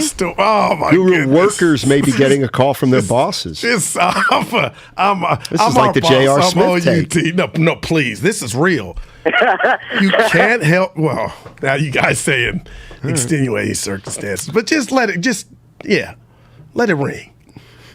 And they got that chipper voice. How can I help you? We're closed. You can't help me. Is it the voice guru that really gets you? No, it's the fact that they're closed and I'm frantically calling Spadoni thinking, okay, are they open? And then you hear that, welcome to blah, blah, blah. We're closed. Well, the reason they're so happy is because they're not open. Just rung. And that's why they're done working for the most part, except they got to take your call. So they're Guru, check them hours on Google. I kind of agree with that. These people, it's one. Well, his phone doesn't work. 925. Wow. All right. Yeah. That was in and out. Somebody texting a bunch. They say you can tell you're getting paid because of your watch. Let me see it. Oh. That's a lot going on there. It ain't the big one, though. A lot of yeah, you ain't kidding. David said I had a John coffee Moran. table the other day. He said you had a what? A coffee table. My other watch looked like a coffee table. I didn't like it. Yeah. A couple things I wanted to get into. If you're going to either the Giants game tonight or the Warrior game tonight, do yourself a favor, get there early. Because Giants first pitch, 6:45, and then tip-off for Warriors is 7. You know the deal. Take public or get there early. Yeah. No doubt about it. So, what was I going to say? Nobody cares about that. Jerry West. We didn't talk about him yesterday. Well, go ahead. So Jerry West is still so hot about winning time. SOFT. He's so mad that he says he'll take it to the Supreme Court if he has to. He wants an apology, a retraction. He thinks he's being portrayed in a terrible, terrible way. I saw a tweet. I'm like, get over you. I love the logo. Get over yourself. I love the logo. And the Supreme Court, we got enough problems. Go ahead, study this country. The tweet was that Jerry West saying he'll take it all the way to the Supreme Court is exactly like how Jerry West, the actor, would handle the situation. You got to give credit to who came up with that one. Really good. You gonna cite your sources? I can't. It's like that 70s something. Oh, okay. I can't. That's remember pretty good. HBO came out with a statement. Just said, this is fiction. We told you it was fiction. Why is he? It's based on some true events, but we took liberties." And again, the thing that hits me about this series is it's great. And I know. And here's the other thing. I think Evan's right on this. A lot of people watch 1 or 2 and they make this judgment. I think Jerry West is like he's getting better. His character's evolving a little bit. I agree. And I think there's other people who have just as big of a gripe, including Chick Hearn, rest R.I.P. But what does that say about, and again, I don't know Jerry West, you do. I love what Jerry West stands for, Steiny. I don't know. But any person, I mean, are you taking yourself to, you can't erase what Steiny Guru and E and Spadoni's eyes have already seen. So what the hell do you want the Supreme Court to do? Well, come on, man. It's a little bit of an exaggeration. I mean, he's fitting into the character they're portraying on Winning Time by getting this mad. Wow, man. Right? That's profound. Like he's feeding into it by getting this upset. I'm shocked. And depending on the Supreme Court decision, you might throw that through the window. Oh, man. I gave you 4 for that. I like it. I'm shocked, Steiny. Am I too cavalier in saying it's harmless? It's harmless. It's not going to taint his legacy at all. And Does he like watch his South character. Park at all? Does he understand what pop culture could really do to a person's image? Like this is nothing. Who'd they do something to? South Park's done it to everyone. Is what I'm really? saying. Yeah. This is I'm blown away, man. And I love Jerry. Yeah, I do too. Shaka's in Berkeley. Hey, Shaka, how you doing? Guy. Hey, how y'all doing, man? Doing well. Hey, man, happy birthday to Guru and Bonte's wife, man. I saw it is. Earlier, man. I want to say happy birthday to both. That's a coincidence, huh? Both of y'all wives' birthday today. I forgot Anna, the lovely Anna. Nice. I just saw it on, I'm paying attention to you, so I didn't see it on social media. During break, I saw. Yeah, right on, Shaka. Hey, man, I want to talk about Clay, man. I say, man, if you had a dream, say you was dreaming about, many times when he was going rehab, he was dreaming about getting back on that court. We saw him on the court and didn't leave for like an hour after the game, maybe longer. and for him to get this opportunity, man. I mean, this would be a storybook ending if he would just go all the way and win with the emergence of Jordan Poole. Man, we're really looking at a good chance to have another parade, but this time in Frisco. You know what, Shaka? Man, Shaka. I'm glad Shaka called. He's right about Clay. I mean, this would be unbelievable. I've been talking about Clay all day, but go ahead. Okay, go ahead. No, I've been giving him his roses. You can go But ahead. when Shaka said it, it just hit you a different way. Go ahead. You said this would be incredible. It would be incredible. And that's what I've been telling you. And I also said this would be the biggest championship of the 4. And we always have this, you always pose this question, Goo, how many chips you think they can get? Steiny, I see, and I know you, as it sits now and what I'm seeing, I'm looking past just this season, which I think they're the smart It's a lock, yeah. Steiny, this year's a lock. If somebody wanted to sell me or tell me they could see 2 or 3 before the big 3 hang it up, I feel like we're staring that in the face. I'll tell you what, why don't we have a little wager? Okay. I'll put the over-under on Warriors titles in the next 8 years, 2.5.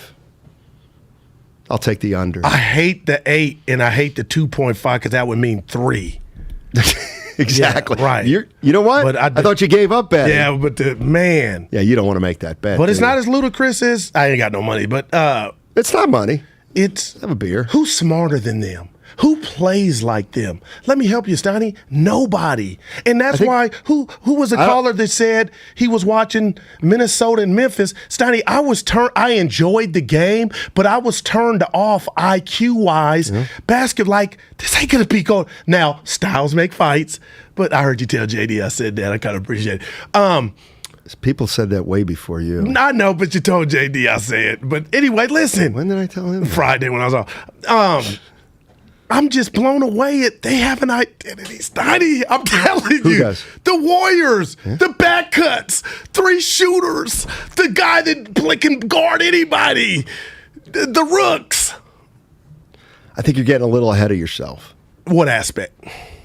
They haven't even won the first round of their okay. series, You know what? and their matchup in the first round is pretty favorable, and they got a long way to go. Okay. They got a long way to go. Here I go, interrupting you. But the one thing you said, Goo, next year they're older and injuries can happen. That's where, to me, it ain't light treading, but that's where Moody, that's where, and I won't even use Poole, but that's where Kuminga and the JTAs, you can ride those guys and manipulate a regular season. Now, injuries are going to happen, the fluke stuff. But for the majority of it, Steiny, they got an infusion of youth to where it's not just all on the guys, 82 game. But it's going to be on the guys. It will be on the guys at the end of the day. Okay. Like it'll be on the guys this year. Like if I Those told other you guys right are not now, ready to take a significant role. Okay, now if I'm telling you, I still don't understand why Curry played as many minutes as he did this year. I'm willing to bet you everything in my life, Steiny, he won't average more than 33 minutes next year. Like they got some, they got some. Okay, you know. We'll win the battle, not the war. Or is it the war and the battle? They want to win the war, not the battle. Right. But I get you. I'm excited. I'm seriously, man. This is lining up like, my goodness. And Wiseman, we didn't even talk about him. I asked you in the green room, gun to your head, Matt Steinmetz. You think is he available game 1 next year? Sure, why not? Because we thought that last That's year not he what wasn't you available. asked in the green room. You said, is he starting next year? Well, I meant. And I said no. Okay. I don't think Wiseman will be starting. I agree with that, but I'm next year. talking about available. Yeah, I think so. Why not? Because we thought that this year. Well, okay. He got hurt. I mean, if you don't think he's going to be ready next year, then he's Sam Bowie. No, well, then he's Greg Oden. I don't believe it's he is scary, that. and that's why I'm hoping like hell he's ready to go. But you're right. If for reason he's not Steiny, that would be, and not to turn the party down, but yeah, that would be. I don't even want to think about it. Nick in Berkeley. Hey, Nick. How you doing, buddy? What do you got? Hey, what's up, y'all? I'm thinking like nowadays we overthink sports. You just got to go to the bread and butter, man. Clay got the heat up. Draymond got to do his thing. Curry do his thing. Poole gonna do his thing, and Looney Tunes is about to go off, baby. That was the difference in Denver. And I'm telling you, Denver ain't got nothing coming, man. We about to smash them. And let me tell you this: that old Lakers show down there in L.A. I think actually that they said, well, we made a lot of stuff up. I don't think they made nothing up, man. I think it all really happened, and they would have if they would have told you it's true, you wouldn't believe them anyway. Oh, wow. And there's another season coming. I would hope They got so. season 2. I thought this was... Well, I don't think season 1's over, is it? Like, there's 10 episodes. Well, and you and E 8. ruined the new season, the last episode. I would never do that to anybody. Well, we didn't ruin the finale, but yeah, they have been, I believe, given a clear for season 2. Sweet. That's just dope. And Magic, that guy's career just taking off. I don't even... What, you know his real name? Because they do the stuff after with Rick Fox. I'm out. My wife likes him. So does mine. You see that new Magic doc on Apple TV? Yeah, and how they're not talking about any I will of, not watch that. I don't know if I'm ready for it yet. Dude, it's so funny. It's basically like him and his wife saw this winning time. It's like, oh man, this is portraying all my side pieces. Honey, I didn't do any of this. Let's make this doc and show what actually happened, Am I wrong for laughing? That's Absolutely pretty not. good, Spadoni. That is peculiar time, Sonny. Because he said he didn't like how he's portrayed. It's like the Jim Barnett. Don't talk about that. Yeah, exactly. How much we got? Don't talk about that. We got about 1 minute. Okay. Bomani Jones, 345. Oh, that's Whitey awesome. and Ratto. And Okay. Dave Fleming, 445. Nice. I thought he was going to say Dave Campbell. I was about to fall out. Well, He ain't Damon's not working today. No, yeah, right. You know what I would say to Dave Cavill? Stay off of Twitter. Get off the internet. My Fitz voice. Fake internet crap. I'm going to give you a 4. Nice. Fitz was on one today, Stoddy. Yeah, he was. Yeah. He knows who's starting. We don't. He's not He going to tell dropped us. that on us, He's not going to yeah. tell us because he's That too, hurt me. I thought too he- tight with Steve Kerr and Steph. All right. Warriors win tomorrow. It's tonight. Yes. We're talking about a win I tomorrow. believe so. And the draft. Debo. That's right. And we Man, got I'm Low upset. in tomorrow. Yeah, Low. Low in tomorrow. We're going to have some fun with Low. How much now? Well, I just 20 say it seconds. with the crack in your voice. Like if I just say, all right, we're done, it's the station's fine, right? So, wow. Go down Their the show will hall just and start ask the earlier guy. than it's And how much now? See, that is About just 10 seconds. All right, 10 seconds. That's nasty. You know, it's like when the boss says, Steiny, the thing about you is you're not really a traditional host. Night. This is James Wiseman, and you are listening to Steiny. Okay. This is James Wiseman, and you are listening to Steiny and Guru on 95.7 The Game. Tomorrow, we've got all.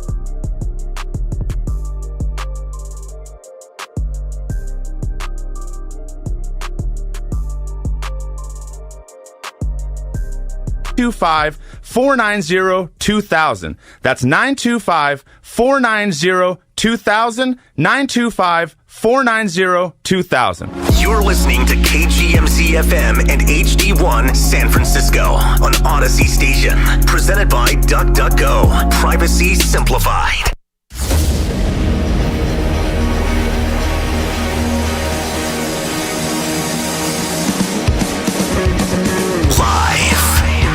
Corner of Broadway and Battery. You're listening to Damon Bruce and Ray Ratto on 95.7 The Game. Brought to you by BMW Fairfield. Whitey in for Damon today, and what a day, what a night it should be at Chase Center. Okay, it could get a little congested with the Dubs playing the Nuggets and the Giants tangling with the A's down the street, but this should be the type of night this place was built for. Warriors, of course, can clinch a playoff series at Chase for the first time ever. Ray, it's hard to imagine they won't. Oh, it's not hard to imagine. Oh, I think it is. I think it's very hard to imagine. Okay, well then, don't ask me. Tell me what. Well, we disagree, and we're off and running. Because it's hard to close out a series, but, I mean, that's the way. I mean, it's clear that's the way to bet, but you saw how Denver can do this. Denver made their little statement when, they were at home and they played over their heads and they got a little help from the officials. And stop. Stop. They did not get help for these. They did. I think they did. They got, and that's a decent team, but this is the end of the line for them. They showed when everything's lined up for them and they play over their heads, they could barely beat the Warriors. So, outside of unforeseen circumstances tonight, it's hard to imagine. For me, it's hard to imagine Denver extending this series. I think Warriors, if that were to happen, I think Warriors would be in real trouble. No, they wouldn't. I don't mean to be the contrarian guy, but it's good. You speak in absolutes as though a win tonight by Denver is unthinkable. Oh, I didn't say it was unthinkable. I said it was hard to imagine. Well, and it is. But if the Warriors were to lose, the series would be extended. It would not be good. Well, no, it's not optimal for them. But one, it would be optimal for me because it means more basketball. All right. I believe that all series should go 7. Mm-hmm. But beyond that, I mean, Denver's not inept. No, they're just not nearly as good as the Warriors right now. Oh, they're not. But my point is they got contributions from 3 guys who had not been contributing to date. 6 guys if you include the officials. But go ahead. Stop it. Just stop. Did you? You watched the game? Yes. I mean, foul. Draymond Green, foul. And I know he committed a foul. Yeah, but foul trouble right away. The Warriors went. But evidently, Denver committed no fouls in that game. Is that what you're suggesting? You're an official yourself. Yeah. Wink, wink. We'll even it up. Right? That's a fact. You can do that in basketball. That's a fact, is it? That it can be done. Well, anything could be done. Okay. Gamblers could come into a locker room an hour before the game and start waving pistols around. I mean, no, both teams got called a lot. Yeah. That's true. But if Steve Kerr's not going to take the bait about how the officials squeezed them, then I'm willing to take that at face value. He said they committed too many fouls, and they did. He did. They did, to their credit. They said too many silly fouls. Even Steph said after the game, it's not just the number of fouls, it's the type of fouls you commit. So I get all that. And I like the Nuggets, and I think Michael Malone's an outstanding coach. And it's been obviously a very challenging year for them, and here they are. But I think they've made their point. I think they've gotten about as far as they're going to go. I do think if the Warriors were to fall tonight, I don't think they will. I think the Warriors would be in real trouble because I agree with you. If I understand what I think you're saying, they probably win the series anyway, but you don't want this thing extended any more than it has to be for the Warriors. No, no. If you're a Warrior fan, you would prefer they close out tonight. But this is not Denver is not a team that can do what they did in Game 4 3 more times in a row. I don't think so. They could do it once more. Nothing against Bones Highland. What does Bones Highland got to do with it? Well, he's one of the ones who did some things that they're probably not going to be able to do again. No, I mean, he's on the Nuggets. That's what he has to do with it. Sorry. They came closer to hitting their maximum in Game 4 than the Warriors did. But I wouldn't be shocked to see Denver win tonight. I'm not predicting it, but I mean, I could easily see them turning the game into another roller derby match. And that works to their advantage. We are brought to you by BMW Fairfield, now open in the Fairfield Auto Mall. Visit bmwfairfield.com today to book your visit. It's Damon and Ratto, Whitey in for Damon. Ray and I will be bringing you Warriors Live, in fact, at 5:30 as we get ready for this contest, Game 5, the Warriors against the Denver Nuggets. The Warriors, it looks, Ray, and I think Steve Kerr kind of almost suggested that yesterday when he spoke to us that Steph was going to be in the starting lineup. But according to Shams, well, here's the quote, because we don't know for sure what's going to happen yet, but Shams Charania, according to sources, there is momentum towards the Warriors having their most lethal lineup as the starting 5 tonight versus Denver. Steph Curry back in with Jordan Poole, Klay Thompson, Andrew Wiggins, and Draymond Green. He points out the final decision to be made today, as Mark Randy, voice of the Bay Area Panthers, points out. They should make that decision today with the game tonight. Yeah, I think Mark has hit it on the head. I mean, he's analyzed this correctly. Yeah. He's gone through the metrics, what he does. And he realizes that the Warriors will have to declare a starting lineup by the opening tip. Right. And I don't want to go down this rabbit hole again, but why are you doing? Go ahead. Okay. I mean, whether Jordan Poole stays in the starting lineup, and Curry replaces Kevon Looney, or he replaces Poole, just to me is largely irrelevant because the first 6 minutes of a game never define that game. So, I think all the guys that you want to see get, big minutes will get big minutes. I think, Ray, that you could make the case that the first 6 minutes of the last game defined that game. I think Steve Kerr said that, and I think yesterday you basically said the same thing with the Warriors getting into early foul trouble, and he said that's why we lost the game. Well, except that they cut it to 2 in the fourth quarter. So it clearly didn't, there were fouls called throughout the game. It wasn't just the first 6 minutes that marred the rest of the game. And it wasn't because the Warriors, didn't start Steph Curry that they fell behind. The point is, after 6 minutes, when you start bringing subs in, you still have 7/8 of a game to affect the outcome. I would like to see them start that, whatever we're going to call it, lineup. I'd like to see them start. Starting lineup. Let's call it that. Well, see, that's the best thing about that. If this group starts, guess what? Starting lineups don't have nicknames, right? It's just your starting lineup. So if this unit starts and continues to start, then all that nickname nonsense, we can forget all about it because nobody's starting lineup has a nickname. It's just your starting lineup. Well, here's the thing, though. People who want to be cute will continue to be cute until they wear people down. I'm already worn down. I've been out on nicknames forever. The only nicknames that count are the ones that your teammates give you. Those are the ones those work.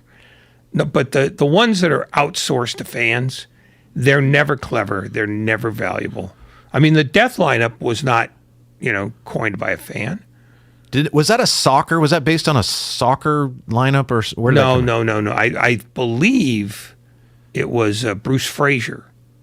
Oh, okay. The assistant who called it the death lineup. Mm-hmm. That is my understanding. It might have been Chris DeMarco, but I'm pretty sure it was Bruce Frazier. Okay. But it was somebody who works for the Warriors and is in and around the team every day. That's a legitimate nickname. Yeah, and then it became the Hamptons 5, which we got, but yeah. I think that was Tim. That was Tim Kawakami. Yeah, he came up with that, and now people have been, and that's fine, have fun with it. But okay, if that's the starting lineup, we don't need to worry about it anymore. Oh no, I'm telling you, people will continue to make your life miserable. I heard somebody say the Ska DJ lineup. Ska DJ, Steph, Clay, Andrew, Draymond, and Jordan. Actually, I think that was mine, but less than good. Yeah, I wasn't going to bring it out, but since we're talking about it, that proves the point. It's a dead end. Yeah. We move on. Well, it clearly wasn't a dead end on your drive-in. If Steve Kerr asked me, and he may, if he asked me who should start, like I said, Ray, I don't know about you. I hope that lineup, the lineup that shall not be named, I hope that lineup starts. I'd like to see what they do. But if he asked me, I'd say, look, I would bring Jordan Poole off the bench and start Looney on Jokic, and then Draymond does it. And he, obviously they know all this a lot better than I do. But that would be what I think makes the most sense. But just from a fan standpoint, I hope it is that lineup that starts. Why the fans would care is beyond me. I mean, look, they won the first 3 games with Looney starting. If the starting lineup is supposed to be so magical a thing. And at some point, they're going to go back to a lineup that starts with Looney.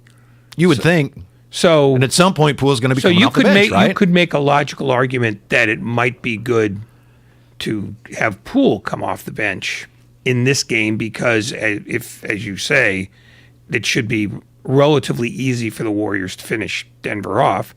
It gets him acclimated to it, if that's still an issue. See, I think for the most part, the Poole jitters about not starting are over. I mean, he's seen Curry do it. So unless he wants to, claim, well, that's Curry. I can't possibly do that. That's not a compelling argument for me. It sounds like to me you just took a long ways around agreeing with me. And I know that that's hard for you, but I think that's what you did. No, it's hard for you because you're never right. But then how can you agree? I said, I think I would start Looney and bring Poole off the bench, and I think that's basically what you took a rather circuitous route to the catch. We have to kill time. I don't know about how you look at this, but from 3 to 6, the clock moves backwards. But you did agree with me, right? And it doesn't matter that you agreed. I want to make sure we're saying the same thing. Looney, we would both start Looney and have Poole come off the bench. I appreciate the time wasting you're performing here. I think it's good because it hastens the time when we can race back to our cars and get the hell out of here. Yeah. Yesterday was one of those days, Ray, and I don't mind it. I'm glad to be here. But if I'd have said yesterday, boy, I think if you stuck a knife in your eye, it would hurt, you would have gone, no, not necessarily. So I just want to make sure. No, it would have been your eye, and that wouldn't have hurt me at all. All right, we got to take a break here. 888-957-9570 is Xfinity mobile text line. Who would you be starting tonight? Would you be starting the lineup that shall not be named? Also coming up, we have Dame Lillard with a great story on how he first, let's say, noticed Jordan Poole. Hear that coming up next. This is Damon and Ratto, Whitey in for Damon, and we are brought to you by Whole Foods Market. At Whole Foods Market, get animal welfare certified plain or marinated skirt steak for $9.99 per pound through May 3rd, while supplies last. Plus, Prime members save an extra 10%. See more on the Whole Foods Market app. The Warriors look to close out this series tonight at Chase Center. Jokic dribbles, guarded by Draymond. Knocked away, stolen by Draymond. He picked his pocket. Pre-game coverage starts at 5:30. Tip-off at 7. Goes in for a right-hand slam and a foul. A little elevation.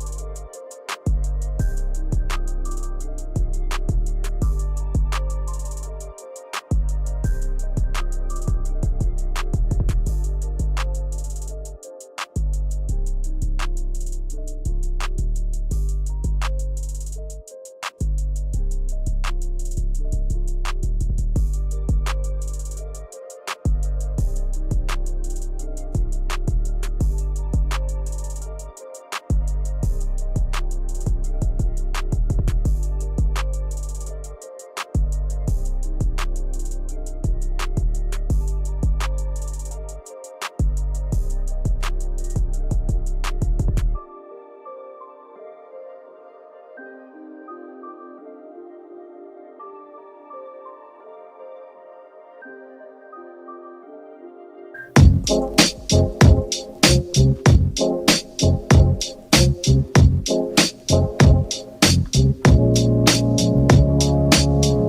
back to Damon and Ratto on 95.7 The Game. Brought to you by BMW Fairfield. Now open in the Fairfield Auto Mall. Visit bmwfairfield.com today to book your visit.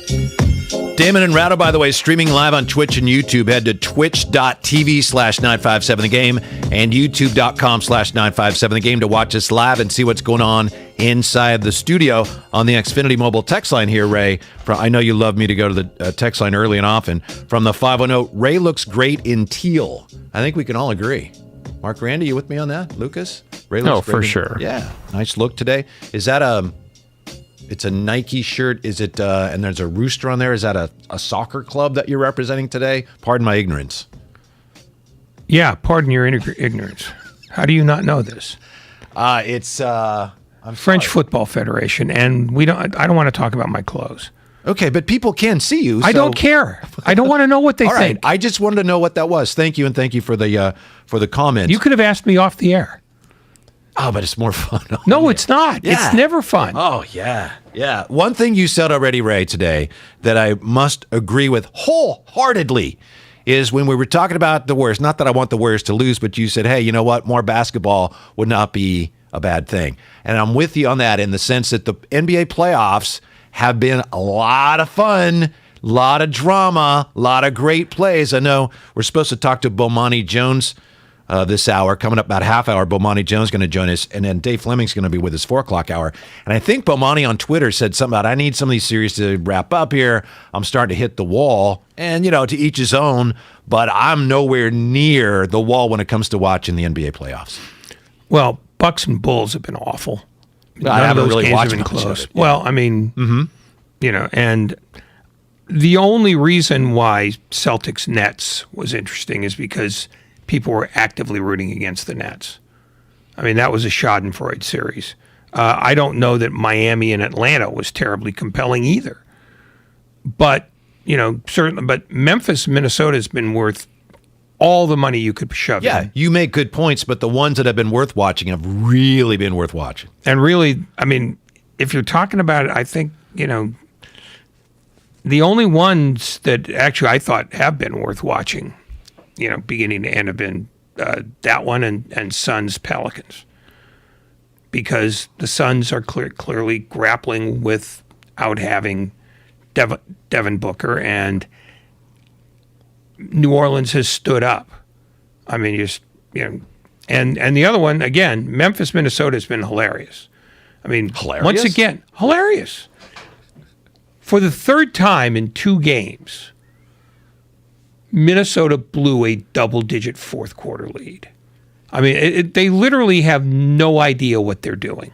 Well, some have said, and I haven't heard you say this, so I'm not trying to pin you down with this, but some have said, oh, Minnesota, they're too young. Well, Memphis, I believe, if you go by the roster age, beginning of the year, Memphis is actually younger than Minnesota. So I know Minnesota has no idea what they're doing, but they got Patrick Beverly, D'Angelo Russell, and they got Cat. Vanderbilt's been in the league like 4 years. It's not like they're a bunch of kids out there. That's not the reason they don't know what they're doing. No, but there are ways to close out a playoff game. Oh, I know. And they have failed miserably at that, even though they've got a guy like Patrick Beverly who has playoff experience. I mean, they literally, watching that last play where Anthony Edwards goes for a steal in a game where they're trying to preserve a lead, that's relatively high school elemental. Patrick Beverly would have probably been guarding him if he hadn't fouled out. But you're right. No, but I mean, that's something you can cover in a timeout. We don't need a steal. We just need to stop. And he said, oh, yeah, I went for the steal there. Probably shouldn't have done that. No kidding. And I think, part of the problem here is that, the head coach is, new to this as well. And I think he's been sort of outmanned. Taylor Jenkins has proven that even though his team might be younger, they're still a lot more tough-minded than Minnesota is. Mm-hmm, mm-hmm. And that can cover up a fair amount of sins and poor shooting. They're having to be more tough-minded than they thought they'd have to be to wrap up this series, which they haven't done yet. I picked Memphis at the beginning of the series. I thought that he'd have an easy time. I still like their chances, but I wouldn't be surprised now if we're going to a 7th game. That's just the way this thing's gone. I mean, Memphis comes from behind to win, even though they were 7 for 28 from 3. In the NBA that currently exists, you don't win if you do that. They didn't have enough of an advantage anywhere else to make up for that, except for the fact that Minnesota also turned the ball over 22 times. Rebounding numbers were pretty pro Memphis, too. Karl Anthony Towns said the same thing you just said. He said, you look at the box score, I don't know how we didn't win that game. Well, I know how they didn't win the game. They had him with 28, Edwards with 22, and everybody else was just watching. Mm-hmm. I mean, and that's one of the things that can be maddening about Minnesota. It's they either don't get Towns the ball at all, or they see to it aggressively that he gets it. It's really interesting about what Memphis did in that game, and what makes me think that if the Warriors play Memphis, it's going to be even more exciting and thrilling and juicier than we thought. When, let's see, who was it that fouled out? Well, when Jaren Jackson Jr. fouled out. And he's been awful, by the way. He fouled out with 6:58 left in the fourth quarter. Taylor Jenkins replaced him with Tyus Jones. So they went micro. And from there, they went off. They outscored Minnesota in the fourth quarter 37-24. Great finish with Ja making the exciting play to win the game. But if you got this now, the even smaller Memphis Grizzlies, as well as they defend against the Warriors and whatever lineup we're going to call it in the next round, well, that's going to be a lot of fun, Ray. Oh, no, this has been, I think, probably the best series that you could imagine in the playoffs. Unless Devin Booker comes back and is at full strength, then the Western Conference Final will be that, no matter whether the Warriors get there or not. But if Booker's not there, I think Grizzlies-Warriors will definitely be the best series. Tonight, the Warriors trying to wrap up their series, of course, with the Denver Nuggets, and it looks like Steph Curry's back in the starting lineup. Who's going to go to the bench? We don't know. Maybe it'll be Jordan Poole going to the bench, or there was a report earlier today the Warriors giving serious consideration to starting Poole, starting the lineup, the death Poole lineup, sending Kevon Looney to the bench. We'll see. We expect a decision before game time. But Dame Lillard... No, you can not only expect one, you can demand one. Because there will be a decision before. There will. Time. Yeah, I think so too. I think that's another thing we agree on. Dame Lillard was on the Colin Cowherd podcast, the volume. Dame Lillard with a really interesting story. This goes back to the year that shall not be mentioned, that 15-win year for the Warriors. Why wouldn't it be mentioned? Because it was such a dreadful year. It was Jordan Poole's rookie year. You live in Sacramento. You should be used to that. It was bad after going to the finals year after year after year, and then 15 wins. It was bad, but it was Jordan. But they had no players. I know. So they did have yes. It's part of what you have to go through to be a man. Mm-hmm. It was still a difficult season. Jordan Poole was a rookie then. Here's how Dame Lillard says he first noticed this rookie named Jordan Poole. I didn't really pay attention to him until maybe 2 years ago. We played against Golden State, and Steph was hurt. Draymond was hurt, and we was playing against him, and he wasn't playing a lot of minutes, but he did a move, and he scored on me. He hit a shot, he hit a three, and he started talking shit. And I was like, I don't talk shit. I don't say nothing. I just play. If somebody say something to me, I'll say something back, but whatever. He said something, so I kind of looked back like, what? Did we keep playing or whatever? And they had a bunch of young dudes out there, and they was high energy. They had it going that night. When you run up against one of those young teams that just got it going that night. So I think I had 40, but we lost at Golden State. And towards I think it was towards the end of the first half maybe or whatever, I'm at the free throw line, and he's just back there just talking. So I turned to him, and I'm like, man, shut the f***. You know what I'm saying? Shut up. That's how I said to him. He was like, make me. He was like, make me. So my natural instinct was bro, I train in combat. I'm from Oakland. That was my natural. So we start going back and forth. Then shortly after that, we played him on, I think, MLK Day in Portland. And he was on the bench. And I started the game real slow. And he on the bench, he says, he ain't on tonight. That's what he said from the bench. So then Draymond is sitting next to him, and me and Draymond are real cool. So in that game, I ended up scoring 60 points, and we beat him in Portland. And I just remember telling Draymond, like, man, I don't mess with that dude like that. Like, I don't like him.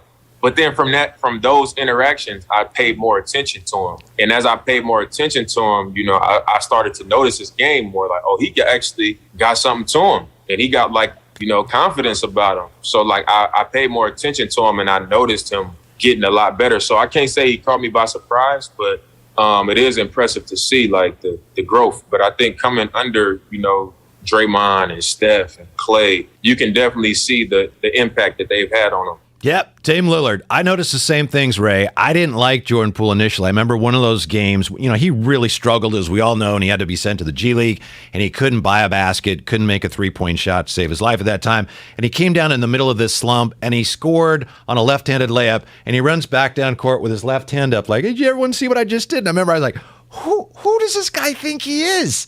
And he used to, you know, wave off screens, but clearly he knew who he was going to be before any of us did. He has rubbed a lot of people the wrong way, but at this point, Jordan Poole has proven, no, you don't know it, but I was right all along. You didn't think I was good enough to say those things, but I knew I would be, and here I am. We'll see if he's in the starting lineup tonight. But he doesn't do that stuff anymore. I don't know. He's playing with adults now. Yeah. And they're adults who he had to win over. Otherwise, he'd have been buried because, you know, they, in their own silent way, run that team. And had he not figured out how to respect those elders, Curry, Green, Thompson, Wiggins, et al., he'd have had a hard time with this culture. He might have been gone by now. He did get into it with Draymond just this year when apparently Draymond was upset about him waving off screens or not using screens, and Draymond said something on the bench a few seats down from Poole, and Poole's like, say it to my face. That's when they famously got into the shouting match. That was this season. But has he waved off any screens in the last 3 months? Hasn't been doing that. No, that's true. I mean, he might learn by getting hit in the face with a skillet from time to time, but he learns. And that's why he's been exemplary the last month and a half, because he's figured out that the guy who has to do the adjusting on this team is the guy who wasn't on the past teams, not the other way around. Mm-hmm. This is Damon and Ratto. Whitey in for Damon here. We're brought to you by BMW Fairfield. Now open in the Fairfield Auto Mall. Visit bmwfairfield.com today to book your visit. Here's Steph yesterday on how Jordan Poole has gained the trust of this club. He's definitely shown the consistency over a sustained, stretch of the season, the different ways he gets his offense going, the attention he's starting to draw, the strides he's making defensively to, increase the effort and awareness and focus on that end of the floor. So it's not one specific thing. It's just a sustained effort and approach to, what he does. He's been doing that since his rookie year. Just hadn't always produced into results on the floor. But that work ethic and the approach behind the scenes that not many people get to see, that's where the trust is built. So Ray and I agree. If we had our druthers, if Steve Kerr talked to us about it, which he probably will at some point, we would not start Jordan Poole, but maybe he's in the starting lineup tonight, Ray. Maybe he is. Yeah. And whether he is or not, obviously he's proven that in some ways he's the guy, along with Wiggins in a way, he's the guy who has helped to compensate for the loss of Kevin Durant. That's still to be proven. I mean, let's see how deep they go in these playoffs before we start talking about who's replacing Kevin Durant. Well, I mean, here they are. They're the 3 seed when they were, last year didn't even make the playoffs. And I'm not saying he's anywhere near as good as Kevin Durant. I know you're not saying that, but until they have a parade, nobody's replaced Kevin Durant. Until they have a parade, because that's the standard that got set. And the 2 years when they didn't make the playoffs, Durant was hurt for much of it. The next one, he was gone. Mm-hmm. So nobody's replaced Kevin Durant yet. And they won't until there's jewelry. Speaking of the adults in the room, as you put it, Ray, Steve Kerr today explaining that Andre Iguodala not playing tonight, still has a kink in his neck, I should say. And Steve Kerr says, we're going to miss him. A huge loss for us. He's a guy who has been through everything and seen it all in his career and played in a million playoff games for us, knows exactly what's going on, and we can use him in a variety of ways. We played him at small ball 5 last game. He's one of our best passers, one of our best defenders, so it's a big loss. Had a kind of a kink in the neck, Ray, is what I was trying to get to there. I wanted to know what you were going to do when you went to kinky. Something wrong with his neck there. It's not something to laugh about. But he didn't play well in the last game, so the Warriors trying to close it out without one of the longest standing adults in the room, Andre Iguodala. But he could still be an adult in civilian clothes. So it's not like this is a massive loss. I mean, if you're talking about the leadership he provides, he could do that, without playing. If you're talking about his contribution in the game, well, as long as you don't have him try to guard Nikola Jokic, he would probably be more serviceable. They had him guarding DeMarcus Cousins in the last game. Well, he did a little bit of everything, but you're right. It was largely Cousins, and Cousins used him too. I mean, Cousins ate him alive. Andre Iguodala is not at a stage in his career where he can put a body on a stronger body and do much with him. They've gotten a lot more out of him this year. I don't know where it's going to go from here, but than I expected. Remember in the old days when they played Cleveland in the finals every year, Andre Iguodala's job, after that first season when he was the finals MVP, started to wear down, and his job was, look, whatever you need to do during the regular season, fine. We just need you to be able to guard LeBron in the finals. That was kind of his job. And he came back this year, and I thought it was kind of almost a ceremonial signing, and he played really well beginning of the year. And he's talked about, my body's breaking down. If he dies, he dies. I've had my knee drained multiple times, which I'd never done before. So I don't know how much he's got left here, but they've gotten a lot more out of him already from a basketball standpoint than I expected they would. I thought they'd get more out of him. Did you? Just because he missed a lot of time. And I know that they were trying to husband him as best they could. But his joints might just be done. If he's had to have his knee drained that many times, it means that this life might not be in his best interest much longer. Mm-hmm. And I'm not trying to rush him into retiring. He should retire whenever he wants for whatever reason he wants. But his knees and ankles have a vote too. From the 510, any chance Iguodala becomes an assistant coach in the future? I think he could, but I don't know that he's really that interested in that. I think there's almost no chance. He's got bigger fish to fry. He was an early investor in Zoom. I mean, there's money falling out of the sky at his house all the time. And I think he has sort of he has bigger plans than to sit in the second row behind, right, behind Taylor Jenkins or Eric Spoelstra or whatever. I mean, I don't see that as intellectually challenging enough for him. I agree with you, but I disagree with you on this. If they play Memphis in the next round, Iguodala is going to be the object of scorn in Memphis. It's going to be an issue because those Grizzly fans, they don't like him. The players are at least talking themselves into not liking Iguodala because he got traded there, didn't go there, and I think that's going to be one of the subplots of that series if those two teams collide.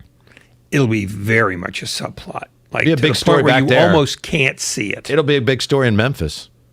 Home of Ja Morant.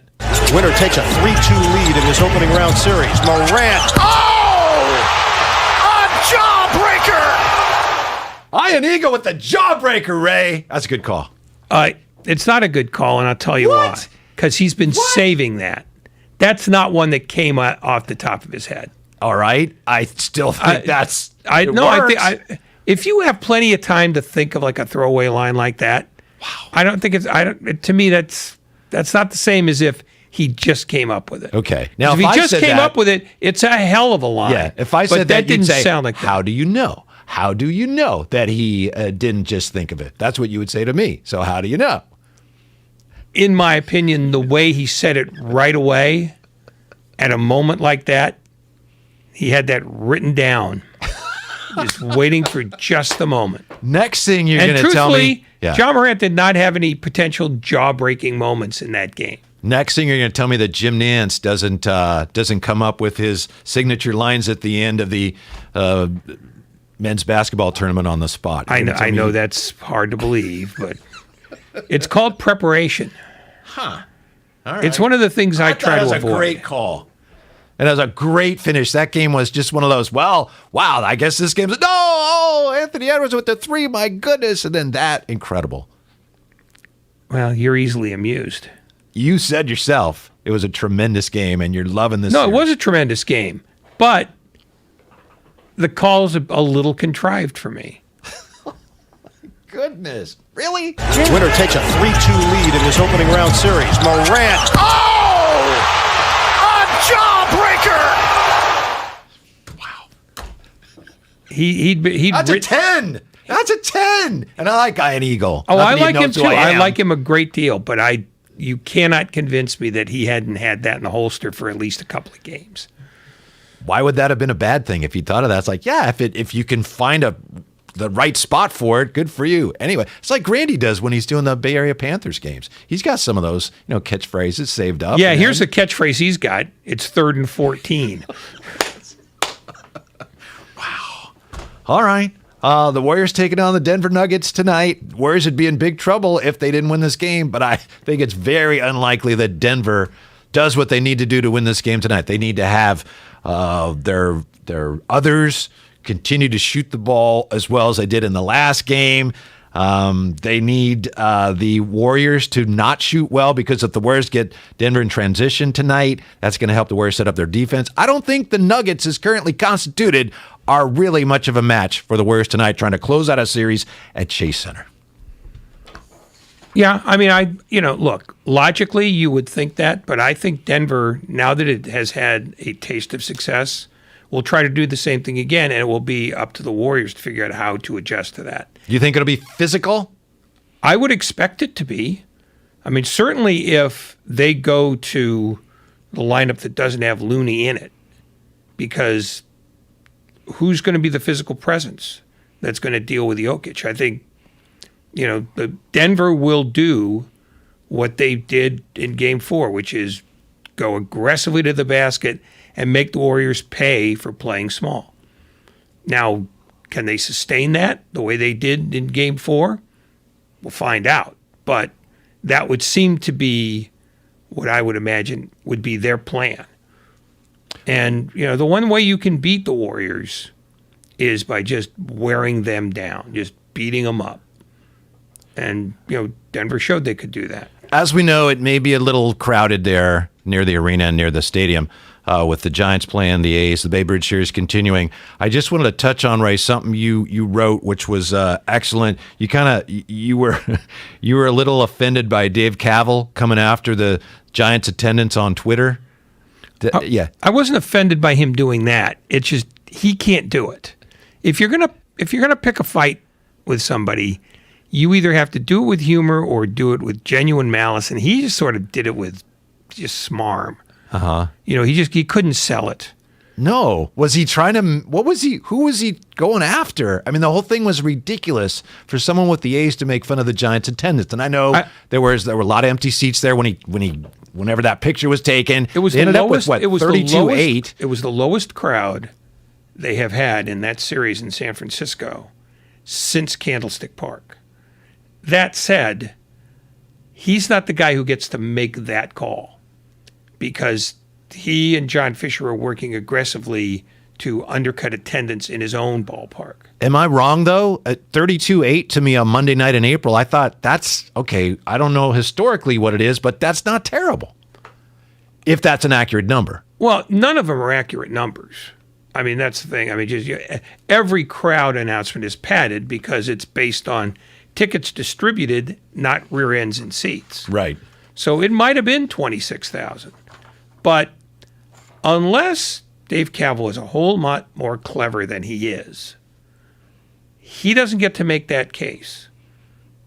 Right. The A's lost their opportunity to become like a real finger in the Giants' eye a while ago. They never really engaged them there. We'll circle back to that because, Ray, if you haven't read what Ray wrote, you really need to make sure you do that. Coming up, Bomani Jones tells us why he wants to abolish the NFL draft. He's going to join us next. He wants to change it in a very good way. It's Damon and Ratto, Whitey in for Damon today, and we're presented by Fremont Bank. Full service banking, no compromises.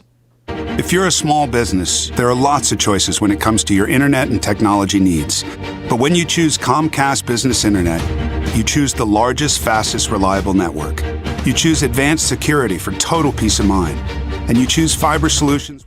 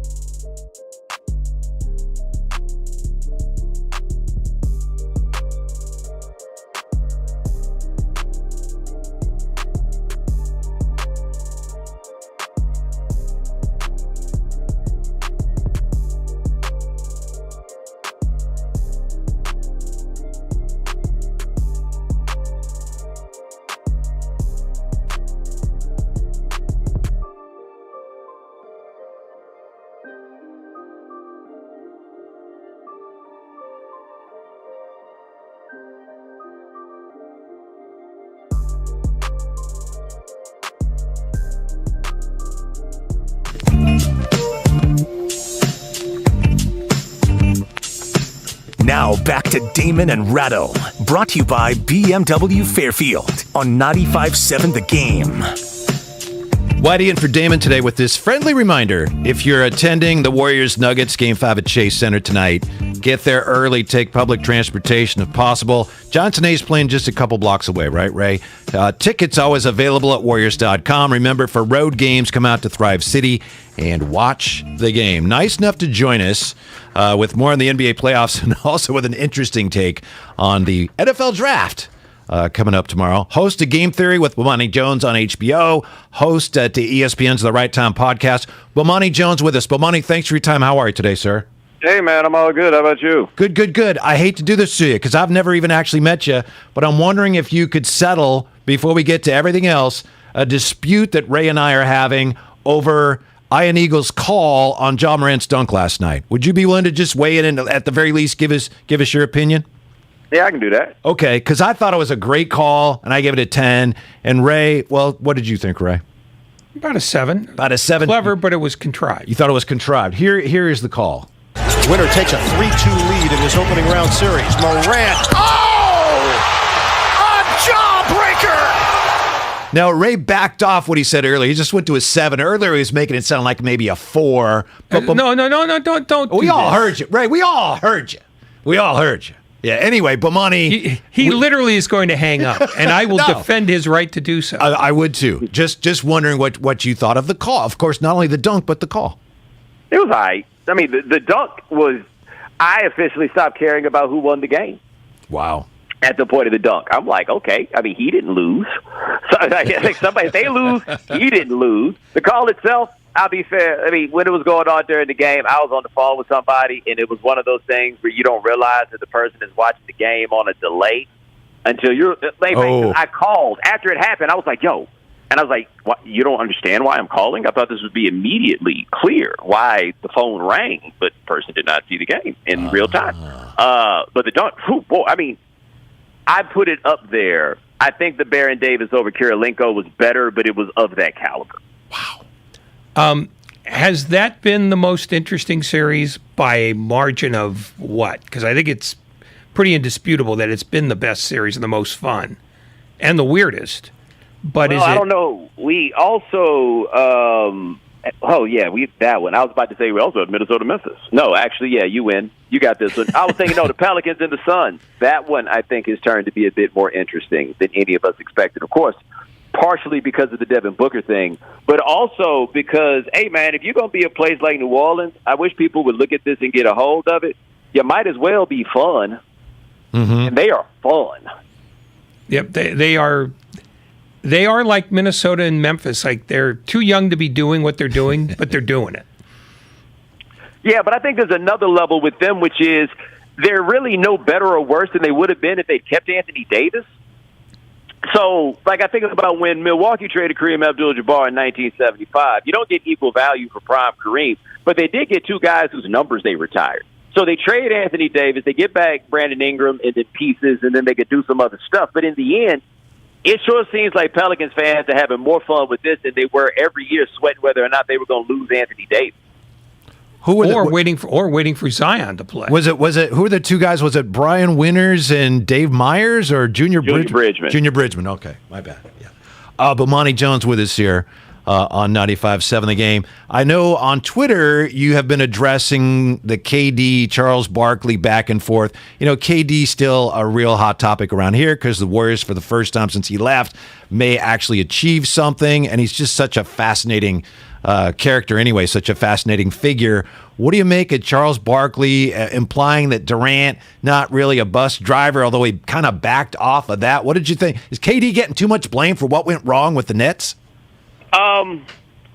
It depends on why you would think he deserves blame for the Nets. I am inclined to believe he deserves a measure of blame because they don't let Kyrie Irving come back as a part-time player unless he signs off on it, and that's what made you give James Harden away.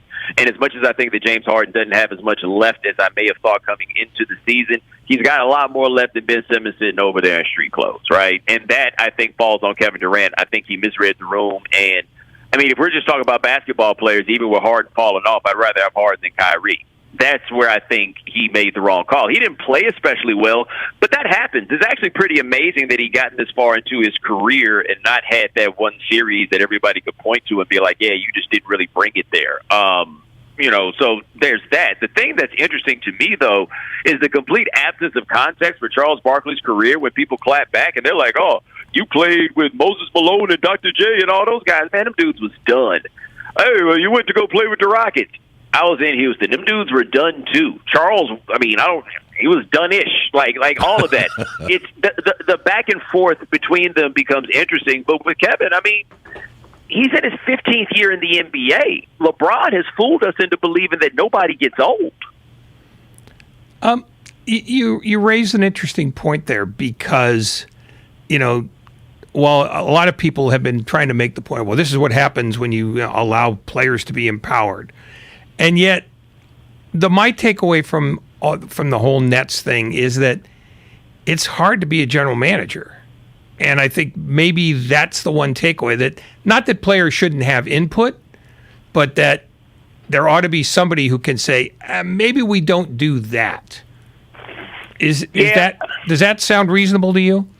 I do think that being a general manager is hard, but I also think that the Nets tried to cheat the process, and simply making a splash in free agency is not cheating the process. So like what Miami did, I did not think that Miami cheated the process in 2010. I thought they started a really ambitious process. They tore the whole team down, but they're like, our culture is enough to sustain it. We'll build this thing on the way up. And they went to the finals 4 times, and I think it ultimately worked. The Nets don't have a culture in place, so they just thought that they could drop in players and then just be like, cool, we'll make everything else work from there. You know what we'll do? We'll go get another player. Who's the coach? We'll figure that out, right? Everything just seemed to be, we'll figure that out. And they seem to be building something with Atkinson and that scrappy bunch of guys that they had before. But then all they had was the players. Like, there was nothing for them to stand on. There was nothing to rest on. There was nothing to push back against them. And so for the general manager, I don't know how much of this was the GM, how much of this was the owner, but when the linchpin of this whole thing is Kyrie Irving, no, we can't do that. Yeah, but Monty, to me, circling back to the Pelicans, that's the most impressive thing about what they've done is, beginning of the year, they were terrible. And they got Zion's situation hanging over the organization. Willie Green's done a great job, and they bring in CJ, and he fits right in, and Ingram starts playing better, and then those rookies play well enough to the point now where they've built that culture. And I think, the players deserve most of the credit. We always give it to the coach. Did a great job. They all did a great job. But that's been amazing to see New Orleans almost out of thin air seemingly build this culture to the point now where, they got a puncher's chance to actually advance. I don't think they will, but it's, I think, tip of the cap to them in that organization. Yeah, and let's not get one thing twisted, though, and this is very important. If Zion's foot heals and he stays healthy, that dude is a problem. Like, we're not talking about Greg Oden, where you saw it, you didn't even see that much. Like, you saw a bit, but you didn't really see it. Zion Williamson was a legitimate all-star at 21 years old. When he is healthy, and I don't know how healthy he's ultimately going to be able to stay, but when he is healthy, that's a guy that's going to be, in the end, one of the 5 or 10 best players in the NBA, if not the best player in the NBA when all is said and done. So, we can say they got the Zion thing hanging over them. Kind of, right? They got a good team. And I think that these smaller market teams need to operate with some faith in their ability to build an operation. Sam Presti, to me, is the best example of that. Russell Westbrook was down to stay, and he got Paul George to stay in Oklahoma City. It ultimately ended. But if you got something that people trust and believe in, they'll stick around for it. Giannis did the same thing with the Bucks. So, as much as you hear Zion might want to leave. Well, if he wants to leave, then we'll trade him and we'll figure that thing out. But if he doesn't, we're going to build something good here. And I think David Griffin is starting to look a little better than he did about a year ago in his process, because about a year ago it was like, y'all should be better than this. Before we move on to my pet project, which is the death of the NFL draft, we would be remiss if we didn't ask you whether when you look at the Warriors, you see the 2015 team, the 2017 team, or maybe the 2013 team, trying to determine if they're ready to be that team again. Yeah, I was actually going to say I probably saw something more in line with 13 or 14. they're doing something that I, again, think is very ambitious that isn't discussed enough, which is nobody really keeps the same core for 10 years in a row without making some big addition. Like the addition to Kevin Durant at the point they made it, people don't want to acknowledge this, but it was something that was necessary. They needed another guy that could get his own shot, because asking Steph to do that all by himself, there was a limited shelf life in that, but they needed another player. They're trying to do this with the same core without really adding that other guy. I guess Jordan Poole is starting to look like somebody who could be in the vicinity of it. But trying to hold a core together for this long just typically isn't something that works. However, it's looking like they're almost definitely going to go to the Western Conference Finals. I can't see whichever team of children that they face next round. And if Devin Booker is not all the way up to snuff, then there's a good chance that they could wind up going to the NBA Finals. But I don't think this team is anywhere near as good as the teams that they had that won championships, in part, man, because, again, LeBron tricked us into thinking people don't get old. They do. Bomani Jones with us. He's going to explain why he says it's time to abolish the NFL draft right after we welcome you to your 4 o'clock hour. You're listening to 95.7 The Game, KGMZ FM in HD1 San Francisco, an Odyssey station. Brought to you by DuckDuckGo. Privacy Simplified. Damon and Ratto, Whitey in for Damon today. And Ray, I know you wanted to talk, especially to Bomani, about this, so why don't you go ahead and launch us into our NFL draft preview. Well, hold on. Before you do that, we still making Whiteys, huh? Yeah, we knew. I knew that was going to come up one way or the other, yeah. Can you pitch? We're a little bit left-handed, too. Are you a organized crime figure? Not that I'm willing to divulge publicly at this time. Okay, just saying, you got to have a gimmick, baby. Like we still cranking out Whiteys in 2022, man. You got to have a thing. Well, in fairness to him, he was Whitey way before Whitey became a real problem. Right. That's a question about when Whitey became a problem in all the business. Well, okay. Well, I don't know nothing. You just don't come across a Whitey every now and then. I respect it. I just didn't know we were still cranking them off the line. Cranked off the line a while ago, but it's a fair point that you raised. They made a comeback about 3 years ago. The NFL draft. How many minutes will you devote to it? And two, how many minutes would you devote to it if they did what you proposed they did and allow the players to do the drafting? Oh, if they had the players do the draft and it just turned it into a big old national signing day, I'm there for that.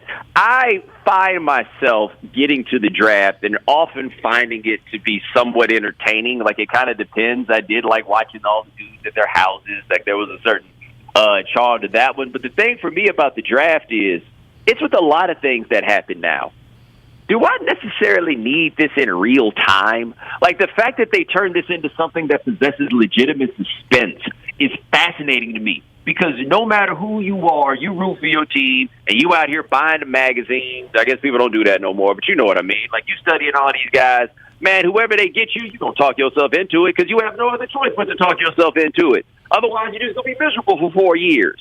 And so you talk yourself into it no matter what. But they really get people riding on, I want them. Like, I'll come to work and talk to the camera guys. Like, who you want the Jets to take? And they got their 3-4 picks of who they want to take. But then when they don't take them, you still going to roll with it.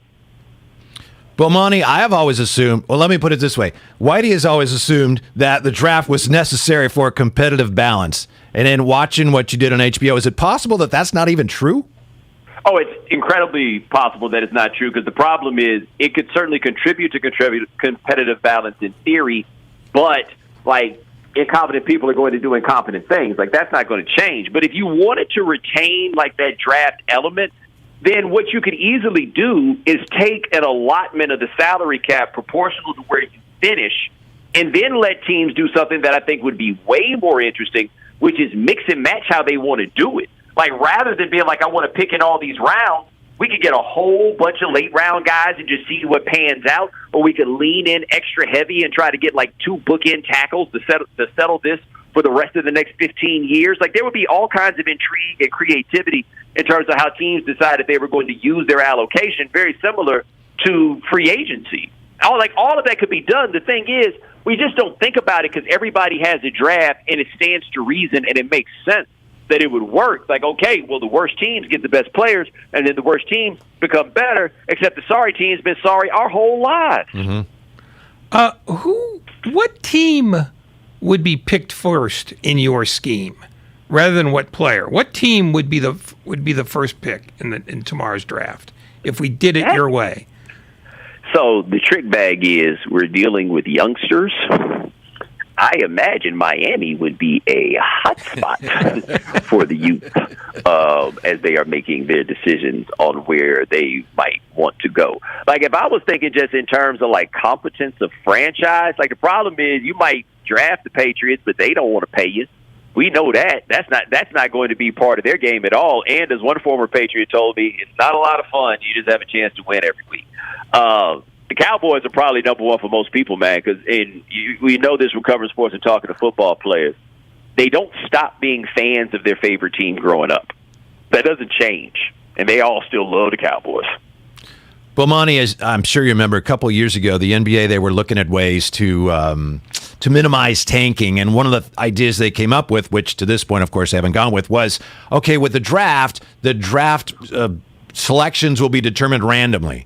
It won't be determined by how you finished or your record. It's going to be determined randomly. Do you think, and I know that doesn't address a lot of the issues you have with the NFL draft, but do you think that would work? I mean, they used to do it. Like, that's something that gets forgotten. The lottery, they went to a pyramidal system in 1990 where the best team in the lottery got one ball, the worst team got 13, and then it just, went down as a pyramid from there. Like, they've done this before. What's interesting about it is the Clippers used to always be the worst team in the league, and then they could never seem to get it right. And then the one year that they got the number one pick out of that lottery was a no-brainer year, and Danny Manning's body couldn't stay together. And so they even managed to lose in that setting. Like, that would definitely be something that would help to eliminate the tanking. Because what you got now in the NBA is teams that are in super tank jobs, and then everybody else kind of scrapping, but you still have the Oklahoma Cities and Detroit and a couple other teams that are just like all the way at the bottom. But the idea that giving the worst teams access to better players just simply ignores what makes them the worst teams. And so what you effectively do is you curse the best players to playing for incompetent teams. And that's why you get guys after 3 years said, "Get me out of here." Yeah, except in the NBA, they basically hold them hostage for about 7. And then once they can get the flex, they're like, yo, I'm ready to go. I've been waiting for there to be a guy. The only guy I can think of that's actually done this is Greg Monroe. But one of these superstars to actually just make the decision and be like, no, I'm going to play off the qualifying offer, and I'm going to be an unrestricted free agent at 24, 25 years old, or whatever year it winds up being for them. Like, that's the thing I'm still waiting to see. I get why they don't. But can you imagine if Luka Doncic had just said, nope, we're going to play the qualifying offer out, and then the world's my oyster? Well, he already beat the system when Sacramento decided not to take him because he said something impolite about the town. So He's already won the draft. He has. He is so interesting, man, because I can't tell exactly how good he is, but it kind of doesn't matter because it's so much fun. But Monty, the whole dehumanizing aspect of the draft, which I realize is significant. Other than that, what to you is the most annoying part of the whole thing? I think for me, it might be the hugs. I know you talked a lot about the hugs, but for you, what is the single most annoying aspect of the NFL draft? The most annoying aspect, it's the fans, man. I can't imagine leaving my house to go sit and watch the draft. Your team got one pick. They be out there wilding too. And I don't know about you, but there is never a time that I look at the people that are wilding out at the draft or anywhere else and think, man, I wish I was hanging out with those guys. Ain't no FOMO about that. The other thing, I mean, as long as you're talking about fans, what's your viewpoint of the fan who wants to explain the player who just got taken by a team? Yeah. The guy who played at Central Michigan that this guy never saw play live. Because that's the one that turns me.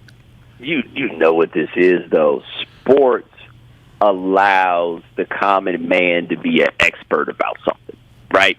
There aren't too many real places where purported experts in whatever field it is speak as much to the general public as is the case with sports. And so you can download all that stuff from everything you read and all this, and you get to be the person in the room who knows more than everybody else. Whether you actually do or not, it allows every man in the country to be atop his kingdom or fiefdom, right? Because he knows who that guy is that went to Central Michigan and and all they know is what the guy on TV told them about him. Like, that's what gets so frustrating to me when these people want to argue with me on the internet.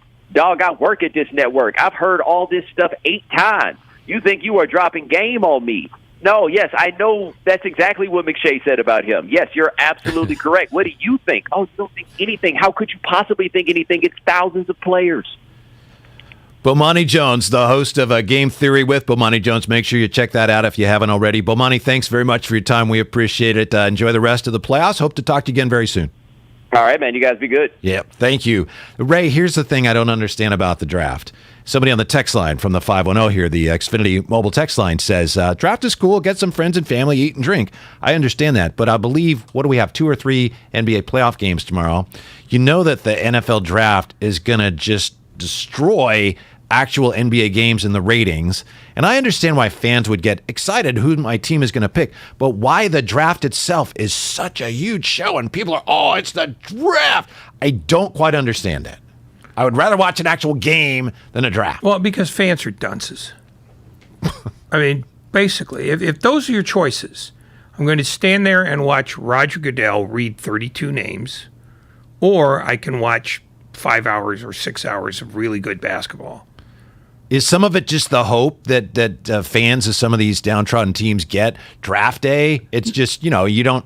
We're going to get so-and-so, and then you don't even have to worry about it for another it's not hope. Several months. And Bomani Jones just said it. It's the illusion that people know what they're looking at. When, in fact, most draft choices don't turn out well. The percentage is probably like 30%. I mean, the turnover rate in the NFL is frightening. But it's the illusion of thinking you know something when you clearly do not. And it's also the fact that people believe that they're supposed to watch football even if they're not. And when I say football, I mean the NFL and only the NFL, because I don't know if you saw the other day, but the USFL's ratings for week 2 down 50%. No. People watched it and they realized, oh my God, this is awful. We should have known. Weren't the Houston Gamblers on in week 2? I can't believe that. No, it's automatic. Any new league has about a 4-week lifespan. And then people realize, no, it's April. I don't want to do this. Do I have time to fit in a call here, Mark Randy? I know we're up against it. We don't need to do Let's this. talk to Andrew in San Ramon. He wants to explain what he likes about watching the draft. Thanks, Andrew, for joining us. What's up? Hi, guys. Just real quick. I think you guys are kind of underplaying the human interest side of the draft. Most people who are watching the draft could care less where guys go or this or that, but it's about watching these young men who have poured in an incredible amount of hard work and who have some really, really diverse stories, and especially in the NFL, come from some of the most diverse backgrounds, make it to this level and are surrounded by their loved ones, watch this dream come true. I think that's the part of it for a lot of us watching at home that we like to see, because it's one of those genuine feel-good moments in sports where we're watching someone really make it, put that foot in the door and say, this is something that I've worked for since Pop Warner, since being a little kid, that we've all dreamed of when we played youth sports, and these are people really taking that step and making it happen. Thank you, Andrew. Andrew just disproved your theory, Ray, that fans are dunces, because that was a very well-formulated I also opinion. believe very few people do it for that. Coming up next, we're going to look at Doc Rivers defending his coaching reputation and doing it poorly. That's next. We are sponsored by the Golden State Warriors. It's Damon and Ratto. Whitey in for Damon, 95.7 The Game. That dude is a problem. Dub Nation. Don't miss the 2022 playoffs presented by Kaiser Permanente, the first ever NBA playoffs at Chase Center. Let's show them what Dub Nation is all about. We are gold-blooded.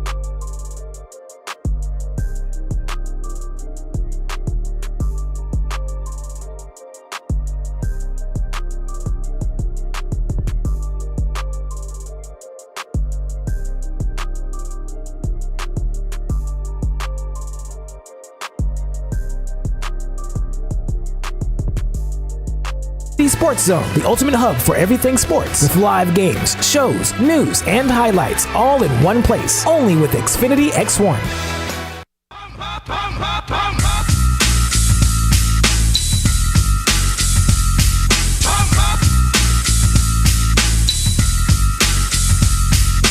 Now back to Damon and Ratto, brought to you by BMW Fairfield on 95.7 The Game. In for Damon today, Kevin Michael, Whitey Gleason. By the way, if you're looking for all the best Warriors content from 95.7 The Game, text Warriors to 20357. That's Warriors to 20357. Make sure to hit the subscribe button in the Odyssey app or wherever you find your favorite podcasts. Here's some Warrior content. Ray, Kendra Andrews from ESPN is, and I don't have her actual verbiage, but apparently she's saying that she's hearing the same thing that Shams heard. Shams earlier tweeting that there's momentum towards the Warriors starting tonight. Steph and Poole, Clay, Andrew Wiggins, and Draymond Green. So that's from Kendra Andrews saying, yes, there is momentum towards that. We still do expect a final decision to be made today. Well, there's momentum toward a decision. Well, yeah, I think we know that. You know, I hate when tweets worded that way. Just, hi, we're just going to keep it vague, but we're going to pretend like it's okay. news. And in all fairness to her, that wasn't her wording, that was his. No, I'm talking about Shams. Yeah. I mean, just, you know, I mean, he's good at what he does, but when he sits there and hedges his bets, that sort of defeats the purpose of what he does best.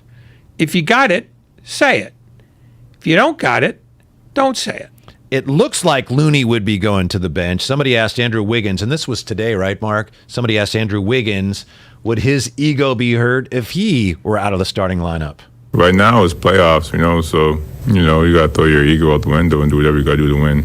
By the way, Wiggins, one of the boxes the Warriors have checked so far in this postseason, Ray? And it's only been, 4 games, but there was reason to wonder. He ended the season on an up note. He was playing well, but playoffs, Wiggins, what are we going to get? He's been really good.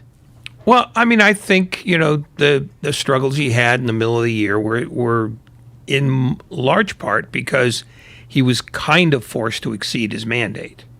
And really, once Thompson came back and then went through his struggles and then suddenly became Klay Thompson again, all the other pieces started to congeal around him. And then when Curry came back, that made it that much easier. So I'm not surprised that he's found his way again because... And he's rebounded well, too. Well, rebounding, defense, he's getting the open looks that he wasn't getting before because other guys are getting guarded more assiduously than he is. And that's where that's the best Wiggins that you get, is where he's fitting into the greater plan rather than defining it. Did you say he's been guarded more assiduously? Is that what you said? Yeah, we're not playing vocabulary again. Again, it's a basketball. No, again, we're not playing vocabulary I've again. never heard anyone describe it that way. I appreciate working with you and the chance to... You hate working with me. No, I don't. I you like nearly working. stalked out to move your car, and when I say move your car, I mean take it to someone's home. He has been guarded very assiduously. I just like that. I like... because we hear the same things all the time. They got to step up. I prefer, he's got to defend guys more assiduously. Thank you, Ray. Doc Rivers is under fire again because, those Sixers, they got up to this 3-0 lead against Toronto. Speaking of Canadian things like the Maple Jordan. And now it's 3-2. So now Doc Rivers getting asked questions about, Doc, and this was today, you got this history of your team blowing 3-1 leads, and you had a 3-0 lead, and now Toronto could tie up the series in the next game. So what about that, Doc? Well, it's easy to use me as an example, but I wish y'all would tell the whole story with me, all right? My Orlando team is the HC. No one gives me credit for getting up against the Pistons who won the title. That was an HC. Go look at that. I want you to go back and look at that roster. I dare you to go back and look at that roster, and you would say, what a hell of a coaching job. Really.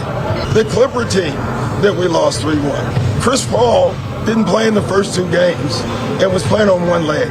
And we didn't have home court. And then the last one, to me, is the one we blew. That's the one I said, we blew that.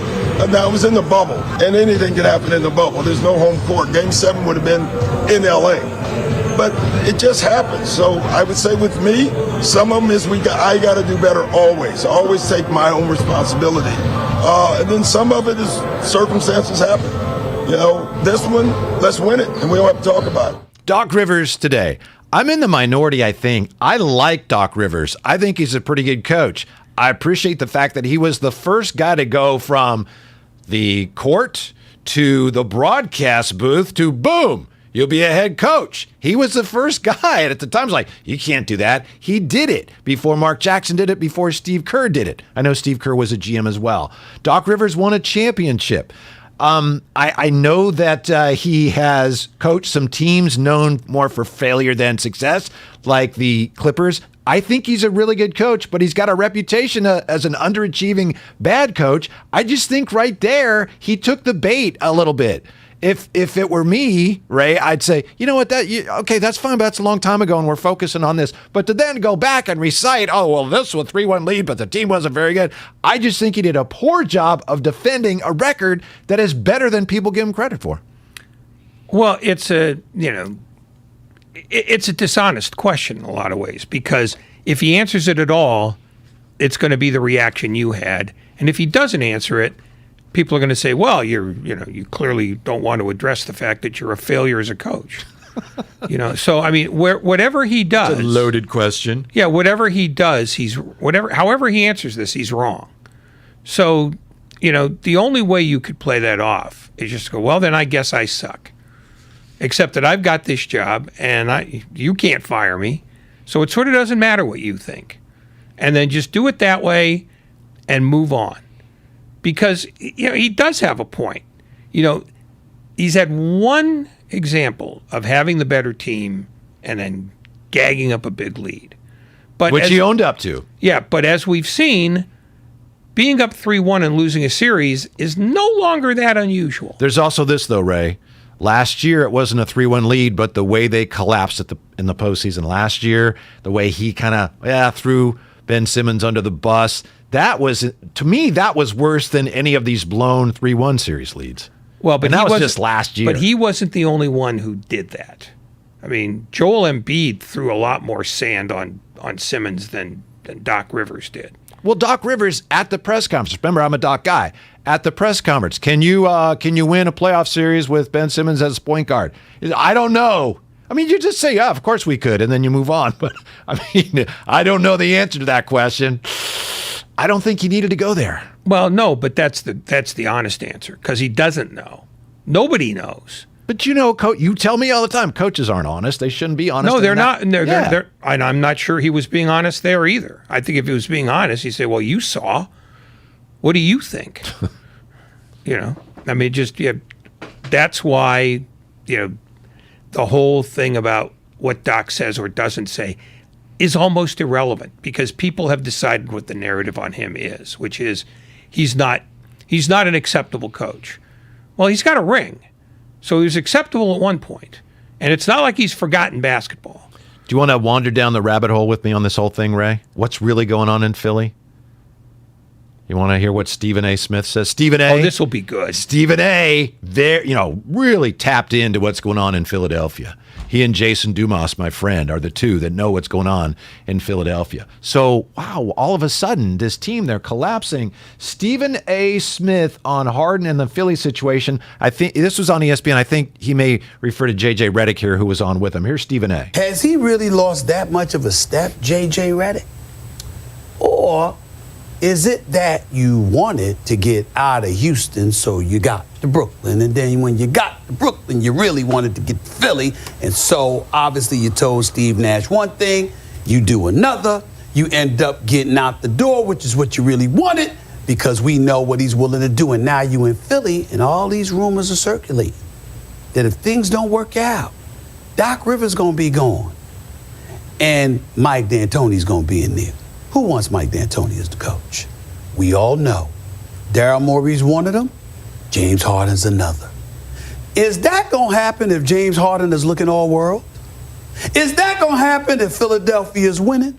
I know Stephen A. does, tries to get your chance and then goes out of bounds sometimes. That's horrible, Ray. That's awful because is that what's going on? Is James Harden sabotaging Doc Rivers? I'm asking the question. I'm not saying it. That's awful. No, it's intellectually dishonest, but that's what television is. It's setting up a straw man and then letting it hang there. I mean, James Harden was going to be happy in Brooklyn until he realized that Kyrie Irving wasn't taking this season seriously. And when Durant got hurt, he just said, well, I can't play with this guy. And that's when he agitated to get out of Brooklyn. It wasn't like he went to Brooklyn with an immediate eye of going to Philadelphia, no matter what the rumors were. I mean, he was handpicked by Durant to be part of that team. And he didn't leave because of Durant. He left because of Irving. And Philadelphia, he didn't have control over where he could go at that point. But now he's in Philadelphia. Are they really going to not build that team around Joel Embiid anymore? Not even Daryl Morey's that much of a lunatic. And let's be honest, he didn't trade for James Harden as much as he traded to get rid of Ben Simmons, because Ben Simmons was not going to play. Simply, why have him on the payroll then? And so Brooklyn was the team that was most eager to have Simmons. I like the way and could make the numbers match. Pardon me. That's all that happened. I love the way Bomani put it when we talked to Bomani Jones.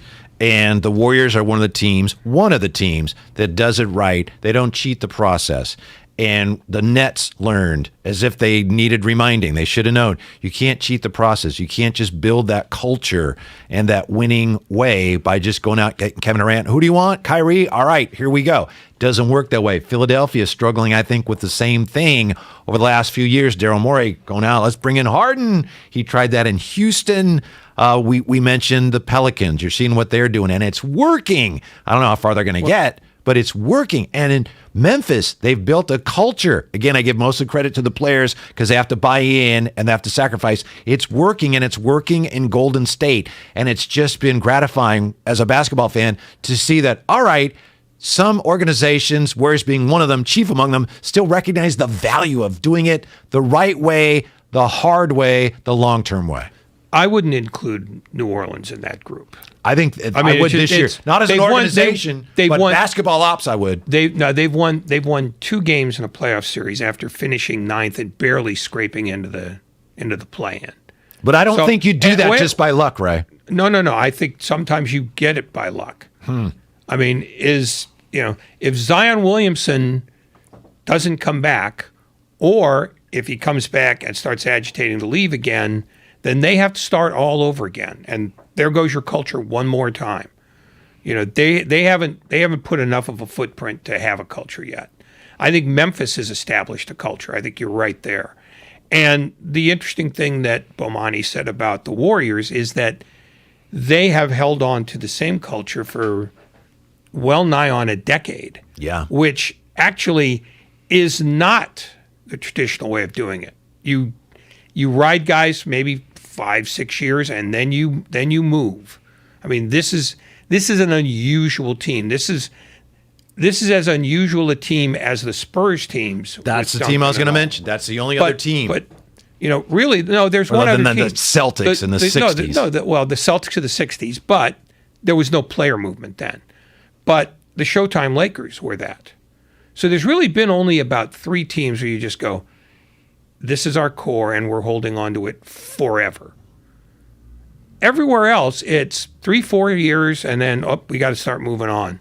Either one of our best players wants to, be a free agent, or this didn't work out, and we got to start over again. So the Warriors, basically, they're a unicorn in this. So I don't know if it's so much doing it right as much as it is having the ingredients to try something that is rarely tried. The tactic this year, going on 2 timelines at once, I didn't think it would work. And, we'll see. Not a done deal yet. Yeah, it hasn't worked yet. I mean, it's in progress. But it's working so far. I mean, a guy it's like in Kuminga. Progress. Yeah, it's worked better than I thought it would. If you've seen Moses Moody play at all, it's like, ooh. And you've seen Jordan Poole, how he's playing. It's working. That's a surprise to see what the Warriors have done since Kevin Durant left. And when Kevin Durant left, he left a crater. And he left a new arena, but there was a crater there. Okay, what are we going to do without Kevin freaking Durant? And they found their way just, 2 short seasons later? They're knocking on the door again. They got a long ways to go before they're crowned champions again. But it has been incredible to see. And I didn't think they could get to this point. I don't know what's going to happen here, but I give them credit for even getting to this point. Well, the 89 Bulls get mentioned, by the way, on the text line, the 90s Bulls. Well, but they actually redid. They had Pippen and Jordan, and then they kind of redid everything else. But they did have the same coach and the 2 stars. Yeah, but I mean, it's the 2 years in the middle, make that almost an asterisk. But never mind that. The thing about the Warriors that makes this still something in progress is that when the Warriors are good, people fall in love with them and just say, that's the best team. It's the best team. No question, it's the best team. But if they lose to Memphis, then all of a sudden, this is a massive disappointment. People overreact to the Warriors more than nearly any team other than the Lakers or Nets. And it's not because the Warriors are dysfunctional the way those teams are, but it's because people, jump to the immediate conclusion that either they're perfectly constructed or they've been cheating the Reaper and now it's time to start clearing guys out and letting the new generation come in. The overreaction about Warrior teams has been present really since Durant came. And it's not Durant's fault, but that's what people decided is we're going to overreact to everything the Warriors do. If it's good, they're phenomenal. If it's not, they stink. And it's almost maddening to try to explain to people that this is way more nuanced than that. Why do you think that is? Is it because of their reputation? Is it the way they play? I mean, people love to watch the way they play. Steph Curry is one of the most relatable NBA superstars of all time because he's not that big and he makes jump shots, which we all think we can't, but we can imagine ourselves, I did that once. I made a shot in my driveway just like he does. And we just relate to him better? No, I don't think it has anything to do with that. I think it's got everything to do with they were a dynasty that could have continued to be a dynasty. And then Durant left, the dynasty ended, and now they're sort of trying to jumpstart it again at a time when most guys are washed in this league. And I think that's what it is. They didn't get enough of what they thought they were getting when they signed Durant. And now, with Curry, Green, and Thompson all in their 30s, are they going to steal 1 or 2, when they shouldn't have?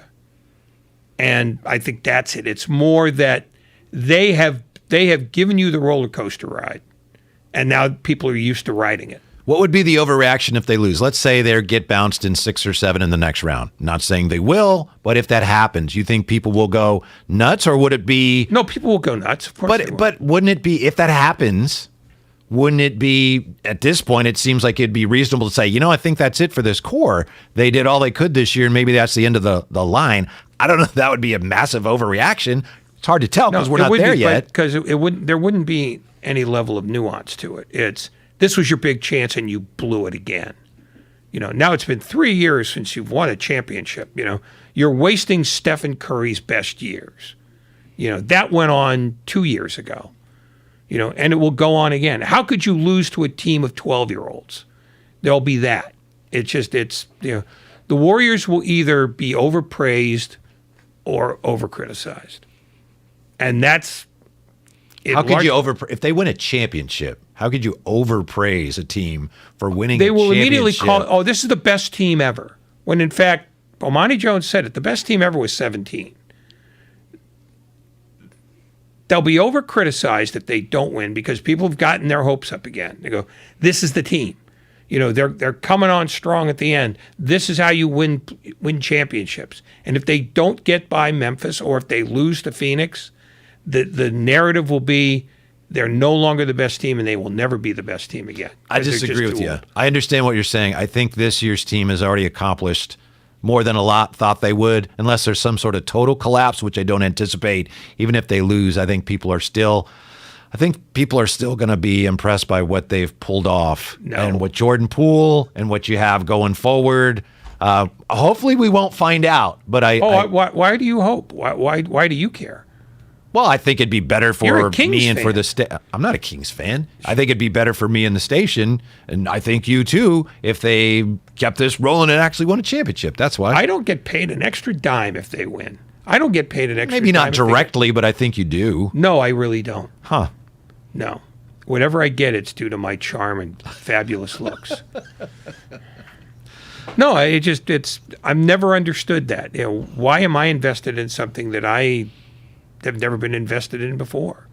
That makes no sense to me. You mean you don't understand why people are sports fans? I'm interested in the game. Why people root for I don't teams? want to know what other people are motivated by. I know what they're motivated by. But for me, just give me the game. That's all I want. Just give me the game. That's why I want every series to go 7 games. That's why I want Denver to win tonight. On the text line. There will be another game on Friday. Yeah. Whitey from the 415, what exactly have the Warriors accomplished? Not much so far. Fair enough. A 3 seed, won the first round. No, they haven't won the first round yet. Okay. Get back to me tomorrow. I think they're on the verge of winning in the first round, and I think they put themselves in position where they are widely recognized as a legitimate contender. So I think that marks an accomplishment. That is what they've accomplished. We'll get back to you tomorrow. From the 510, disagree with Ratto all you like. He's still right. If they don't win at all, they'll be called terrible and a waste, and there'll be calls for Steve Kerr's head. If they do win at all, no one will remember that they got beaten by the Nuggets when they shouldn't have. Those are people that agree with you. The Nuggets. You mean once? I guess so. I guess that's a play there. If they win the first, win their first round series in 5 games. No one remember they lost Game 4 in Denver. You're right about that. I agree with you on that. Nor should that would be a blip. Yeah. I mean, they lost a game to Portland the year they were, Yeah. In what was it? It was 18, I think. They lost Game 4 to Cleveland in the final when they went 16-1. I don't think people are talking about that. To me, it's an accomplishment that the Warriors are in the position they're in. You can disagree and say they haven't. No, I'm not disagreeing with you. No, I'm talking about the text line. Yours is a more nuanced view. I don't believe there's a whole lot of nuance when it comes to analyzing this team. Not in the Bay Area and not outside of it either. Clay's been remarkable, too. The last few weeks. For him to come back the way he has. Well, and there's another one. People, were very unhappy when he didn't hit the ground running because they were all, in love with the idea that he came back at all. And then all of a sudden they're going, well, maybe he shouldn't play so much and Poole should play more. Without recognizing the fact that Steve Kerr is committed to Thompson emotionally as well as tactically in a way that, few players get. And so, Klay Thompson was going to start every game, and he was going to get his minutes every game, health permitting, not performance permitting. That was just a given. But how many people did you hear basically saying, Klay's killing us? They got to. Well, he was killing them. I mean, game to game, he was bad. He wasn't bad. No, he was. He was recouping an injury. Yes. That had kept him out for 2 years, and people thought he should hit the ground running, which is an insane notion. Maybe it is, but there's no question. When he came back, he was playing badly, and they had to go through that apparently to get him to where he is now. And so they it's did. Worth it. But there's no way around. When he came back, he was bad. He was. Well, I don't know what you expected. It doesn't matter what I expected or what he expected. Was he good does. or was he bad? He was bad. And now he's good. Well, he was bad, but he was recovering. I know, but he was Anyway, we're going to shift gears, get to Dave Fleming. Maybe you can talk to Dave Fleming about the attendance last night, which some say was an issue out there at Oracle. like I said, it was their lowest crowd for an A's game in San Francisco since Candlestick Park. And Rodon, how come nobody can touch his fastball? Dave Fleming has that and more for us when he joins us next. Damon and Ratto, Whitey in for Damon. We're presented by Fremont Bank, full service banking, no compromises. What's up, everybody? Nick Costos here at the Bet River Sports Betting Minute, brought to you by Bet River Sportsbook, your hometown sportsbook. Thursday night in the Pro Basketball Playoffs, Game 6 between Toronto and Philly. Philly, a 1.5-point road favorite. Give me Toronto in this game at any underdog price. I don't trust Philly in a big spot. I think Toronto forces a Game 7, so give me Toronto at any underdog price in Game 6 against Philly. That's it for this Bet River Sports Betting Minute, brought to you by Bet River Sportsbook, your hometown sportsbook. I'm Nick Costos. Keep it locked here for more throughout the day. Is online casino and sports betting not yet legal in your state? BetRivers.net offers all of your favorite casino games and sportsbook free. Visit BetRivers.net and create your account today. It's 100% free to sign up and play. BetRivers.net offers a variety of games like slots, table games with live dealers, and so much more. You can share the excitement with other players online anywhere, anytime from your desktop or mobile device. Don't miss out on the fun. Create your free account at BetRivers.net today. BetRivers.net is a play for fun site for entertainment only. Must be 21 or older. Welcome to Allstate, where saving on your auto insurance is kind of like a joyride. You, your car, and an open road. Maybe your best friend, too. The music is chill, and so is the traffic. You and your friend both look over at each other, and then he puts his head back out the window. Allstate. Here, better protection costs a whole lot less. You're in good hands with Allstate. Click, call.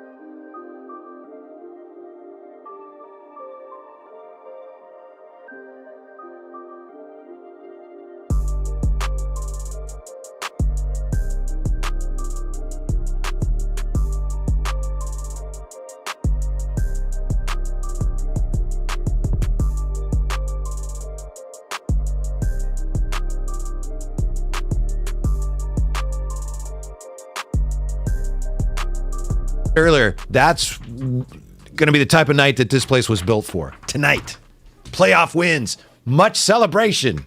Hallelujah. I don't know how much celebration there will be because I think most fans are playing for bigger game than winning in the first round.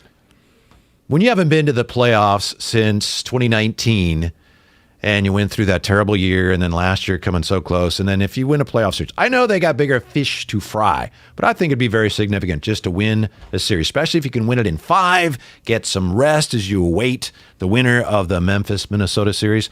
I know the Warriors bar is very high, but this would be a really, really special win tonight. First one at Chase Center as well, as I said. Well, they've already had 2 wins at Chase Center. First series win, sir, is what I meant. Pardon me. Well, sorry, I'm going to be pedantic about this. I think most fans will go, okay, that's one done and dusted. Now let's see what they do here. Now let's see what they do against Phoenix. I mean, just it only builds.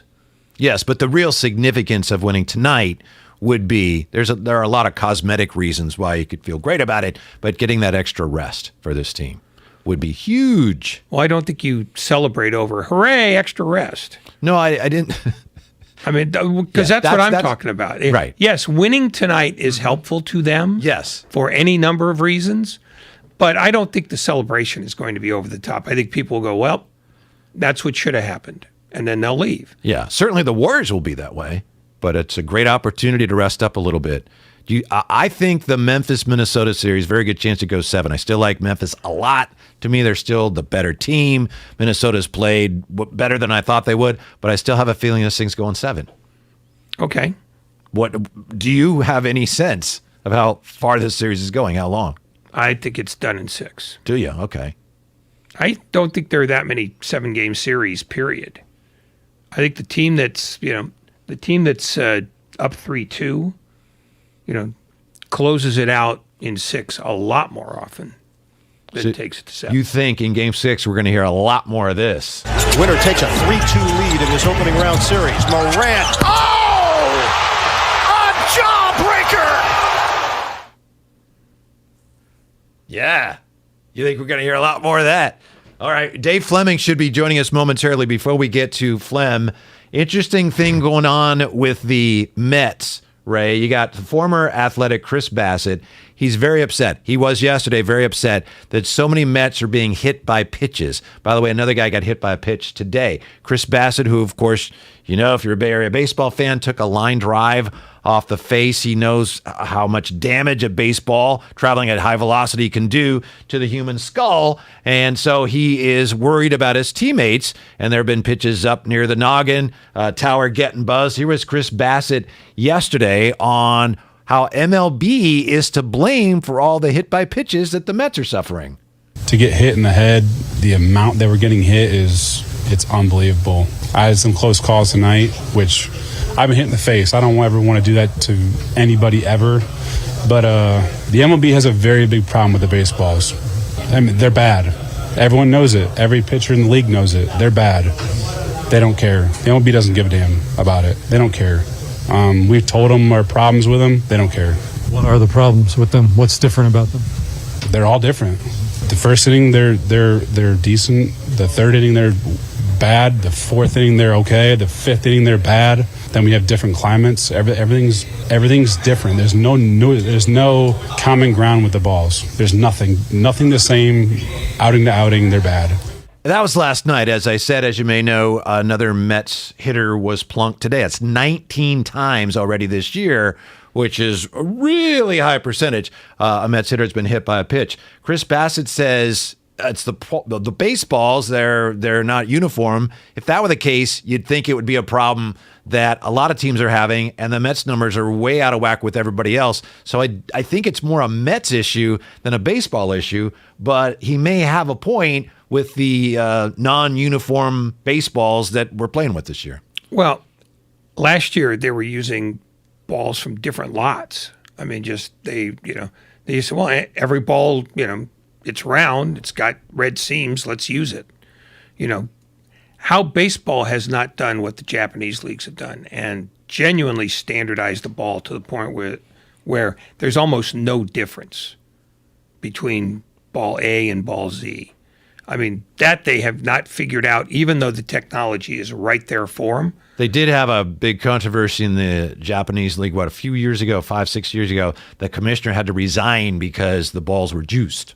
Well, and at first they said, and that's no. what happened. Exactly they applied technology, and now the balls are uniform, and And something similar has happened here with the baseballs, which is why when you have baseballs from different years, you're dealing with different baseballs. Plus, you have the humidors this year. But this year, homers and run scoring is way down early on, and I know it's still only 18 days into the season, but last year it was a homer fest, and people were complaining, well, it's out of whack now.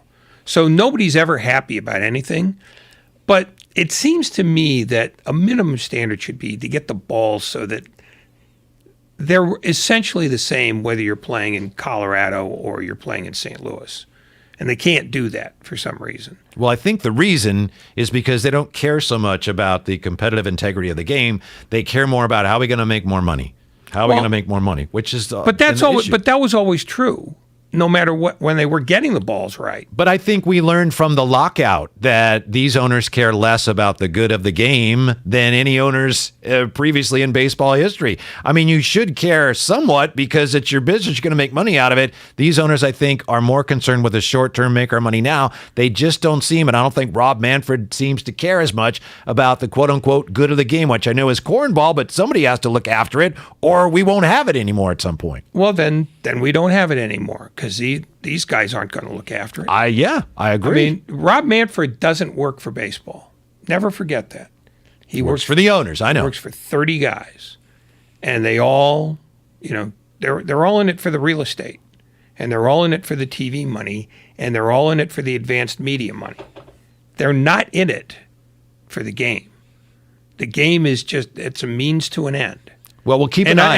And I would caution you against thinking that they're the ones who perfected greed.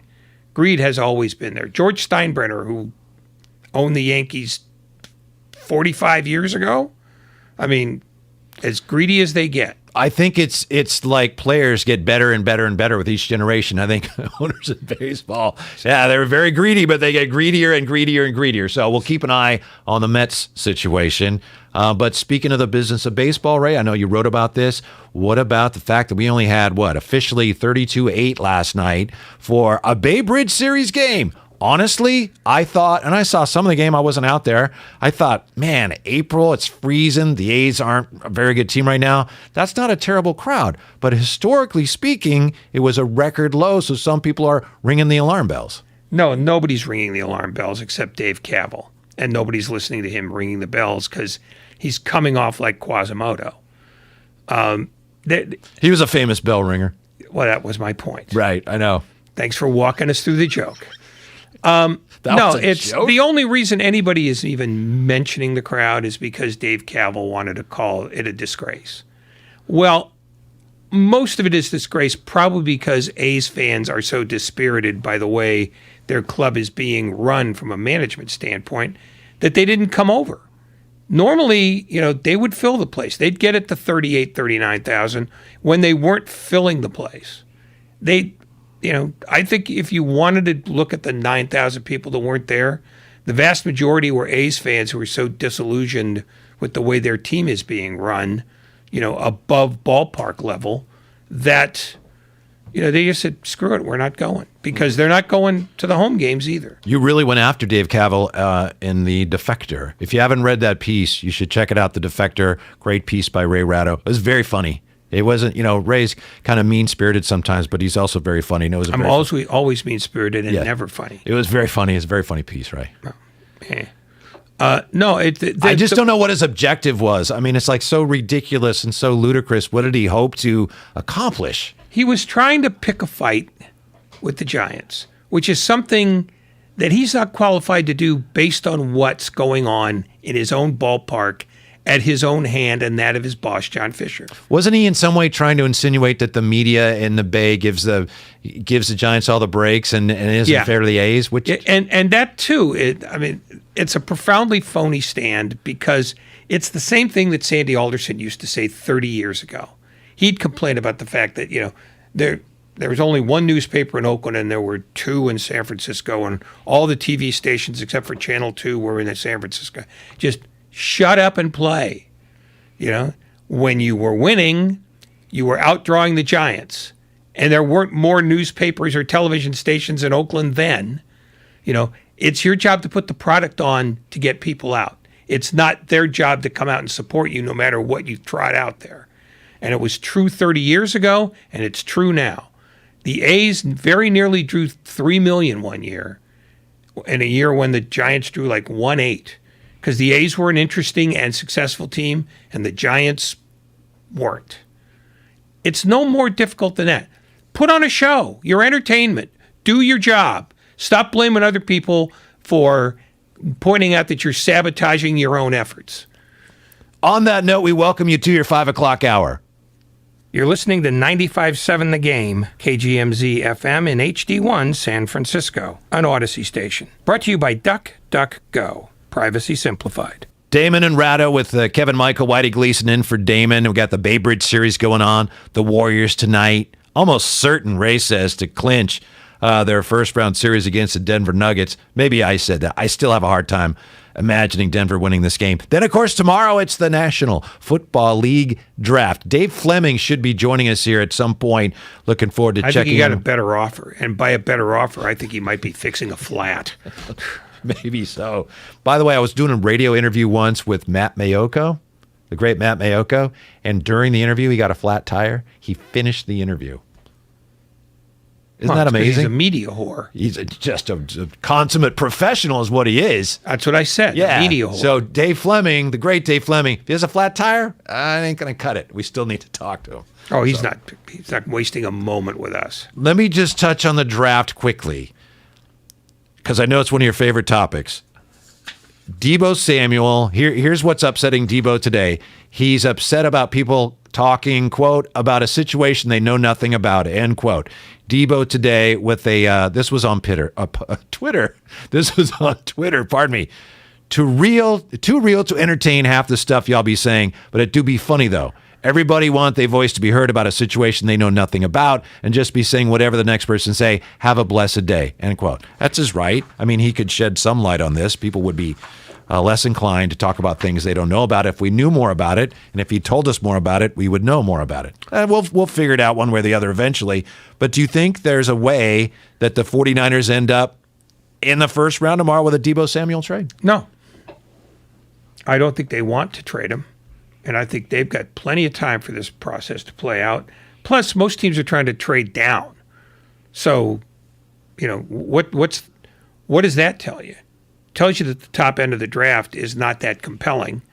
And if you're trading Deebo Samuel, you'd better be able to replace him immediately. Has been another interesting lesson, hasn't it, Ray, in the way sports media works now. I had TV on today, and there was Louis Riddick. I really like Louis Riddick. I think he's very good.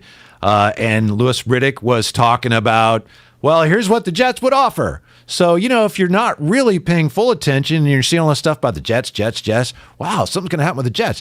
Very unlikely anything's going to happen with the Jets, right? But it's just some people in the media, the Deebo story, what do we got? I don't know, maybe the Jets. All right, go with that. Tell us why they're the best bet here. But no team is a very good bet to land Deebo because the 49ers almost certainly are not trading him. Well, the problem with the NFL draft is not just that everybody lies to everybody else. It's that the networks are so, committed to talking about the draft when basically not much is going on, that they have to inflate rumors. They have to create things for conversation that, and I'm exempting just the people who do the actual reporting. But people on set, well, what are we going to talk about? The producers in there are going, talk about Deebo Samuel. Well, what about him? Well, talk about him. Figure it out. Just talk about him. I mean, that's how they do it in television. It's also how they do it in radio, which tells you why we're in the hideous cul-de-sac of death we're in now. But that's basically what it is. It's fill the time.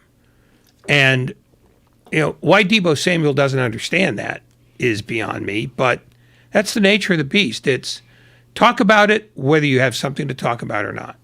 And it's one of the reasons why fewer and fewer people watch television. The only reason I could see to trade Debo, of course, if you get a great offer, but if you felt that whatever the problem is with you and Debo, the rift, whatever we want to call it, hard to know, Debo, I know, we don't really know, but if you felt that was irreparable to the point that even if Debo stays, if we don't trade him, he's not going to be Debo anymore, then it would make sense to trade him. But it doesn't appear that, A, we're at that point yet, B, it doesn't appear that anyone's in any hurry to give the 49ers close to what it would take for them to consider making such a trade. No, and I think the 49ers they're going to try to hardball this because they don't believe that Deebo Samuel has leverage, and they're loath to give him any. So I think they're just going to sit on this. And then if it comes to, the week before the season starts and he hasn't been in training camp and he has no intention of playing, then you'll get a Khalil Mack kind of deal. But barring that, I think their plan is, all right, we'll make him an offer when we feel like making him an offer, and we don't feel like making him an offer yet. I think it's just as simple as that. They don't look at this draft as a compelling deadline for them to be too worried about. There are some nice edge rushers towards the top of this draft. There's some decent offensive linemen in there, Ray. There's some decent secondary players. The 49ers could use some shoring up in those areas. You're not going to trade your most dynamic offensive player for an edge rusher, unless it's a Nick or Joey Bosa type. But I could get, apparently the Jets offered for Tyreek Hill 35, 38, and 69 pick numbers. So that, according to some of these draft value charts, equates to the 10th pick, which is, wait, what? The 10th pick in an uninteresting draft? Who cares? You don't want 35, 38, and 69 for Debo from the Jets? That doesn't bowl you over? My point is that's a type of offer that maybe the 49ers would get for Debo. Yeah, you wouldn't do that, would you? You wouldn't even consider that. But it's a sucker's offer. Of course. My point, yes. So, it beggars the imagination that they would think that was value for value. And I don't think they can do we got to get rid of him because we don't want to pay him enough. If that's your excuse, then why are you doing this at all? You'll pay him eventually, but you don't have to pay him now. Well, what do you mean eventually? Like before the season starts? No, I mean when he's due for the extension. Like next year, after he plays this year, then you give him an extension. Well, if he played, then his contract's up and he can go anywhere. Mm-hmm. Well, I think you could tag him; he'd be a restricted free agent. I suppose, but I don't. Yeah. How unhappy do you want him to be? That's to me that's the question. How unhappy are you willing to make him to save some money? Well, that's what I'm saying. If it's to the point where he's so unhappy he's not going to do the things that Debo does for you, then you would be in a corner where you'd have to trade him. Or, I mean, that's essentially it. But why would the 49ers do that if they don't have an avenue toward replacing him like for like? With an equally talented and explosive player. Maybe with a different quarterback with more arm strength, maybe you wouldn't have to rely on a player with Debo's skills as much as you would if Jimmy Garoppolo is your quarterback. Debo's fabulous, but maybe you don't need a guy to make the 5-yard catch over the middle between the numbers and then run over people. That's a great receiver to have no matter who your quarterback is, but maybe you don't need that as much if your quarterback is somebody who can get the ball downfield more efficiently than Jimmy. You don't know what kind of quarterback you have in Trey Lance. Well, I know I have a quarterback with a stronger arm. Does he have a stronger arm than Jimmy Garoppolo? Okay, a lot of guys have stronger arms, but they're inaccurate, or they hold the ball too long. There are a million things that we don't know about Trey Lance yet. But he is going to be the quarterback. We know that. We don't know that either. Well, like you just were saying, they better be prepared for something else. Who else would the quarterback be? I mean, well, what if he still hasn't got the offense grasped? Because that was clearly one of the problems last year. Maybe he has not figured it out yet. I don't know. Neither do you. Nobody does. The always, Trey Lance is inevitable. No, he's not. He made 2 starts last year, Ray. He didn't look like he was overwhelmed. I know in the Arizona game, they didn't ask him to do much. They didn't ask him to do much either time. Yeah, but I mean, they nearly won both games. I don't think we have to worry about a quarterback can't grasp the offense. We saw him run the offense. We don't know what he knows or doesn't know, is my point. My point is we saw him run the offense effectively. I know it was against the Texans, but yeah. Well, thank you. It's against the Texans. You don't know what kind of quarterback you have yet because you haven't seen enough of him. But it does have a stronger arm. It doesn't matter if that's the only thing you're pegging it on. Mm-hmm. He has to know Kyle Shanahan's fairly complicated offense. That's what they're asking him to do. You don't think he would have gotten more starts last year if he had figured that out? I think he'd gotten more starts last year if he weren't injured. Oh, spare me. No, I think there's a very good chance that when Jimmy, after the Colts game, he struggled mightily. I think they might have made a switch there. And I'm glad they didn't work out. What I don't understand is how the last game of the season, the conference championship, and you're down, and Jimmy's the quarterback, and you know that he can't throw the ball, and they didn't replace him then. What does that tell you? I guess it tells me they were banking on that old Jimmy Garoppolo. Come on, guys, let's do it one more time. Or maybe they were unwilling to put Trey Lance in that situation because they didn't fully trust him yet. Maybe not. I'm not saying that he's garbage. I'm saying they don't know anything, compared to what they want to know about him, and nobody outside that building knows about him at all except he has a stronger arm. The point is, at least you gave me that. You granted me that. Well, no, I never disputed that. But people talk about him as though, he has to be a fait accompli just because they drafted him. Well, Josh Rosen was supposed to be a fait accompli. He's out of football. Mm-hmm. And I'm not trying to say that he's Josh Rosen either. I'm saying you don't know until you know. And nobody has enough information to make that real.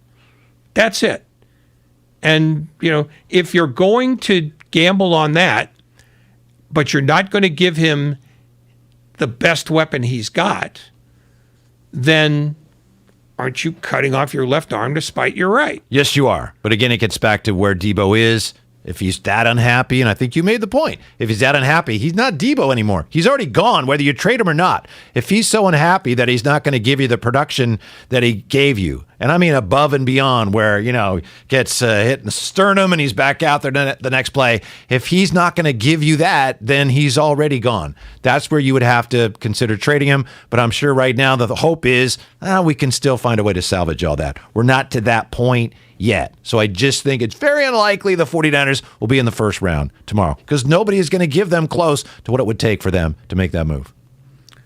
Yeah, it's one more story that people have been trying to inflate desperately before the draft, and it's not happening. Where do you think Jimmy ends up? Carolina? Tell me what quarterback's going to get hurt in training camp. Oh, really? Well, how else is that going to happen? Did the 49ers, you take the injury out of it, did they just overestimate how valuable he'd be to other teams? I know they thought that there's a lot of teams looking for quarterbacks. Somebody's going to want Jimmy. Well, no. When did he get the surgery? Early March. That was the time when teams were starting to think about, okay, what are we doing with free agency starting? Garoppolo removed himself from the conversation entirely by having the surgery. And having the surgery meant that he didn't have a market value and won't have one until he's healed and people can see him throw. That's the only thing that happened. The 49ers didn't do anything other than watch him get an operation. That's all they did. It wasn't that they didn't want to move him. Sounds like you don't expect a lot of trade talk on draft day concerning Jimmy Garoppolo or Deebo Samuel. Well, no, literally none on Garoppolo. Absolutely not a single syllable. He's still recovering from surgery.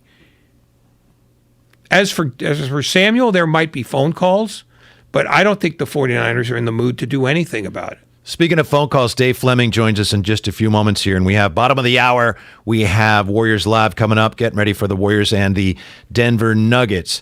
Carlos Rodon, Ray. I know earlier we had Butch was in here, and he was asking you about the hardest throwing lefties we've ever seen from the Giants. Carlos Rodon, his strikeout numbers through 4 starts, I think he set a record for the most strikeouts. Did you have any idea he was going to be this good? The Giants were thrilled when they signed him. I mean, he has just been an absolute ace so far for the Giants. The wild card on him has always been how long can he stay healthy and do this.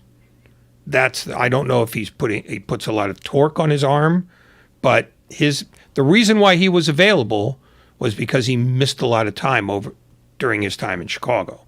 That's the issue. It's not whether he could throw a ball over the plate or that he can't make it move and do things. So by signing him and then bringing in Jock Peterson, did Farhan get one over on all the Giant fans who were saying, oh my goodness, why didn't they bring in anybody? They didn't do anything this year. What's wrong with them? Giants fans always do that.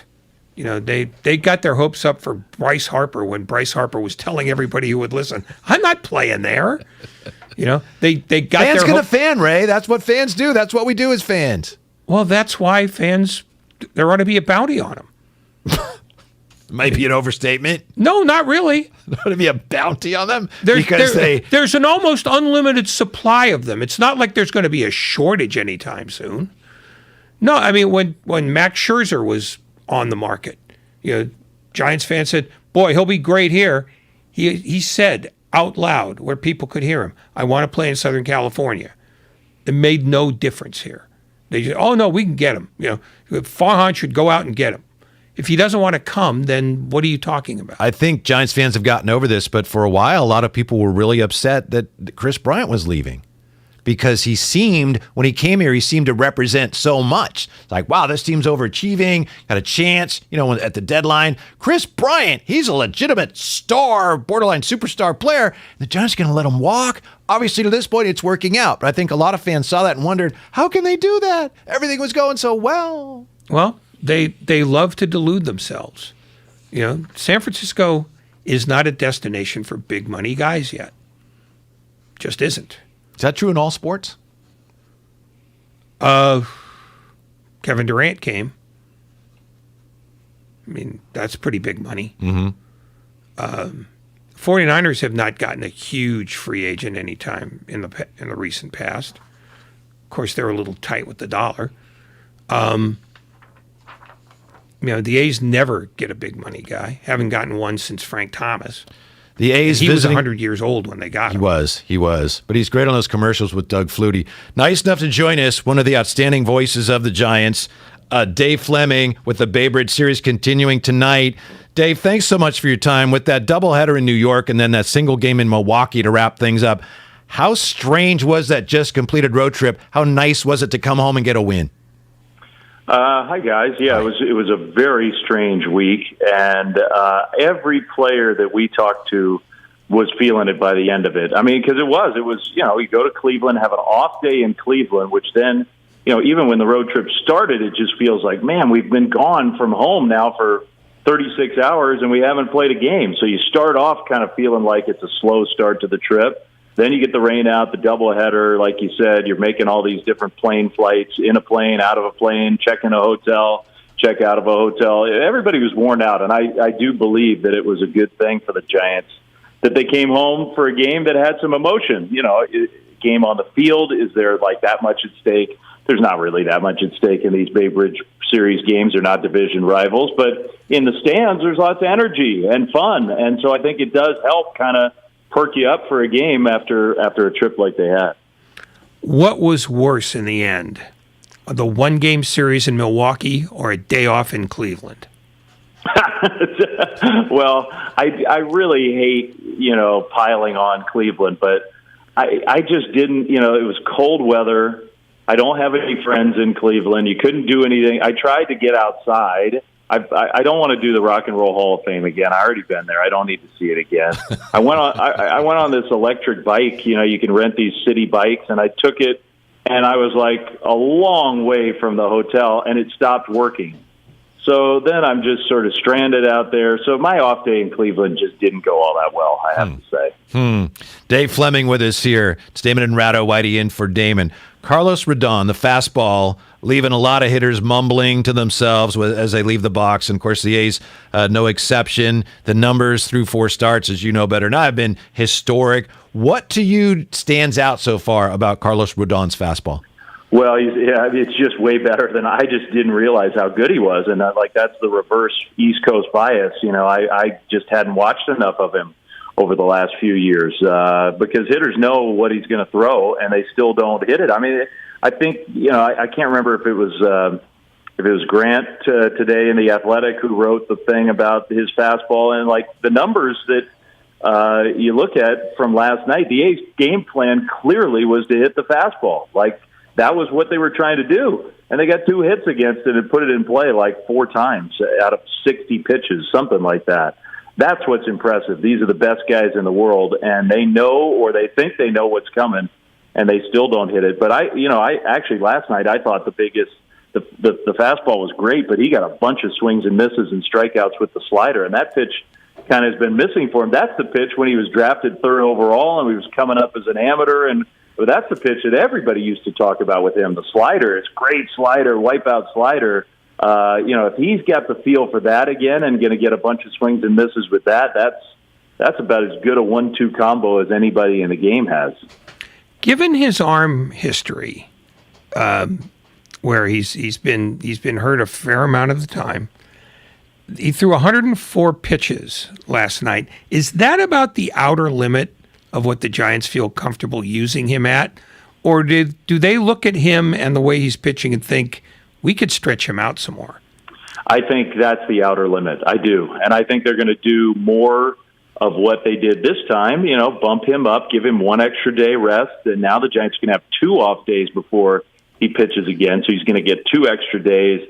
And I believe that that's the outer limit. In fact, Gabe told me yesterday, he goes, one of my biggest challenges this year is going to resist the temptation to really push this guy because he's that good. I'm talking about Rodon. And, I think when you're a manager and you got a guy who's performing the way he is, you want to say, well, let's maximize him. We're not going to lose while he's pitching like that. And I really believe he's telling himself, I have to stick to the plan. I have to be disciplined about just trying to keep him as healthy and fresh as possible. If the Giants can do that and they get to the end of the year where they're convinced they're going to be playing really important games and you have that guy on the mound, I'm not going to say they have an advantage over everybody, but I don't think there's a pitcher in the game that he would match up against where you'd feel going into the game that you were at a disadvantage. Dave, I have a Jock Peterson question for you. Before we get to that, I want to play your outstanding call from Monday night. You're playing with fire right now if you're trying to taunt this guy. Nobody is swinging a power bat better at this moment than Jock Peterson. He hits a high drive, center field, and he's looking over at that fan. This one is way gone. Yeah, you get to celebrate that one. Giants lead 2-1. My goodness. What's he saying now? Well, Jock got the last laugh in that one. That home run spoke really loud. Wow, another ball just crushed. Still chirping at him. Yeah, I don't blame him. That call courtesy NBC Sports Bay Area. Of course, Sean Estes also on the call. Great call, Dave. All that said, Jock Peterson, I know a lot of Giants fans were upset that more wasn't done in the offseason, but he seems like the embodiment of everything the Giants have been about the last couple of years. Is that an overstatement? No, it's not an overstatement. I think he's a perfect fit for this team. And, Farhan told me before we signed him, I say we, I didn't have anything to do with it, before the Giants signed him, that he loved Jock as a person in L.A. He thought he was a great, because, you kind of see the act. He's got an act. The pearls in the World Series, and going back to the Dodgers days, he has a lot of style on the field. And when you're not around the guy, it's sort of natural to just kind of wonder, well, is he just a hot dog? Is he just an all-about-me guy? I wonder what his teammates think about that. And Farhan said no. He's really, really well-liked by everybody, gets along with everybody. And, so I kind of filed that away. And then when the Giants signed him, and I've gotten to know him and be around him. So I think on the field, he's a great fit for how the Giants want to manage games and mix and match and use platoons and get defense on the field at the end of the game. But I also think in that room where the players really believe that the Giants are putting a huge emphasis on having good people, quality people, good teammates together. I think he's fit in beautifully. The other thing that has stood out about their start that nobody really gets to much is the fact that the bullpen has been as good as it's been. Is Gabe Kapler looking at this as the way he wants to run the bullpen the entire year?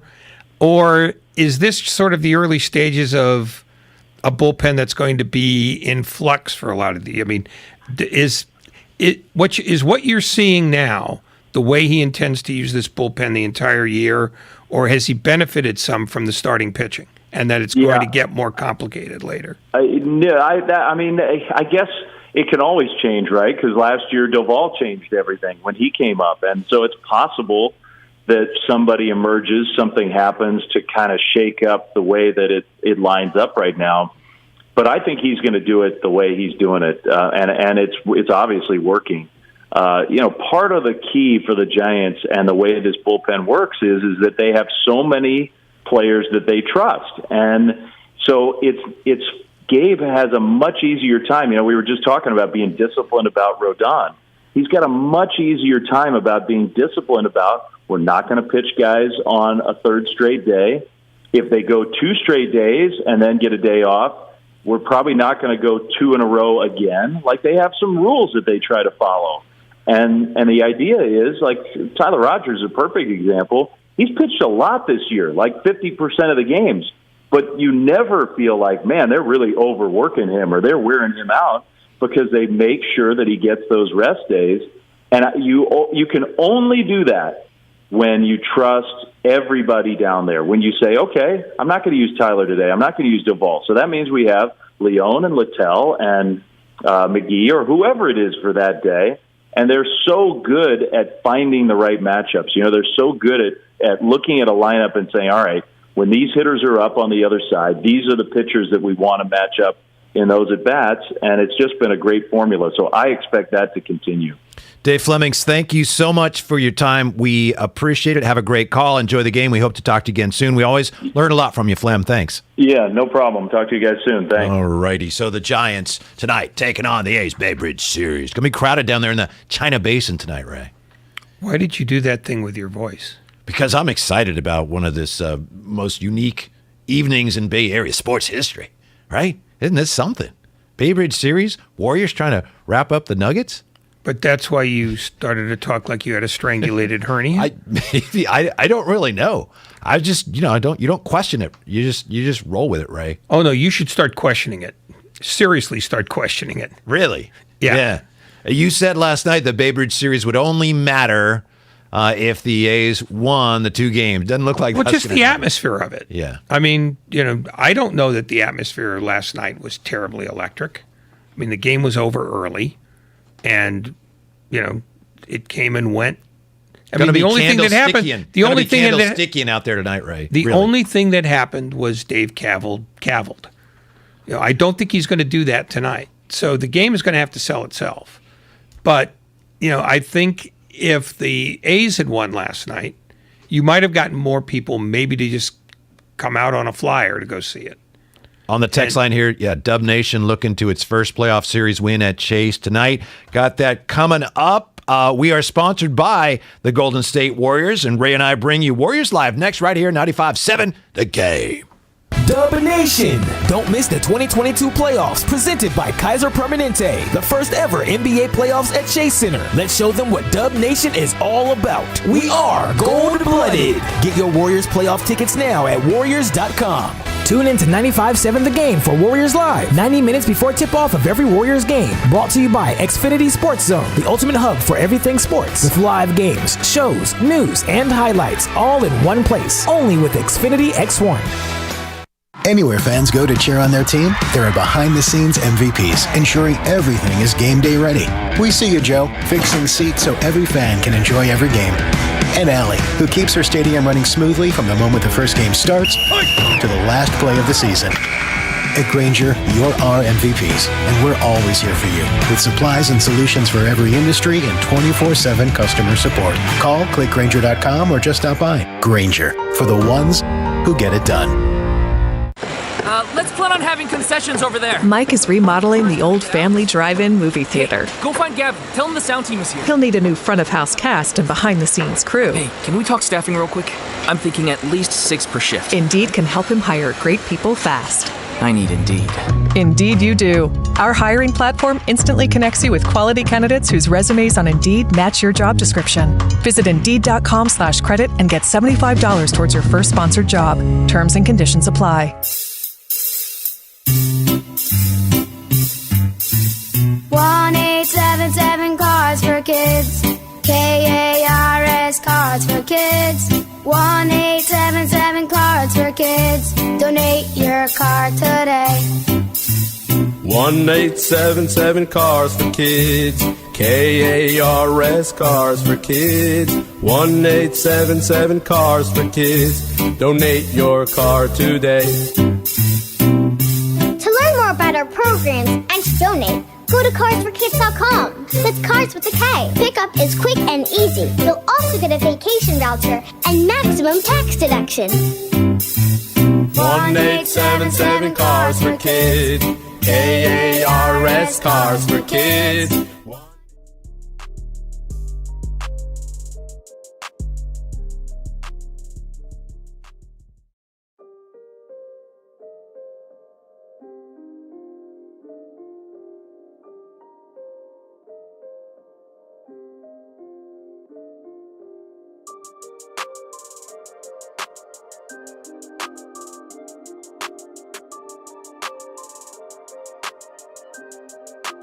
Yeah!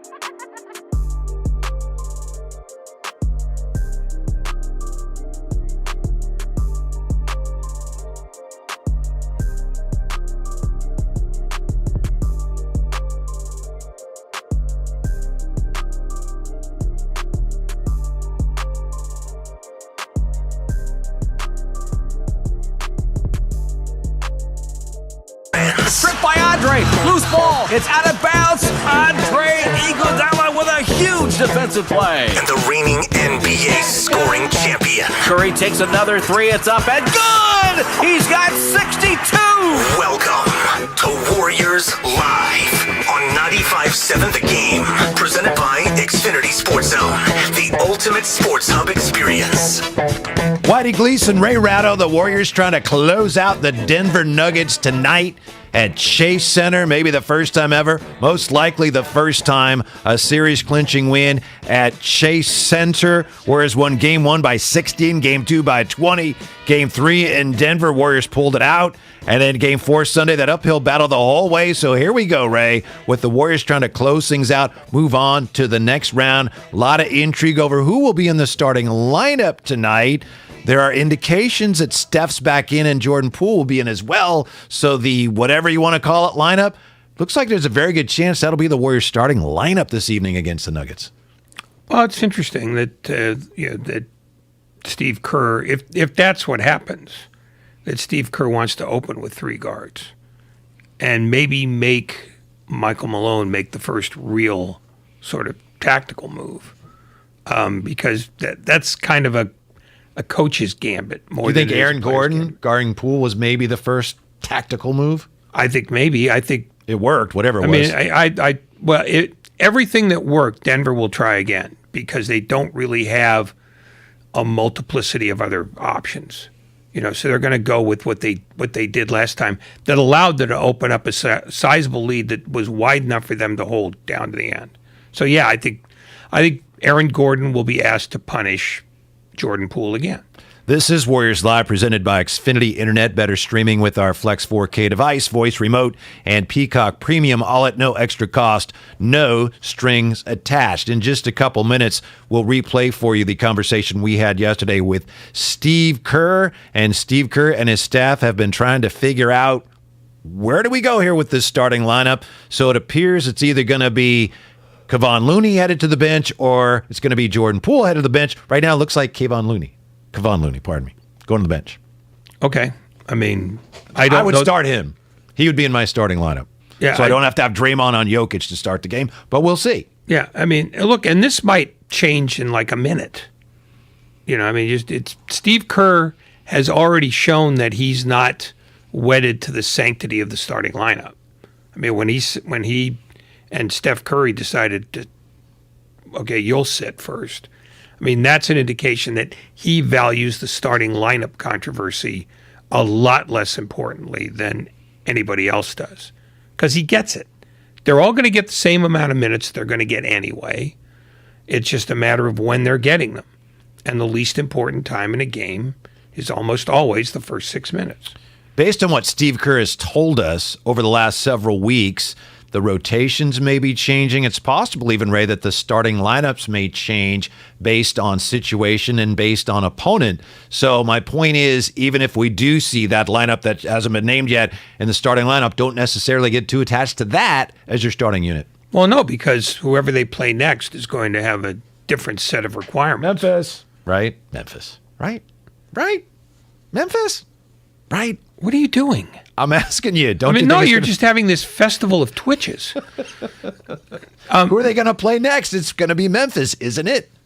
Probably. Okay.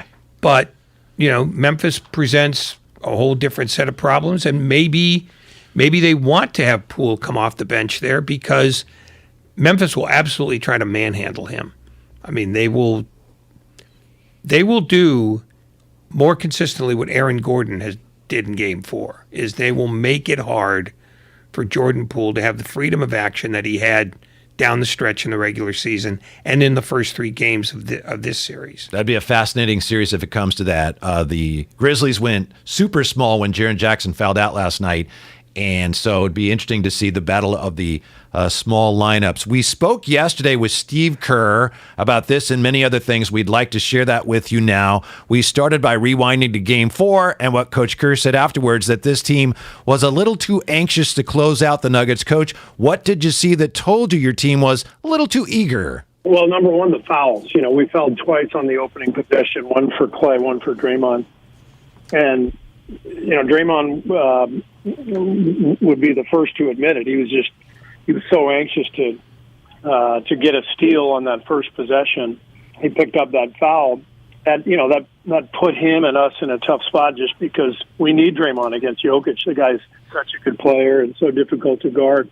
And then, they got into the bonus early, and when they're shooting free throws, they're getting their defense organized. And in the half court, we have to take the ball out of the net after a free throw when all five guys are set defensively. So it's just, from the very beginning, I just felt like we were overly aggressive defensively, and the fouls really hurt us. They shot, I think, 37 free throws, 36 free throws, something like that. 36. Yeah. John Hollinger made a point in The Athletic the other day of looking at all 8 series and has done the math and said that there have been more fouls in these 8 games than there have been in any recent playoff series. Are you trying to get Steve Kerr fined, years. Ray? Are you trying to get Coach Kerr fined? No, I'm not. Okay. But if he does get fined, I'm okay with it. Have you noticed that the games in general have been called tighter? I mean, between the games that you've been involved in and the ones maybe that you've watched casually? Or is that just an anomaly that's just small sample size? I guess we'll see. I saw the article, and I've noticed watching the games how many fouls are being called. I've also noticed how many fouls are being committed.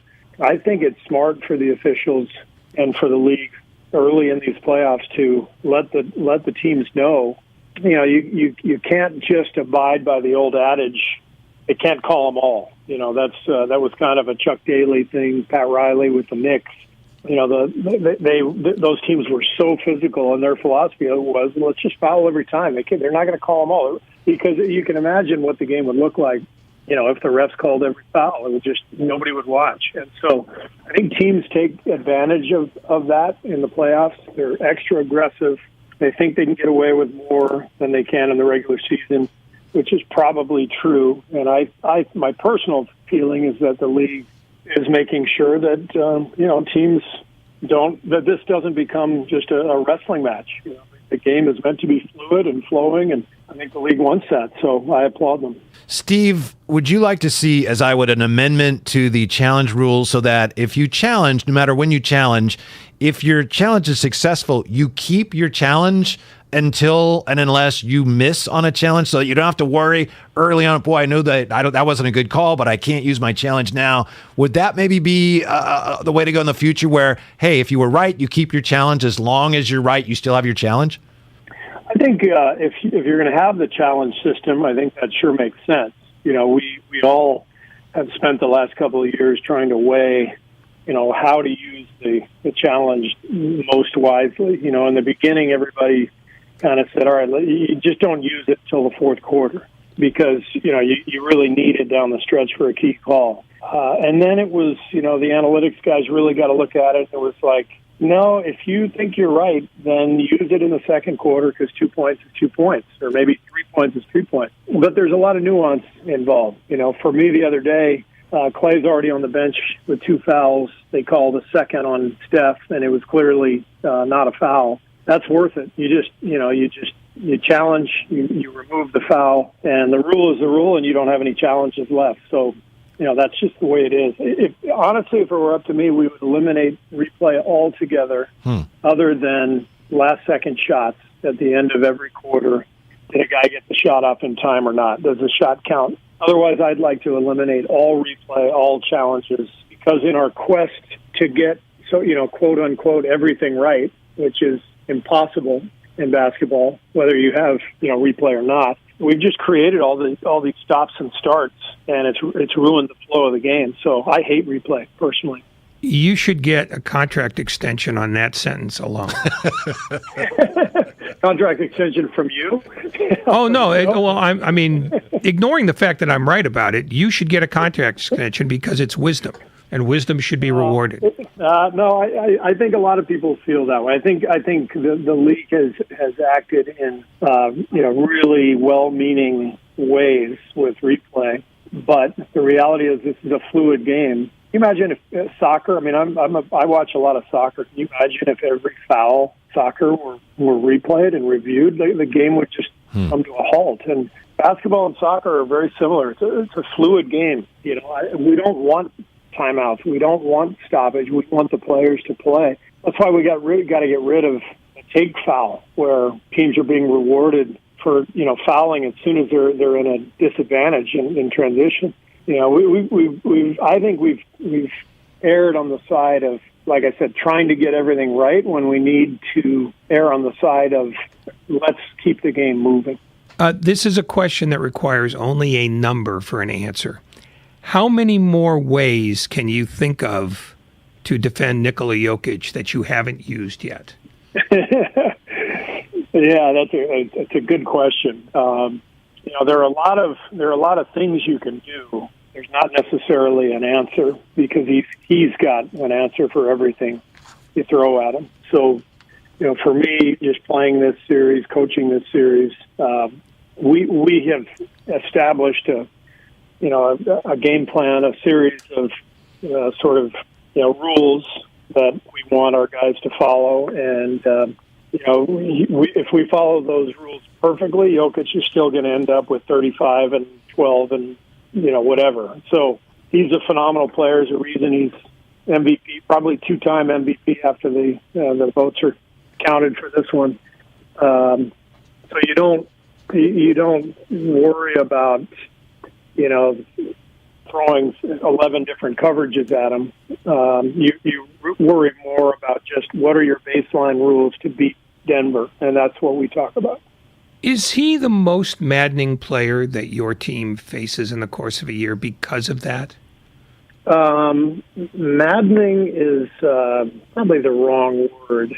I think he's a beautiful basketball player. I mean, when you look at the passing and the instincts and the feel, he's a pleasure to watch. But when you're coaching against him and playing against him, he's a handful. But you respect that. You respect that kind of skill and talent, and it's a great challenge to try to beat him.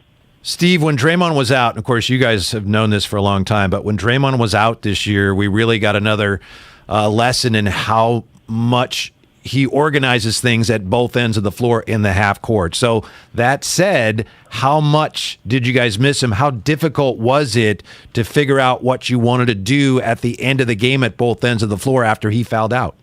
Well, it wasn't so much trying to figure out what we wanted to do. It was just missing his presence. And I mean, he's one of the best players in the league.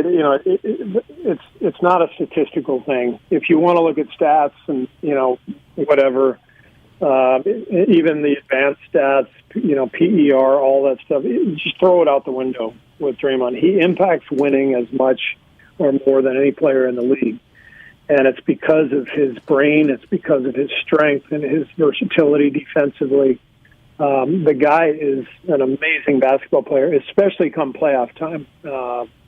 When he's rested and he can prepare for every game, and it's amazing to watch. I mean, Draymond is just a brilliant basketball player. But sometimes it takes people who really know the game to truly appreciate what he does. But people around here, Warriors fans, know exactly what I'm talking about. I mean, year after year, playoffs come and Draymond becomes indispensable and one of the very best players in the league.